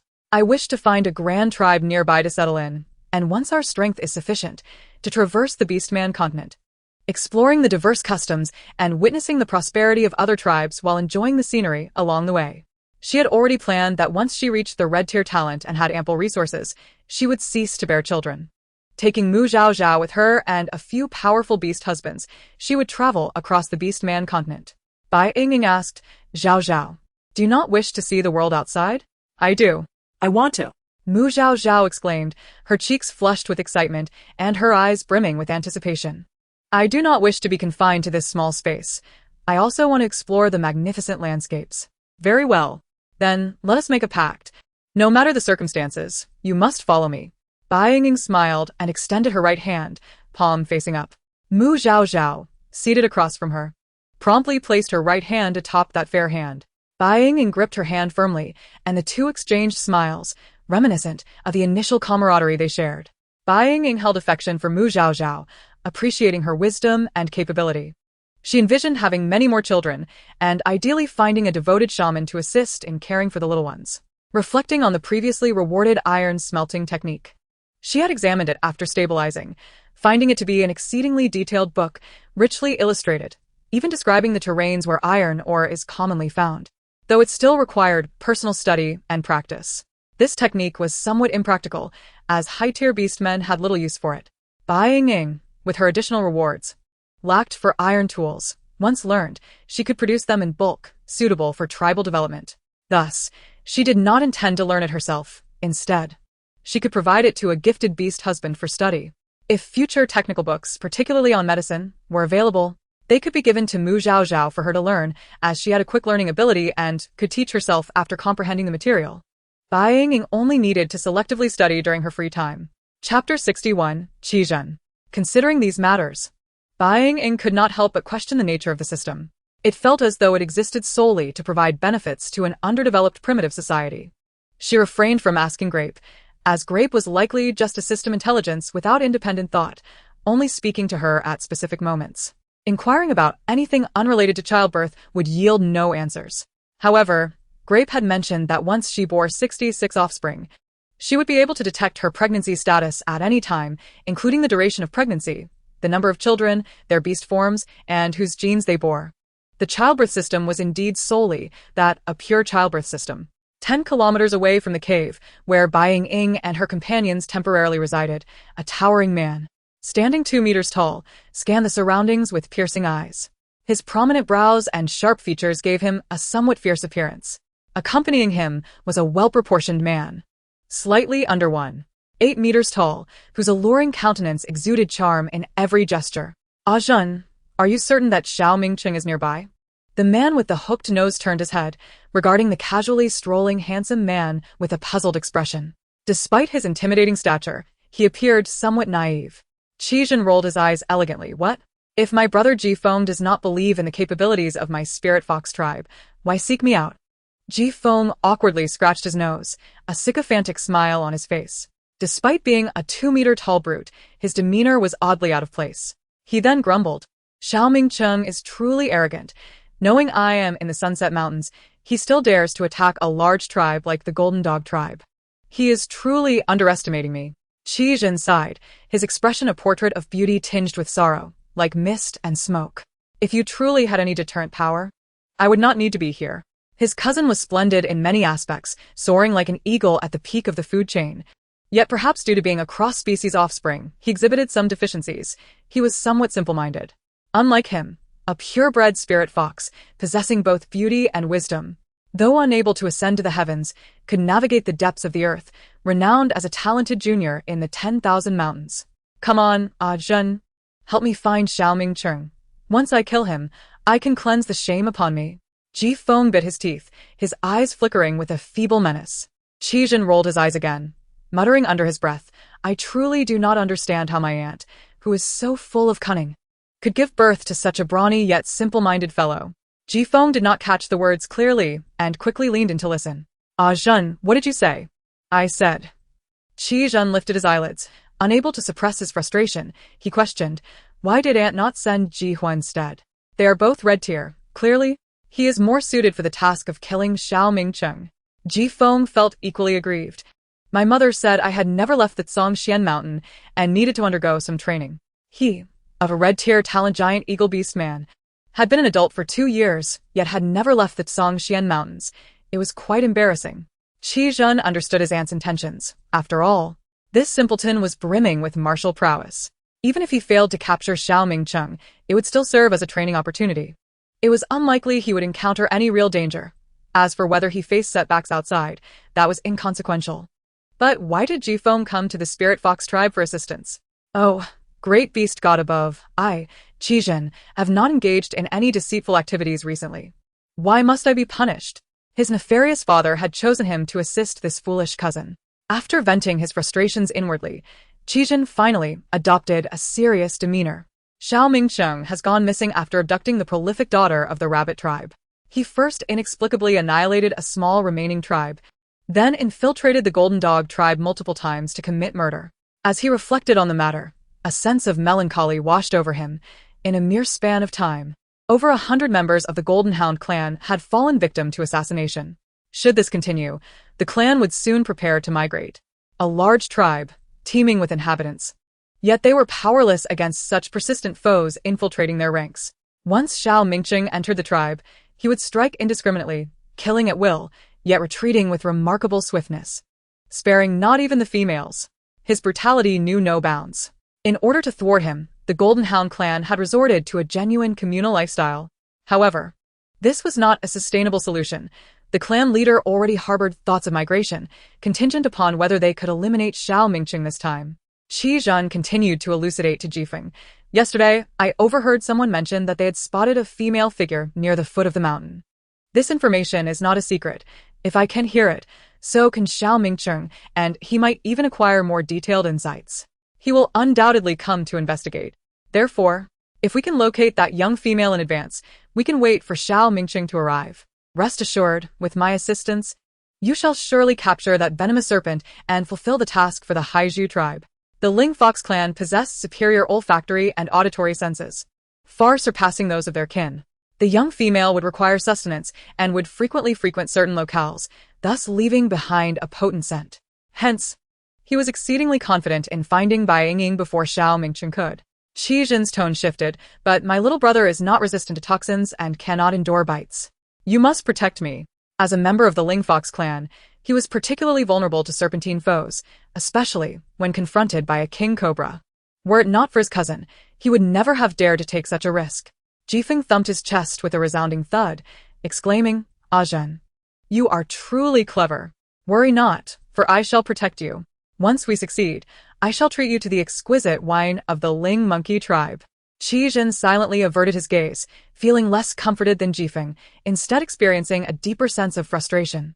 After her midday rest, Bai Yingying exchanged her cotton clothes for a cloak of animal hide and ventured out to hunt as usual. However, she had not wandered far from the cave when discomfort began to plague her stomach. Leaning against a great tree for support, one hand resting on its trunk while the other caressed her abdomen, she found no relief after a considerable time. Rather, the discomfort intensified. "Grape, what is happening to me? Am I about to miscarry?" Bai Yingying, 1.5 months pregnant, pondered whether the pain was due to excessive exertion, fearing the loss of her child. She had endured so long without reaping any rewards. How could she possibly suffer a miscarriage? "Please hold on, host," Grape replied after a moment of silence. "No signs of miscarriage have been detected. It merely seems you have been overly active." Chapter 62, Jifeng. Bai Yingying was left speechless by the response. Yet. In the next instant, a slick sensation brushed past her ear as an icy constriction encircled her neck, swiftly spreading to her upper body and binding her arms tightly. Bai Yingying found herself ensnared by a 5-meter-long king cobra, its menacing head emerging beside her ear. The sudden constriction caused her to gasp, her eyes widening in shock as they locked onto the aggressive vertical pupils of the serpent. The fleshy wings flanking the cobra's head unfurled, a display characteristic of its predatory stance. In close proximity, she beheld the slick, glistening scales of the serpent's body, feeling the chilling grip around her neck. And she sensed that she had one foot already in the realm of the dead. "Bai Yingying, you make it all too easy for me to find you." The dark red forked tongue flicked rapidly, gliding across her face, leaving her visage coated in a transparent liquid within the blink of an eye. Hiss! Xiao Mingcheng menacingly opened his jaws, revealing his iridescent fangs. Bai Yingying struggled to breathe, overwhelmed by the threat of death, tears streaming down her face. The tears fell onto the serpent coiling around her neck, causing its muscles to visibly constrict. Xiao Mingcheng halted momentarily, the serpent's body loosening its grip. He chuckled softly. "Inger, do not fear. I shall not kill you. Rather, I intend to keep you by my side for eternity, to have you accompany me and bear countless offspring." Xiao Mingcheng's serpent had descended to Bai Yingying's abdomen, his tone laden with complexity. "You truly are the goddess of fertility, once again carrying my young." Just moments prior, when he had coiled around her midsection, he had sensed the fetal movements and deduced the timing. It could only belong to him. Bai Yingying finally found her voice, her anger boiling over. "Xiao Mingcheng, why do you insist on pursuing me?" She had just caught a whiff of a putrid odor emanating from the serpent's body, evidence of an unhealed wound that had become infected. This man was not recuperating. Yet he was roaming about searching for her? Had he lost his mind? Xiao Mingcheng retorted, "Why do you flee? Have I treated you poorly? To hell with that." Bai Yingying momentarily entertained the thought of cursing him out. Suddenly, Xiao Mingcheng's serpent head shifted direction with alarming swiftness.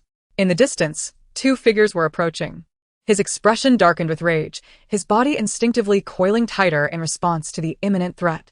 In a flash, he withdrew his serpent form from around Bai Yingying, transforming into human shape, and with a single arm, he hoisted her away, fleeing in the opposite direction.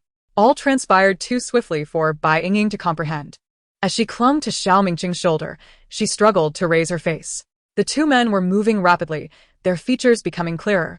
Qi Zhen's beauty was unmistakable, while Jifeng's hooked nose was equally prominent. Qi Zhen and Jifeng recognized Xiao Mingcheng and Bai Yingying. Qi Zhen, incredulous, exclaimed, "It truly is Xiao Mingcheng. How could he possibly be faster than me?" With a fierce cry, Jifeng surged forward, determined to capture him today. The call belonged to the eagle with the crimson talent, an ally capable of eliminating Xiao Mingcheng. Bai Yingying, no longer hesitating, produced a dagger and thrust it fiercely into Xiao Mingcheng's side before swiftly withdrawing it, warm blood gushing forth. Caught off guard, Xiao Mingcheng, in his rapid flight, suddenly felt a searing pain, stumbling to the side as the grip restraining her finally loosened. Seizing the opportunity, Bai Yingying transformed into her beast form, using her hind legs to kick off his arm with great force, leaping 3 meters away. To avoid harming her abdomen, She deliberately curled her body and rolled several times upon landing.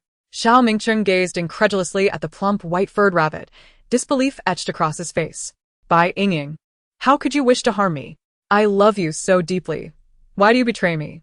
A female who had borne his offspring, still carrying his child within her, was now attempting to kill him? Ha! Xiao Mingcheng, today is your day of reckoning. A rugged voice boomed like thunder. Snapped back to reality amidst his confusion, Xiao Mingcheng transformed into his beast form and swiftly darted toward the dense foliage, leaving behind a conspicuous trail of blood. Qi Zhen was on the verge of exasperation. Unable to suppress his fury, he shouted, Jifeng, you fool. Qi Zhen morphed into a silver-white fox, pursuing the direction in which Xiao Mingcheng had vanished. Jifeng, realizing his earlier mistake born of excitement, felt a wave of embarrassment wash over him. He too transformed into his beast form and chased after. A colossal eagle emerged, unfurling its wings without hesitation, its formidable presence wreaking havoc upon the landscape, reducing everything in its path to ruin. Bai Yingying witnessed the raw power of the large red-tear beast for the first time, left in a state of awe. It was only when she felt a twinge of pain in her abdomen that she reverted to her human form and began to make her way back to the cave. 10 minutes later, Mu Zhao Zhao was startled to see Bai Yingying, bloodied and battered, appearing at the cave entrance. Rushing forward, she supported Bai Yingying and guided her toward the bed. What has happened? Have you encountered a formidable foe? In recent days, Bai Yingying had indeed sustained injuries, albeit minor ones, which she had treated with the supplies from the medical kit. Coupled with her innate abilities, her recovery was swift. There was even an instance when a long scratch marred her arm, and Mu Zhao Zhao had attempted to use medical suturing tools to stitch her up. Fortunately, she had healed quite well since then. Yet, it was the first time she had witnessed such a significant amount of blood on Bai Yingying. In a weakened voice, Bai Yingying remarked, Xiao Mingcheng has come. Mu Zhao Zhao was taken aback and turned to Bai Yingying, asking, should we run now? First, help me take off my outer robe. I need to rest on the bed for a while. Bai Yingying had no intention of fleeing.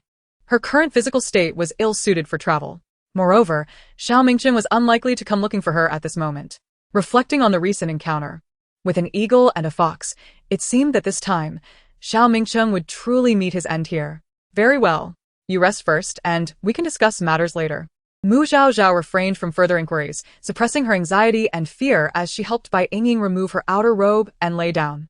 She then poured some hot water from a thermos into a bowl, mixing it with cold water to create lukewarm water for Bai Yingying to drink. Bai Yingying took the warm water and swallowed a painkiller. Mu Zhao Zhao continued her tasks, pouring hot water into a basin and using a towel to wipe the blood off Bai Yingying's face and body.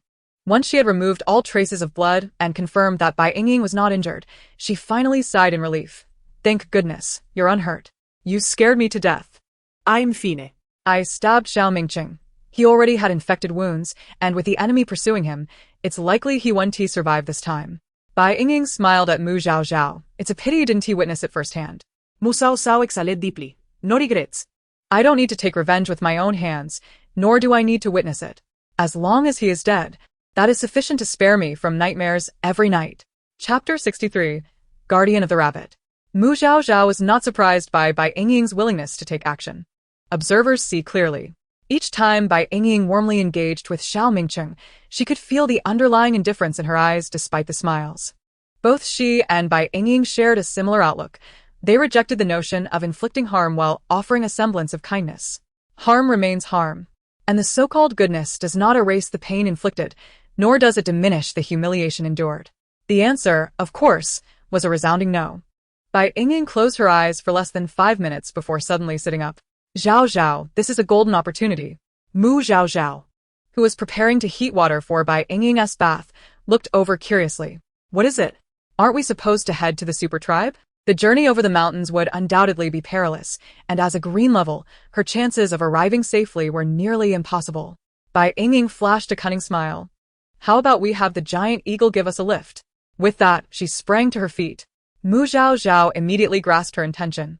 Bai Yingying had set her sights on the giant red eagle, but first, she needed to assess its character. Zhao Zhao, please place the little ones in the bamboo basket while I gather supplies from the cave. They should return shortly to look for me. Her reputation as the mother of many preceded her. The two male beast men would hardly abandon their pursuit. The two began to busy themselves. stowing away everything from the cave that should not belong to this era into their system backpacks. Indeed, just as they were nearing completion, a hearty male voice rang out from outside. "Little female, are you in there?" Bai Yingying tucked away the last of the waterbed and called back, "I am." She hurried out of the cave to find a muscular man with an awkward expression and a handsome youth with a darkened countenance. Although they stood side by side, they were at least 2 meters apart. Her heart sank. Where was Xiao Mingcheng? Had he been killed? Qi Zhen averted his gaze, clearly unwilling to answer. Bai Yingying turned her attention to Ji Feng, who stammered, "Well, I can't be blamed for this. Xiao Mingcheng is a snake. He can burrow. I can't do that." He raised his hand, revealing a severed snake tail. "Look, at least he is injured." Qi Zhen was both amused and exasperated. Despite the enemy being gravely wounded, they had allowed him to escape, and he brandished a mere segment of a tail as if it were a trophy. Bai Yingying's expression froze, momentarily dizzy. Xiao Mingcheng was so severely injured, yet they had let him slip away, and now they flaunted a small piece of tail? Were they still waking from their afternoon slumber? Mu Zhaozhao wore a similarly stunned expression. Her mind had conjured countless scenarios of Xiao Mingcheng's demise, but this outcome was utterly unexpected. Perhaps the incredulity of their expressions was too insulting. Ji Feng felt embarrassed too, and he immediately vowed, Ji Feng, will not return to the giant eagle tribe until I have avenged myself on Xiao Mingcheng." Qi Zhen turned to glare at him. "I can only wait another 6 months at most. I want to accompany you indefinitely." Ji Feng waved his hand dismissively. "Zhen, if you have matters to attend to, feel free to return. I will manage." Qi Zhen was momentarily taken aback, not wanting to engage further in trivialities.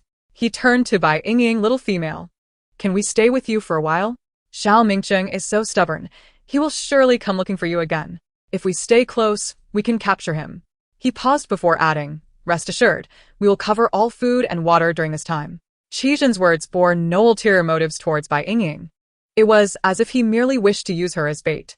A fleeting glimmer of cunning crossed Bai Yingying's eyes. "All right, I too fear his retribution." She was certain to agree, as this had been her intention all along. However, it was imperative to remain with these two now. She had entirely severed ties with Xiao Mingcheng. Being captured again would not merely be a question of life or death, but a matter of suffering far worse than death. Regardless of whether these two were genuinely interested in her, she needed to bind them to her side until Xiao Mingcheng met his end. With 2 red-level beastmen by her side, her safety would be assured. Upon seeing Bai Yingying's agreement, Ji Feng joyfully stepped into the cave, only to express disdain at the low, cramped space. "Oh, what a tiny cave. How can one live here? I can't even stand up straight." "It's because you're too tall," Mu Zhaozhao muttered under her breath, displeased. She had resided there for merely half a month, yet she had found it quite enjoyable and would not tolerate disparagement of her abode. Bai Yingying offered a suggestion. "What if we seek temporary residence in a super tribe? There are many people there, and news travels fast. Xiao Mingcheng will learn of it swiftly. If he dares to sneak in, he will undoubtedly meet his doom." Qi Zhen's eyes lit up at this idea. He was fastidious and could not endure long in such a place. Yet he also noticed the cave's unusual emptiness. There wasn't even a single hide present. How had these 2 females managed to live in a cold, dark cave with a brood of young? Qi Zhen's mind whirled with possibilities, sensing that this endeavor could prove quite entertaining. Since both young masters from the 2 major tribes had expressed agreement, the group set off together towards the Zhula tribe in the Chuanqiu Mountains. The Linghu tribe was merely a large tribe, whereas the Giant Eagle clan, while formidable, was few in number. In terms of population, it qualified as a small tribe, yet its overall strength was formidable, qualifying it as a large tribe. The Zhula tribe was nestled within the Chuanqiu Mountains of the 10,000 Great Mountains, although the journey was long.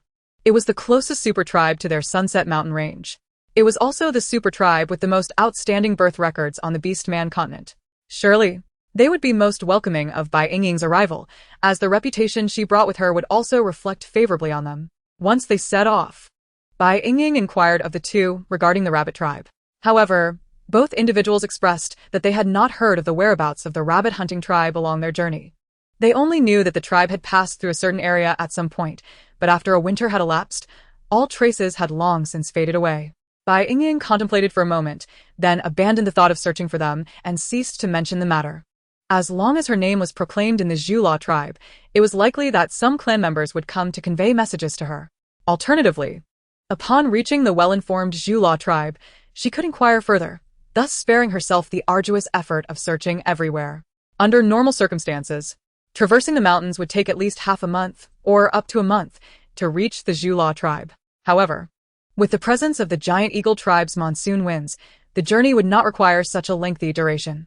With the giant eagles, their travel became exceedingly convenient. Once they found a suitable launch point, the remaining three could ride upon the backs of the giant eagles. Qi Zhen carried a basket containing cubs on his back, with a leather pouch hanging in front of him, revealing two round little heads. One possessed long, pale pink rabbit ears, round black eyes, and delicate three-petaled lips, with the rest of its body being pure white.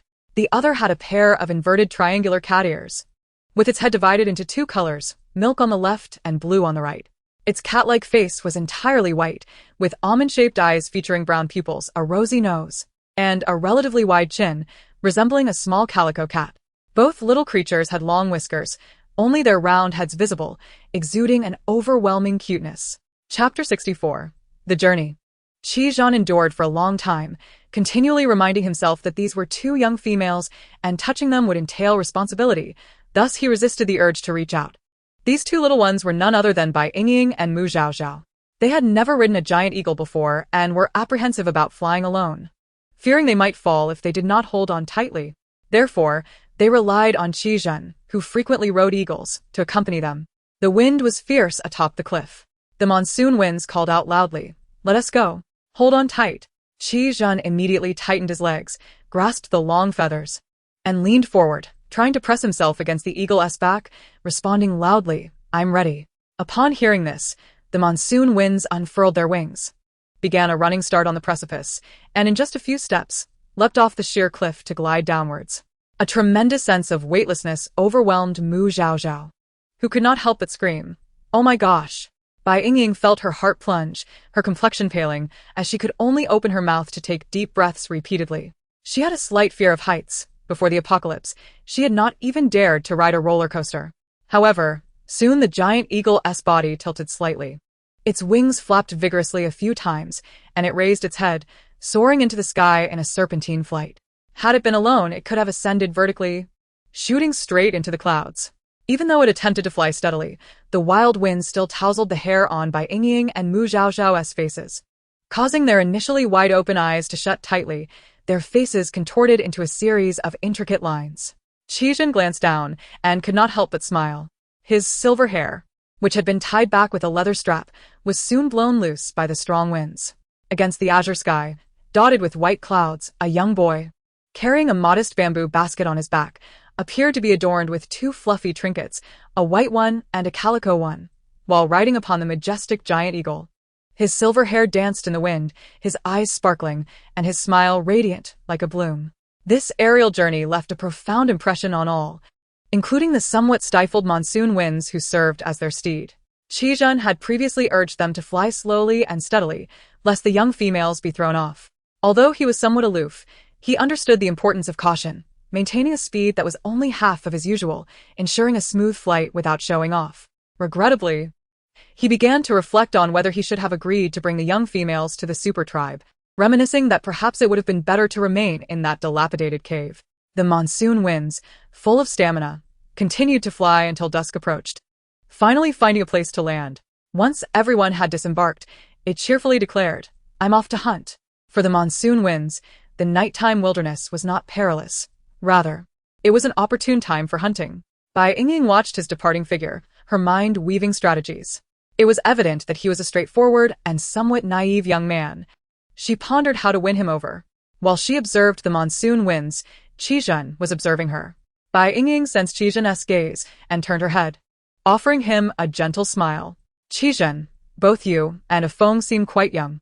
Although she was aware of their names, she chose to address them differently. Qi Zhen raised an eyebrow slightly. "I'm 18 this year, and Afeng is 20. So, you aren't considered an adult yet?" Bai Yingying replied with a smile. "I'm 19, and Zhao Zhao is 22. Can we call you little brother Qi from now on?" "Feel free," Qi Zhen shrugged nonchalantly, glancing around as the sky was growing dark. "You all should rest. I'll dig a hole." Bai Yingying nodded. "All right then, thank you little brother Qi." She took Mu Zhaozhao's hand and stepped aside. Bai Yingying's expression darkened as she whispered, "Zhao Zhao, I have a stomach ache." Can you help me watch the cubs? She had been experiencing abdominal pain since the afternoon, with no relief, and the stimulation from being in the air had only exacerbated her discomfort. Okay. Mu Zhaozhao glanced quietly at Qi Zhen, softly suggesting, Yingying, why don't you take another painkiller? Never mind. I just had some this afternoon. I'll bear it and take another before sleeping. Bai Yingying realized that taking too many painkillers was not advisable. Although Mu Zhaozhao was concerned, there was little she could do. Bai Yingying's stomach hurt, but there was no bleeding or other symptoms. She would have to find a way to alleviate it herself. Qi Zhen worked quickly, digging 2 earthen holes in merely half an hour. The 2 holes were separated by only a thin wall of earth. At this moment, the monsoon winds returned, having processed their catch, which appeared to be a sizable deer, weighing at least several hundred pounds. He tore off a deer leg and handed it to Bai Yingying and the others, saying, if this isn't enough, come find me. Mu Zhaozhao quickly accepted it, bending her back under the weight, nearly dropping it. Fortunately, she was a gifted female, otherwise, she would have been toppled by the weight of a deer leg. She placed the deer leg on a stone and asked Qi Zhen and the monsoon winds, can I start a fire, brothers? We need to eat something cooked. She understood that making a fire on the mountain at night was dangerous, but Bai Yingying's current condition was unsuitable for consuming raw meat. And it was inconvenient to conjure food out of thin air. She could only seek the opinions of the 2 boys to see if they agreed. Zhao, it's fine. I don't have much appetite anyway. Bai Yingying shook her head, signaling her not to complicate matters. Why not eat raw meat? It's delicious. The monsoon winds questioned in confusion. Afong, the females are delicate. They aren't like you, who can eat it raw. Qi Zhen turned to look at Mu Zhaozhao and Bai Yingying, his eyes sparkling. Can you make a fire? Of course we can. Don't worry. We'll handle any beasts that come. If it weren't for the need to keep warm, he wouldn't even have bothered to dig the holes. Generally, large wild beasts have territorial instincts and do not roam aimlessly. Their chosen resting place appeared random, but was, in fact, meticulously selected. Even if ordinary large beasts were drawn by the smoke, it would pose no problem. They could easily handle or drive them away. Seeing Bai Yingying nod, Mu Zhaozhao happily replied, thank you. Bai Yingying understood the true intention behind Qi Zhen's consent for them to make a fire. But she planned to bind the 2 of them, needing to demonstrate some skills and sincerity. Being able to start a fire was also a stepping stone. Mu Zhaozhao placed the bamboo basket beside Bai Yingying and quickly went to gather firewood. Qi Zhen soon joined in to help, leaving only Bai Yingying, who was still in pain, sitting on a stone and curiously watching the monsoon winds as they ate. Bai Yingying cast a glance at the monsoon winds, feeling she had gathered sufficient understanding of him and had begun to formulate a vague plan in her mind. Only Qi Zhen was exceptionally astute, suspicious, and cunning, making him difficult to handle. Mu Zhaozhao found a sheltered spot and produced a lighter, quickly igniting a fire that captured everyone's attention. However, she said nothing, calmly adding kindling and generously inviting Qi Zhen and Ji Feng to assist in skewering the meat. Bai Yingying, though lacking an appetite, managed to eat quite a bit until she felt warmth in her stomach. Only then did she bid farewell to everyone and transform into her beast form to rest in the cave. Chapter 65. The super tribe. It was only then that Ji Feng, belatedly aware, inquired, is she unwell? Yes, Mu Zhaozhao replied listlessly, her voice tinged with melancholy. Yingying has been hunting every morning and afternoon. I wonder if it's due to overexertion. Since this afternoon, she has been experiencing abdominal pain, and I am concerned about the little one inside her. A flicker of surprise crossed Qi Zhen's eyes. He had assumed Bai Yingying to be a delicate female, unaware that she was suffering. He had also thought that during their time outside, it was solely Mu Zhaozhao who was putting in the effort. The 2 of them had little interaction with females and only knew that the females of their tribe were frail. The mere fact that 2 females could survive in the wilderness had already astonished them, but the idea of a pregnant female going out to hunt was truly beyond comprehension. Had their talents not been so remarkable, they might have been startled into jumping, due to their limited interaction with females, coupled with their own exceptional abilities. They had never truly grasped the strength of Bai Yingying and Mu Zhaozhao as females. After exchanging a few words, the 3 retreated to their respective nests to sleep. The cave was filled with straw, and Bai Yingying nestled into her fur cloak on her side. After Mu Zhaozhao joined her, she carefully examined Bai Yingying's abdomen, relieved to find no signs of bleeding, and finally succumbed to a deep slumber. Only Qi Zhen slept next door. Ji Feng, with both his beast and human forms being too large, was ill-suited to fit into the cave. Unbothered by the cold, He moved a stone to place between the two cave entrances, returned to his beast form, and stood atop the stone, completely blocking the entrance as he slept, both on guard duty and shielding from the wind. For 3 consecutive days, they traveled by day and sought shelter at night, swiftly reaching the Chuanqiu mountain range. During this time, Qizhan had inquired if Bai Yingying wished to rest for a few days outdoors. However, Bai Yingying declined. Her abdomen had been persistently aching, showing no signs of improvement. Yet, as there were no other issues, resting seemed futile. It would be better to reach a more hospitable environment to recuperate. Eventually, they arrived at the outskirts of the Zhula tribe. It was a vast expanse of open land, the ground flat and clean, seemingly reserved for the landing of aerial beastmen. Qizhan, ever attentive to Bai Yingying, noticed her pensive expression and promptly explained, the Zhula tribe has merchants carrying goods year-round, necessitating a spacious area for unloading. Bai Yingying remarked, the super tribe is indeed different, even boasting a landing pad. Her tone was one of mere observation, lacking excitement or enthusiasm, as if such sights were commonplace.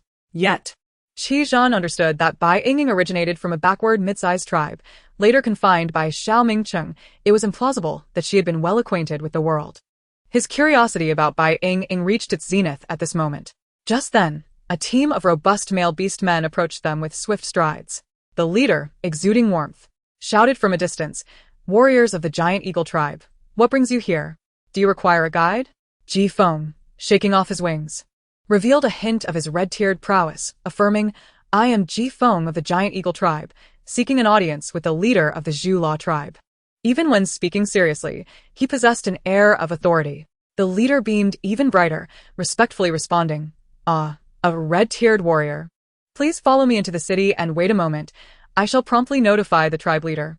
Bai Yingying reflected, strength brings privilege, no matter where one is. Very well, lead the way, Ji Feng said grandly, waving his hand without a hint of politeness. Qizhan added courteously, thank you. The leader's smile was genuinely warm. The group walked towards the city gate. They traversed a low hill where a relatively wide tunnel had been excavated. Upon passing through the tunnel, their vision expanded into a valley that seemed to stretch endlessly. The valley was surrounded by mountains, which had been visibly cleared, with winding paths leading upwards and man-made caves at regular intervals. Numerous individuals traversed the paths, ascending and descending. At the foot of the mountain stood rows of neatly arranged thatched houses.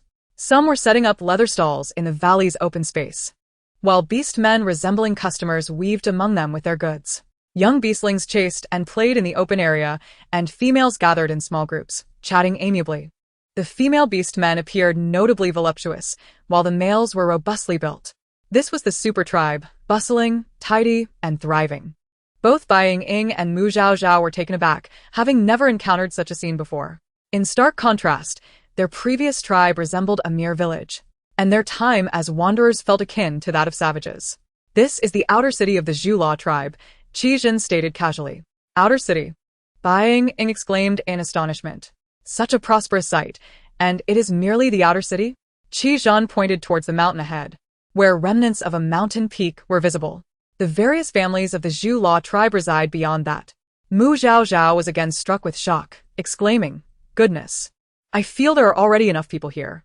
Bai Yingying murmured, I have heard that the Zhula tribe's population nears 100,000. The rabbit hunting tribe barely has over 5,000. Ha, how blissfully ignorant. Ji Feng laughed heartily. That was in the past. They have now exceeded 120,000. Qizhan added, most of the population increase comes from relatives seeking refuge rather than from a surge in birth rates. They were well informed, possessing intimate knowledge of various affairs in the Great Mountains, while Bai Yingying and Mu Zhaozhao felt as if they had emerged from the depths of the mountains, akin to wild folk, especially Mu Zhaozhao, who seemed utterly dazed by the revelations. Oh, and they also favor intermarriage. Unlike our giant eagle tribe, which rarely engages in such alliances with outsiders, Ji Feng remarked, his eyebrows raised, evidently pleased. This also indicated his emphasis on lineage. Qizhan shot him a look. My aunt's beauty is unparalleled across the Great Mountains. Were it not for your father, countless high-tier beastmen would be vying to join my Lingfox tribe. The red-tiered beastmen were discerning and did not take notice of just any female. They sought both superior fertility and appealing looks. Ji Feng stuck out his tongue, playfully proclaiming, My mother is the most beautiful in the continent, and the wisest as well. Choosing my father was undoubtedly the wisest choice. His rugged persona belied the childish antics he displayed, uttering such shameless words. Bai Yingying could hardly bear to look, questioning if she truly wanted such a beast husband. Would it not affect the intelligence of their offspring? Qizhen couldn't help but shudder thrice, wishing to cease their conversation. The two continued their banter, oblivious to the presence of Zhu La tribe members around them. Yet, Bai Yingying observed that most guards wore expressions of pride, feeling no offense. In fact, they smiled warmly, as if they were a most amiable race. Chapter 66, The Inner City. At this moment the guard finally spoke, revealing that the celestial lady of the Spirit Fox clan had been wed to the chief of the Giant Eagle tribe for 22 years, during which they had given birth to 9 offspring. Among them, possessed the coveted red-tier talents, a fact that truly incited envy. The mother of Jifeng was named Shiruxian. She hailed from the Spirit Fox tribe, blessed with exceptional fertility and unparalleled beauty, earning her the title of the Celestial Lady. At one time, the Spirit Fox clan was nearly besieged by high-ranking beasts seeking to marry into their family, yet she ultimately chose to wed into the Zhongshuan mountain, becoming the partner of Ji Qingtian, the son of the then chief, leading a rare monogamous life.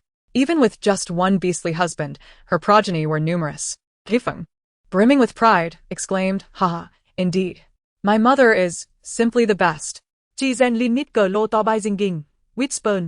But only my brother Jihua has inherited my aunt's superior bloodline. Mu Zhaozhao, curious, leaned in to listen and, upon hearing this, erupted into a bright smile, asking, "Is Jihua also of the red tier? Is he as beautiful as the Celestial Lady?" Qizhen covered her mouth and coughed lightly. Brother Jihua and I resemble each other by about 70%, though he is slightly taller. He cast a subtle glance at Bai Yingying, feeling a sense of reassurance when he saw no curiosity in her eyes. The group soon reached the valley's end, where they discovered a tunnel nestled within the mountain, flanked by independent thatched huts. The guard, displaying great courtesy, said, "Please, esteemed guests, rest in hut number 2. "Thank you," Qizhen replied, leading everyone into the thatched abode. Inside, a polished stone table occupied the center, surrounded by stools made from tree stumps. In the absence of refreshments, Bai Yingying almost mistook the place for an ancient-style reception room. Qizhen explained, "This row of thatched huts is designated for receiving esteemed guests."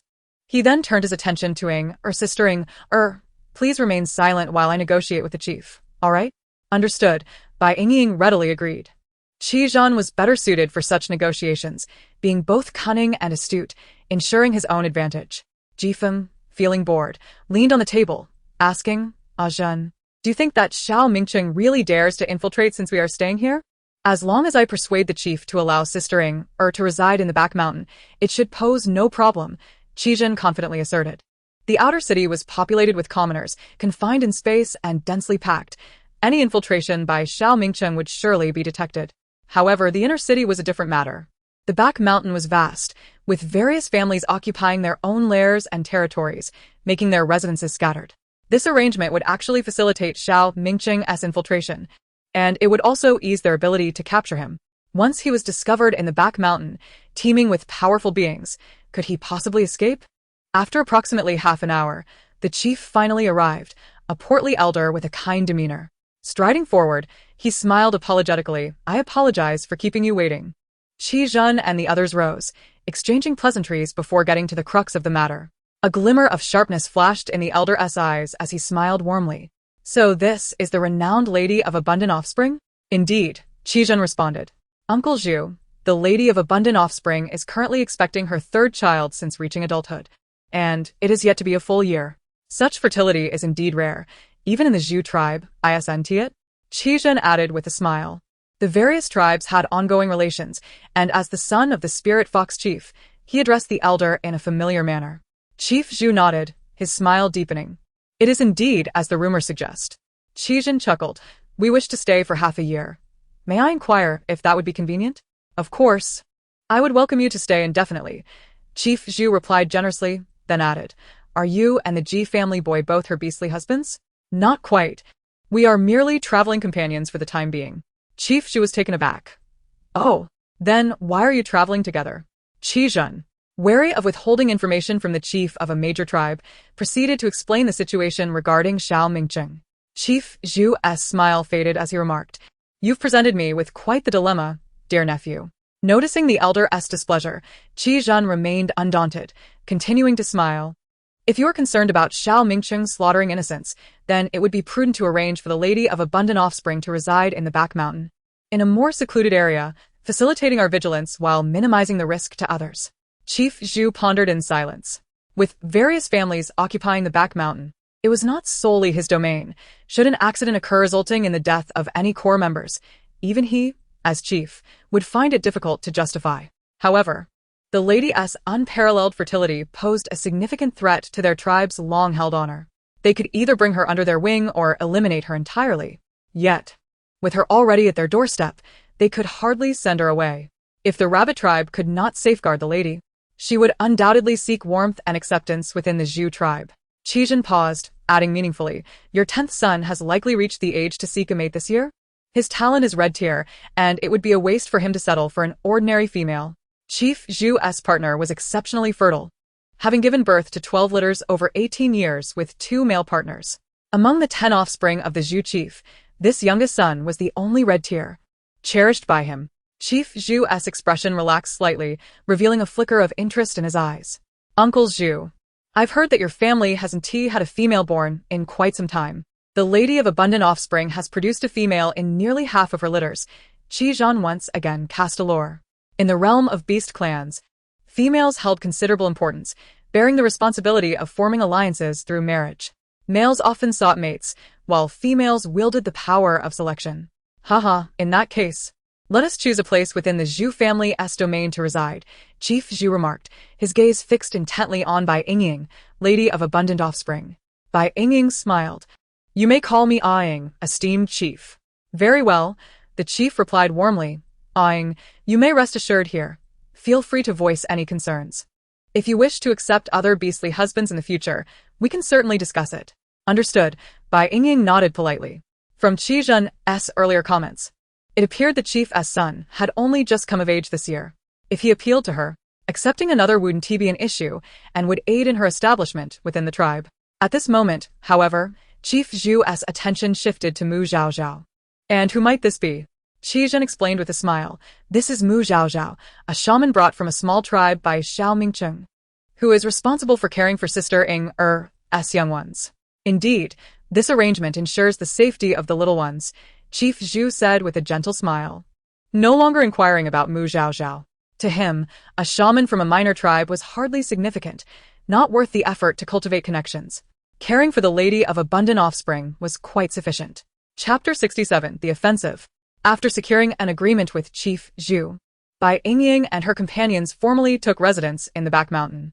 The Zhu clan's territory lay at the foot of the mountain, where Chief Zhu selected the most peripheral location for Bai Yingying, providing a relatively spacious cave.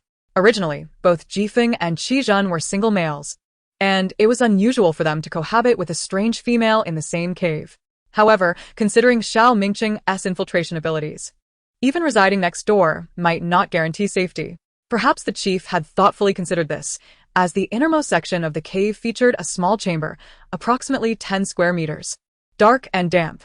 Qi Zhen and Bai Yingying discussed the arrangement, deciding to prepare the small chamber by smoking it out, allowing the 2 females and the young to sleep in the inner room, while the males occupied the outer chamber at night. In the outer chamber, an additional bed was constructed, allowing the little ones to frolic during the day.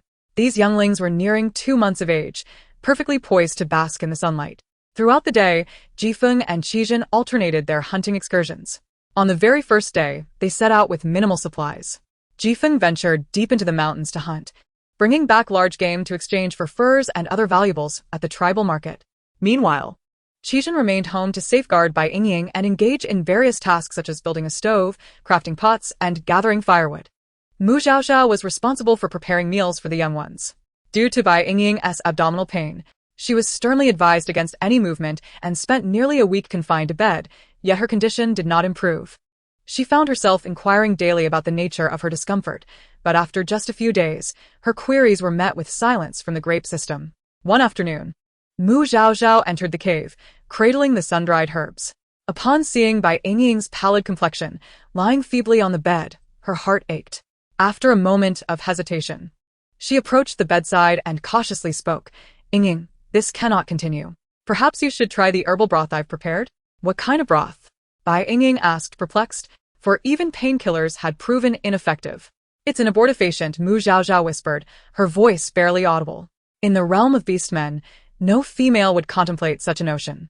Yet, the flora and herbs of nature possessed myriad properties. There were instances where pregnant women inadvertently consumed substances that led to miscarriage, and shamans took note of these occurrences. Bai Yingying fell silent, her thoughts swirling. Mu Zhaozhao quickly added, I suspect the pain stems from the fetus, yet it is you who suffers. Why not consider letting go?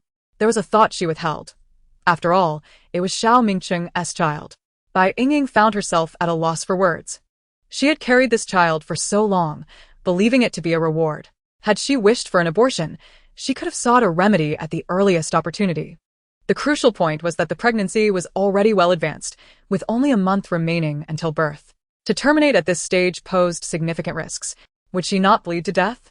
Perhaps it was this very thought that triggered a warning from the grape system. Host, the childbirth system disallows any abortion. Should the system detect an active miscarriage initiated by the host, 500 points will be deducted, and a mandatory electroshock punishment lasting 10 minutes will be enforced. If points are insufficient, the host will be obliterated. A cold glint flashed in Bai Yingying's eyes. Such systems, beneficial yet burdensome, dictated her autonomy over her own body, stripping her of reproductive freedom. With a feeble smile, she reassured Mu Zhaozhao, it's all right. I will endure a while longer. The pregnancy is advanced, so it's best not to attempt anything now. Mu Zhaozhao hesitated, her words unspoken. Jifeng leaned against the cave entrance, spitting out a piece of sweet grass, and called out, little female, how about I take you to the shaman's cave in the pig tribe for a checkup? Qizhen is out hunting today. A spark of realization ignited in Mu Zhaozhao's mind. How could she have forgotten? The shamans in the super tribe must possess extraordinary skills. Bai Yingying furrowed her brow, contemplating for a moment, then tentatively inquired, will the shaman attend to an outsider like me? Rest assured, Jifeng flashed a confident grin, his teeth gleaming white. With me around, what is there to fear? Bai Yingying considered this and ultimately consented, even if the shaman could not remedy her ailment. She could seize the opportunity to win over Jifeng along the way.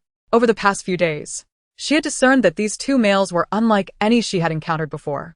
They maintained a respectful distance, keeping themselves pure, yet did not display any inclination toward courtship. Despite her notorious reputation, they likely held their own pride, for someone like her, already entangled with multiple beast husbands, would not attract their interest. Thus, she resolved to enhance her appearance. These past few days, she had consumed beauty and shaping elixirs to refine her looks and figure. Presently, her abdomen was only slightly protruding, and from behind, her silhouette resembled that of an unpregnant maiden, her features rendered even more exquisite. As Bai Yingying followed Jifeng, Mu Zhaozhao stayed behind to care for the younglings. Jifeng moved with long strides, seemingly oblivious to the need to accommodate a sick companion. In a short span, the two had created a considerable distance between them, and soon, Bai Yingying feared she would lose sight of him altogether.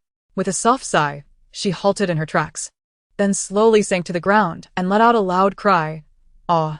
Startled, Jifeng turned sharply, his expression shifting as he rushed back. What happened?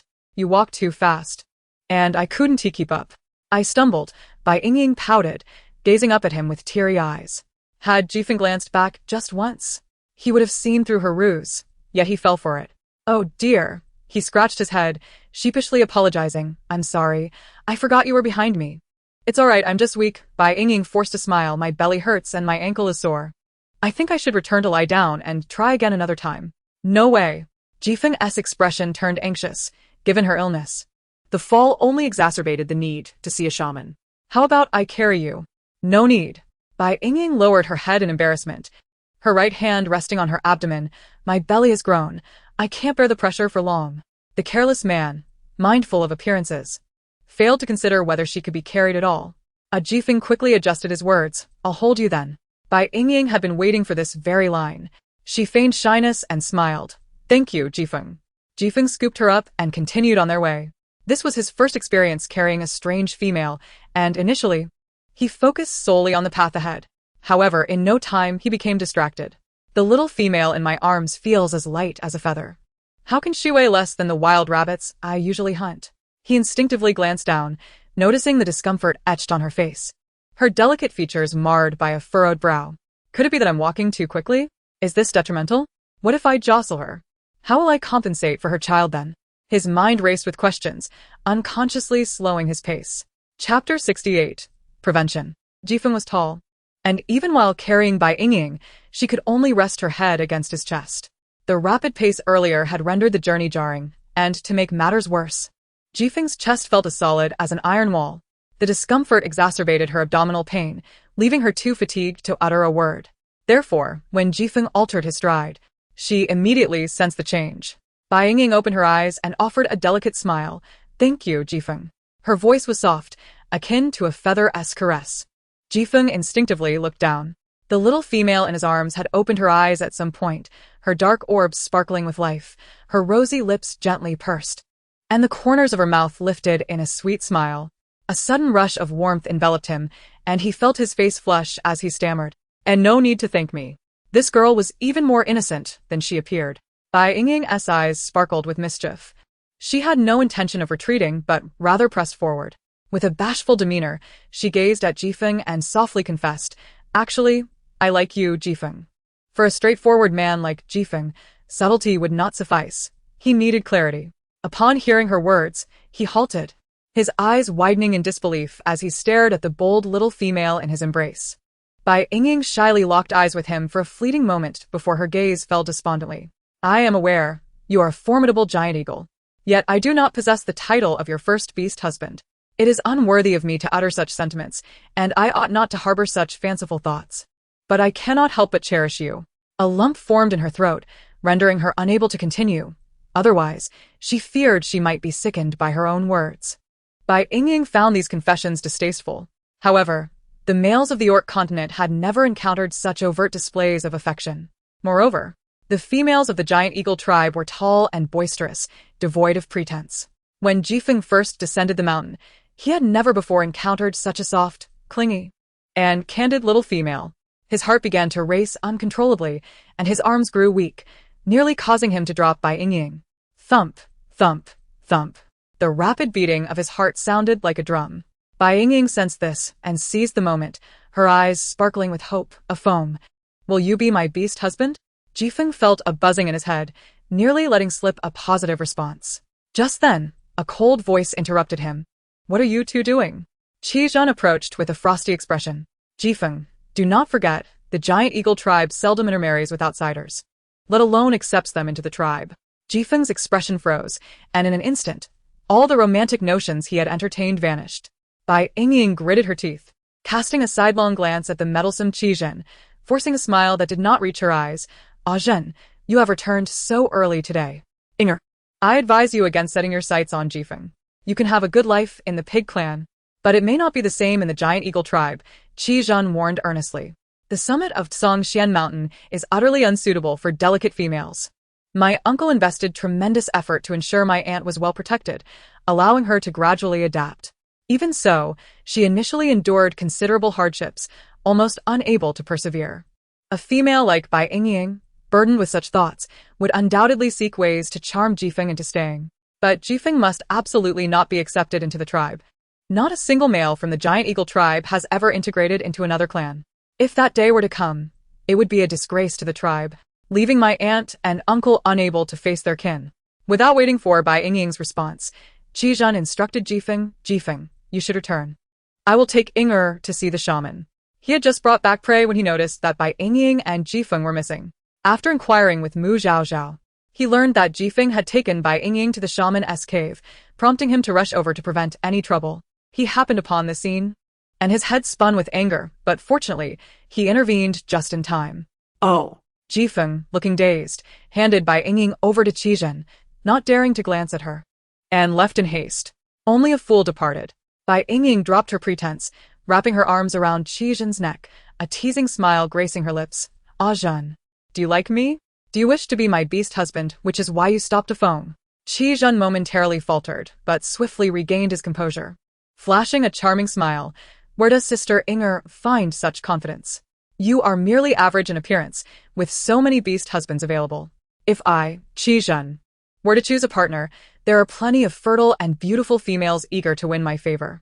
He was quite proud of his striking looks. And Bai Yingying's sweetness did not align with his aesthetic preferences. Bai Yingying remained undeterred by his disdain. Oh dear. What shall I do? I happen to like you very much. She playfully traced her fingers along Qi Zhen's neck, a seductive smile on her face. If you want tea, let a phone be my beast husband. Why not offer yourself to me instead? Wouldn't that be delightful? In that moment, Bai Yingying's alluring demeanor was a stark contrast to her earlier shyness towards Jifeng. Qi Zhen felt a tingling sensation where she had touched him, and certain parts of him responded. He grit his teeth in restraint, wishing he could silence this cunning little female who was more beguiling than he. He cast a sidelong glance at Bai Yingying's abdomen, sneering, "Sister should take it easy. After all, you are carrying a nest of snake hatchlings." Bai Yingying's eyes darkened. "Ah Zhen, you truly have a knack for ruining the mood." The genuine and the feigned, two foxes clashed for the first time, resulting in a stalemate. Nevertheless, Qi Zhen took Bai Yingying to the shaman's cave. Super tribe females were not exceedingly rare. Besides shamans, there were many shaman apprentices. There were multiple shaman caves, divided into inner and outer cities. The outer city consisted of shaman apprentices who were direct descendants of the tribe's shamans. The tribal shaman selected the most outstanding candidates among the apprentices to inherit the shaman's role. Qi Zhen took Bai Yingying to the inner city shaman cave, where the tribe's shaman presided. Unfortunately, they arrived at an inopportune time. The shamaness was busy and had sent an apprentice to assist. The apprentice was a slender girl, appearing to be merely 16 or 17 years old. After a cursory examination of Bai Yingying's abdomen and thighs, she declared there was nothing amiss. Her tone was rather brusque. "You can leave now, there's nothing wrong and you waste my time coming here." A glimmer of darkness flashed in both Bai Yingying and Qi Zhen's eyes. Qi Zhen feigned a smile. "We are still a bit concerned, so we will wait here for the shamaness." The girl was momentarily distracted by his charming smile, and after a while, she shot an annoyed glare at Bai Yingying. "Suit yourselves, you can wait if you want." With that, she turned and left, leaving the two of them exchanging glances. Chapter 69, Reprimand. Although Qi Zhen felt somewhat vexed, he remembered they were on foreign territory. Moreover, shamans were generally revered within the tribe, and it was not uncommon for them to be arrogant in their demeanor. Thus, they refrained from further agitation. Following protocol, they seated themselves in the waiting area, and after a considerable time, the shaman finally arrived for her examination, her expression notably grim. After less than a minute of inspection, the shaman's face remained stern as she stated, "There is nothing wrong. You may leave." She did not even inquire about Bai Yingying's basic situation. The smile vanished from Qi Zhen's eyes as he inquired, "Shamaness, will you not conduct a more thorough examination?" The slender girl beside him crossed her arms, her tone harsh. "Do you outsiders never tire? My grandmother said there's nothing wrong, yet you insist on demanding her presence. Even after you've seen her, you still have so much to say. Just leave." This girl was the same apprentice who had examined Bai Yingying earlier. "You?" Qi Zhen's expression darkened. Although his Linghu tribe was not a super tribe, it was still a well-known large clan. As the son of the chief, he was exceptionally gifted and regarded as a prodigy. Even the leader of the pig clan spoke to him with both gentleness and respect. How could a mere little female from a shaman cave repeatedly belittle him and even dare to tell him to leave? Thankfully, Jifeng was not present, otherwise, he would have already started tearing the cave apart. The shaman interjected, "Enough. Alung, how dare you be disrespectful in front of a red-tier warrior?" After a pause, she added meaningfully, "Guests are to be treated with respect, especially since this young female is renowned across the Orc continent as the mother of many. Her well-being is of utmost importance." Alung dropped her arms, pointing an accusatory finger at Bai Yingying, glaring furiously. "What mother of many?" "She's just the shameless harlot who stole my sister's mate." Bai Yingying was taken aback, unsure how the conflict had suddenly turned towards her. Feeling irritable, she retorted, "Who are you calling a harlot?" "You." "Oh. Do you have any advice?" Bai Yingying replied with a faint smile. "Uft." Qi Zhen could not contain his laughter, his expression shifting from dark to bright. Alung, noticing his radiant smile, finally realized the situation. "Harlot, how dare you insult me?" She was filled with righteous indignation and stepped forward to strike Bai Yingying. Despite her abdominal pain, Bai Yingying's Huang-level strength remained intact. She did not flinch or evade. Her reflexes were extraordinarily sharp as she swiftly seized Lan Lan's wrist and forcefully twisted it downward. "Ah!" Lan Lan screamed, instinctively rising onto her toes to prevent her wrist from being broken. Yet, Bai Yingying pulled down again. Unable to contain herself, she cried out, "It hurts." Grandmother, Lon Lon, with no strength to resist, was no match for the battle-hardened Bai Yingying. Bai Yingying held her firmly, her gaze icy. "Little female, you have a penchant for violence, which is quite unbecoming. If no one accommodates you, you are nothing. Do you understand?" Grandmother, Lon Lon wailed, calling for the shaman once more. The shaman fixed her gaze on Bai Yingying, her expression grave, lost in thought. Only when her granddaughter called out to her again did she snap back to reality. Turning tora priman lan lan, lan ho tare yo peso unruli.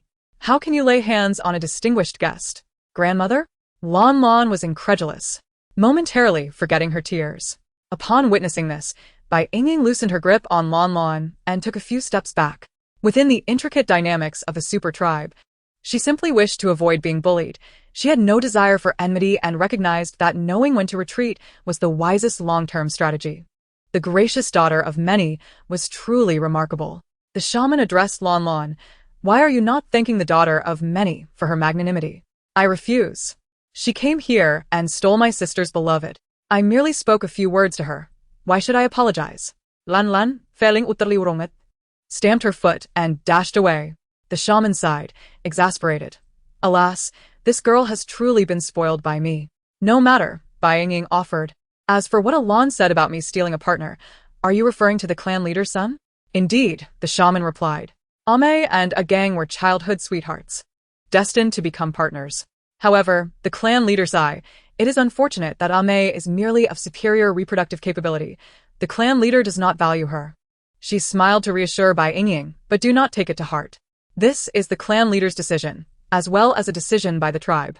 I was also involved in the selection, so you need not dwell on it." The shaman paused. "I must trouble you to be more tolerant of Alon. Ame's temperament is gentle. She will not trouble you. As for Alan's straightforward nature, I will not hold it against her." Bai Yingying offered a faint smile. "You must understand, matters of partnership are beyond my control. I am merely a foreigner seeking refuge." Having heard the earlier gossip, she quietly excluded the clan leader's son from her thoughts.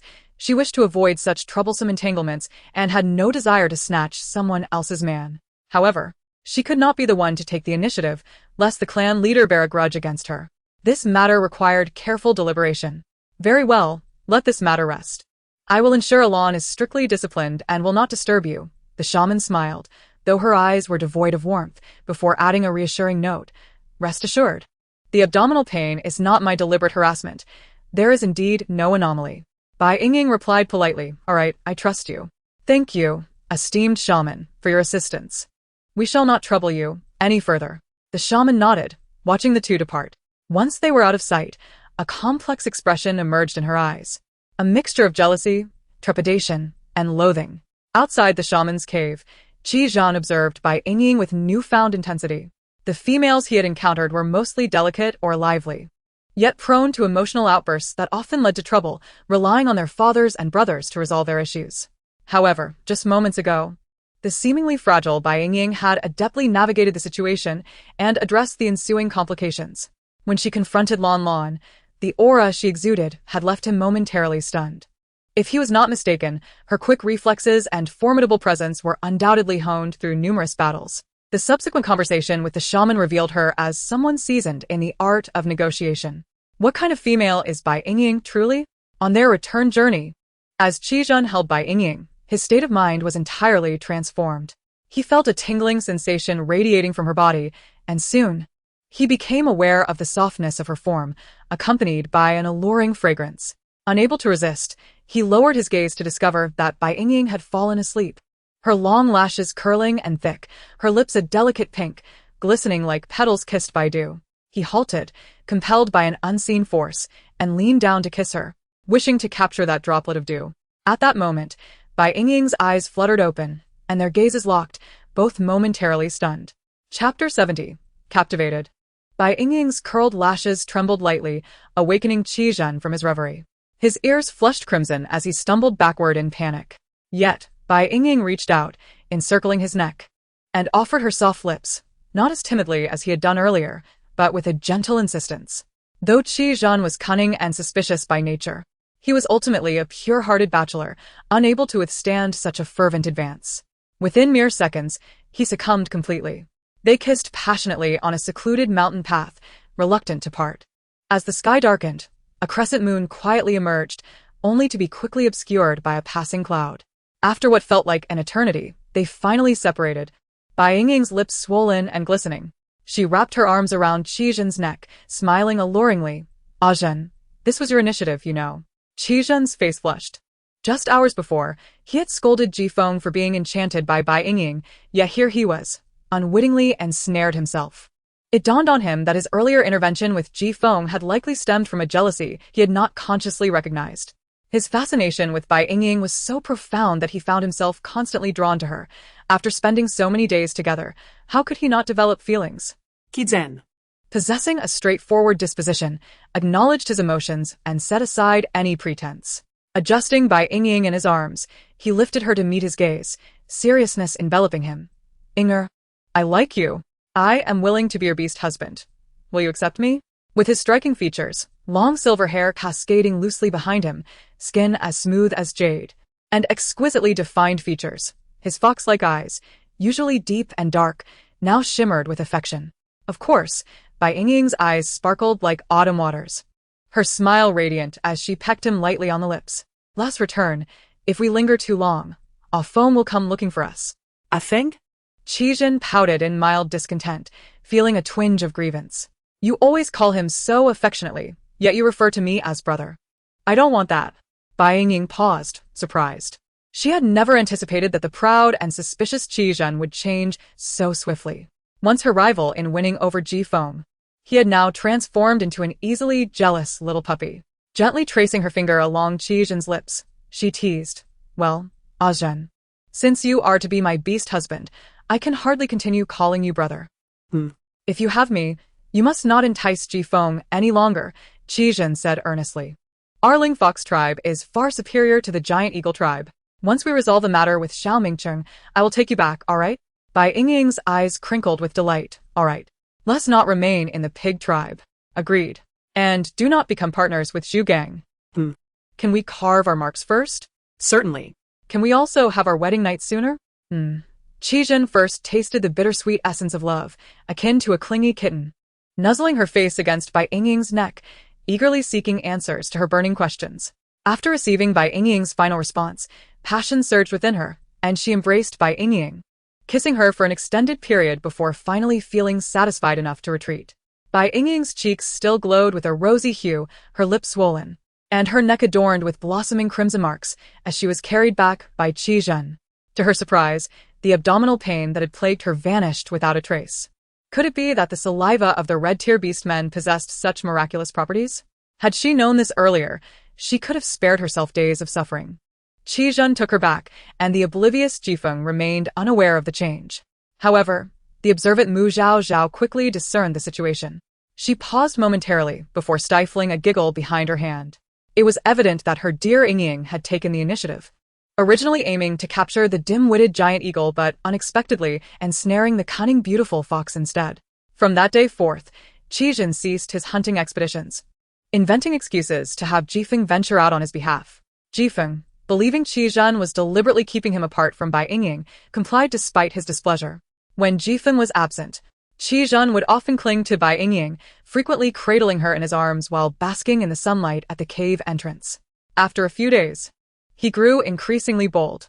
Seizing an opportunity while Mu Zhao took her offspring outside to sunbathe, he carried Bai Yingying to the inner chamber and began to explore her body, kissing her more fervently. Bai Yingying felt a bit overwhelmed and pushed him away, casting him a sidelong glance. "Aren't you afraid of Xiao Mingcheng coming after you? You can't possibly win against him. Always finding ways to send away, Jifeng." She altered her words upon witnessing Qizhen's jealous expression. Qizhen's countenance brightened with a dazzling smile as he leaned down to kiss her neck. "I am not afraid. Even if Xiao Mingcheng is still alive, he won't recover so quickly. He might be hiding in that dark lair nursing his wounds. Besides, I am no weakling either." After this, he finally dared to lift his head, inquiring, "What do you plan to do about the child in your womb?" In recent days, he had refrained from touching Bai Yingying's abdomen, having only dared to glance at the exaggerated mark on her chest once, consumed by jealousy. At the mention of Xiao Mingcheng, thoughts of the child within Bai Yingying stirred in his mind. "I don't know. Let's discuss it when the time comes." Bai Yingying responded casually. Had it not been for the environment's constraints earlier, she would have sought to eliminate this complication long ago. However, the system had thwarted her intentions. Qi Zhen, with jealousy in his eyes, retorted, "Kill them. Xiao Mingcheng forced you, harmed you. If we cannot eliminate him, let's at least take some interest." "All right, let's do as Zhen suggests," Bai Yingying soothed. Qi Zhen's smile blossomed, and he playfully chided her. "How could I be so heartless? After all, they carry your bloodline. You have worked hard to nurture them. How could you feel no attachment?" He pondered seriously, considering that once they reached a month old, he would have Jifeng return them to the Lingnan Haizhu tribe. Bai Yingying felt a stirring within her heart. Qi Zhen's plan was truly ingenious. Sending Xiao Mingcheng's offspring to be raised by his former tribe, now their adversaries? The journey to Lingnan was long, even with Jifeng's prowess as a sky ruler. It would take 5 or 6 days to traverse from the Chuanqiu Mountains with utmost effort. Even if Xiao Mingcheng were to learn of it, he could not return to the Haizhu tribe to reclaim them. However, Qi Zhen was right. She genuinely did not wish to see the snake offspring. But to kill them outright was too difficult. Following Qi Zhen's suggestion seemed the most prudent course of action. "All right. Then I will have to trouble Jifeng to make that arduous trip," Bai Yingying smiled. After their discussion, the topic was laid to rest, and Qi Zhen lost interest, carrying Bai Yingying outside to bask in the sun. Chapter 71. Mutual Strife. Time passed swiftly, and 35 days had elapsed. Qi Zhen had become increasingly attached to Bai Yingying. Had it not been for his concern over her pregnancy, he would have long since performed the marking ceremony and consummated their union. At last, the oblivious Jifeng began to sense something amiss. Outside the cave, the two were engaged in a heated argument. "Qi Zhen, what do you mean by this? I treat you like a brother, yet you steal my female. What do you mean yours? Yingying is mine. With that thick head of yours, you dare to covet Yingying? It's you. If you hadn't interfered, I would have already agreed to be Yingying's mate." Jifeng shouted, suddenly struck by inspiration, his anger intensifying. "All right, Qi Zhen. They say you're cunning. I didn't believe it before, but now I see you truly are devious. To take Yingying from me, you even deceived me." Qi Zhen countered defiantly. "I did not deceive you. The giant eagle tribe is not suitable for her to live in. Why should you let Yingying suffer there? Then why are you with Yingying? Uncle values bloodlines above all. Only those with pure lineage have a chance of giving birth to a 3-tailed divine fox. Are you not afraid of being caught and punished by him for taking a mate outside? The Ling fox tribe's lineage is unique, with legends claiming their ancestors were 3-tailed foxes serving the beast god, naturally attuned to the spiritual energies of the world, capable of wielding various supernatural powers. Those are outdated tales. Only my father still believes in them. Whatever I, Qi Zhen, desire to accomplish, I will." Inside the cave, Mu Zhao Zhao listened intently. Her ears perked up, and she gently nudged Bai Yingying's shoulder. "Aren't you going to intervene?" Intervening would be futile. It would only add fuel to the fire. Bai Yingying replied with a calm smile. She had long since resolved to keep both of them, and this scene was bound to unfold eventually. Moreover, in the beastman continent, it was common for close brothers to form unions and establish families together. Such relationships often strengthened familial bonds. Bai Yingying planned to let them navigate their own dynamics. Considering they were cousins who had spent considerable time together, they would not truly harbor murderous intent. It would simply be a quarrel, and once settled, acceptance would come more easily. As for the implications in their words, she paid them no mind. Mu Zhao Zhao realized this too. Regardless of whom you advised, the other would perceive it as favoritism. At that point, a fight might even ensue. Bai Yingying was unconcerned, allowing them to bicker outside until they inevitably came to blows. Upon hearing the commotion outside, Bai Yingying and Mu Zhao Zhao exchanged glances and hurried to the cave entrance to observe. They found the towering Jifeng, standing 2 meters tall, engaged in a brawl with Qi Zhen, who stood at 1 meter 80. Neither had transformed into their beast forms, their strengths nearly equal, despite the size difference. Without lethal weapons in human form, they were left to the primal instinct of hand-to-hand combat. Bai Yingying felt relieved, recognizing that this was merely an emotional release. The two fought for nearly 2 hours, finally separating just as Bai Yingying was about to give birth. Both emerged disheveled and bruised, simultaneously rushing to the bedside to check on Bai Yingying, only to be shooed away impatiently by Mu Zhao Zhao. "You two are filthy. Go wash up quickly, or you might make Yingying sick." Jifeng and Qi Zhen exchanged glances, neither willing to back down. With a huff, they both exited the cave. As they encountered each other at the narrow entrance, They released their pent-up frustrations by bumping against one another. Jifeng glared at him. I don't care. I also want to be Yingying's mate. Qi Zhen felt his blood boil again, but, considering Bai Yingying, lowered his voice. Let's discuss this outside. The two stepped out of the cave, walking silently toward the stream. Qi Zhen decided it was time for a serious conversation, softening his tone considerably.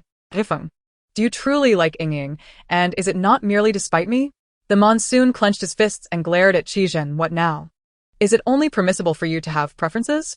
A month ago, he might not have admitted to having an affection for Bai Yingying. However, during this past month, Qi Zhen had remained wary of him, and he found himself often hunting outdoors, persistently recalling Bai Yingying and her declaration of wanting to become a beast husband. He did not quite comprehend what it meant to like someone, yet at the age of 20, it was rare to find a female who occupied his thoughts. Qi Zhen was competing with him, and he refused to accept that. Qi Zhen's gaze darkened as he softly replied, Brother Jifeng, Auntie cares for you the most. She would never permit you to be with Yingying. She yearns for a relationship built on mutual love between one husband and one wife. A pure bond without the involvement of others. He self-deprecatingly chuckled. Yingying already has 4 beast husbands. I would be the 5th. Are you intending to be the 6th? Auntie would never agree. If she disapproves, she would be heartbroken, and Uncle could tear you apart.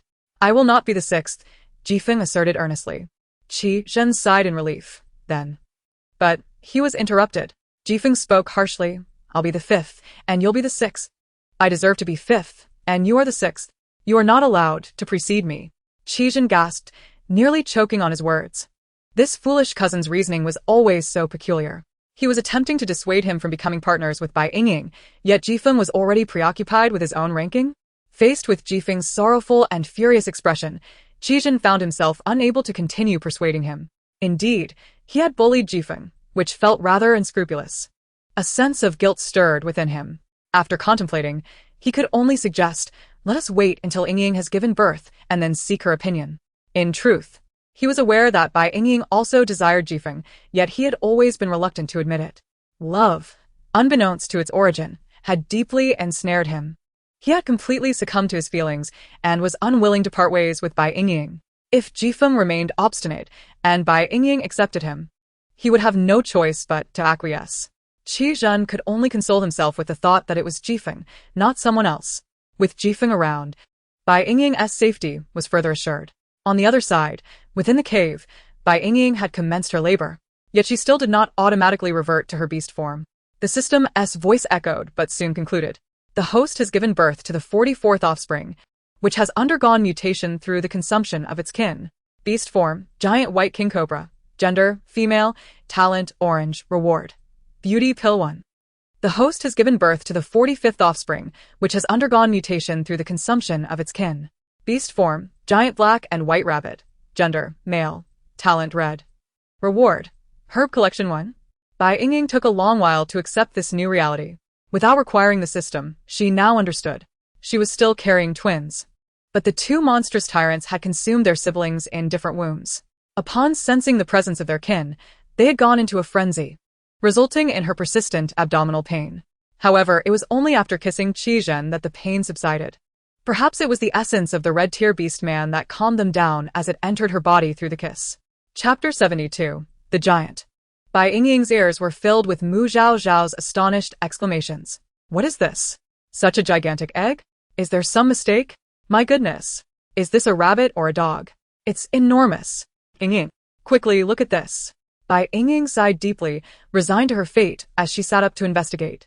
There, lying across the bed, was a translucent white snake egg, approximately 60 centimeters long and oval-shaped. Beside it lay a rabbit covered in black and white fur. Bai Yingying could hardly believe her eyes. Every previous litter had produced rabbits no larger than her fist, all red and wrinkled, devoid of any discernible fur color.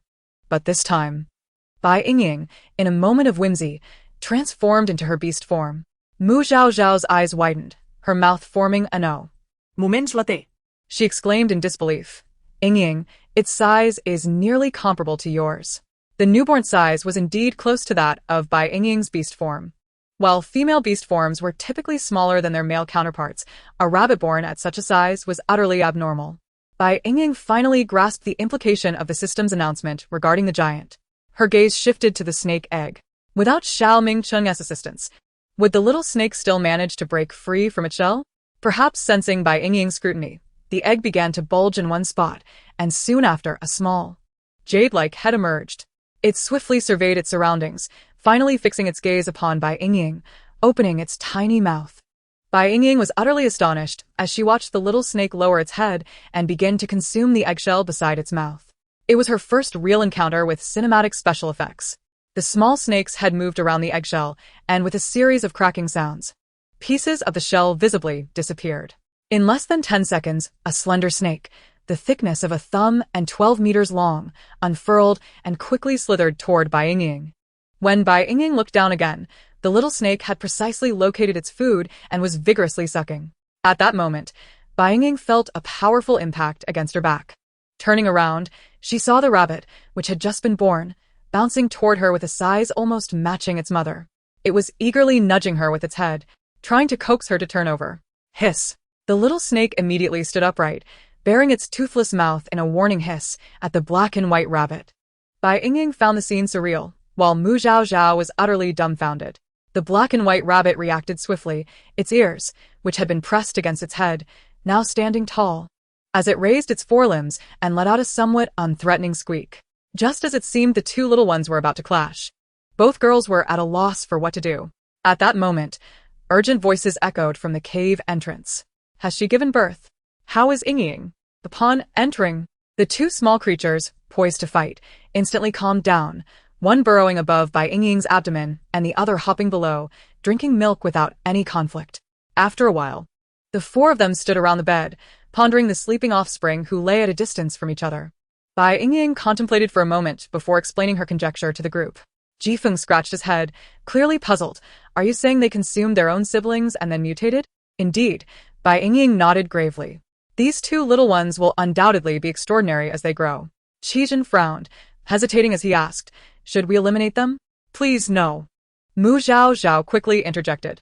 These two special little ones, raising them ourselves may not necessarily be a bad thing. Xiao Mingcheng had yet to come looking for them. If he was still alive and lurking, then this female snake posed no danger and could be kept as an antidote. After all, she is a king cobra.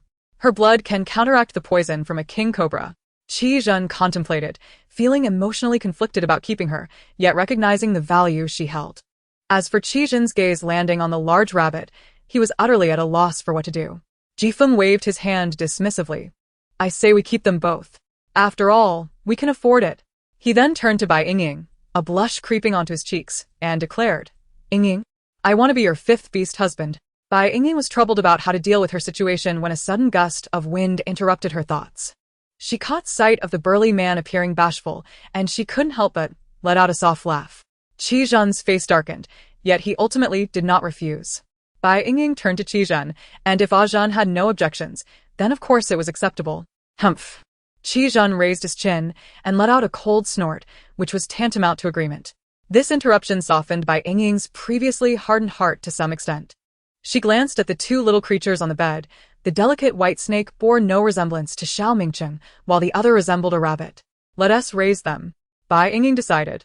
After a pause, she added, if I discover any aberrations in their personalities in the future, I will not hesitate to take action. She feared that these little ones might inherit Xiao Mingcheng's cold-heartedness, obsession, and cruelty, ultimately causing harm to themselves and those around them. However, she was determined to give these two little creatures a chance. Should their behavior take a turn for the worse, she would not allow them to grow unchecked. With her resolution set, the others ceased their discussions. From that moment on, Bai Yingying not only had to nourish the increasingly voracious little rabbits, but also contend with two surprisingly insatiable young ones. She consumed 10 milk-enhancing pills just to satisfy their needs. Moreover, the intelligence of these two was evidently superior to that of their previous siblings. Bai Yingying was not taken aback. After all, they had devoured their other brethren and were well-nourished for optimal development.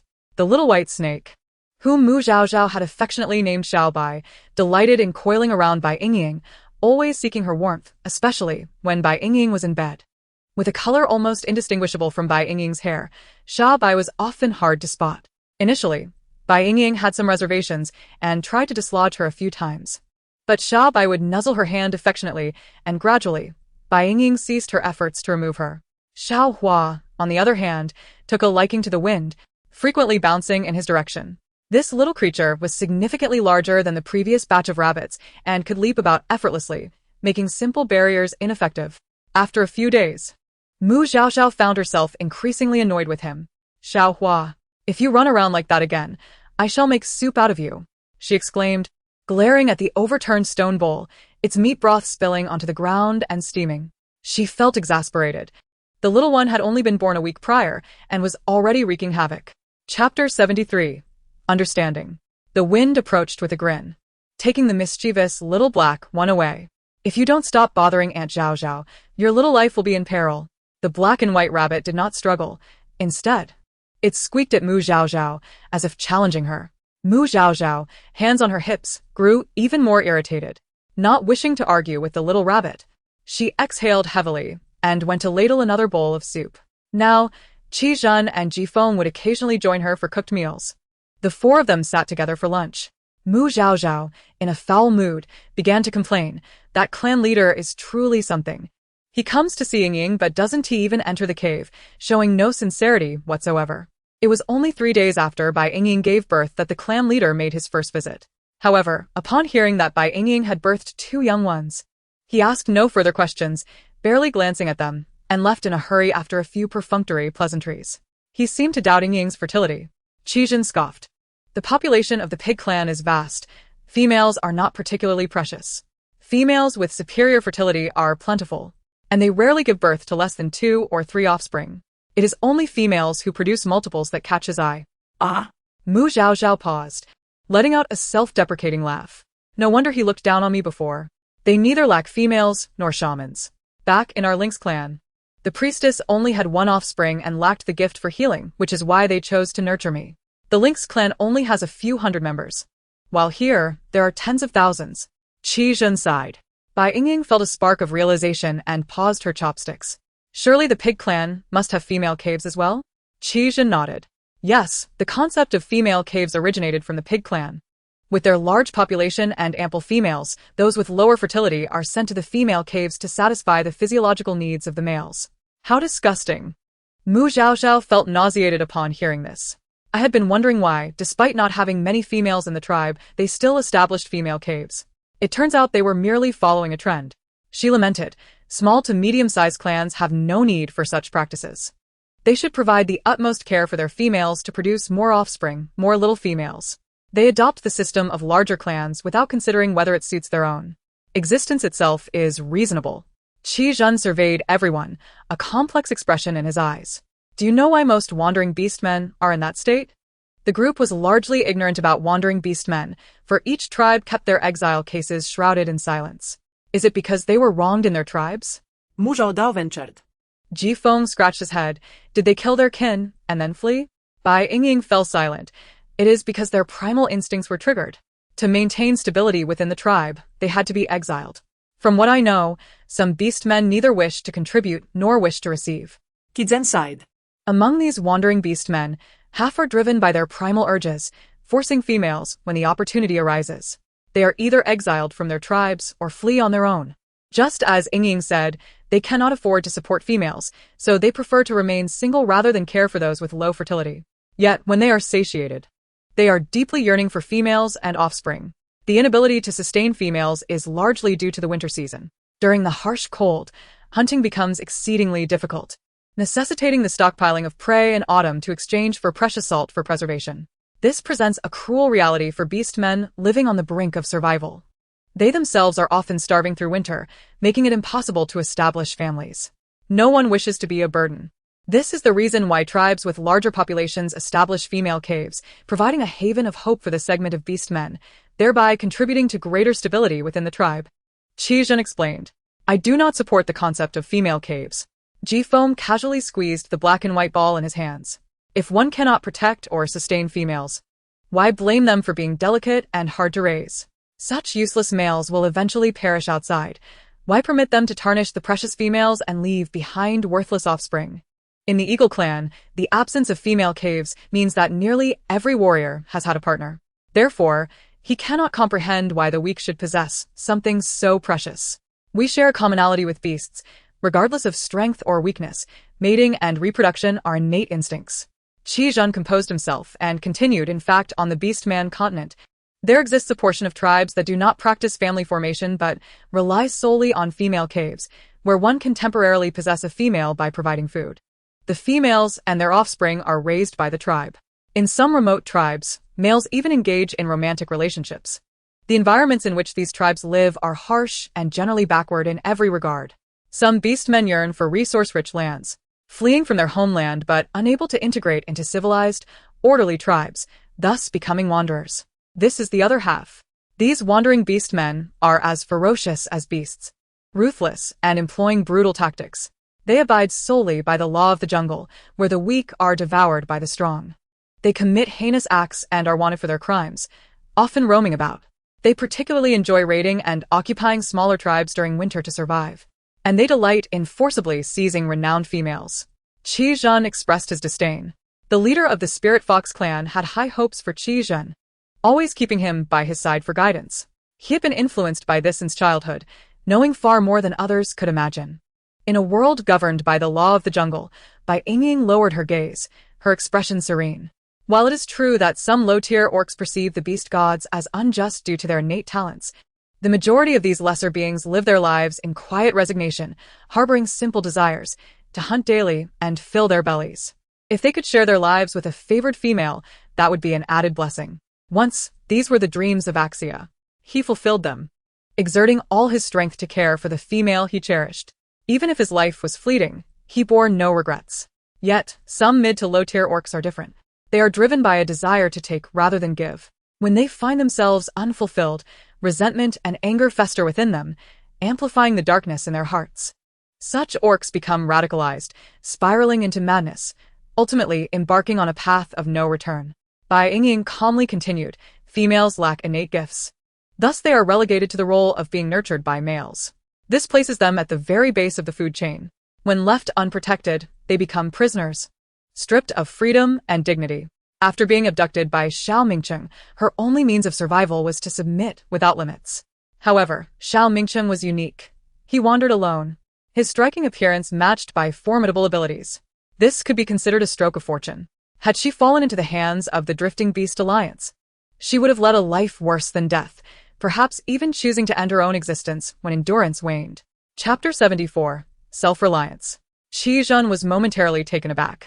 He was astonished by Bai Yingying's candor and her lucid understanding. Many females on Orc continent fail to grasp their own status, often basking in their rarity and the privileges granted by their tribes, positioning themselves high above others. Little do they realize that once they lose their value, they will plummet into an abyss, utterly powerless to dictate their own fates. Mu Zhaozhao found it hard to accept this truth. After a lengthy pause, she sorrowfully remarked, "How absurd. We females, though seemingly rare, are merely a coveted resource, are we not?" "You may view it that way," Qi Zhen replied with resignation. Gifeng, unable to comprehend the complexities of their discourse, waved his hand impatiently. "Ah, that is of little importance. Both a Zhen and I are strong enough to protect you. Only by becoming powerful can one truly seize control of their own life," Bai Yingying stated with a calm demeanor. Had she never had anyone to protect her? There were always moments of absence, always unforeseen circumstances. Yingying, Mu Zhaozhao gazed at her with tear-filled eyes.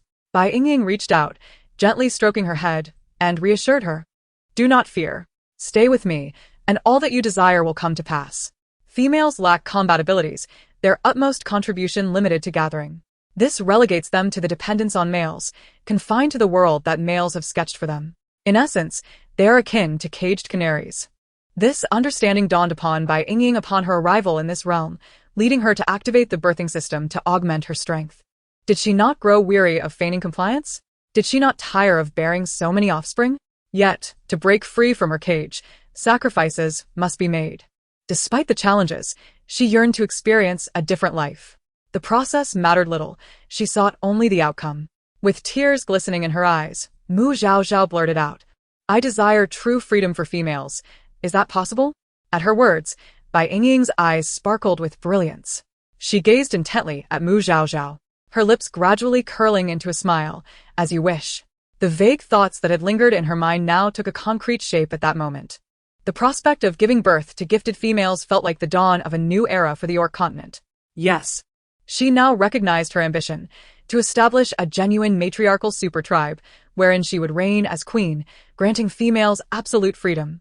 There would be no breeding caves, no mandatory selection of mates upon adulthood. If females lacked combat prowess, they would cultivate, raise livestock, weave, and more, no longer relying solely on males. As long as they were well-fed and clothed, with advancements in healthcare, the survival rates of females and their young would naturally rise, alleviating their scarcity. Concurrently, they would train their physical endurance, enhance their health, learn combat skills, craft traps, and wield weapons, shedding their fragile, dependent existence. Moreover, they would welcome quality males to protect the tribe and ensure the continuation of their lineage. Within the tribe, females would enjoy the freedom to choose monogamous or polyandrous arrangements, or to remain single if they so desired. As the supreme ruler, she would no longer be shackled by any constraints, nor would she have to roam aimlessly. Qi Zhen and Jifeng were left utterly astonished. Have you lost your mind? How could that be possible? Mu Zhaozhao threw herself into Bai Yingying's embrace, tears of joy streaming down her face. Yingying, I will diligently study medicine and become your right hand. She understood that if Bai Yingying set her mind to it, she could achieve anything. It was merely a matter of time. Since that day, Qi Zhen found himself gazing at Bai Yingying with increasing admiration. His Yingying was the most extraordinary and formidable female on the Orc continent. Though he recognized that her ambitions were somewhat naive, he appreciated that she had aspirations and courage. He vowed to protect her and grant her as much freedom as possible to ensure her happiness. From that day onward, Mu Zhaozhao often secluded herself to study the herbal compendium, experimenting with various herbs, even enlisting Jifeng's help to capture small rodents for her experiments. After giving birth, Bai Yingying seized the opportunity to utilize her rewards. She consumed the beauty pill herself and gifted the herbal compendium to Mu Zhaozhao. It was a compact book, easy to carry, featuring vibrant illustrations of both common and rare plants found on the Orc continent. Each plant was accompanied by a drawing and a brief explanation of its effects, all written in simple characters of the Orc language. However, the specific applications and the diseases it could treat required further exploration and experimentation.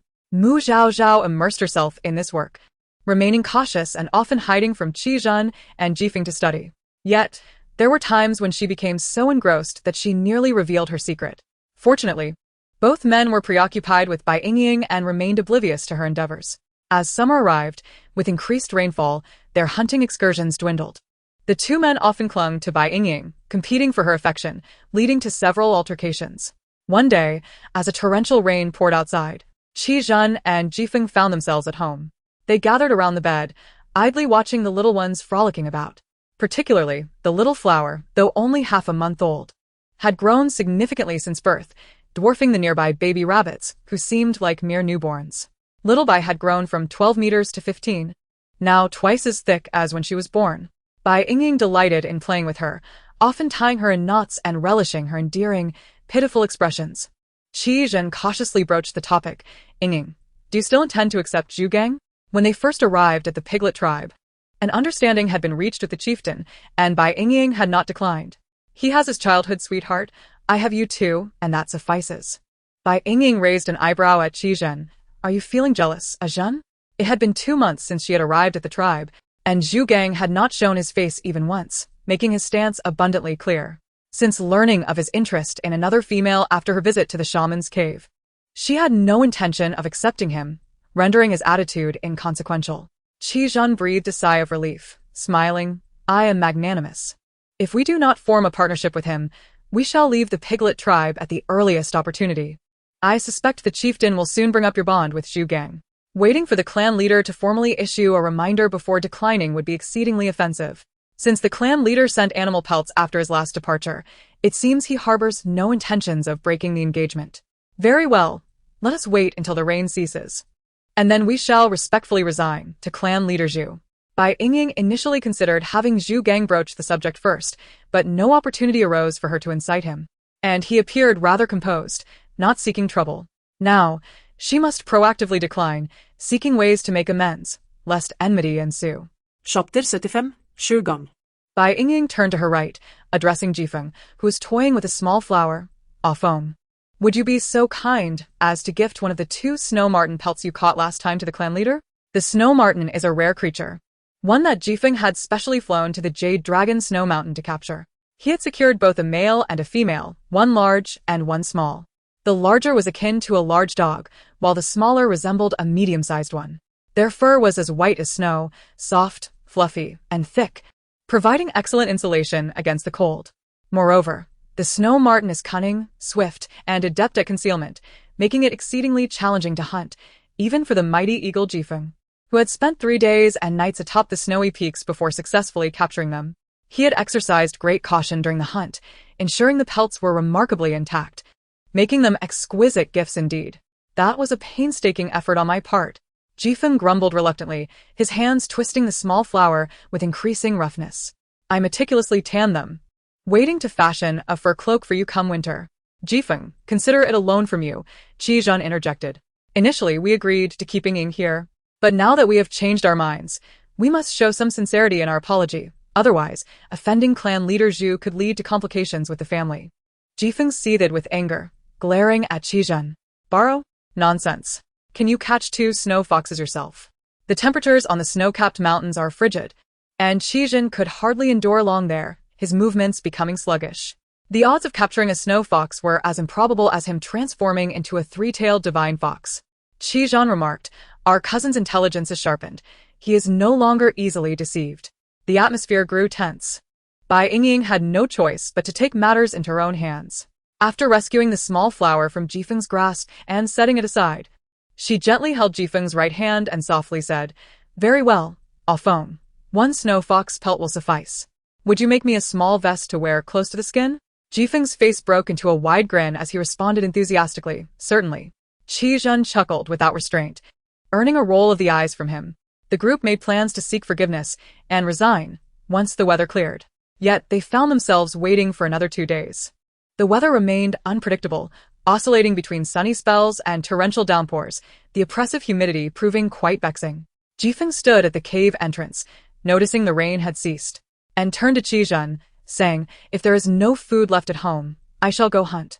Bai Yingying had yet to reveal her secret to the two of them. With the summer heat and humidity, even if he captured prey, it would perish quickly if injured, making it unsuitable to keep. Very well, Qi Zhen agreed, just bring back 1 or 2, as we will be leaving soon. Without looking back, Jifeng dashed to an open area, transforming into his beast form and taking flight. His unique cry echoed through the air, responding to Qi Zhen's instructions. 500 meters away, a robust man addressed a corpulent companion beside him, saying, Jifeng has left. The opportunity has arrived. Brother, will you truly protect me? The corpulent man hesitated, knowing that forcing a female would lead to exile. I am your blood brother. How could I harm you? I shall plead with our father to ensure your safety, as long as you succeed. Once you have her, this renowned fertile lady will be your mate. She is an outsider. Does she dare cross me? The Zhu family? Zhu Gang urged impatiently, enough with the chatter. Will you do it or not? Zhu Yong gritted his teeth, declaring, then I shall risk it. Despite his talent being merely of the yellow rank, he aspired to mate with a female of superior fertility. With Bai Yingying's prestigious reputation as a fertile lady, he was certainly willing to take a gamble. After confirming their plan, the two set off swiftly. Zhu Gang had no desire to become mates with Bai Yingying. He had his own beloved. Yet, his father was adamant about the union, leading to a standoff where neither would yield. Even after Bai Yingying bore only 2 offspring, his father was disappointed for several days before resolutely maintaining his stance, believing her fertility and likelihood of multiple births were still quite promising. He had repeatedly disparaged Bai Yingying, only to be chastised by his father. A few days prior, he managed to see Lan Mei, but her haggard appearance, forced smile, broke his heart. They had spent time together, ultimately succumbing to their desires under the witness of heaven and earth. Consequently, he resolved to devise a plan. The remarks he had made earlier were merely to deceive the foolish Zhu Yong. With 2 red-ranked warriors by Bai Yingying's side, he would find a way to temporarily separate them, leaving only a vulnerable female to be easily taken advantage of. However, once Zhu Yong succeeded, he would stage an incident where Zhu Yong would inadvertently save the female, thereby creating a scandal. The act of forcing a female would be a foregone conclusion, and his father would be left to face the wrath of the 2 red-ranked warriors. By then, both relationships would be irreparably damaged, and his father would have no recourse to seek an apology, let alone ask for the union. As for whether this would plunge the Zhu clan into crisis, He had not given it a moment's thought. In his eyes, the Zhu clan was the most prosperous among the 10,000 great mountains, and all other clans were inferior, including those powerful yet sparsely populated orc clans. As the future leader of the Zhu clan, he felt he could act with impunity. The two soon arrived near Bai Yingying's cave. After hiding, Zhu Gang hastened to the entrance, calling out anxiously, "Qizhen, are you there?" Hearing the commotion, Qizhen quickly emerged and, upon recognizing Zhu Gang, smiled warmly. Gang, what brings you here?" The two clans had maintained relations, and they had known each other since childhood, though they were not particularly close. Zhu Gang appeared anxious. "My father requests your immediate presence at the council hall. The clan is convening to discuss my union with Sister Yingying. The heads of the families are already en route." Qizhen furrowed his brow. "So soon?" "I received no prior notice." Zhu Gang awkwardly explained. "It was a last-minute decision. The head of the Zeng family has urgent matters to attend to in a few days. Hence the rush. The union of the son of a super-clan leader must be grand, and even if he was not the primary beast husband, it was imperative that the heads of the families within the inner city witness it." This rationale was reasonable. Qizhen, having heard of the Zeng family's affairs, understood the situation. He hesitated, but what if Jifeng is not home? If Xiao Mingcheng were to infiltrate now? Outsiders were unaware of their residence. But as the son of the clan leader, he surely knew. "Rest assured, though I may not possess the combat prowess of you and Jifeng, I am a red-ranked warrior and can protect Sister Yingying. I will remain here until you return. You must hurry," Zhu Gang said, smiling earnestly. His robust frame and earnest features portrayed a man of good nature. Chapter 76, Schemes. Qizhen believed him, considering Jifeng would likely return with prey in under 20 minutes.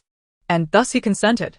"Then I must trouble you, Brother Jiang," Qizhen solemnly instructed. "Remember, do not stray even a step from the cave's entrance. When Brother Jifeng returns, you shall be free to leave." Zhu Jiang chuckled amiably. "Understood. I will not budge an inch." Qizhen nodded and hastily entered the cave. He rummaged through his beast skin bag and retrieved a snow fox pelt, approaching Bai Yingying with a whisper. "Inger, there is no time to waste. I must go and resign. If I do not, the clan leaders will not wait for him. Once decisions are made, and the news spreads throughout the tribe, everyone will know, and it will be irrevocable. The clan leader will never allow Bai Yingying to depart. Sneaking away might be an option, but it would truly be an affront, creating enmity with a formidable tribe. In the vast expanse of the 10,000 great mountains, they would find it nigh impossible to navigate, and even the spirit fox tribe and the giant eagle tribe would be implicated. I just heard you mention this. Take it with you as well." Bai Yingying swiftly moved to the bundle, retrieving another snow fox pelt and placing it in his hands. This time, they intended to humiliate the clan leader before all the clans, yet such tokens would scarcely quell the fury in his heart. Understanding her intent, Qizhen did not hesitate, neatly folding and packing the two snow fox pelts. "Rest assured, I will privately apologize and offer my respects to the clan leader." He hurriedly exited the cave, nodding at Zhu Jiang before swiftly making his way toward the assembly hall. Zhu Jiang stood dutifully at the cave's entrance, waiting until Qizhen's figure disappeared, confirming he would not return, before quietly slipping away. Bai Yingying had initially wished to avoid any dealings with Zhu Jiang, yet after a moment of silence outside, she found it odd. She stepped towards the cave's entrance, peering out only to see no trace of anyone. Tentatively, she called, "Zhu Jiang? Little female, I'm here." Suddenly, a massive figure lunged from the side. Bai Yingying looked up to find the large face of a corpulent man before her.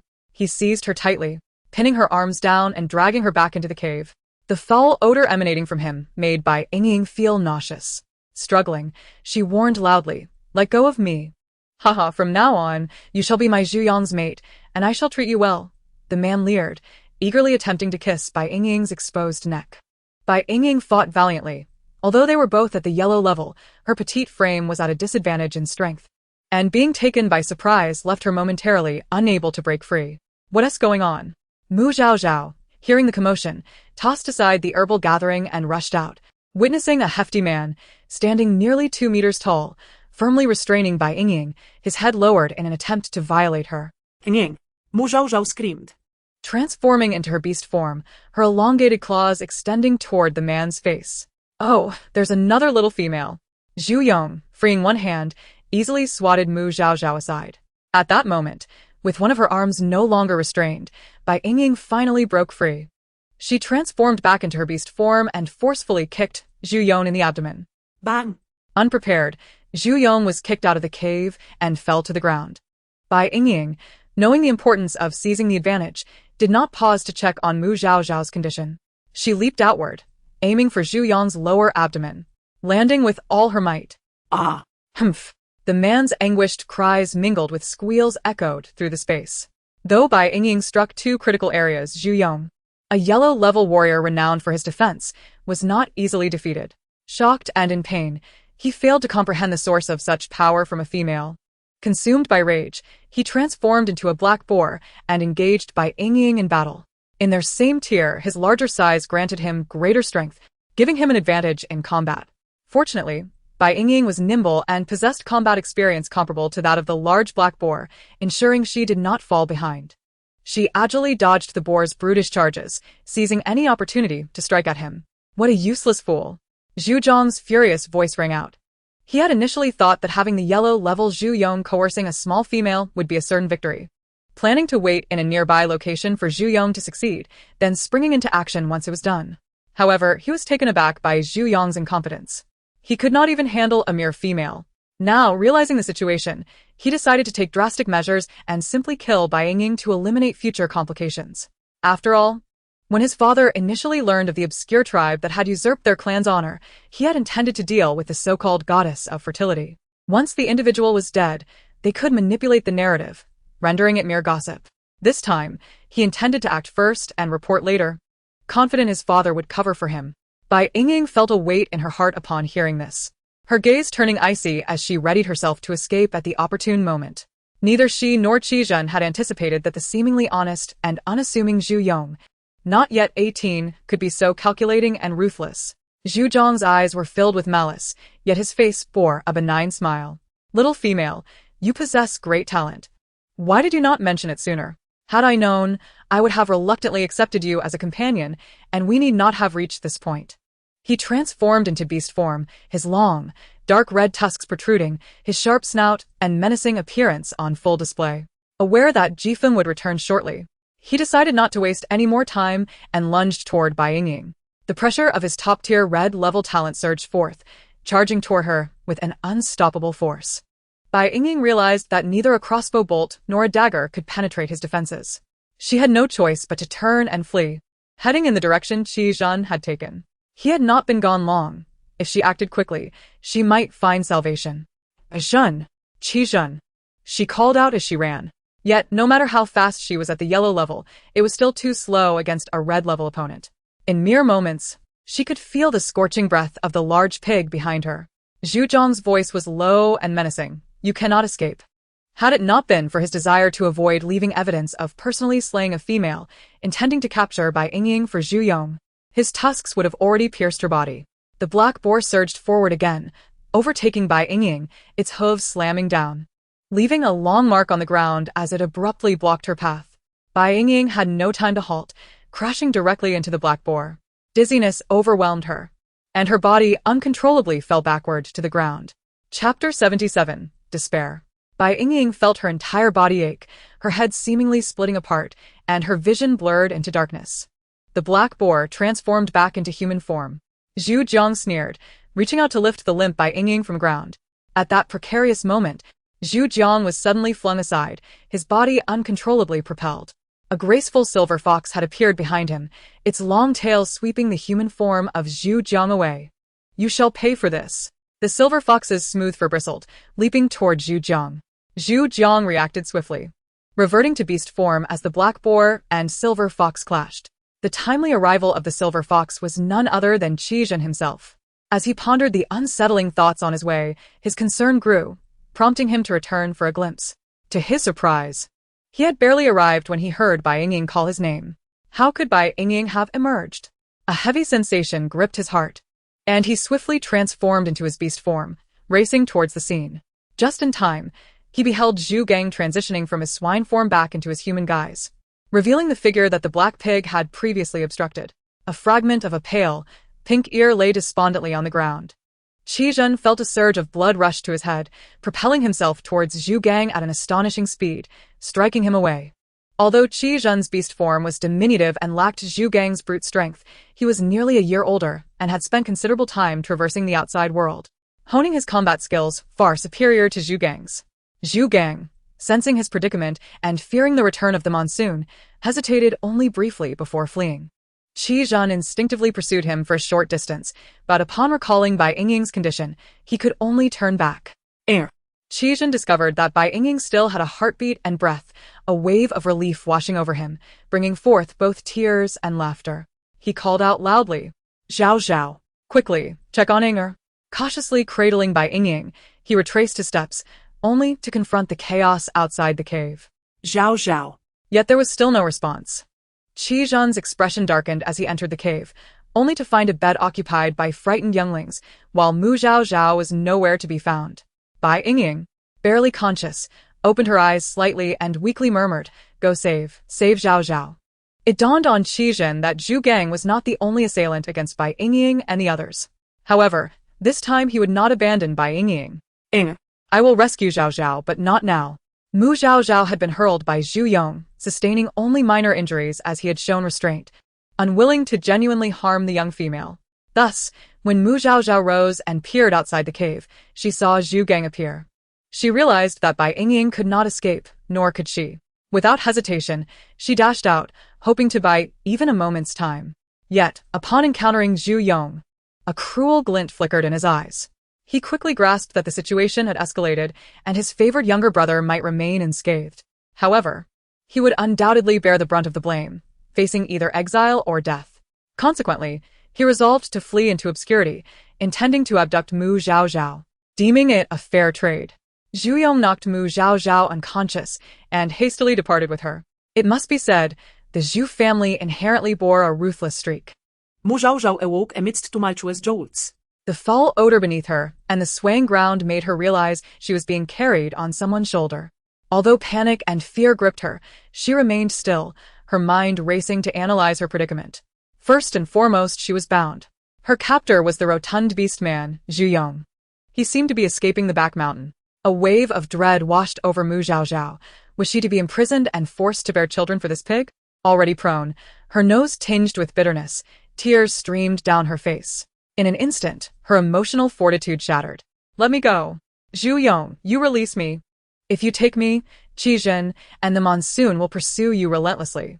Zhu Yong halted at her words, yanking her down harshly, gripping her arm tightly while panting with exertion, mocking, "Little female, do you think you possess some magical allure that would compel 2 red-tier warriors to rescue you at any cost? You are not the goddess of fertility." Mu Zhao Zhao struggled fiercely. "Yingying will definitely save me. They will all come for me. I advise you to release me now, or you'll be torn to shreds." "Oh ho, quite bold, threatening me. You can barely protect yourself, let alone save anyone." Zhu Yong's eyes blazed with fury as he gazed at Mu Zhao Zhao's tear-streaked face, his primal instincts surging forth. "It seems you have yet to grasp your situation. Very well, let me sample your flavor first. I heard you are a half-baked shaman. After our wedding, I shall have you carve your own figures. How amusing." Zhu Yong shoved Mu Zhao Zhao to the ground, binding her delicate hands together. Hastily unfastening his beast robe to drape over her, opening his foul mouth to cover her delicate blossom-like lips, Mu Zhao Zhao cried out in despair, "Get away! Go away!" She lay on her back, her head twisting side to side, tears cascading down. The opponent was of a yellow tier, while she was merely blue tier. A difference of 2 ranks. How could she resist? How could she escape? Mu Zhao Zhao felt engulfed by despair, wishing fervently for death to escape such humiliation. Suddenly, she spotted a massive eagle soaring overhead. Overwhelmed with joy, she summoned all her strength to shout, "Monsoon, save me." "Monsoon!" Smack. In an instant, she received a stinging slap from Zhu Yong. "Threatening me is futile." Zhu Yong tightened his grip around her neck, whispering menacingly, "If you comply with me, I shall treat you well. But if you act up, I will not spare you." Mu Zhao Zhao felt suffocated, her throat only able to produce faint sounds. Her hands were bound, rendering her unable to break free, while her legs instinctively kicked out, but to no avail. The majestic eagle in her line of sight vanished. "Monsoon, didn't he hear my cries for help?" Despair consumed Mu Zhao Zhao. She relaxed, ceasing her struggles. "Finally realized your place?" Zhu Yong leered, leaning in once more. Just then, A gust of wind surged unexpectedly. Zhu Yong barely had time to react before he felt a chilling sensation in his back, his body lightening as he lost consciousness in the next moment. Beast. The giant eagle released its grip on the lifeless body, landing gracefully beside Mu Zhaozhao. Little female, are you unharmed? Mu Zhaozhao's eyes brimmed with tears, her blurred vision revealing an eagle with a fiery crest gazing down at her. He was not Monsoon. Chapter 78, Jihua. 10 minutes earlier, several kilometers away from the back mountain, Jifeng had just been circling the mountains, having located a potential prey and preparing to dive down for capture when he heard a familiar eagle's cry. He focused his gaze and noticed a familiar figure soaring towards him. Jifeng's spirits lifted as he flapped his wings and rushed to greet him. Brother, what brings you here? The newcomer, in beast form, bore a resemblance to Jifeng, albeit slightly shorter, with a fiery red feather adorning his forehead, hence his name, Jihua. Mother heard you were staying at the pig clan and sent me to check on you. The two landed casually in a spacious area of the mountain, transforming into their human forms. Jihua stood slightly shorter than Jifeng, measuring around 195 meters, and possessed striking features. His appearance shared several similarities with Qi, particularly his fox-like eyes. However, he had an eagle-like hooked nose, adding a touch of masculinity. Isn't Mother eager for me to venture out and gain experience, rather than burden her at home? Jifeng replied, feeling a twinge of grievance. Jihua's expression turned serious. I've heard you and Qi are living with the goddess of fertility? Why is that? Isn't it to capture that cunning snake, Xiao Mingcheng? Jifeng felt a pang of guilt, his expression evasive. How could he protect anyone if they weren't living together? Jihua's demeanor hardened, a foam. Although our giant eagle clan may not be populous, we cannot afford to get entangled with the great trouble that is the goddess of fertility. Do you understand? The reputation of the goddess of fertility was spreading, and the incident with Xiao Mingcheng had emboldened the wandering beastmen. The alliance of wandering beasts had managed to disseminate the news throughout the 10,000 mountains by unconventional means. Soon, powerful and ferocious wandering beastmen scattered across the beastman continent would covet the goddess of fertility's reproductive prowess and come to vie for it. While various clans might be envious, they still had their pride and would outwardly adhere to etiquette and decorum. However, what could these wandering beastmen possibly fear? Being in the company of the mother of many only brings forth endless troubles and crises. His mother was concerned that the naive Jifeng might develop feelings for the mother of many over time. Upon learning this, she hurriedly dispatched him to replace Jifeng. Yet, judging by Jifeng's expression now, it seems it might be too late. Jifeng rolled his eyes, signaling his understanding with a dismissive gesture. Jihua, infuriated by his nonchalant demeanor, sternly commanded, "You shall return home at once. I will undertake the task of capturing Xia Mingqing." Jifeng, fearful of Jihua, instinctively took several steps back, his expression defiant as he declared, "I refuse to go back. My mission remains unfulfilled. That despicable snake Xia Mingqing has toyed with me too many times. And I must restore my honor." Anger flickered in Jihua's eyes. "Are you intent on restoring your honor, or are you simply reluctant to leave that mother of many?" Jifeng stammered, unable to respond. Realizing Jihua's understanding, he insisted, "Take me to meet cousin Ajing." Jihua, weary of conversing with this fool, merely wished to find Qizhen and enlist his assistance in persuading Jifeng. "Oh, dear, I forgot to hunt," Jifeng exclaimed, smacking his forehead as he remembered his task. He disdainfully glanced at Jihua. "Brother, you can't arrive empty-handed. Let's each catch a prey before returning." Jihua's countenance darkened, yet accustomed to his brother's antics, he complied. He spread his wings and took to the skies, searching for game. As Jifeng suggested, he too was a visitor, in need of a worthy offering.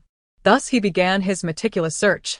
The giant eagle possessed exceptional vision, soaring high above to survey the forest below, seeking a fitting gift. However, soon a gust of wind swept through, and he faintly heard someone calling his name. If it were Jifeng, he might have dismissed it as mere imagination or simply unheard. Yet Jihua, ever observant, remained vigilant, ready to verify any unusual occurrence. Jihua circled in the air, swiftly scanning the terrain below. Before long, his gaze sharpened, and he dove rapidly toward a specific spot. The attentive Jihua promptly rescued Mu Zhaozhao. Overwhelmed by fear, she found herself unable to move, her emotions in turmoil. She wished to express her gratitude, but could only gaze at him with eyes full of appreciation. Not recognizing the young female, Jihua inquired, "Young female, are you from the piglet tribe? Do you know my brother Jifeng?" "Fear not. The accursed wandering beastman has been slain by my hand. He initially assumed this bold beastman was merely a vagabond. Rest assured, I am Jifeng's elder brother. You are safe now. A thought struck him. Young female? Could you be the mother of many? Where is Ajing? How could you come to be in such a plight? Mu Zhaozhao lay on her back, tears streaming down her face. Seeing her only weep without speaking, Jihua transformed back into human form and knelt beside her. He tentatively asked, "Do not be afraid, young female. Wait here a moment while I summon Afeng, all right?" Mu Zhaozhao blinked her eyes in response. Jihua then breathed a sigh of relief. He took a few steps back, transforming into his beast form, and soared into the sky. Soon, a series of urgent and high-pitched eagle cries echoed through the atmosphere. A unique communication method of the giant eagle clan, conveying a matter of utmost urgency. Upon hearing it, Jifeng, who had just caught prey, hastily discarded it and took flight. Noticing his brother, Jihua, concerned for the female below, did not wait and dove straight down. The two soon met.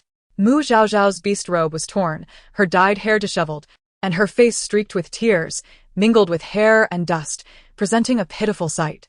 Jifeng, upon seeing her, was taken aback. "Zhaozhao, how did you end up here? Where is Yingying?" Without waiting for Mu Zhaozhao to respond, he suddenly took flight, his furious roar echoing, "Brother, Yingying is in trouble. You must look after Zhaozhao."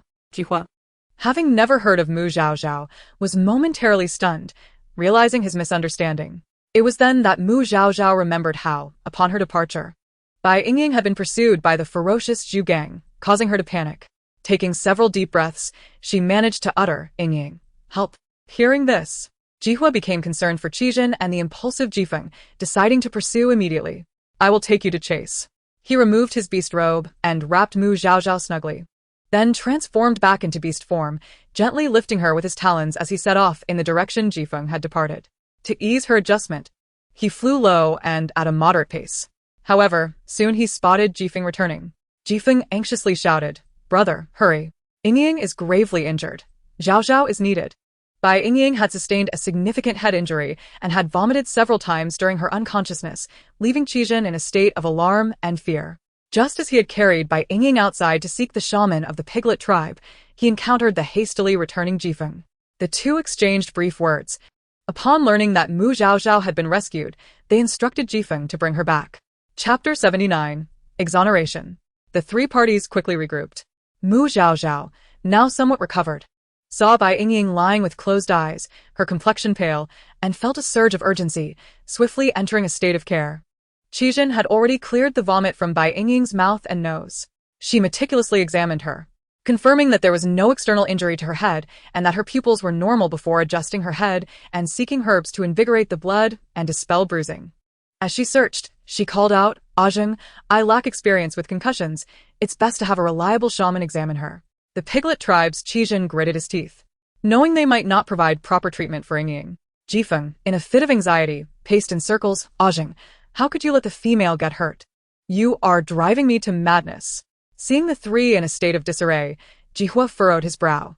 "What on earth has happened?" "It was Zhu gang."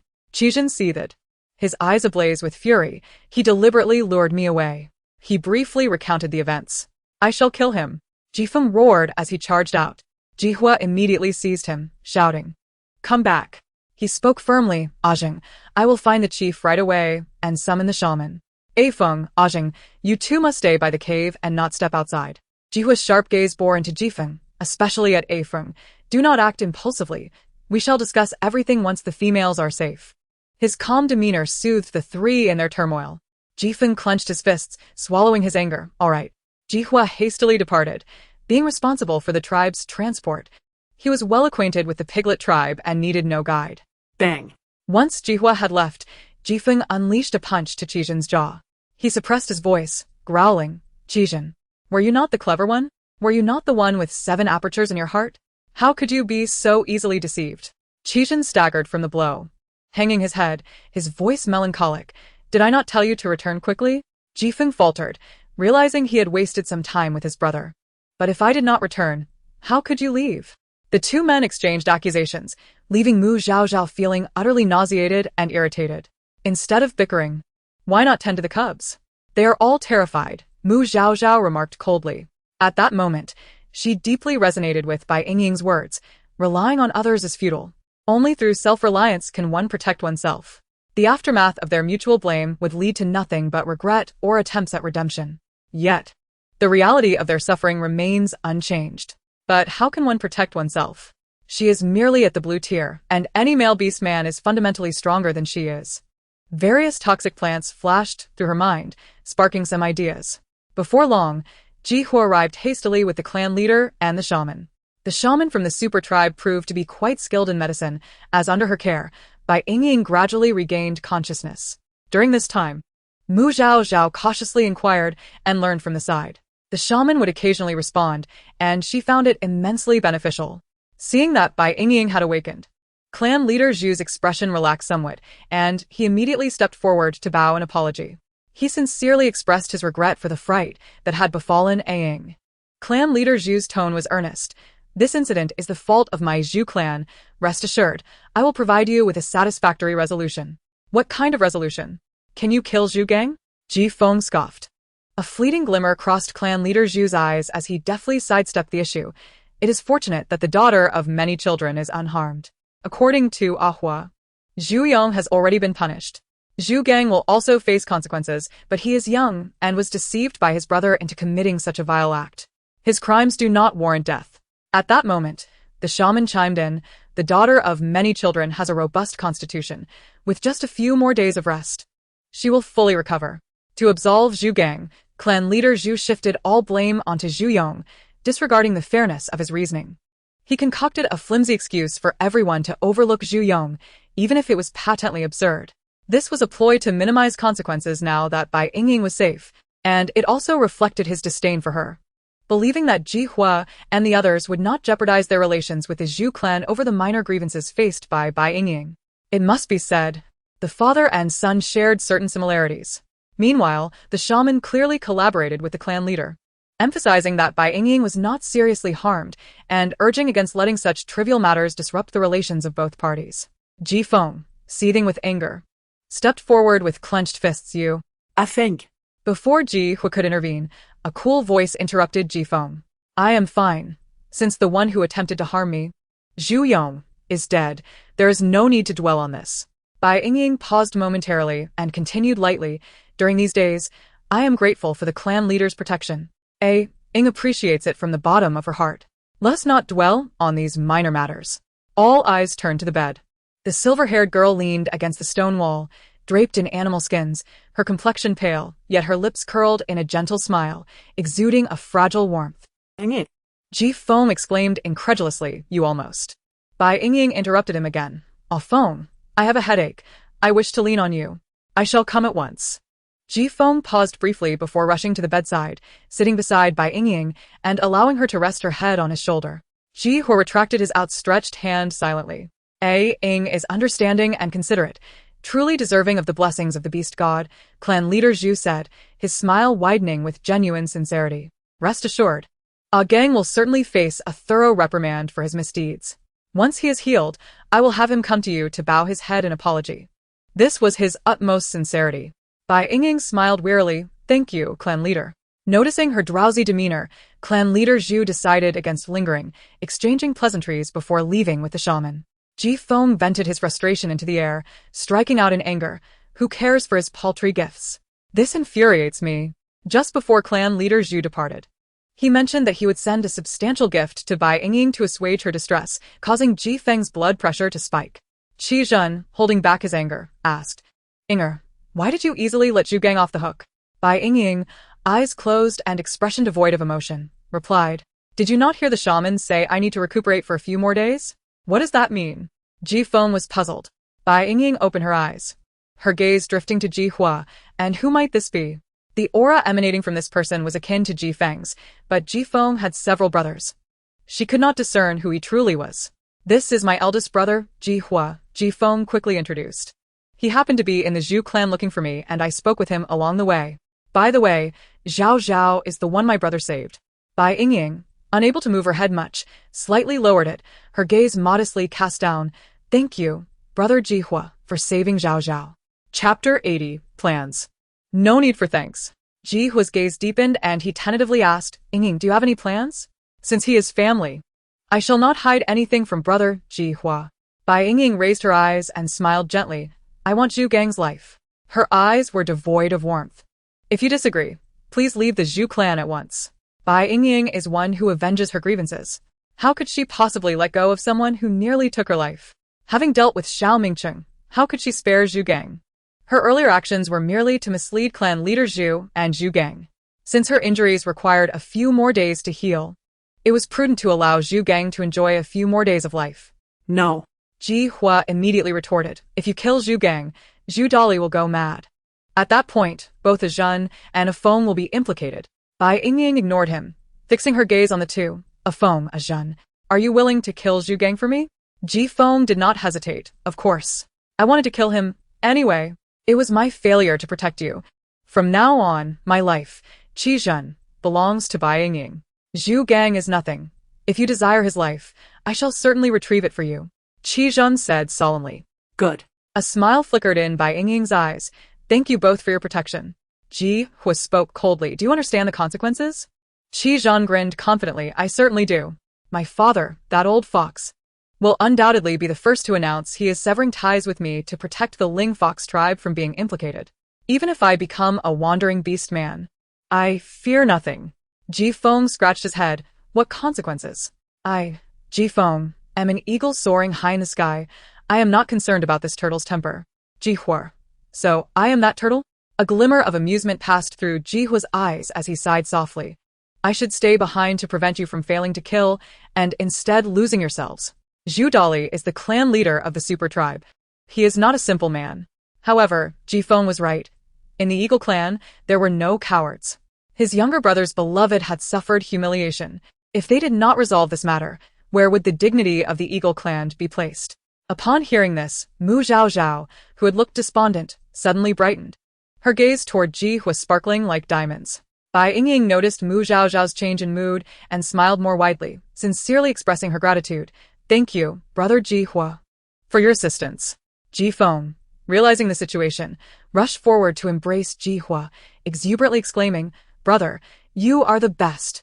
From today onward, you are the first warrior of the Eagle clan. Hee, no more competing with your elder brother? Yehua teased. Ji Hua, 24 this year, with red tier talent, excelled in hunting and combat skills, was renowned as the first warrior of the Eagle clan among his peers. However, Ji Feng, ever defiant, insisted he was the true first warrior. Ji Feng grinned widely. The younger brother dares not. Ji Hua shook his head helplessly, turning to Qi Zhen. Once this matter is settled, you all will accompany me back to the Eagle clan. The cliffs atop Songxian Mountain are perilous, should the Zhu clan wish to ascend. They can only gaze longingly at the peak. Yet, Qi Zhen wore a worried expression. Brother Ji Hua, the Eagle clan has always exchanged goods with the Zhu clan. If you unilaterally decide to shelter us and sever ties with the Zhu clan, it will surely incite discontent among our people. Ji Feng nonchalantly lifted his chin. What is there to fear? At worst, we will fly a little farther in the future. He had not considered whether his clansmen would be willing to bear the risk of flying further. Do not worry, Zhen, I have my plans. Ji Hua replied with a smile. His thoughts were intricate. Since he intended to lend a hand, he undoubtedly had a strategy in mind. The group engaged in light-hearted banter, seemingly dispelling the gloom. I am quite famished. Having failed to bring back any prey, I shall venture out to hunt something substantial, Ji Feng exclaimed. His mind preoccupied with the idea of food, and he hurried off. This left Qi Zhen and Ji Hua exchanging glances. Mu Zhao Zhao intervened, saying, Could you both keep an eye on the little ones? They are quite boisterous on the bed in the outer chamber. Qi Zhen cast a lingering glance at Bai Yingying, who had already succumbed to slumber, before leading Ji Hua out of the inner chamber. It was only then that Ji Hua had the opportunity to examine the little ones on the bed closely. Each one was adorably plump, bouncing about the bed with a clumsiness that was both endearing and amusing due to their tender age. He had never witnessed such a multitude of similarly sized cubs appearing simultaneously, and a glimmer of envy flickered in his eyes. There are so many little ones, he remarked. Qi Zhen noticed two were missing and promptly called out, Zhao Zhao, where's Xiao Hua and Xiao Bai? No sooner had his voice faded than two small creatures quickly emerged from the corner of the animal skin. Ji Hua then spotted the additional two, exclaiming in surprise, Oh, a large rabbit and a small snake? Xiao Hua and Xiao Bai, clever and astute, had immediately scurried to hide beneath the animal skin upon encountering strangers, leaving the more conspicuous rabbit cubs to scamper about in a panic. If an ill-intentioned individual were to come seeking the cubs, it would undoubtedly be these obvious rabbit ones they would capture. Hiss. Chirp, chirp. The two little creatures eagerly made their way toward Qizhen, trying to squeeze through the enclosure for a hug. It's all right, you may continue playing, Qizhen reassured, embracing one after the other, soothing them before placing them back inside. All of them are Yingying's offspring, he murmured, lowering his voice to explain to Jihua. These rabbit cubs are the progeny of Xiao Mingcheng and Qin Xian. Not a single snake cub was taken when she fled. However, she was pregnant before her escape and gave birth to these two mutated giant cubs. Thus, she decided to raise them instead. So there are actually this many? Jihua's eyes gleamed with intrigue. It was rumored that Xiao Mingcheng had brought 8 snake cubs and had already taken control of the serpent tribe in the underworld mountain. He has joined the tribe? Qizhen exclaimed, taken aback. Jihua emphasized, he has taken command. The cubs were too young to drink milk, and he had heard that one female cub was weak and nearly perished. Xiao Mingcheng, in a fit of madness, infiltrated the serpent tribe and exterminated the entire lineage of the chieftain, thus seizing control and becoming the new leader. No wonder he has yet to seek out an heir. Qizhen remarked, his expression darkening, laced with sarcasm. The serpent tribe, despite its size, is utterly pathetic and lacks any dignity. Xiao Mingcheng, a rare variant of the king cobra, possesses the ability to consume his own kind and carries a bloodline suppression over those of equal rank.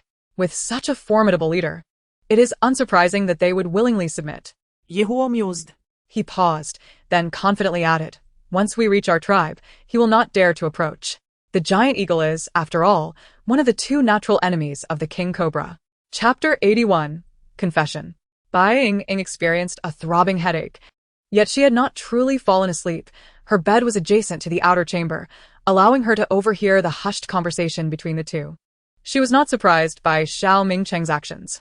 When she fled, the snake cubs were merely 2 months old, their inability to digest meat leading to potential complications over time. Given Xiao Mingcheng's nature, if he were unwilling to care for the young, they would have perished long ago. Conversely, if he chose to nurture them, he would undoubtedly seek a tribe where nursing females could tend to them. His inherent suspicion would compel him to maintain control over that tribe. The serpent tribe was, of course, his optimal choice. Regarding Jihua's suggestion to reside in the giant eagle tribe, she was not entirely convinced of its feasibility. As far as she knew, Zhongxian Mountain was the principal peak of the Zhongxian Mountain range. The giant eagles resided atop the summit, at a considerable altitude, where they would first confront frigid temperatures and a lack of oxygen. However, based on Bai Yingying's inquiries and analyses, the 10,000 Great Mountains stretched for miles, and the Zhongxian mountain range was not situated in a plateau region, potentially making it bearable. For instance, Qizhen's aunt had successfully adapted. Bai Yingying pondered that she must communicate with Ji Feng about the mark before departing the pig tribe, or else the giant eagle tribe might not accept her. Yet, with a mild concussion, her head throbbed painfully. She would need to wait a few days to ensure her body could endure the marking ritual that night. As she contemplated, she gradually drifted off to sleep. When she awoke, a rich aroma wafted through the cave. Mu Zhaozhao had prepared a broth using fresh bones and meat. Upon seeing her open her eyes, Qizhen, who had been keeping vigil by her side, quickly inquired, "Ying, you're awake. Does your head still ache?" "Not at all. I feel much better," Bai Yingying replied with a smile. Ji Feng leaned in, his grin wide enough to reveal his teeth. "That's wonderful. Be sure to drink plenty of soup. You'll recover in no time." Mu Zhaozhao approached, holding a bowl of soup, her eyes glistening with tears.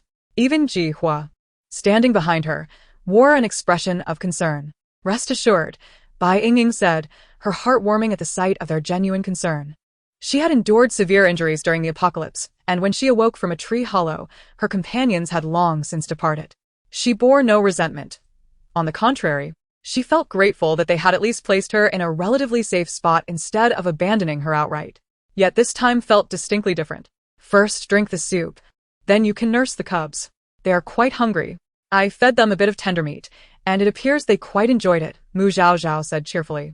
The previous litter of rabbit cubs was already over 4 months old, so a small amount of feeding wouldn't matter. Xiao Bai and Xiao Hua, exceptionally gifted, had barely any teeth yet were the quickest and most enthusiastic eaters. Bai Yingying indeed felt hungry upon hearing that the cubs had eaten meat. She was no longer in a rush. After drinking the soup and satisfying her hunger, she began to nurse. As she prepared to do so, the three men exited the cave simultaneously. Mu Zhao Zhao, still holding a bowl of half-finished soup, sat on a stone bench, staring blankly at the little ones scuttling about on the bed. Xiao Hua and Xia Bai had each claimed their territory, ignoring each other, while the remaining cubs hesitated to compete with them, instead crowding together to fight over the leftover food, creating a rather amusing scene. Yet, Mu Zhao Zhao simply sat there, lost in thought, her expression heavy with concern. Bai Yingying's eyes flickered, and she took the initiative to ask, "Do you have something on your mind?" Mu Zhao Zhao, slightly anxious, lifted her gaze. "I have something to discuss with you." Bai Yingying smiled. "Go ahead, I'm listening." Taking a deep breath, Mu Zhao Zhao finally confessed, "Yingying, you are a transmigrator, aren't you?" Bai Yingying's eyes deepened, and she casually nodded. Mu Zhao Zhao's eyes brightened, and the words she had been holding back tumbled forth. "I am also a transmigrator." She had previously refrained from revealing this, having read numerous novels where most transmigrators were in fierce opposition, fearing that the other would overshadow them. "I thought you would keep it hidden," Bai Yingying said with a faint smile, her eyes glinting with mischief. "What's the matter? Aren't you afraid I might kill you?" Mu Zhao Zhao was taken aback. "Yingying, you already knew?" Bai Yingying's brows were adorned with a smile. You concealed it well. "But occasionally you slip in some modern terms. The way you depict the marking ritual is quite cartoonish, and even your medical knowledge carries a scientific flair." She had no qualms about Mu Zhao Zhao, noting that her speech sometimes included trendy phrases from Earth, which Xiao Mingqing often guessed at with confusion. Yet, Mu Zhao Zhao always seemed to grasp the meaning instantly. Moreover, the speaking style of the beastman continent resembled that of ancient literature, and Mu Zhao Zhao occasionally let slip a modern term Bai Yingying had never uttered. Eventually, seeing her reveal the wonders of her system backpack and the items that did not belong to the beastman continent, Mu Zhao Zhao also quickly accepted and became proficient in using them. Thus, Bai Yingying was able to ascertain her true identity. However, Mu Zhao Zhao's character, imbued with a purity and vivacity that seems incongruous with the post-apocalyptic world, perhaps stems from her origins in a different era. She felt compelled to ascertain. "Zhao Zhao, before your transmigration, Earth had not descended into an apocalypse, had it?" "Apocalypse? Yingying, you hail from the apocalypse, do you not? No wonder you possess such rationality and strength." Mu Zhao Zhao gazed at her with starry eyes. Initially, she feared that you might discover her identity as a fellow transmigrator and eliminate her. However, upon realizing your remarkable capabilities, she contemplated concealing her identity and seeking your support. "I am merely an ordinary second-year medical student. I accidentally fell one morning, and when I opened my eyes again, I found myself as an orphan discovered by the Lynx tribe. I possess no golden finger and have exerted immense effort merely to survive in the shaman's cave." Mu Zhao Zhao's expression was one of profound disappointment, evidently preoccupied with the notion of transmigrating without any advantages. "Then why confess now?" Bai Yingying inquired with a smile. Mu Zhao Zhao shrugged nonchalantly. "Having faced life and death, I have come to terms with it. We have developed feelings for one another. What purpose would it serve for you to harm me?" She then shifted the conversation, her curiosity piqued. "Yingying, is the apocalypse truly as brutal as they say? I have been here for 67 years, merely surviving in a small tribe, and yet I was still captured by Xiao Mingqing. What a tragic fate." Now that she had confessed, she no longer felt the need to tread carefully with her words. Bai Yingying, reminiscing about her life before the apocalypse, felt a rush of nostalgia. In the world prior, she was cherished by her parents, her personality vibrant and carefree, with her greatest concern being what to eat each day. In the span of just 5 years, she remained alive, yet merely existing. Yes, it is indeed brutal. For those who cannot adapt, an early death can be a form of mercy. Mu Zhao Zhao was taken aback. More terrifying than the beastman continent? Certainly. Resources are exceedingly scarce, and human nature is treacherous. Bai Yingying smiled lightly, but let us not dwell on the past. Reminiscing brings pain, and only looking forward can yield happiness. Mu Zhao Zhao nodded, somewhat bewildered. Bai Yingying refrained from elaborating further. Her feelings for Mu Zhao Zhao were not deep. Revealing certain secrets was merely a means to forge a closer bond for her own benefit. After all, how could someone emerging from an apocalypse extend absolute trust to another? Every action taken was merely a step towards achieving her goals. The rewards bestowed by the system held no significance unless utilized, but to employ them, she needed to ensure those around her were trustworthy, at least for the time being. Chapter 82, The Quarrel. As expected, after their revelations, the relationship between Mu Zhaozhao and Bai Yingying grew significantly closer. Even Qi Zhen noticed the newfound familiarity between them, a bond that had not existed before. The two often shared knowing smiles or inexplicable inside jokes. Meanwhile, both Qi Zhen and Ji Feng found their feelings for Bai Yingying had deepened as well, leading to a greater intimacy in their daily interactions. Thus, Qi Zhen attributed this development to the recent trials they had endured, which had drawn everyone closer together. 5 days later, Mu Zhaozhao officially began engraving the shapes for Bai Yingying, Ji Feng, and Qi Zhen. The initial plan was for Ji Feng to be engraved first, followed by Qi Zhen, allowing for a staggered wedding ceremony. However, Qi Zhen suggested it would be less troublesome to engrave them all at once, maintaining the wedding ceremony for the next day. Bai Yingying and Ji Feng did not object. Yet, when it came to engraving the beast forms on Bai Yingying, they found themselves embroiled in a dispute over the placement. Ji Feng, in a fit of indignation, bellowed, "I have my eye on this spot. Don't you dare try to take it from me." Qi Zhen scoffed, refusing to yield. "I had already decided on this position." Ji Feng, fuming, charged at Qi Zhen. "You cunning fox. So you had your sights set on this all along. No wonder you insisted we engrave together today." Neither was willing to relent, both insisting that their beast form be engraved on Bai Yingying's right wrist. They were well aware that Bai Yingying's first beast husband was engraved on her left wrist, thus both had long coveted that position. Bai Yingying, observing the fresh rabbit forms on their foreheads, felt a headache coming on as she watched them squabble. "A Feng, a Zhen, can you really argue over this?" Yehuo. Unable to bear the sight, swiftly intervened. "Stop arguing. Does it really matter who goes first? There are plenty of spots." Mu Zhaozhao quickly chimed in. "Indeed. Bai Yingying's wrist is quite long. The engravings were delicate, only slightly larger than a coin, and could easily coexist side by side." Ji Feng immediately declared. "Then, I want to be on top." Qi Zhen countered, "No way. I should be on top. My beast form is small and takes up little space. As the fifth beast husband, I should precede you. Why should I be beneath you? How unreasonable of you. I clearly intended to be Bai Yingying's beast husband first and should rightfully be fifth, but you seized my place. I graciously let you go ahead, and now you want to take even more?" The two pointed fingers at each other through Ji Hua, on the brink of a physical altercation once more.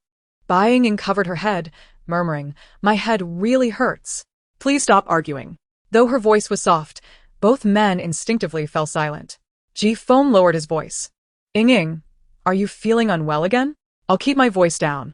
Qi Zhen, seeing Ji Feng's obsequious demeanor, felt even more annoyed. He sighed, feigning dejection. "Then I shall concede to Ji Feng. As the younger brother, I should rightfully take the back seat." Yehuo bounced. Momentarily taken aback as he noticed Qi Zhen's forlorn expression. Memories of their childhood flooded back. Qi Zhen had always been astute and resourceful, often helping him navigate precarious situations. He had always treated Ji Feng well, never competing for anything. With this recollection, Ji Feng clenched his teeth and muttered, "A Zhen, it was my fault. As your elder brother, I should yield to you." A glimmer of cunning sparked in Qi Zhen's eyes as he feigned gratitude. "Ji Feng, you are truly magnanimous. Enough with the pleasantries. If we linger too long, I might regret this decision." Ji Feng turned away, choosing to ignore Qi Zhen. "Zhao, please begin engraving for him." Fearing Ji Feng might change his mind, Qi Zhen quickly expressed, "Thank you, Ji Feng." Ji Hua observed the unfolding drama from a distance, showing no inclination to assist his dim-witted brother. Bai Yingying, meanwhile, paid them little mind. As long as they reached an agreement that allowed her to avoid making a choice, she was content. With the arrangement settled, she extended her right wrist for Mu Zhaozhao to commence the engraving. Halfway through the process, Ji Feng found himself regretting his earlier decisions. He shot a venomous glare at Qi Zhen, but quickly chastised himself for his own refusal. After venting his frustrations outside the cave, he returned once more. The engravings concluded swiftly, resulting in two charming animal shapes adorning Bai Yingying's right wrist. She admired the designs, noting that Mu Zhaozhao had drawn them from her perspective. Above, a petite fox held its head high, while below, an eagle with outstretched wings enveloped the fox. Upon seeing the final product, Ji Feng was pleased to find his image appeared more majestic, allowing his earlier irritation to dissipate. The next phase involved the wedding ceremony. Qi Zhen refrained from provoking Ji Feng further, lest he genuinely incite the latter's ire. Instead, He watched with envy as Ji-foam carried Bai Yingying into the inner chamber. Given the limited space of their cave and the presence of Mu Zhao Zhao, it was impractical to allow the couple to stay overnight. They were only afforded time to complete the wedding rites. Qi Zhen and the others took the children out of the cave, settling further away from the entrance to enjoy the evening breeze. The summer heat had given way to a refreshing night air, and the cave effectively muffled any intimate sounds from within, sparing the three outside the discomfort of awkwardness. Qi Zhen found himself enveloped in a cloud of melancholy, occasionally glancing towards the cave entrance. Ji Hua, observing his demeanor and reflecting on his rather thick-headed younger brother, was perplexed by their mutual infatuation with Bai Yingying. Curiously, he inquired, Zhen, you have always been astute, aware of the consequences of being with the daughter of the multifaceted goddess, so why choose Bai Yingying? Qi Zhen pondered for a moment before responding. She is unlike any other female. She possesses many facets that captivate me. I once thought my aunt was the most extraordinary female, but after spending time with Yingying, I realized she is truly one of a kind. Not only does she possess great wisdom, but her aura is also distinct, and I am drawn to her. His eyes, shimmering like spring water, rendered his fox-like gaze even more enchanting. Ji Hua chuckled nonchalantly. Perhaps there was a difference indeed. But it must also be due to Bai Yingying's attitude towards you both. Throughout your lives, countless females have flattered you, yet you remained oblivious. Then you encountered Bai Yingying, who oscillates between warmth and coldness, piquing your curiosity and drawing you in. Qi Zhen was momentarily taken aback. After a pause, he shrugged indifferently. It no longer matters. Love has taken root. How can it be retracted? Indeed, Ji Hua replied, lowering his gaze. In the future, I hope you will keep an eye on a phone. Ji Feng's impulsive and reckless nature could easily lead to trouble, especially with enemies lurking nearby. The giant eagle reigns supreme in the skies, and the crimson tier stands atop the food chain, yet even they can perish. Rest assured, brother Ji Hua, Qi Zhen assured solemnly. Chapter 83. Differences. The two fell silent, and the atmosphere grew heavy. Mu Zhao Zhao occasionally stole glances at Ji Hua, who finally met her gaze. Their eyes locked, and she quickly adorned her face with a sweet smile. Brother Ji Hua, you are so exceptional. Why do you not yet have a partner? Upon their first meeting, she had noticed the absence of markings on his forehead, indicating his single status. In recent days, she could not shake off the vivid recollection of the fiery red she had seen in her most desperate moments. Even in her dreams, Ji Hua's gentle voice echoed. Initially, she was uncertain whether her burgeoning feelings were a result of his rescue. But just now, hearing his calm analysis of Bai Yingying's attitudes towards them, it became clear to her that she indeed harbored feelings for Ji Hua. For the first time, Mu Zhao Zhao felt the desire to form a partnership.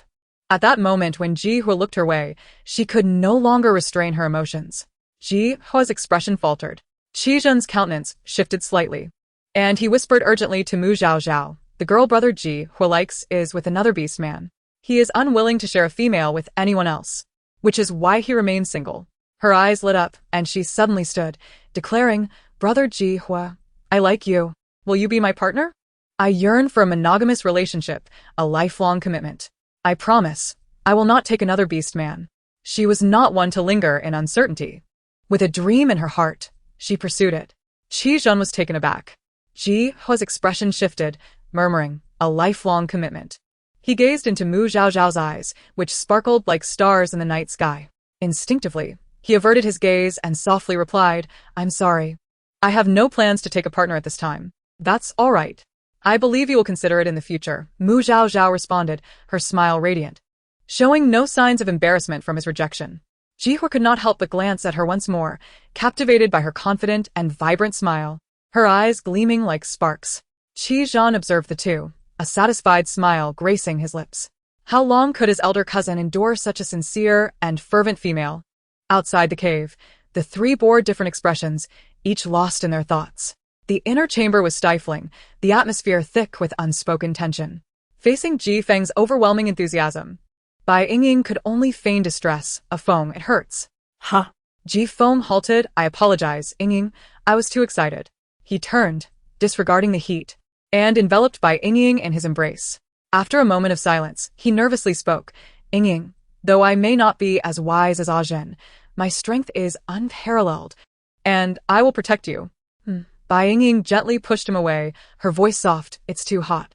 She distanced herself slightly before adding, "I know you can protect me. But remember to avoid impulsiveness and heed my words, understood?"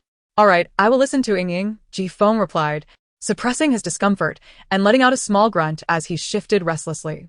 However, he did not move away from Bai Yingying, reluctant to leave her warmth.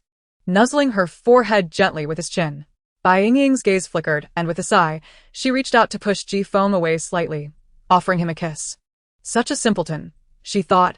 It would be unkind to take too much advantage of him. The following evening, Bai Yingying and Qi Zhen also completed their nuptial rites.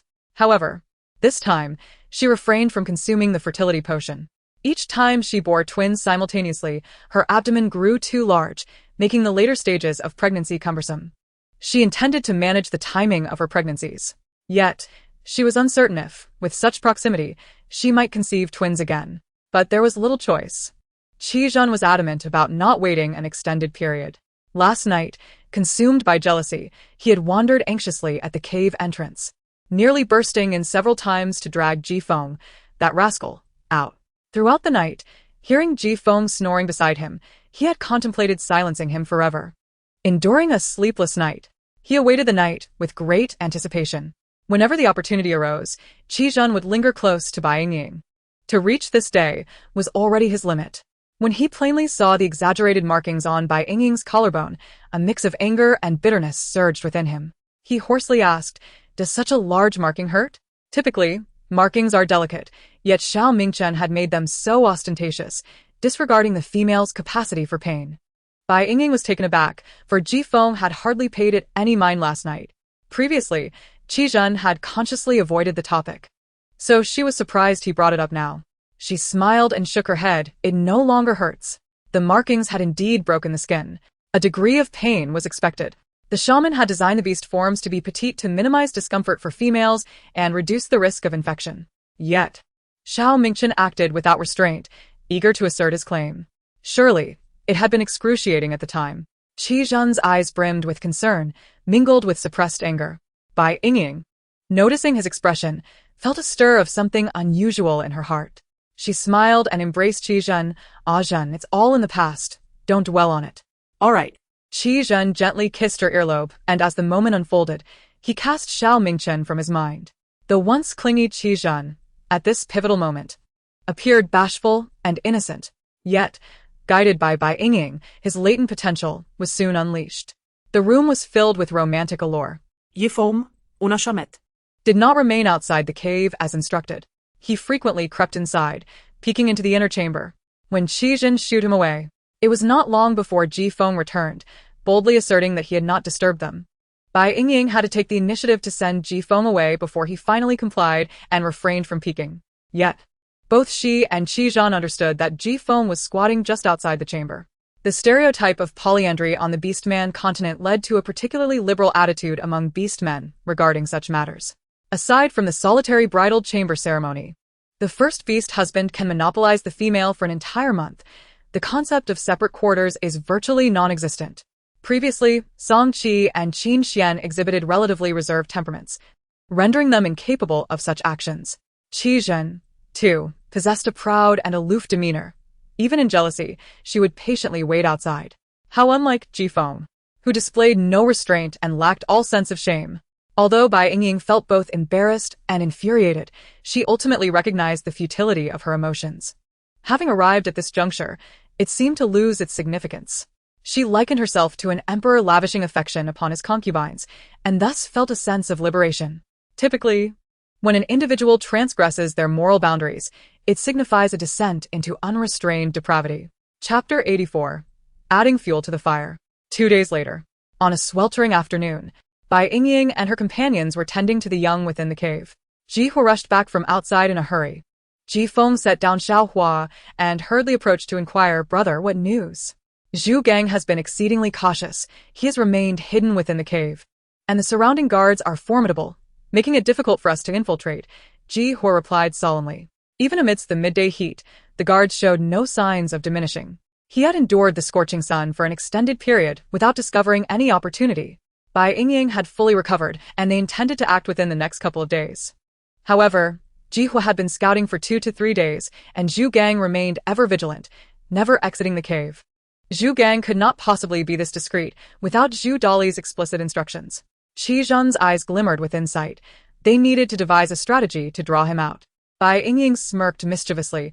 What do you think would happen if I approached the clan leader and expressed my desire to continue my union with Zhu Gang? She feigned submission before the clan leader, appearing as if terrified of offending him. Coupled with Zhu Gang's character, he might not divulge all the details to the leader. It seemed the clan leader would trust her, but whether he truly believed in her intentions remained to be seen. A splendid idea, Ji Hua exclaimed, clapping his hands in delight. Ji Feng, puzzled, pouted and protested. Yingying, I have no interest in Zhu Gang and refuse to establish a family with him. Foolish A Feng. Bai Yingying gently tapped his forehead as he leaned closer. It's merely a ruse to deceive the clan leader and compel Zhu Gang to emerge. Her eyes sparkled with mischief. Perhaps I can stoke the flames a bit further. They agreed to first approach the clan leader to gauge his stance. Ji Feng and Qi Zhan had already taken on disguises, fearing suspicion, and thus refrained from appearing. Under Ji Hua's protection, Bai Yingying personally visited the clan leader's cave. She subtly expressed her admiration for the Zhu family's power and her fondness for Zhu Gang before broaching the topic of continuing their union. The clan leader, unsuspecting, was overjoyed and readily consented. He even personally escorted Bai Yingying out of the cave. News of this encounter, given the constant surveillance outside the clan leader's dwelling, spread rapidly. Another day passed. After her afternoon rest, Bai Yingying leisurely visited the shaman's cave, instructing Ji Hua to wait outside while she entered alone. Lan Lan was busy, but upon spotting her, rushed over, fuming, shameless rabbit spirit. What do you want? Haven't you harmed brother A Yong enough? The cave was bustling with visitors. Bai Yingying lowered her gaze and pretended to be frightened, taking a few steps back, murmuring, I came to see Sister A Mei. You seek my sister? Lan Lan exclaimed incredulously, her eyes wide with disbelief. You dare come looking for her? Although it wasn't the first time Lan Lan had encountered Bai Yingying, and their previous meeting had been far from pleasant, she failed to see through Bai Yingying's blatant act, assuming that Bai Yingying was merely conceding due to guilt. I came to apologize to her, Bai Yingying whispered. Lan Lan, infuriated, retorted, You think an apology will suffice? Her outburst drew the attention of those in the cave. Both patients and their accompanying family members, who began to murmur and point. Lan Mei, concerned about the situation escalating, stepped forward to calm her impulsive sister. Alan, do not be so fierce, she said gently to Bai Yingying. Is it not better to speak in a different place, Sister Aying? Her soft words immediately soothed Lan Lan, who was on the verge of rage. Bai Yingying had encountered many straightforward and naive females, but in this moment, she realized she was dealing with a truly cunning beast female. That will do, Bai Yingying thought, relieved that Lan Mei was not the type to adhere strictly to conventions. The three of them retreated into a chamber filled with medicinal herbs. Bai Yingying brazenly surveyed the room's arrangements, yet refrained from initiating conversation. Growing impatient, Lan Lan stood in front of her, blocking her view. What are you looking at? Those from small tribes lack knowledge. These herbs are precious and well-preserved. Do not touch anything, do you hear? The rabbit-hunting tribe also dried medicinal herbs, but their caves became damp in summer, making preservation challenging. However, these herbs were remarkably well-kept, leaving Bai Yingying curious about the methods employed. Annoyed, she pushed Lan Lan aside. Did I touch anything? You talk too much. Just as Lan Lan was about to explode, Lan Mei quickly intervened. Alan, there are others outside who need assistance. Why not help them for now? I will join you shortly. Lan Lan stomped her foot, visibly reluctant. Listen to your sister. When have I ever let you down? Lan Mei spoke meaningfully. Lan Lan's eyes brightened, inexplicably smiling as she shot a fierce glare at Bai Yingying before departing the apothecary room. Lan Mei's smile faded, and she remarked coolly, Sister A Ying, your apology seems lacking in sincerity. I did not come to apologize. Bai Yingying arched an eyebrow, a hint of disdain in her gaze. I merely wish to see what Zhu Gang's beloved looks like. With that, she scrutinized Lan Mei from head to toe, not much to speak of. Lan Mei remained unflappable. Her tone indifferent. You just saw me. If it were merely to observe, why come in? Bai Yingying's face instantly contorted with exaggerated jealousy. I know that Zhu Gang's recent antics were all to avoid marrying me. Humph. I shall insist on becoming his mate. Let me tell you, Lan Mei, any man Bai Yingying, set my sights on, you would do well to abandon all hope. Otherwise, do not blame me for taking action. So, you are here to provoke. Lan Mei's eyes flickered with disdain, a smirk gracing her lips. Bai Yingying, It seems you misunderstand Zhu Gang. No one can change his mind. Even if you sway the clan leader, you may not succeed. She raised her chin, exuding a hint of arrogance. Zhu Gang and I are childhood friends. Our bond is profound. No mere words from the clan leader or your refusal will make him abandon his feelings. Forget your childhood bond. There are several young females of similar age in the Lan family alone. Do they all share a deep connection with him?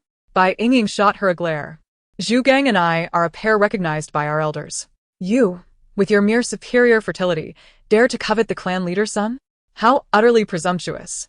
Her words struck a nerve with Lan Mei, causing her expression to shift as the facade crumbled, and she scoffed. You may be capable of reproduction. But Zhu Gang still rejected you, even going so far as to allow Zhu Yongqiang to marry you. Slap. Bai Yingying's eyes flashed with anger as she retaliated with a sharp slap across Lan Mei's face, declaring, I have made myself clear. Should you dare to entice Zhu Gang again, do not blame me for the consequences. With that, she stormed out of the chamber, leaving no room for Lan Mei to respond. Lan Mei, momentarily dazed by the force of Bai Yingying's blow, felt a ringing in her ears. By the time she regained her senses and looked up again, Bai Yingying had already departed.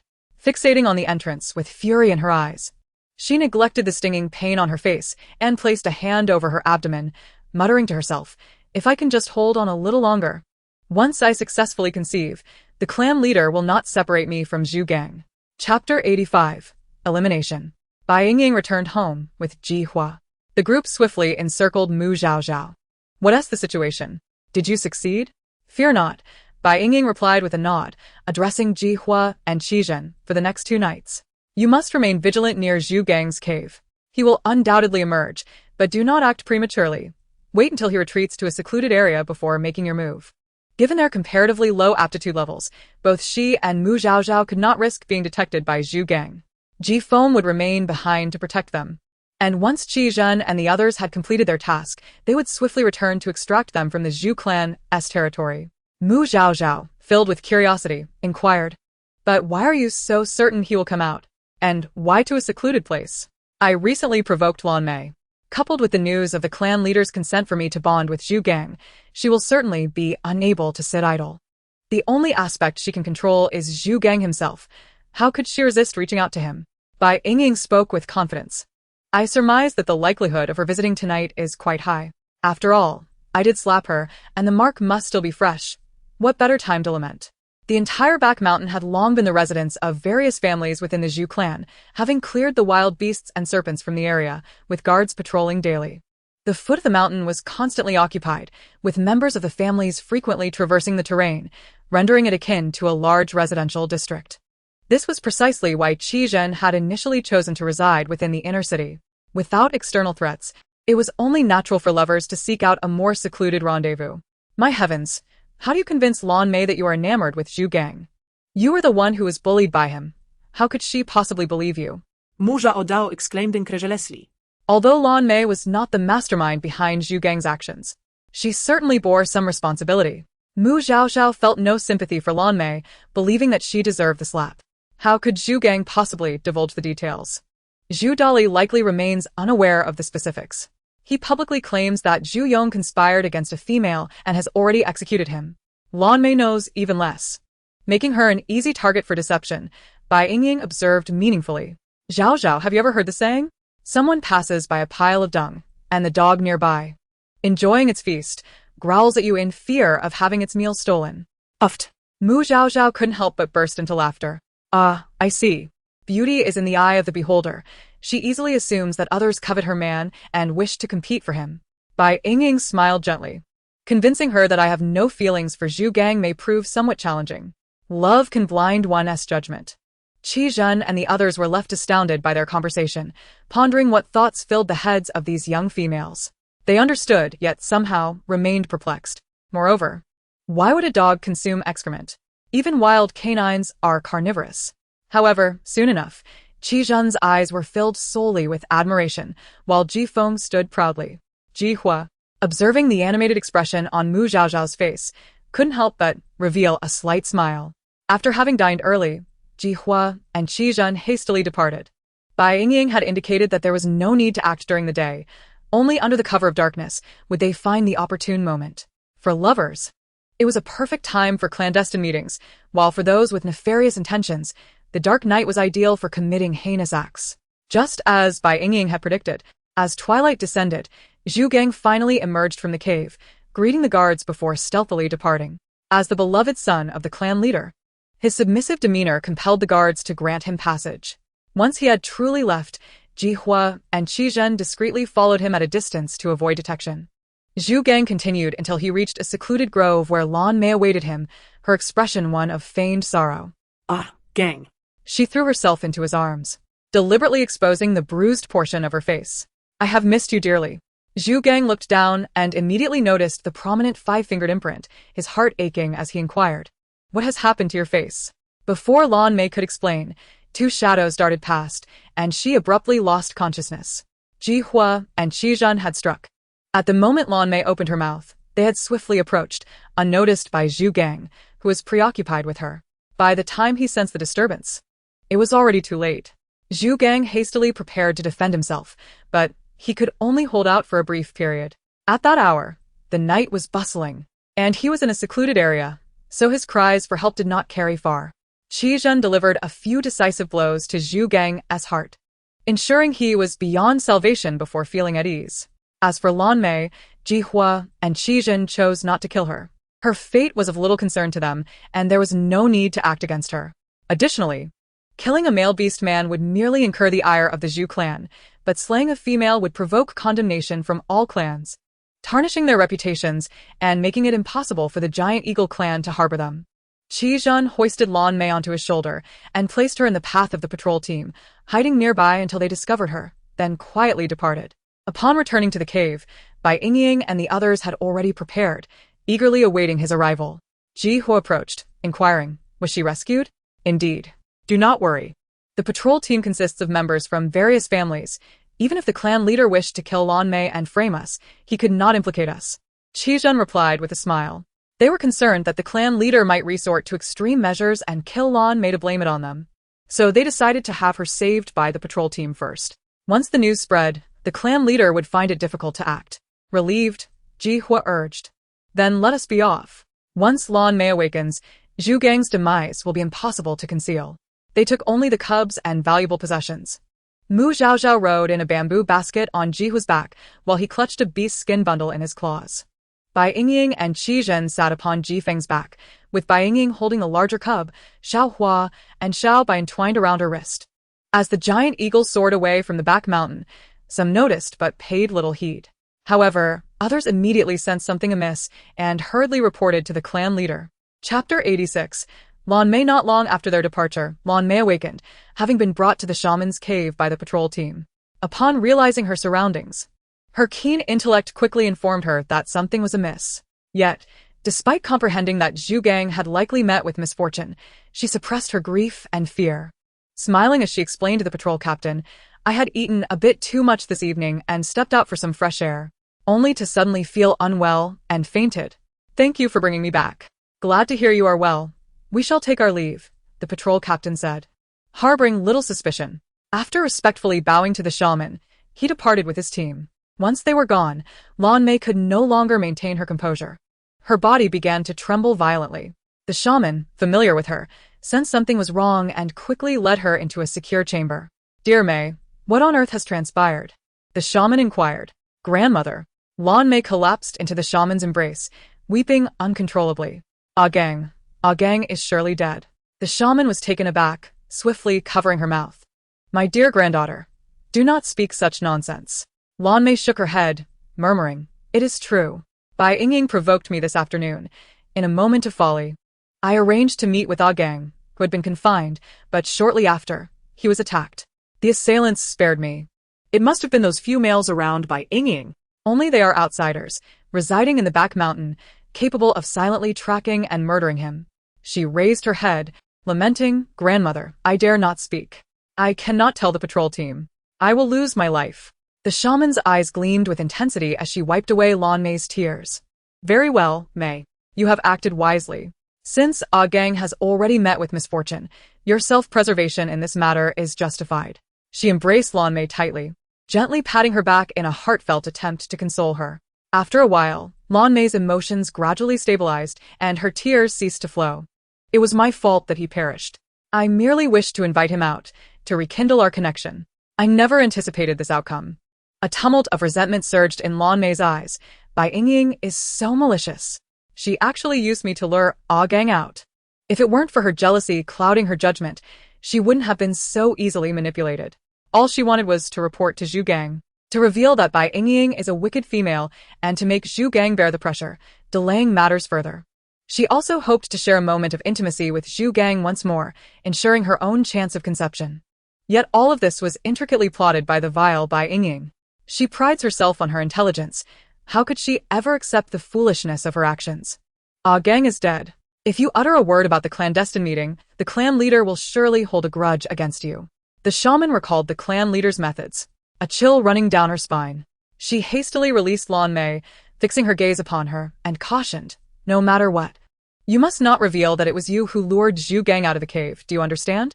The two had met in secret multiple times and had established a unique means of communication, unknown to others. Understood. In the tranquil chamber, the sound of Lan Mei's sobs, tinged with regret and fear, once again filled the air. She loved Zhu Gang, but when her own life was at stake, her instinct was to preserve herself. Once a choice is made, it cannot be undone. Otherwise, the consequences would be even more unbearable. Such is human nature. After a long pause, the shaman spoke softly. Mei, do you wish to learn a secret? Lan Mei lifted her head, her face a mask of confusion. What is it? Females can possess talents, albeit of a lower caliber. The shaman smiled enigmatically. Whenever such a female appears, she becomes the object of desire for the highest-ranking males. Lan Mei guessed in shock. Females can have talents. Indeed, though they are exceedingly rare. Talented females possess superior physiques and higher fertility than their more ordinary counterparts. They are less likely to suffer complications during childbirth and are more prone to give birth to offspring with high talents. When a tribe discovers such a female, they will ensure her utmost protection, keeping her existence a closely guarded secret. The shaman sighed. Last time you clashed with her, I realized Bai Yingying possessed a talent. Initially, I thought she would remain within the tribe, and I refrained from disclosing this information to avoid bringing calamity upon us. But now the situation has changed. She has undoubtedly fled, and at some point, this information will inevitably be leaked. With her status as a mother of many and her talent, she shall never know peace. Lan Mei, bewildered and filled with jealousy, exclaimed, Grandmother, by doing this, aren't you only making her more sought after? The shaman gently tucked a stray hair behind her ear. Speaking with kindness, silly child. You are still young and cannot comprehend that once certain events transpire, they are no longer blessings but rather curses. She is merely a small female. How can she endure the affections of so many beastly suitors? Can she ensure that the powerful males will coexist peacefully rather than engage in slaughter and theft? At that point, not even the mightiest tribe could protect her. All those around her would perish. Those who wish to shield her will be the first to fall. Human nature is not devoid of emotion. Can she truly find joy amid such chaos? The shaman's eyes gleamed with cold determination. She dared to plot against my granddaughter. I shall ensure she suffers immensely. Experience teaches us that the old ways are the most effective. To crush one's spirit is to inflict the deepest wound. Bai Yingying and her companions had already departed from the pig tribe, heading towards the Zhangxian mountain range. To accommodate the female's physical conditions, 2 enormous eagles flew low and steadily. Everyone's spirits were remarkably high. Mu Zhaozhao, both bashful and elated, clung tightly to Ji Hu's back. Qizhen sat behind Bai Yingying, relishing the fragrance wafting from her hair. It was not an inherent scent but rather the result of the shampoo and conditioner used during her bath. Her locks were fragrant and silky, captivating Qizhen, who often playfully lifted a strand to inhale its aroma. You enjoy this scent so much, I'll wash your hair with it when the time comes. Bai Yingying replied with a hint of exasperation. Having left the pig tribe, Qizhen and Jifeng's feelings for her had also stabilized, and soon the items in the system's backpack could be gradually revealed. Qizhen squinted slightly, not quite understanding. Bai Yingying smiled, about to explain when a mournful cry pierced the air. Her expression changed instantly as she shouted, Jifeng, halt. Though Jifeng was unaware of the reason, he obediently paused mid-flight. Bai Yingying leaned over Jifeng, peering down, only to see the dense forest below, devoid of any apparent anomalies. Suddenly, an idea struck her. Jifeng, Descend. Ka. After alerting Ji Hua ahead, Ji Feng dove down. Upon landing, Bai Yingying thrust Xiao Hua and Xiao Bai into Qi Zhen's hands and transformed back into her beast form. Observing Bai Yingying's grave expression, Qi Zhen inquired with concern. "What is it, Inger?" "I think I heard Qin Xian's voice." Ji Feng, Qi Zhen, quickly help me sniff around for any canine scents nearby. Bai Yingying reverted to her beast form, her ears twitching as she attentively listened for any unusual sounds. Qi Zhen, upon hearing this, also transformed, sniffing the air for signs of danger. At this moment, Ji Hua and Mu Zhao Zhao had also landed. Mu Zhao Zhao collected Xiao Hua and Xiao Bai from the ground, watching as everyone searched the vicinity. Her talent was low, and although her feline sense of smell was decent, it paled in comparison to anyone else present. Generally, the sensory abilities of those with top-tier talents surpassed those of lower-tier talents. Yet among those of the same tier, the species of their beast forms also played a significant role. For instance, the vision of a red-tier giant eagle ranks among the best, while the sense of smell of a red-tier canine is unparalleled. Although foxes do not match canines in olfactory prowess, they possess the best sense of smell among those present. Before long, he detected a faint trace of blood mingled with canine scent, quickly determining the direction. "Follow me." Chapter 87, Rescue. The group immediately followed. After running over 100 meters, Bai Yingying could hear distant barking. She hastened her pace. Moving too swiftly, Mu Zhao Zhao struggled to keep up, prompting Ji Hua to scoop her up effortlessly, cradling her like a child in his arms. Mu Zhao Zhao, momentarily startled, then wrapped her arms around Ji Hua's neck. After running another 200 meters, Bai Yingying finally spotted a cluster of damaged trees. Not far away, a 2-meter-tall giant dog was frantically clawing at a rocky cave. Bloodstains were conspicuously visible outside the cave, with drag marks leading inside. Within lay the beast's prey. Could it be that she had misheard? Bai Yingying Flawen, Ji Zhen. Eliminate it. She couldn't proceed without certainty. Upon hearing her command, Qi Zhen transformed into a silver blur, charging at the giant dog. As the creature turned upon hearing Bai Yingying's voice, it only caught a glimpse of a small silver form rushing towards it. A sharp pain pierced its neck, and it lost consciousness. The yellow-tier beast stood no chance against the red-tier. Qi Zhen's long tail swept through the air, sending the heavy corpse of the giant dog crashing into a tree 3 meters away. Qi Zhen crouched at the cave's entrance, watching as a white rabbit hopped nearer. Appearing anxious, and curiously turned to glance inside the cave. Though the aperture was modest in size, it delved deeply into the earth, and he discerned something concealed within its depths, though the specifics remained obscured. Bai Yingying approached the entrance, crouching to peer inside. The cavern was long and narrow. Despite possessing night vision, it was insufficient for clarity. Without hesitation, she transformed into her human form and retrieved a powerful flashlight from her outdoor survival kit within her system's backpack. Ignoring the startled reactions of those around her, she leaned into the opening and illuminated the interior with the beam of light. A familiar golden hue met her gaze, yet the lower portion of its fur was stained crimson with blood. In an instant, a gray figure flashed through Bai Yingying's mind, intertwining with the golden silhouette. She lunged forward, crawling into the cave. Bai Yingying's petite frame barely allowed her to squeeze into the narrow passage. "Qin Xian, hold on," she called out. It was only then that Qi Zhen, behind her, reacted, urgently shouting, "Inger, come back. Let me in." Bai Yingying paid no heed. The cavern's constricted confines made it impossible for the larger beastmen to enter. While the fox beast form could fit, it would only be able to drag Qin Xian out, risking further injury. She pondered how Qin Xian had managed to crawl in at all. Although the golden dog beast form was smaller than its human counterpart, it was still sizable. How had he gained access? As she observed the walls of the cave, smeared with traces of blood, her heart quivered. Though she was cold and self-centered, she had once been kind-hearted and compassionate. In moments free from adverse conditions, her innate selfishness still wished for the well-being of those around her. Witnessing such a harrowing scene, how could she remain unmoved? At last, her hand found Qin Xian's hind leg. It was warm. Yet, the typically vigilant Qin Xian did not respond to her touch. She focused her mind, biting down on the flashlight, and attempted to maneuver Qin Xian's body, but the space was far too cramped to allow for movement. After confirming that his hind leg was not severely injured, she grasped it and began to pull him back. Qi Zhen and Ji Feng anxiously awaited, the minutes stretching interminably. Mu Zhao Zhao remained composed. As Bai Yingying crawled inside, She began rummaging through the supplies for suitable medicinal herbs, instructing Ji Hua to gather some firewood. Finally, the diminutive Bai Yingying emerged, dragging a blood-soaked golden dog. The creature lay sprawled, its limbs elongated, allowing it to navigate the narrow confines of the cave. Once on solid ground, the horrific wounds became apparent. A gaping claw mark, over 10 centimeters long, marred the dog's abdomen, flesh torn asunder. With even part of its intestines protruding, the surface of the cave floor ravaged from its movements. In an instant, Mu Zhaozhao rushed forward to check the dog's pulse and pupils. It was still alive, but she immediately turned to Bai Yingying, her eyes filled with sorrow. Yingying, I have no confidence. Bai Yingying's gaze was steely. She resolved to act as if a dead horse could serve as a live one.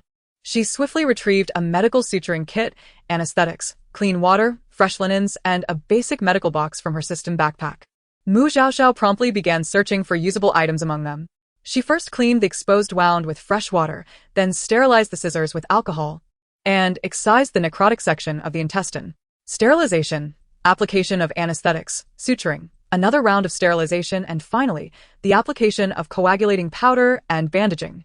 By the time this series of procedures was complete, 2 hours had elapsed. Mu Zhaozhao was nearly exhausted. As she lifted her head, a wave of dizziness washed over her, causing her to lean to one side.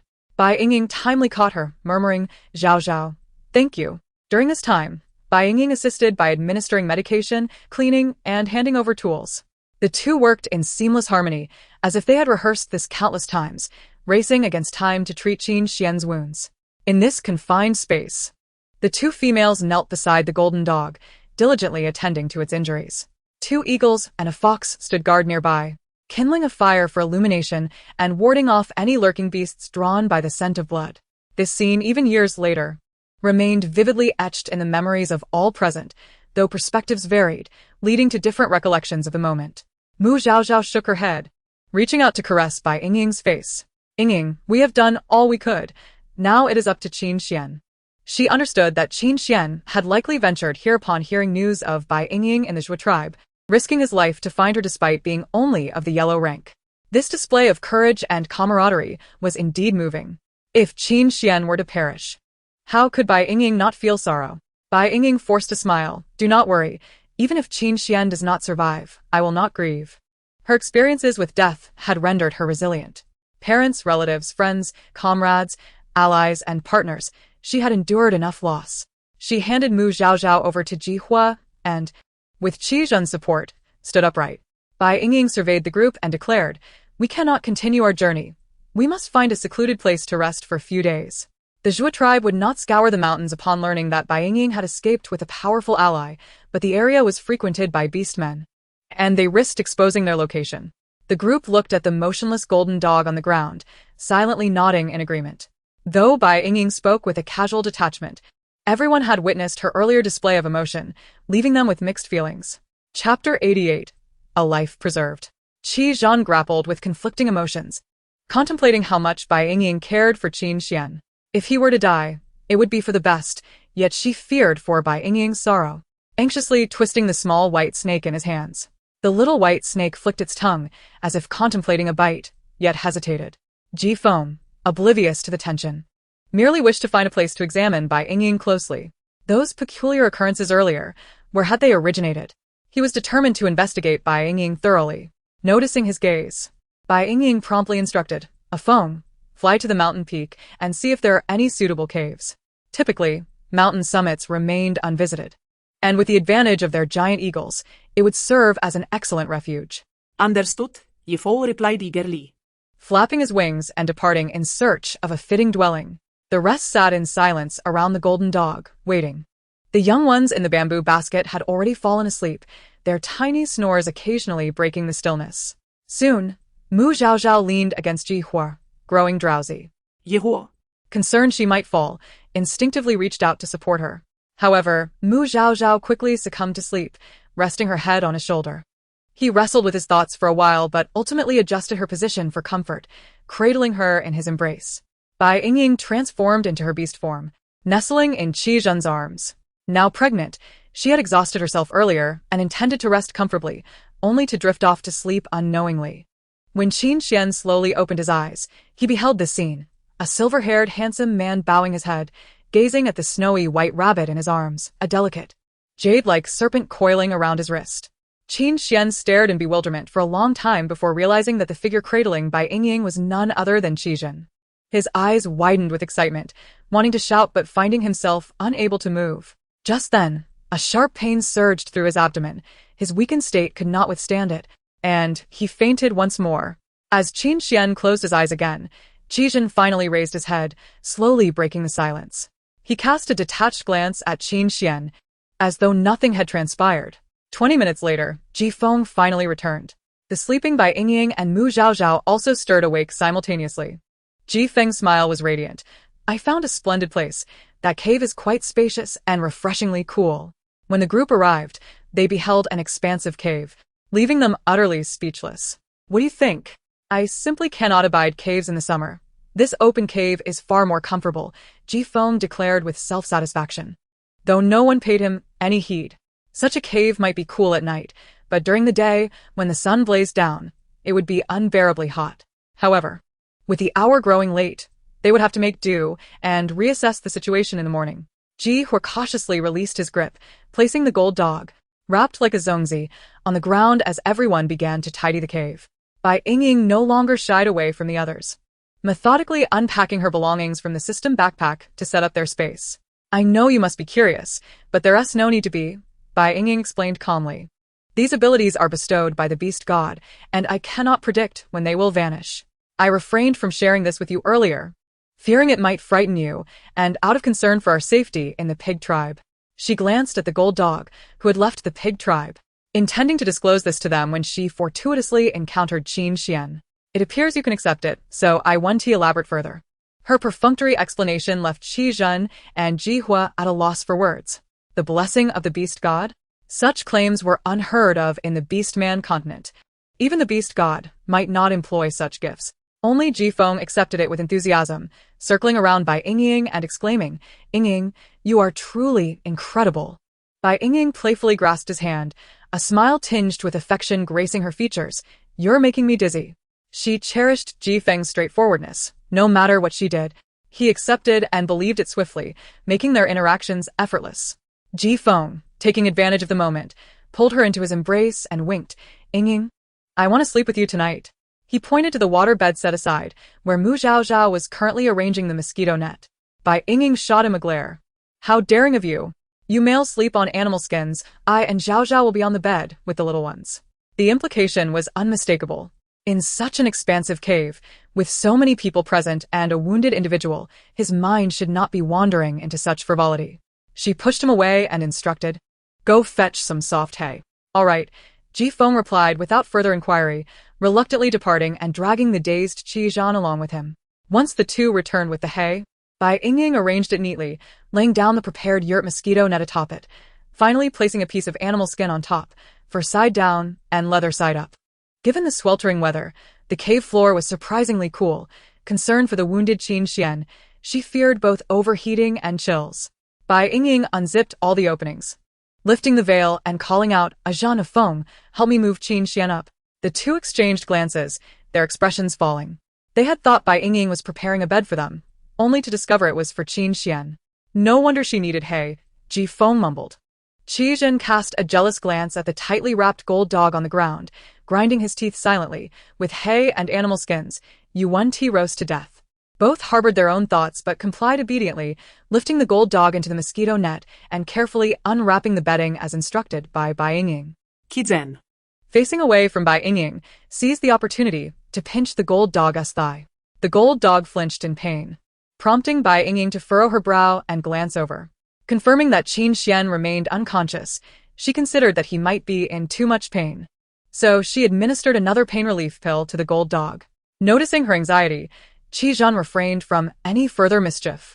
The bloodied gold dog, wrapped in bandages around its abdomen, lay limply within the mosquito net. Bai Yingying zipped it up, lighting a mosquito-repelling incense nearby to protect him from insect bites. If Qin Xian can just endure through tonight.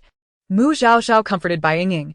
Even though I haven't met him, I delivered those little gold dogs before, and they were utterly adorable. Bai Yingying smiled faintly. Actually, I'm not worried. Qin Xian has always been gravely injured yet survived, As long as he preserves his life, he'll surely pull through. When Qin Xian was rescued by Lin Xia, he was in dire condition, but Lin Xia had applied some hemostatic and anti-inflammatory herbs without much care, and he had survived. Even when his wounds reopened, nothing severe occurred. Clearly, he possessed a strong will to live. Just as Qin Xian regained a semblance of consciousness, he heard that melodious voice. He cracked a smile, realizing that Yingying was right. He was indeed fortunate, always managing to escape peril and ultimately finding her. Chapter 89, Jealousy. Huh. Mu Zhaozhao caught a glimpse, initially thinking she was mistaken, but upon closer inspection, she confirmed, Yingying. He is smiling. Bai Yingying hurried to look, locking eyes with the awake Qin Xian. She gently stroked his head and smiled reassuringly. Xiango, it's been a while. Tears shimmered in the gold dog's large eyes. He mustered all his strength to emit a soft whimper, feeling embarrassed and unwilling to make any further sounds. Instead gazing at Bai Yingying with longing and excitement. Bai Yingying lightly flicked the gold dog's dark black nose. It's normal not to have strength after losing so much blood, just keep quiet and rest. She had always been free-spirited in front of Song Qi and Qin Xian. Meanwhile, Qi Zhen, who had been pulled away by Ji Foam to experience the water bed, felt jealousy welling up, his eyes reddening. I know you miss me, she said. Glancing at Bai Yingying, Zhao Zhao, help me bring our little golden furball over. Mu Zhao Zhao quickly retrieved the golden long-haired rabbit, beaming. It's the little golden furball's first meeting with its father. Qin Xian's pupils dilated in shock. He had no idea that Bai Yingying had borne him offspring. Their union had occurred the night of their wedding, after which Bai Yingying had been abducted. Following that, he had accompanied the rabbit-hunting tribe to a remote location, never returning to the gold dog tribe, thus remaining oblivious to this development. Bai Yingying tugged at the golden long-haired rabbit's ears, bringing it close to his mouth. These little ones are quite a handful for me to care for. You need to recover quickly to support them, understand? She paused, adding, when you're well enough, we can visit the gold dog tribe to see your other pups. They're just as adorable as you. If those pups were still alive, surely his kin would treat them well. Bai Yingying had previously inquired with Qi Zhen and Ji Feng about any news of the little gold dogs in the gold dog tribe. But they had only mentioned hearing that a guard found a bundle of pups, with no further details available. However, as long as the pups survived and made it to the gold dog tribe, there was hope. Qin Xian's eyes sparkled, seemingly infused with newfound vigor. Bai Yingying, seeing this, smiled gently and fell silent. Mu Zhaozhao mentioned that Qin Xian would likely run a high fever tonight, but if he could endure, given his constitution, he would not face serious harm. She needed Qin Xian to possess a strong will to survive. The golden long-haired rabbit, now 4 months old, was a fluffy ball of fur. Bai Yingying placed it near the gold dog's mouth, unafraid, as it sniffed curiously at the gold dog's large mouth. Its tiny nose twitching adorably. Tears that had lingered in the gold dog's eyes finally fell. His petite female, unbeknownst to him, had miraculously given birth to a litter of offspring, and not just one. At the age of 25, he was gradually entering middle age among the orc community, and initially, he harbored no expectations for the continuation of his lineage. Yet, after forming a bond, he swiftly found himself a father. He was determined to survive, to embrace the fragrant, soft female, and hold the adorable little ones close when night fell. As evening approached, Bai Yingying transformed back into her beast form and nestled beside Qin Xian. She settled next to the golden canine's head, ensuring that she would be the first to notice any unusual occurrences. The medical kit contained antipyretics, which she could administer to him promptly. Originally, Mu Zhaozhao, being a shaman, was more suited to caring for the ill. However, remaining bedside was arduous and too intimate, leaving the task to Bai Yingying, his companion. Qi Zhen's eyes burned with jealousy, nearly erupting as he attempted to voice his thoughts, only to be restrained by Ji Hua, who pulled him outside. Bai Yingying sensed the tension, but offered no glance his way. She would soothe Qi Zhen, but not at this moment. Once they stepped outside the cave and put some distance between them, they finally halted. Ji Hua observed Qi Zhen's sullen expression and sighed deeply. As in, You've known all along that she has other beast husbands, haven to you? How was I to know he was still alive? Qi Zhen replied grimly. You. Ji Hua gazed at him in astonishment. What do you mean? A mere yellow-tiered orc, leading a group weaker than himself. How could he possibly survive in the depths of the 10,000 great mountains? Why would he still be alive? As Qi Zhen spoke the last words, he gritted his teeth in frustration. He truly believed that Qin Xian could not have survived, especially after they dealt with Xiao Mingcheng. He and Ji Feng were indeed Bai Yingying's only two males. Ji Hu placed a reassuring hand on his shoulder, guiding him patiently. Azen. You must understand Bai Yingying's uniqueness. Even without Qin Xian, there will be other orcs for her. Qi Zhen's handsome face flushed crimson, his features contorting as jealousy flared in his eyes.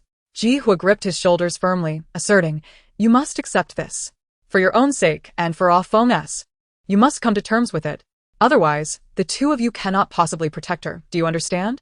Qi Zhen paused, taking a moment to catch his breath before retorting, but it should not be that mere yellow-teared Qin Xian.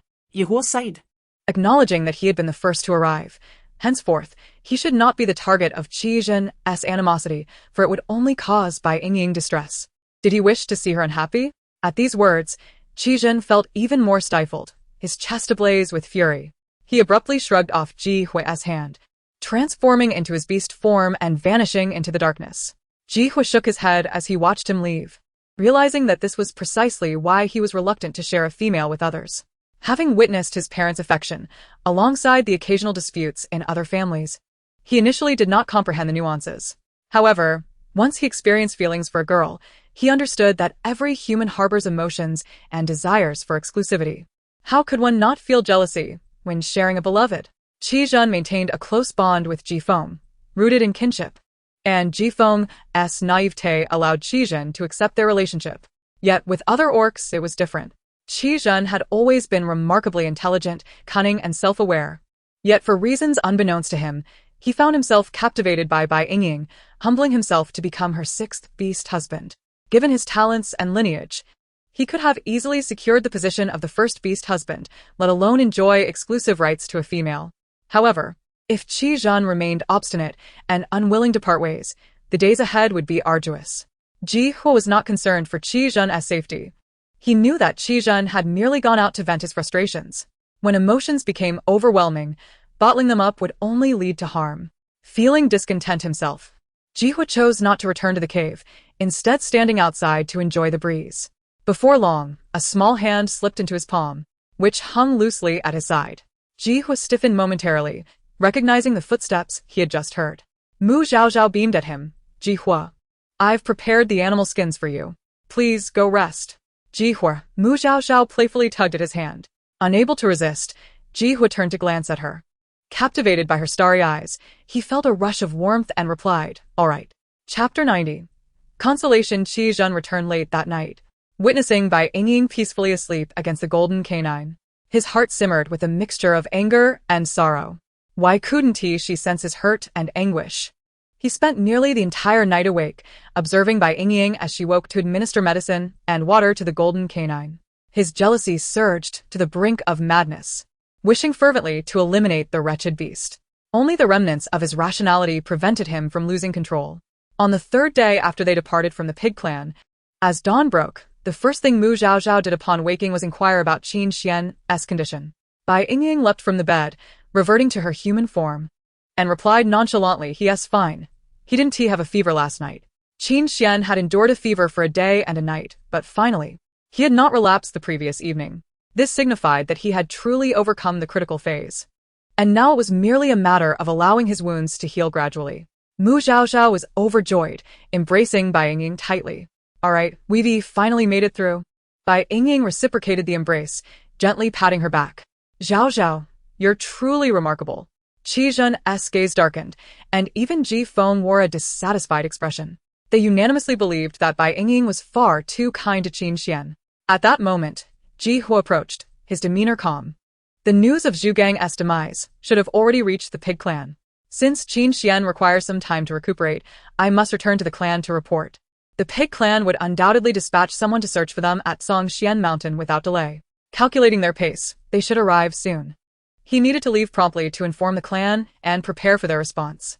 Mu Zhaozhao immediately released Bai Yingying, her face filled with reluctance as she asked, Ji Hu, will you come back?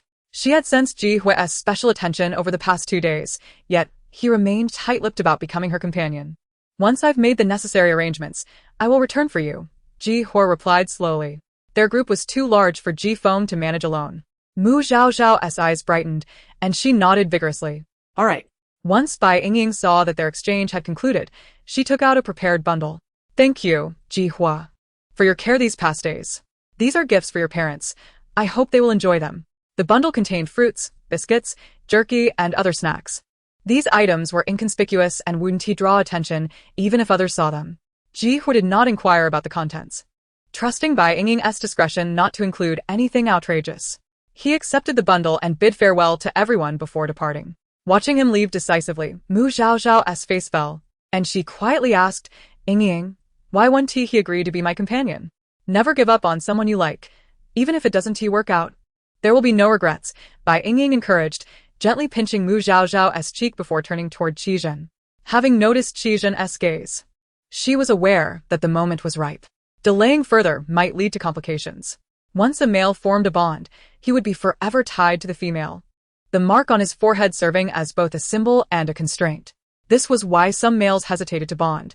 They only had one chance. However, Qizhen was inherently proud, and if pushed too far, he would rather live as a lifelong rogue than remain.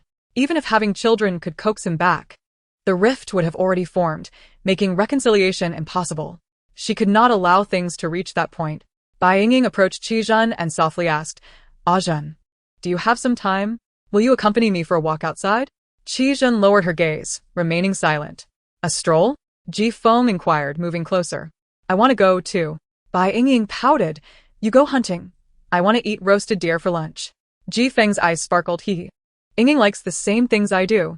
Then hurry up, fresh venison is the best, and capturing a spotted deer is quite a challenge, Bai Yingying urged. All right. Leave it to me. I guarantee Yingying will have her deer by noon. Before Ji Feng could finish a sentence, he had already reached the edge of the cliff, transforming into his beast form and soaring downwards. Only then did Bai Yingying turn to look at Qizhen. Although Qizhen still kept her eyes lowered, the oppressive aura surrounding her had diminished significantly. Bai Yingying smiled, wrapping her arms around Qizhen's neck, and on tiptoe, she pressed a kiss upon Qizhen's tightly pursed lips. What's wrong? Are you refusing to accompany me for a walk? I would like to. Qizhen replied after a moment of silence, her voice husky. I thought you had decided to ignore me. How could that be? Bai Yingying interlaced her arm with his, leading him outside. The two did not venture far, merely stepping outside the cave. The cave was situated at the mountain's peak, with an impassable cliff to the left and a precipice directly ahead. Only to the right was there a narrow space available. It was summer, and the vegetation was lush. Bai Yingying moved to the side of the cave, ensuring they were in a place where they could neither be seen nor heard, before finally stopping. She grasped Qizhen's shoulders, gazing at him intently for a moment. Qizhen, feeling rigid, leaned against the rock, lifting himself on tiptoes to meet her fiery kiss, losing himself in the moment until he could no longer discern direction. It was only when Qizhen's breath became erratic and his hands began to wander that she finally pulled back. At that moment, Qizhen's eyes were filled with a pool of spring water, devoid of any previous coldness. Bai Yingying's face, tilted upwards, flushed a deeper shade, adding to her charm. She teased, Are you feeling possessive, Qizhen? Jealous of how I treat Qinxian? Upon hearing this, a flicker of grievance and stubbornness crossed Qizhen's eyes, and without uttering a word, he pulled Bai Yingying closer, bending down to kiss her once more. Bai Yingying hesitated for a moment, but did not resist, and they found themselves entwined once again. However, this time, it was Qizhen, consumed by desire, who took the lead. The cool morning breeze of summer did little to dispel the heat radiating from the two. They disregarded their surroundings, lost in the moment. Qizhen seemed to be releasing the pent-up emotions of the past days, burying his head in Bai Yingying's neck, murmuring, Inger, I want to hear you say you like me. Bai Yingying's breath was equally disordered as she replied in a husky voice, Qizhen, I like you. Upon hearing this soft confession from his beloved, Qizhen felt a string in his mind snap, and he could no longer maintain his previously aloof demeanor, becoming even more fervent. An hour and a half later, their faces and bodies glistened with fine beads of sweat, sparkling under the sunlight. Bai Yingying lowered her gaze, gently pushing Qizhen away, playfully scolding, Ji Feng will probably be back soon. Only then did Qizhen, still yearning, pause, murmuring with affection, Inger, I like you so much. Please don't ignore me in the future. Qizhen, do you know why I have been avoiding you these past few days? Bai Yingying continued, because of your gaze. The way you look at Qinxian is terrifying, and it frightens me as well. She raised her eyes, filled with hope. Qizhen, can you accept Qinxian? Just as you accepted Jifeng? Let us live together, shall we? Bai Yingying nestled her cheek against Qizhen's chest, whispering. Qin Xian is my third beast husband. My first two husbands passed away early, and I certainly do not wish for him to suffer the same fate. I don't want any of you to die. I want to be with all of you. Chapter 91, Awakening. Males are creatures that often think with their lower halves. The best way to soothe them is to allow them to release all their repressed emotions, providing them with a sense of relief. Once Qi Zhen's discontent had been vented, and his rationality restored, she could proceed to the next step. She intentionally withheld her resolution, at first, allowing Qi Zhen to accumulate his emotions to a certain degree before addressing the issue directly, ensuring that the remedy would be effective. If she had soothed him immediately, it would have only provided temporary comfort. If she managed to pacify him this time, what about next time? Bai Yingying could not always be burdened with this task, as it was exhausting and overly passive. She needed to find a solution that would be effective in the long run, ensuring Qi Zhen would accept Qin Xian, at least on the surface. As for the potential of being sidelined later on, that would depend on Qin Xian's own capabilities. Bai Yingying could only assist Qin Xian in securing his place within the family. She could not interfere too much, as she lacked the time and energy. Furthermore, too much meddling could place Qin Xian in danger, once more. Regardless of gender, jealousy can be a consuming beast. Qi Zhen held Bai Yingying tightly, answering sullenly, "Fine. As long as you don't show favoritism, I will accept him. I do have my favorites." Bai Yingying shot him a glare. "When Qin Xian is injured, of course I will take the effort to care for him. Once he is out of danger, I will come find you. You know exactly who I favor," she huffed. Qi Zhen's eyes sparkled, breaking into a gentle smile, his fox-like eyes brimming with captivating charm. Bai Yingying found herself momentarily taken aback by his extraordinary beauty. Despite having taken beauty-enhancing pills for days, she could not compare to Qi Zhen's innate allure. Observing her expression, Qi Zhen finally felt relieved, arrogantly declaring, "I, Qi Zhen, am an unparalleled beauty. There's no female who can resist my charm. It is only natural for you to favor me." Indeed, Bai Yingying replied playfully, "Oh, unparalleled beauty, please spare this possibly pregnant little female." In truth, having taken a fertility pill after her encounter with Ji Feng, she was certain she had conceived. She just did not know if it was a single or multiple pregnancies. Upon hearing this, Qi Zhen became instantly anxious, loosening his hold on Bai Yingying. Disbelief etched on his face. "Really?" He quickly came to his senses, exclaiming in frustration, "Right, you have a high fertility constitution." He promptly stood up, helping Bai Yingying into her animal skin attire and assisting her to her feet. Bai Yingying picked up the disheveled bedding from the ground and handed it to Qi Zhen, instructing, "Take this and wash it clean later." The earlier situation had spiraled out of control. She had initially intended to soothe Qi Zhen and could not refuse, thus pulling out something to serve as a cushion from her system's backpack. At that moment, the bedding was soaked with their sweat. "All right, I will wash it once Ji Feng returns," Qi Zhen replied softly. His eyes were filled with affection, and his expression was gentle.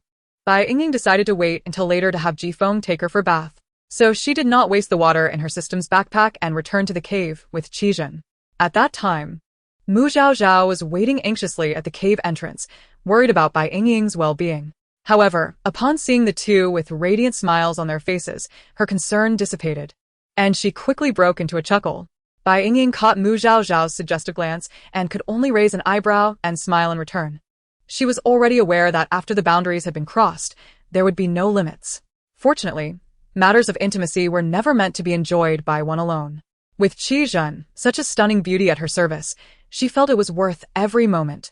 At noon, Bai Yingying enjoyed her wish of tender venison, while Mu Zhao Zhao collected deer antlers and intervened to prevent Ji Feng and Qi Zhen from consuming raw meat, insisting they eat the roasted venison together. Consuming raw meat would lead to excessive intake of deer blood, which has unique properties that could provoke their primal instincts, causing them to become overly affectionate towards Bai Yingying. A glint of amusement flashed in Bai Yingying's eyes as she joined Mu Zhao Zhao in coaxing them into eating the roasted venison. Ji Feng had initially been displeased, but upon tasting the crispy on the outside, tender on the inside, aromatic roasted deer meat, he immediately broke into a beaming smile, his face smeared with grease. Qi Zhen appeared rather ordinary, his gaze persistently following Bai Yingying. Each bite he took seeming to be savored with her in mind. Despite several admonishing glances from Bai Yingying, he remained unabashed. Eventually, she decided to disregard him and focused on relishing the delectable feast. The two females enjoyed fragrant roasted meat and sweet porridge cooled with refreshing water. finishing with fruit to cleanse their palates, an experience of pure bliss. Bai Yingying, having expended considerable energy, soon succumbed to slumber on the cool waterbed. The cave faced due south, and at noon, the sun blazed down, illuminating most of the cavern. Bai Yingying shed her snug animal hide, donning only her undergarments, yet still perspired from the heat. Qi Zhen, positioning a stone stool beside her, fanned her with leaves to alleviate her discomfort. His gaze was fixed on Bai Yingying, as if he could never gaze enough. She had grown accustomed to his attention and drifted into a drowsy slumber amidst the rhythmic warm breeze. By 4 or 5 in the afternoon, Qin Xian finally regained full consciousness and was able to speak. Bai Yingying sat beside him, inquiring about his situation.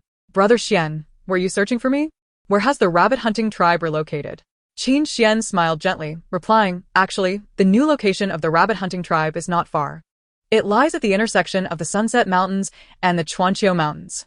His eyes sparkled with pride as he described a valley there, reminiscent of a fabled utopia.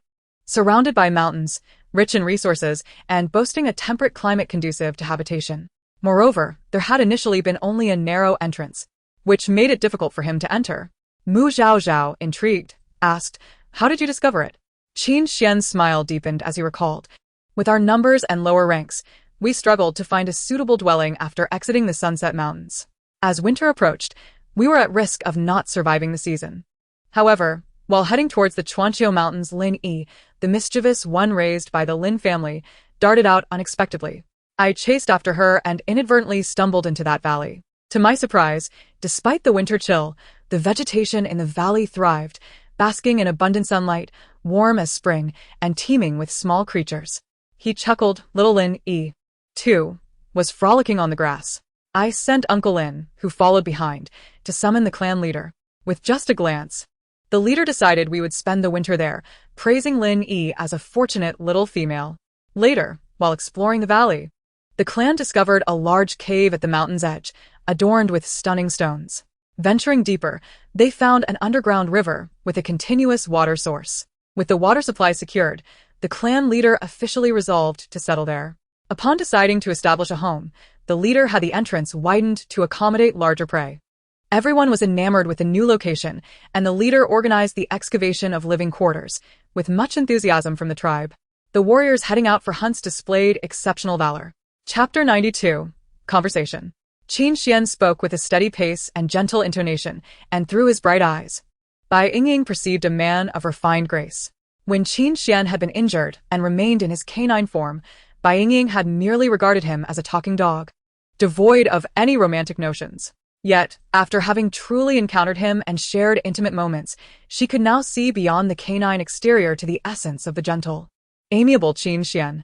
Even though the golden dog appeared scruffy at that moment, she no longer saw him merely as a dog, but as the warm-hearted individual he was. Qin Xian's description of the valley was enchanting, igniting Mu Zhaozhao's longing. "It sounds like a veritable paradise," she exclaimed. Bai Yingying's eyes flickered. Those small creatures would indeed serve as sustenance for the tribe during winter. A paradise?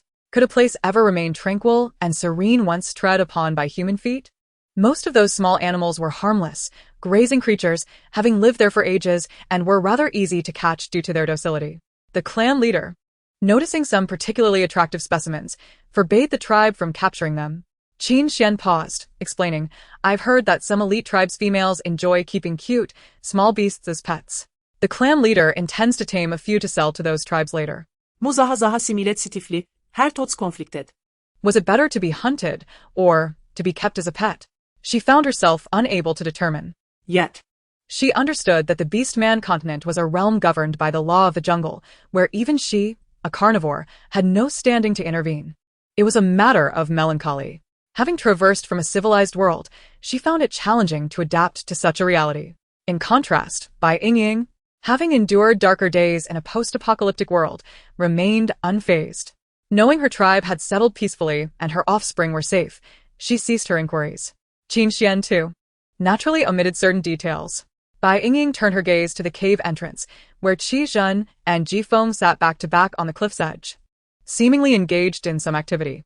She softly introduced them to Qin Xian. "They are Ji Feng of the Giant Eagle tribe and Qi Zhen of the Spirit Fox tribe, my beast husbands."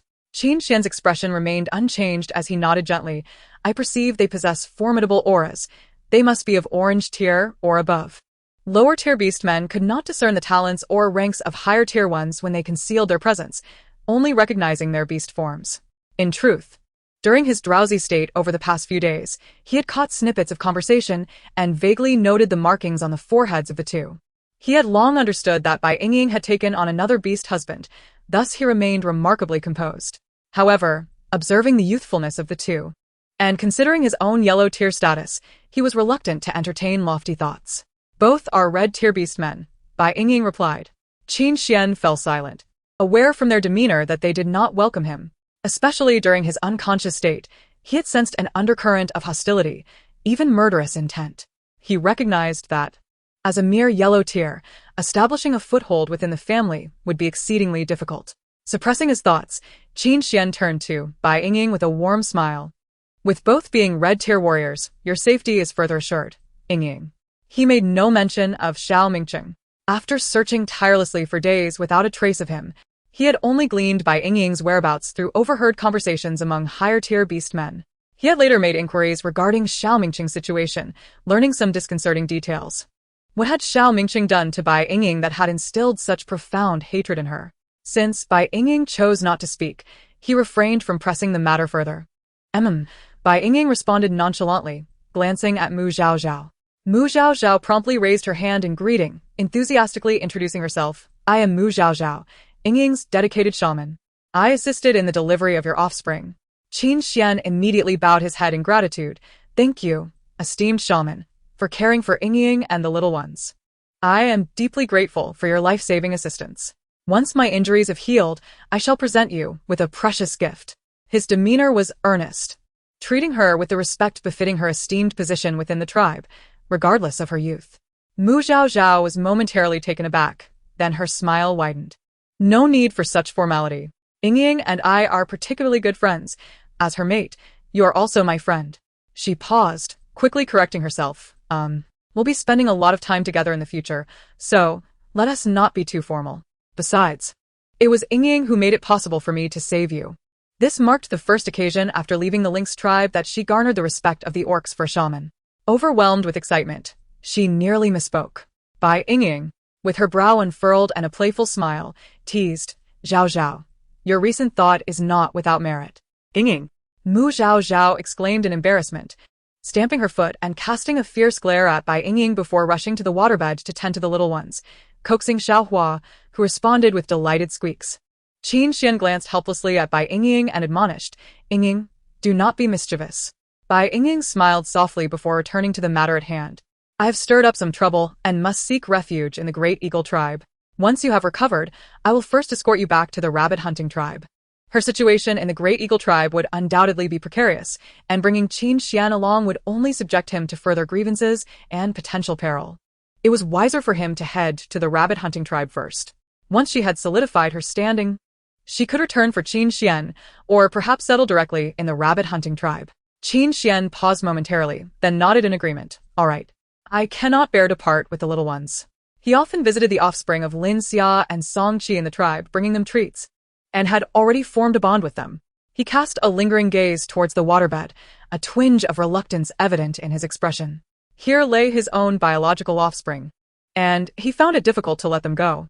Bai Yingying followed his gaze and remarked gently, these little rabbits will also remain in the rabbit hunting tribe. Were it not for Xiao Hua and Xiao Bai's unique needs, consuming an extraordinary amount of food daily, I would have feared that the rabbit hunting tribe could not sustain them and would have left them behind as well. You will not take them with you? Qin Xian queried in astonishment, assuming that after months of companionship, Bai Yingying would be loath to part with them. Bai Yingying nodded. Lin Yi and the others, Song Yi and his kin, are all in the rabbit hunting tribe, are they not? These rabbit-like younglings will thrive best there. In her view, the rabbit hunting tribe would serve as the cornerstone for establishing her matriarchal tribe. It was imperative to first enrich the tribe's population, and once she had gained more strength, she would return with all her beastly husbands to further develop the tribe.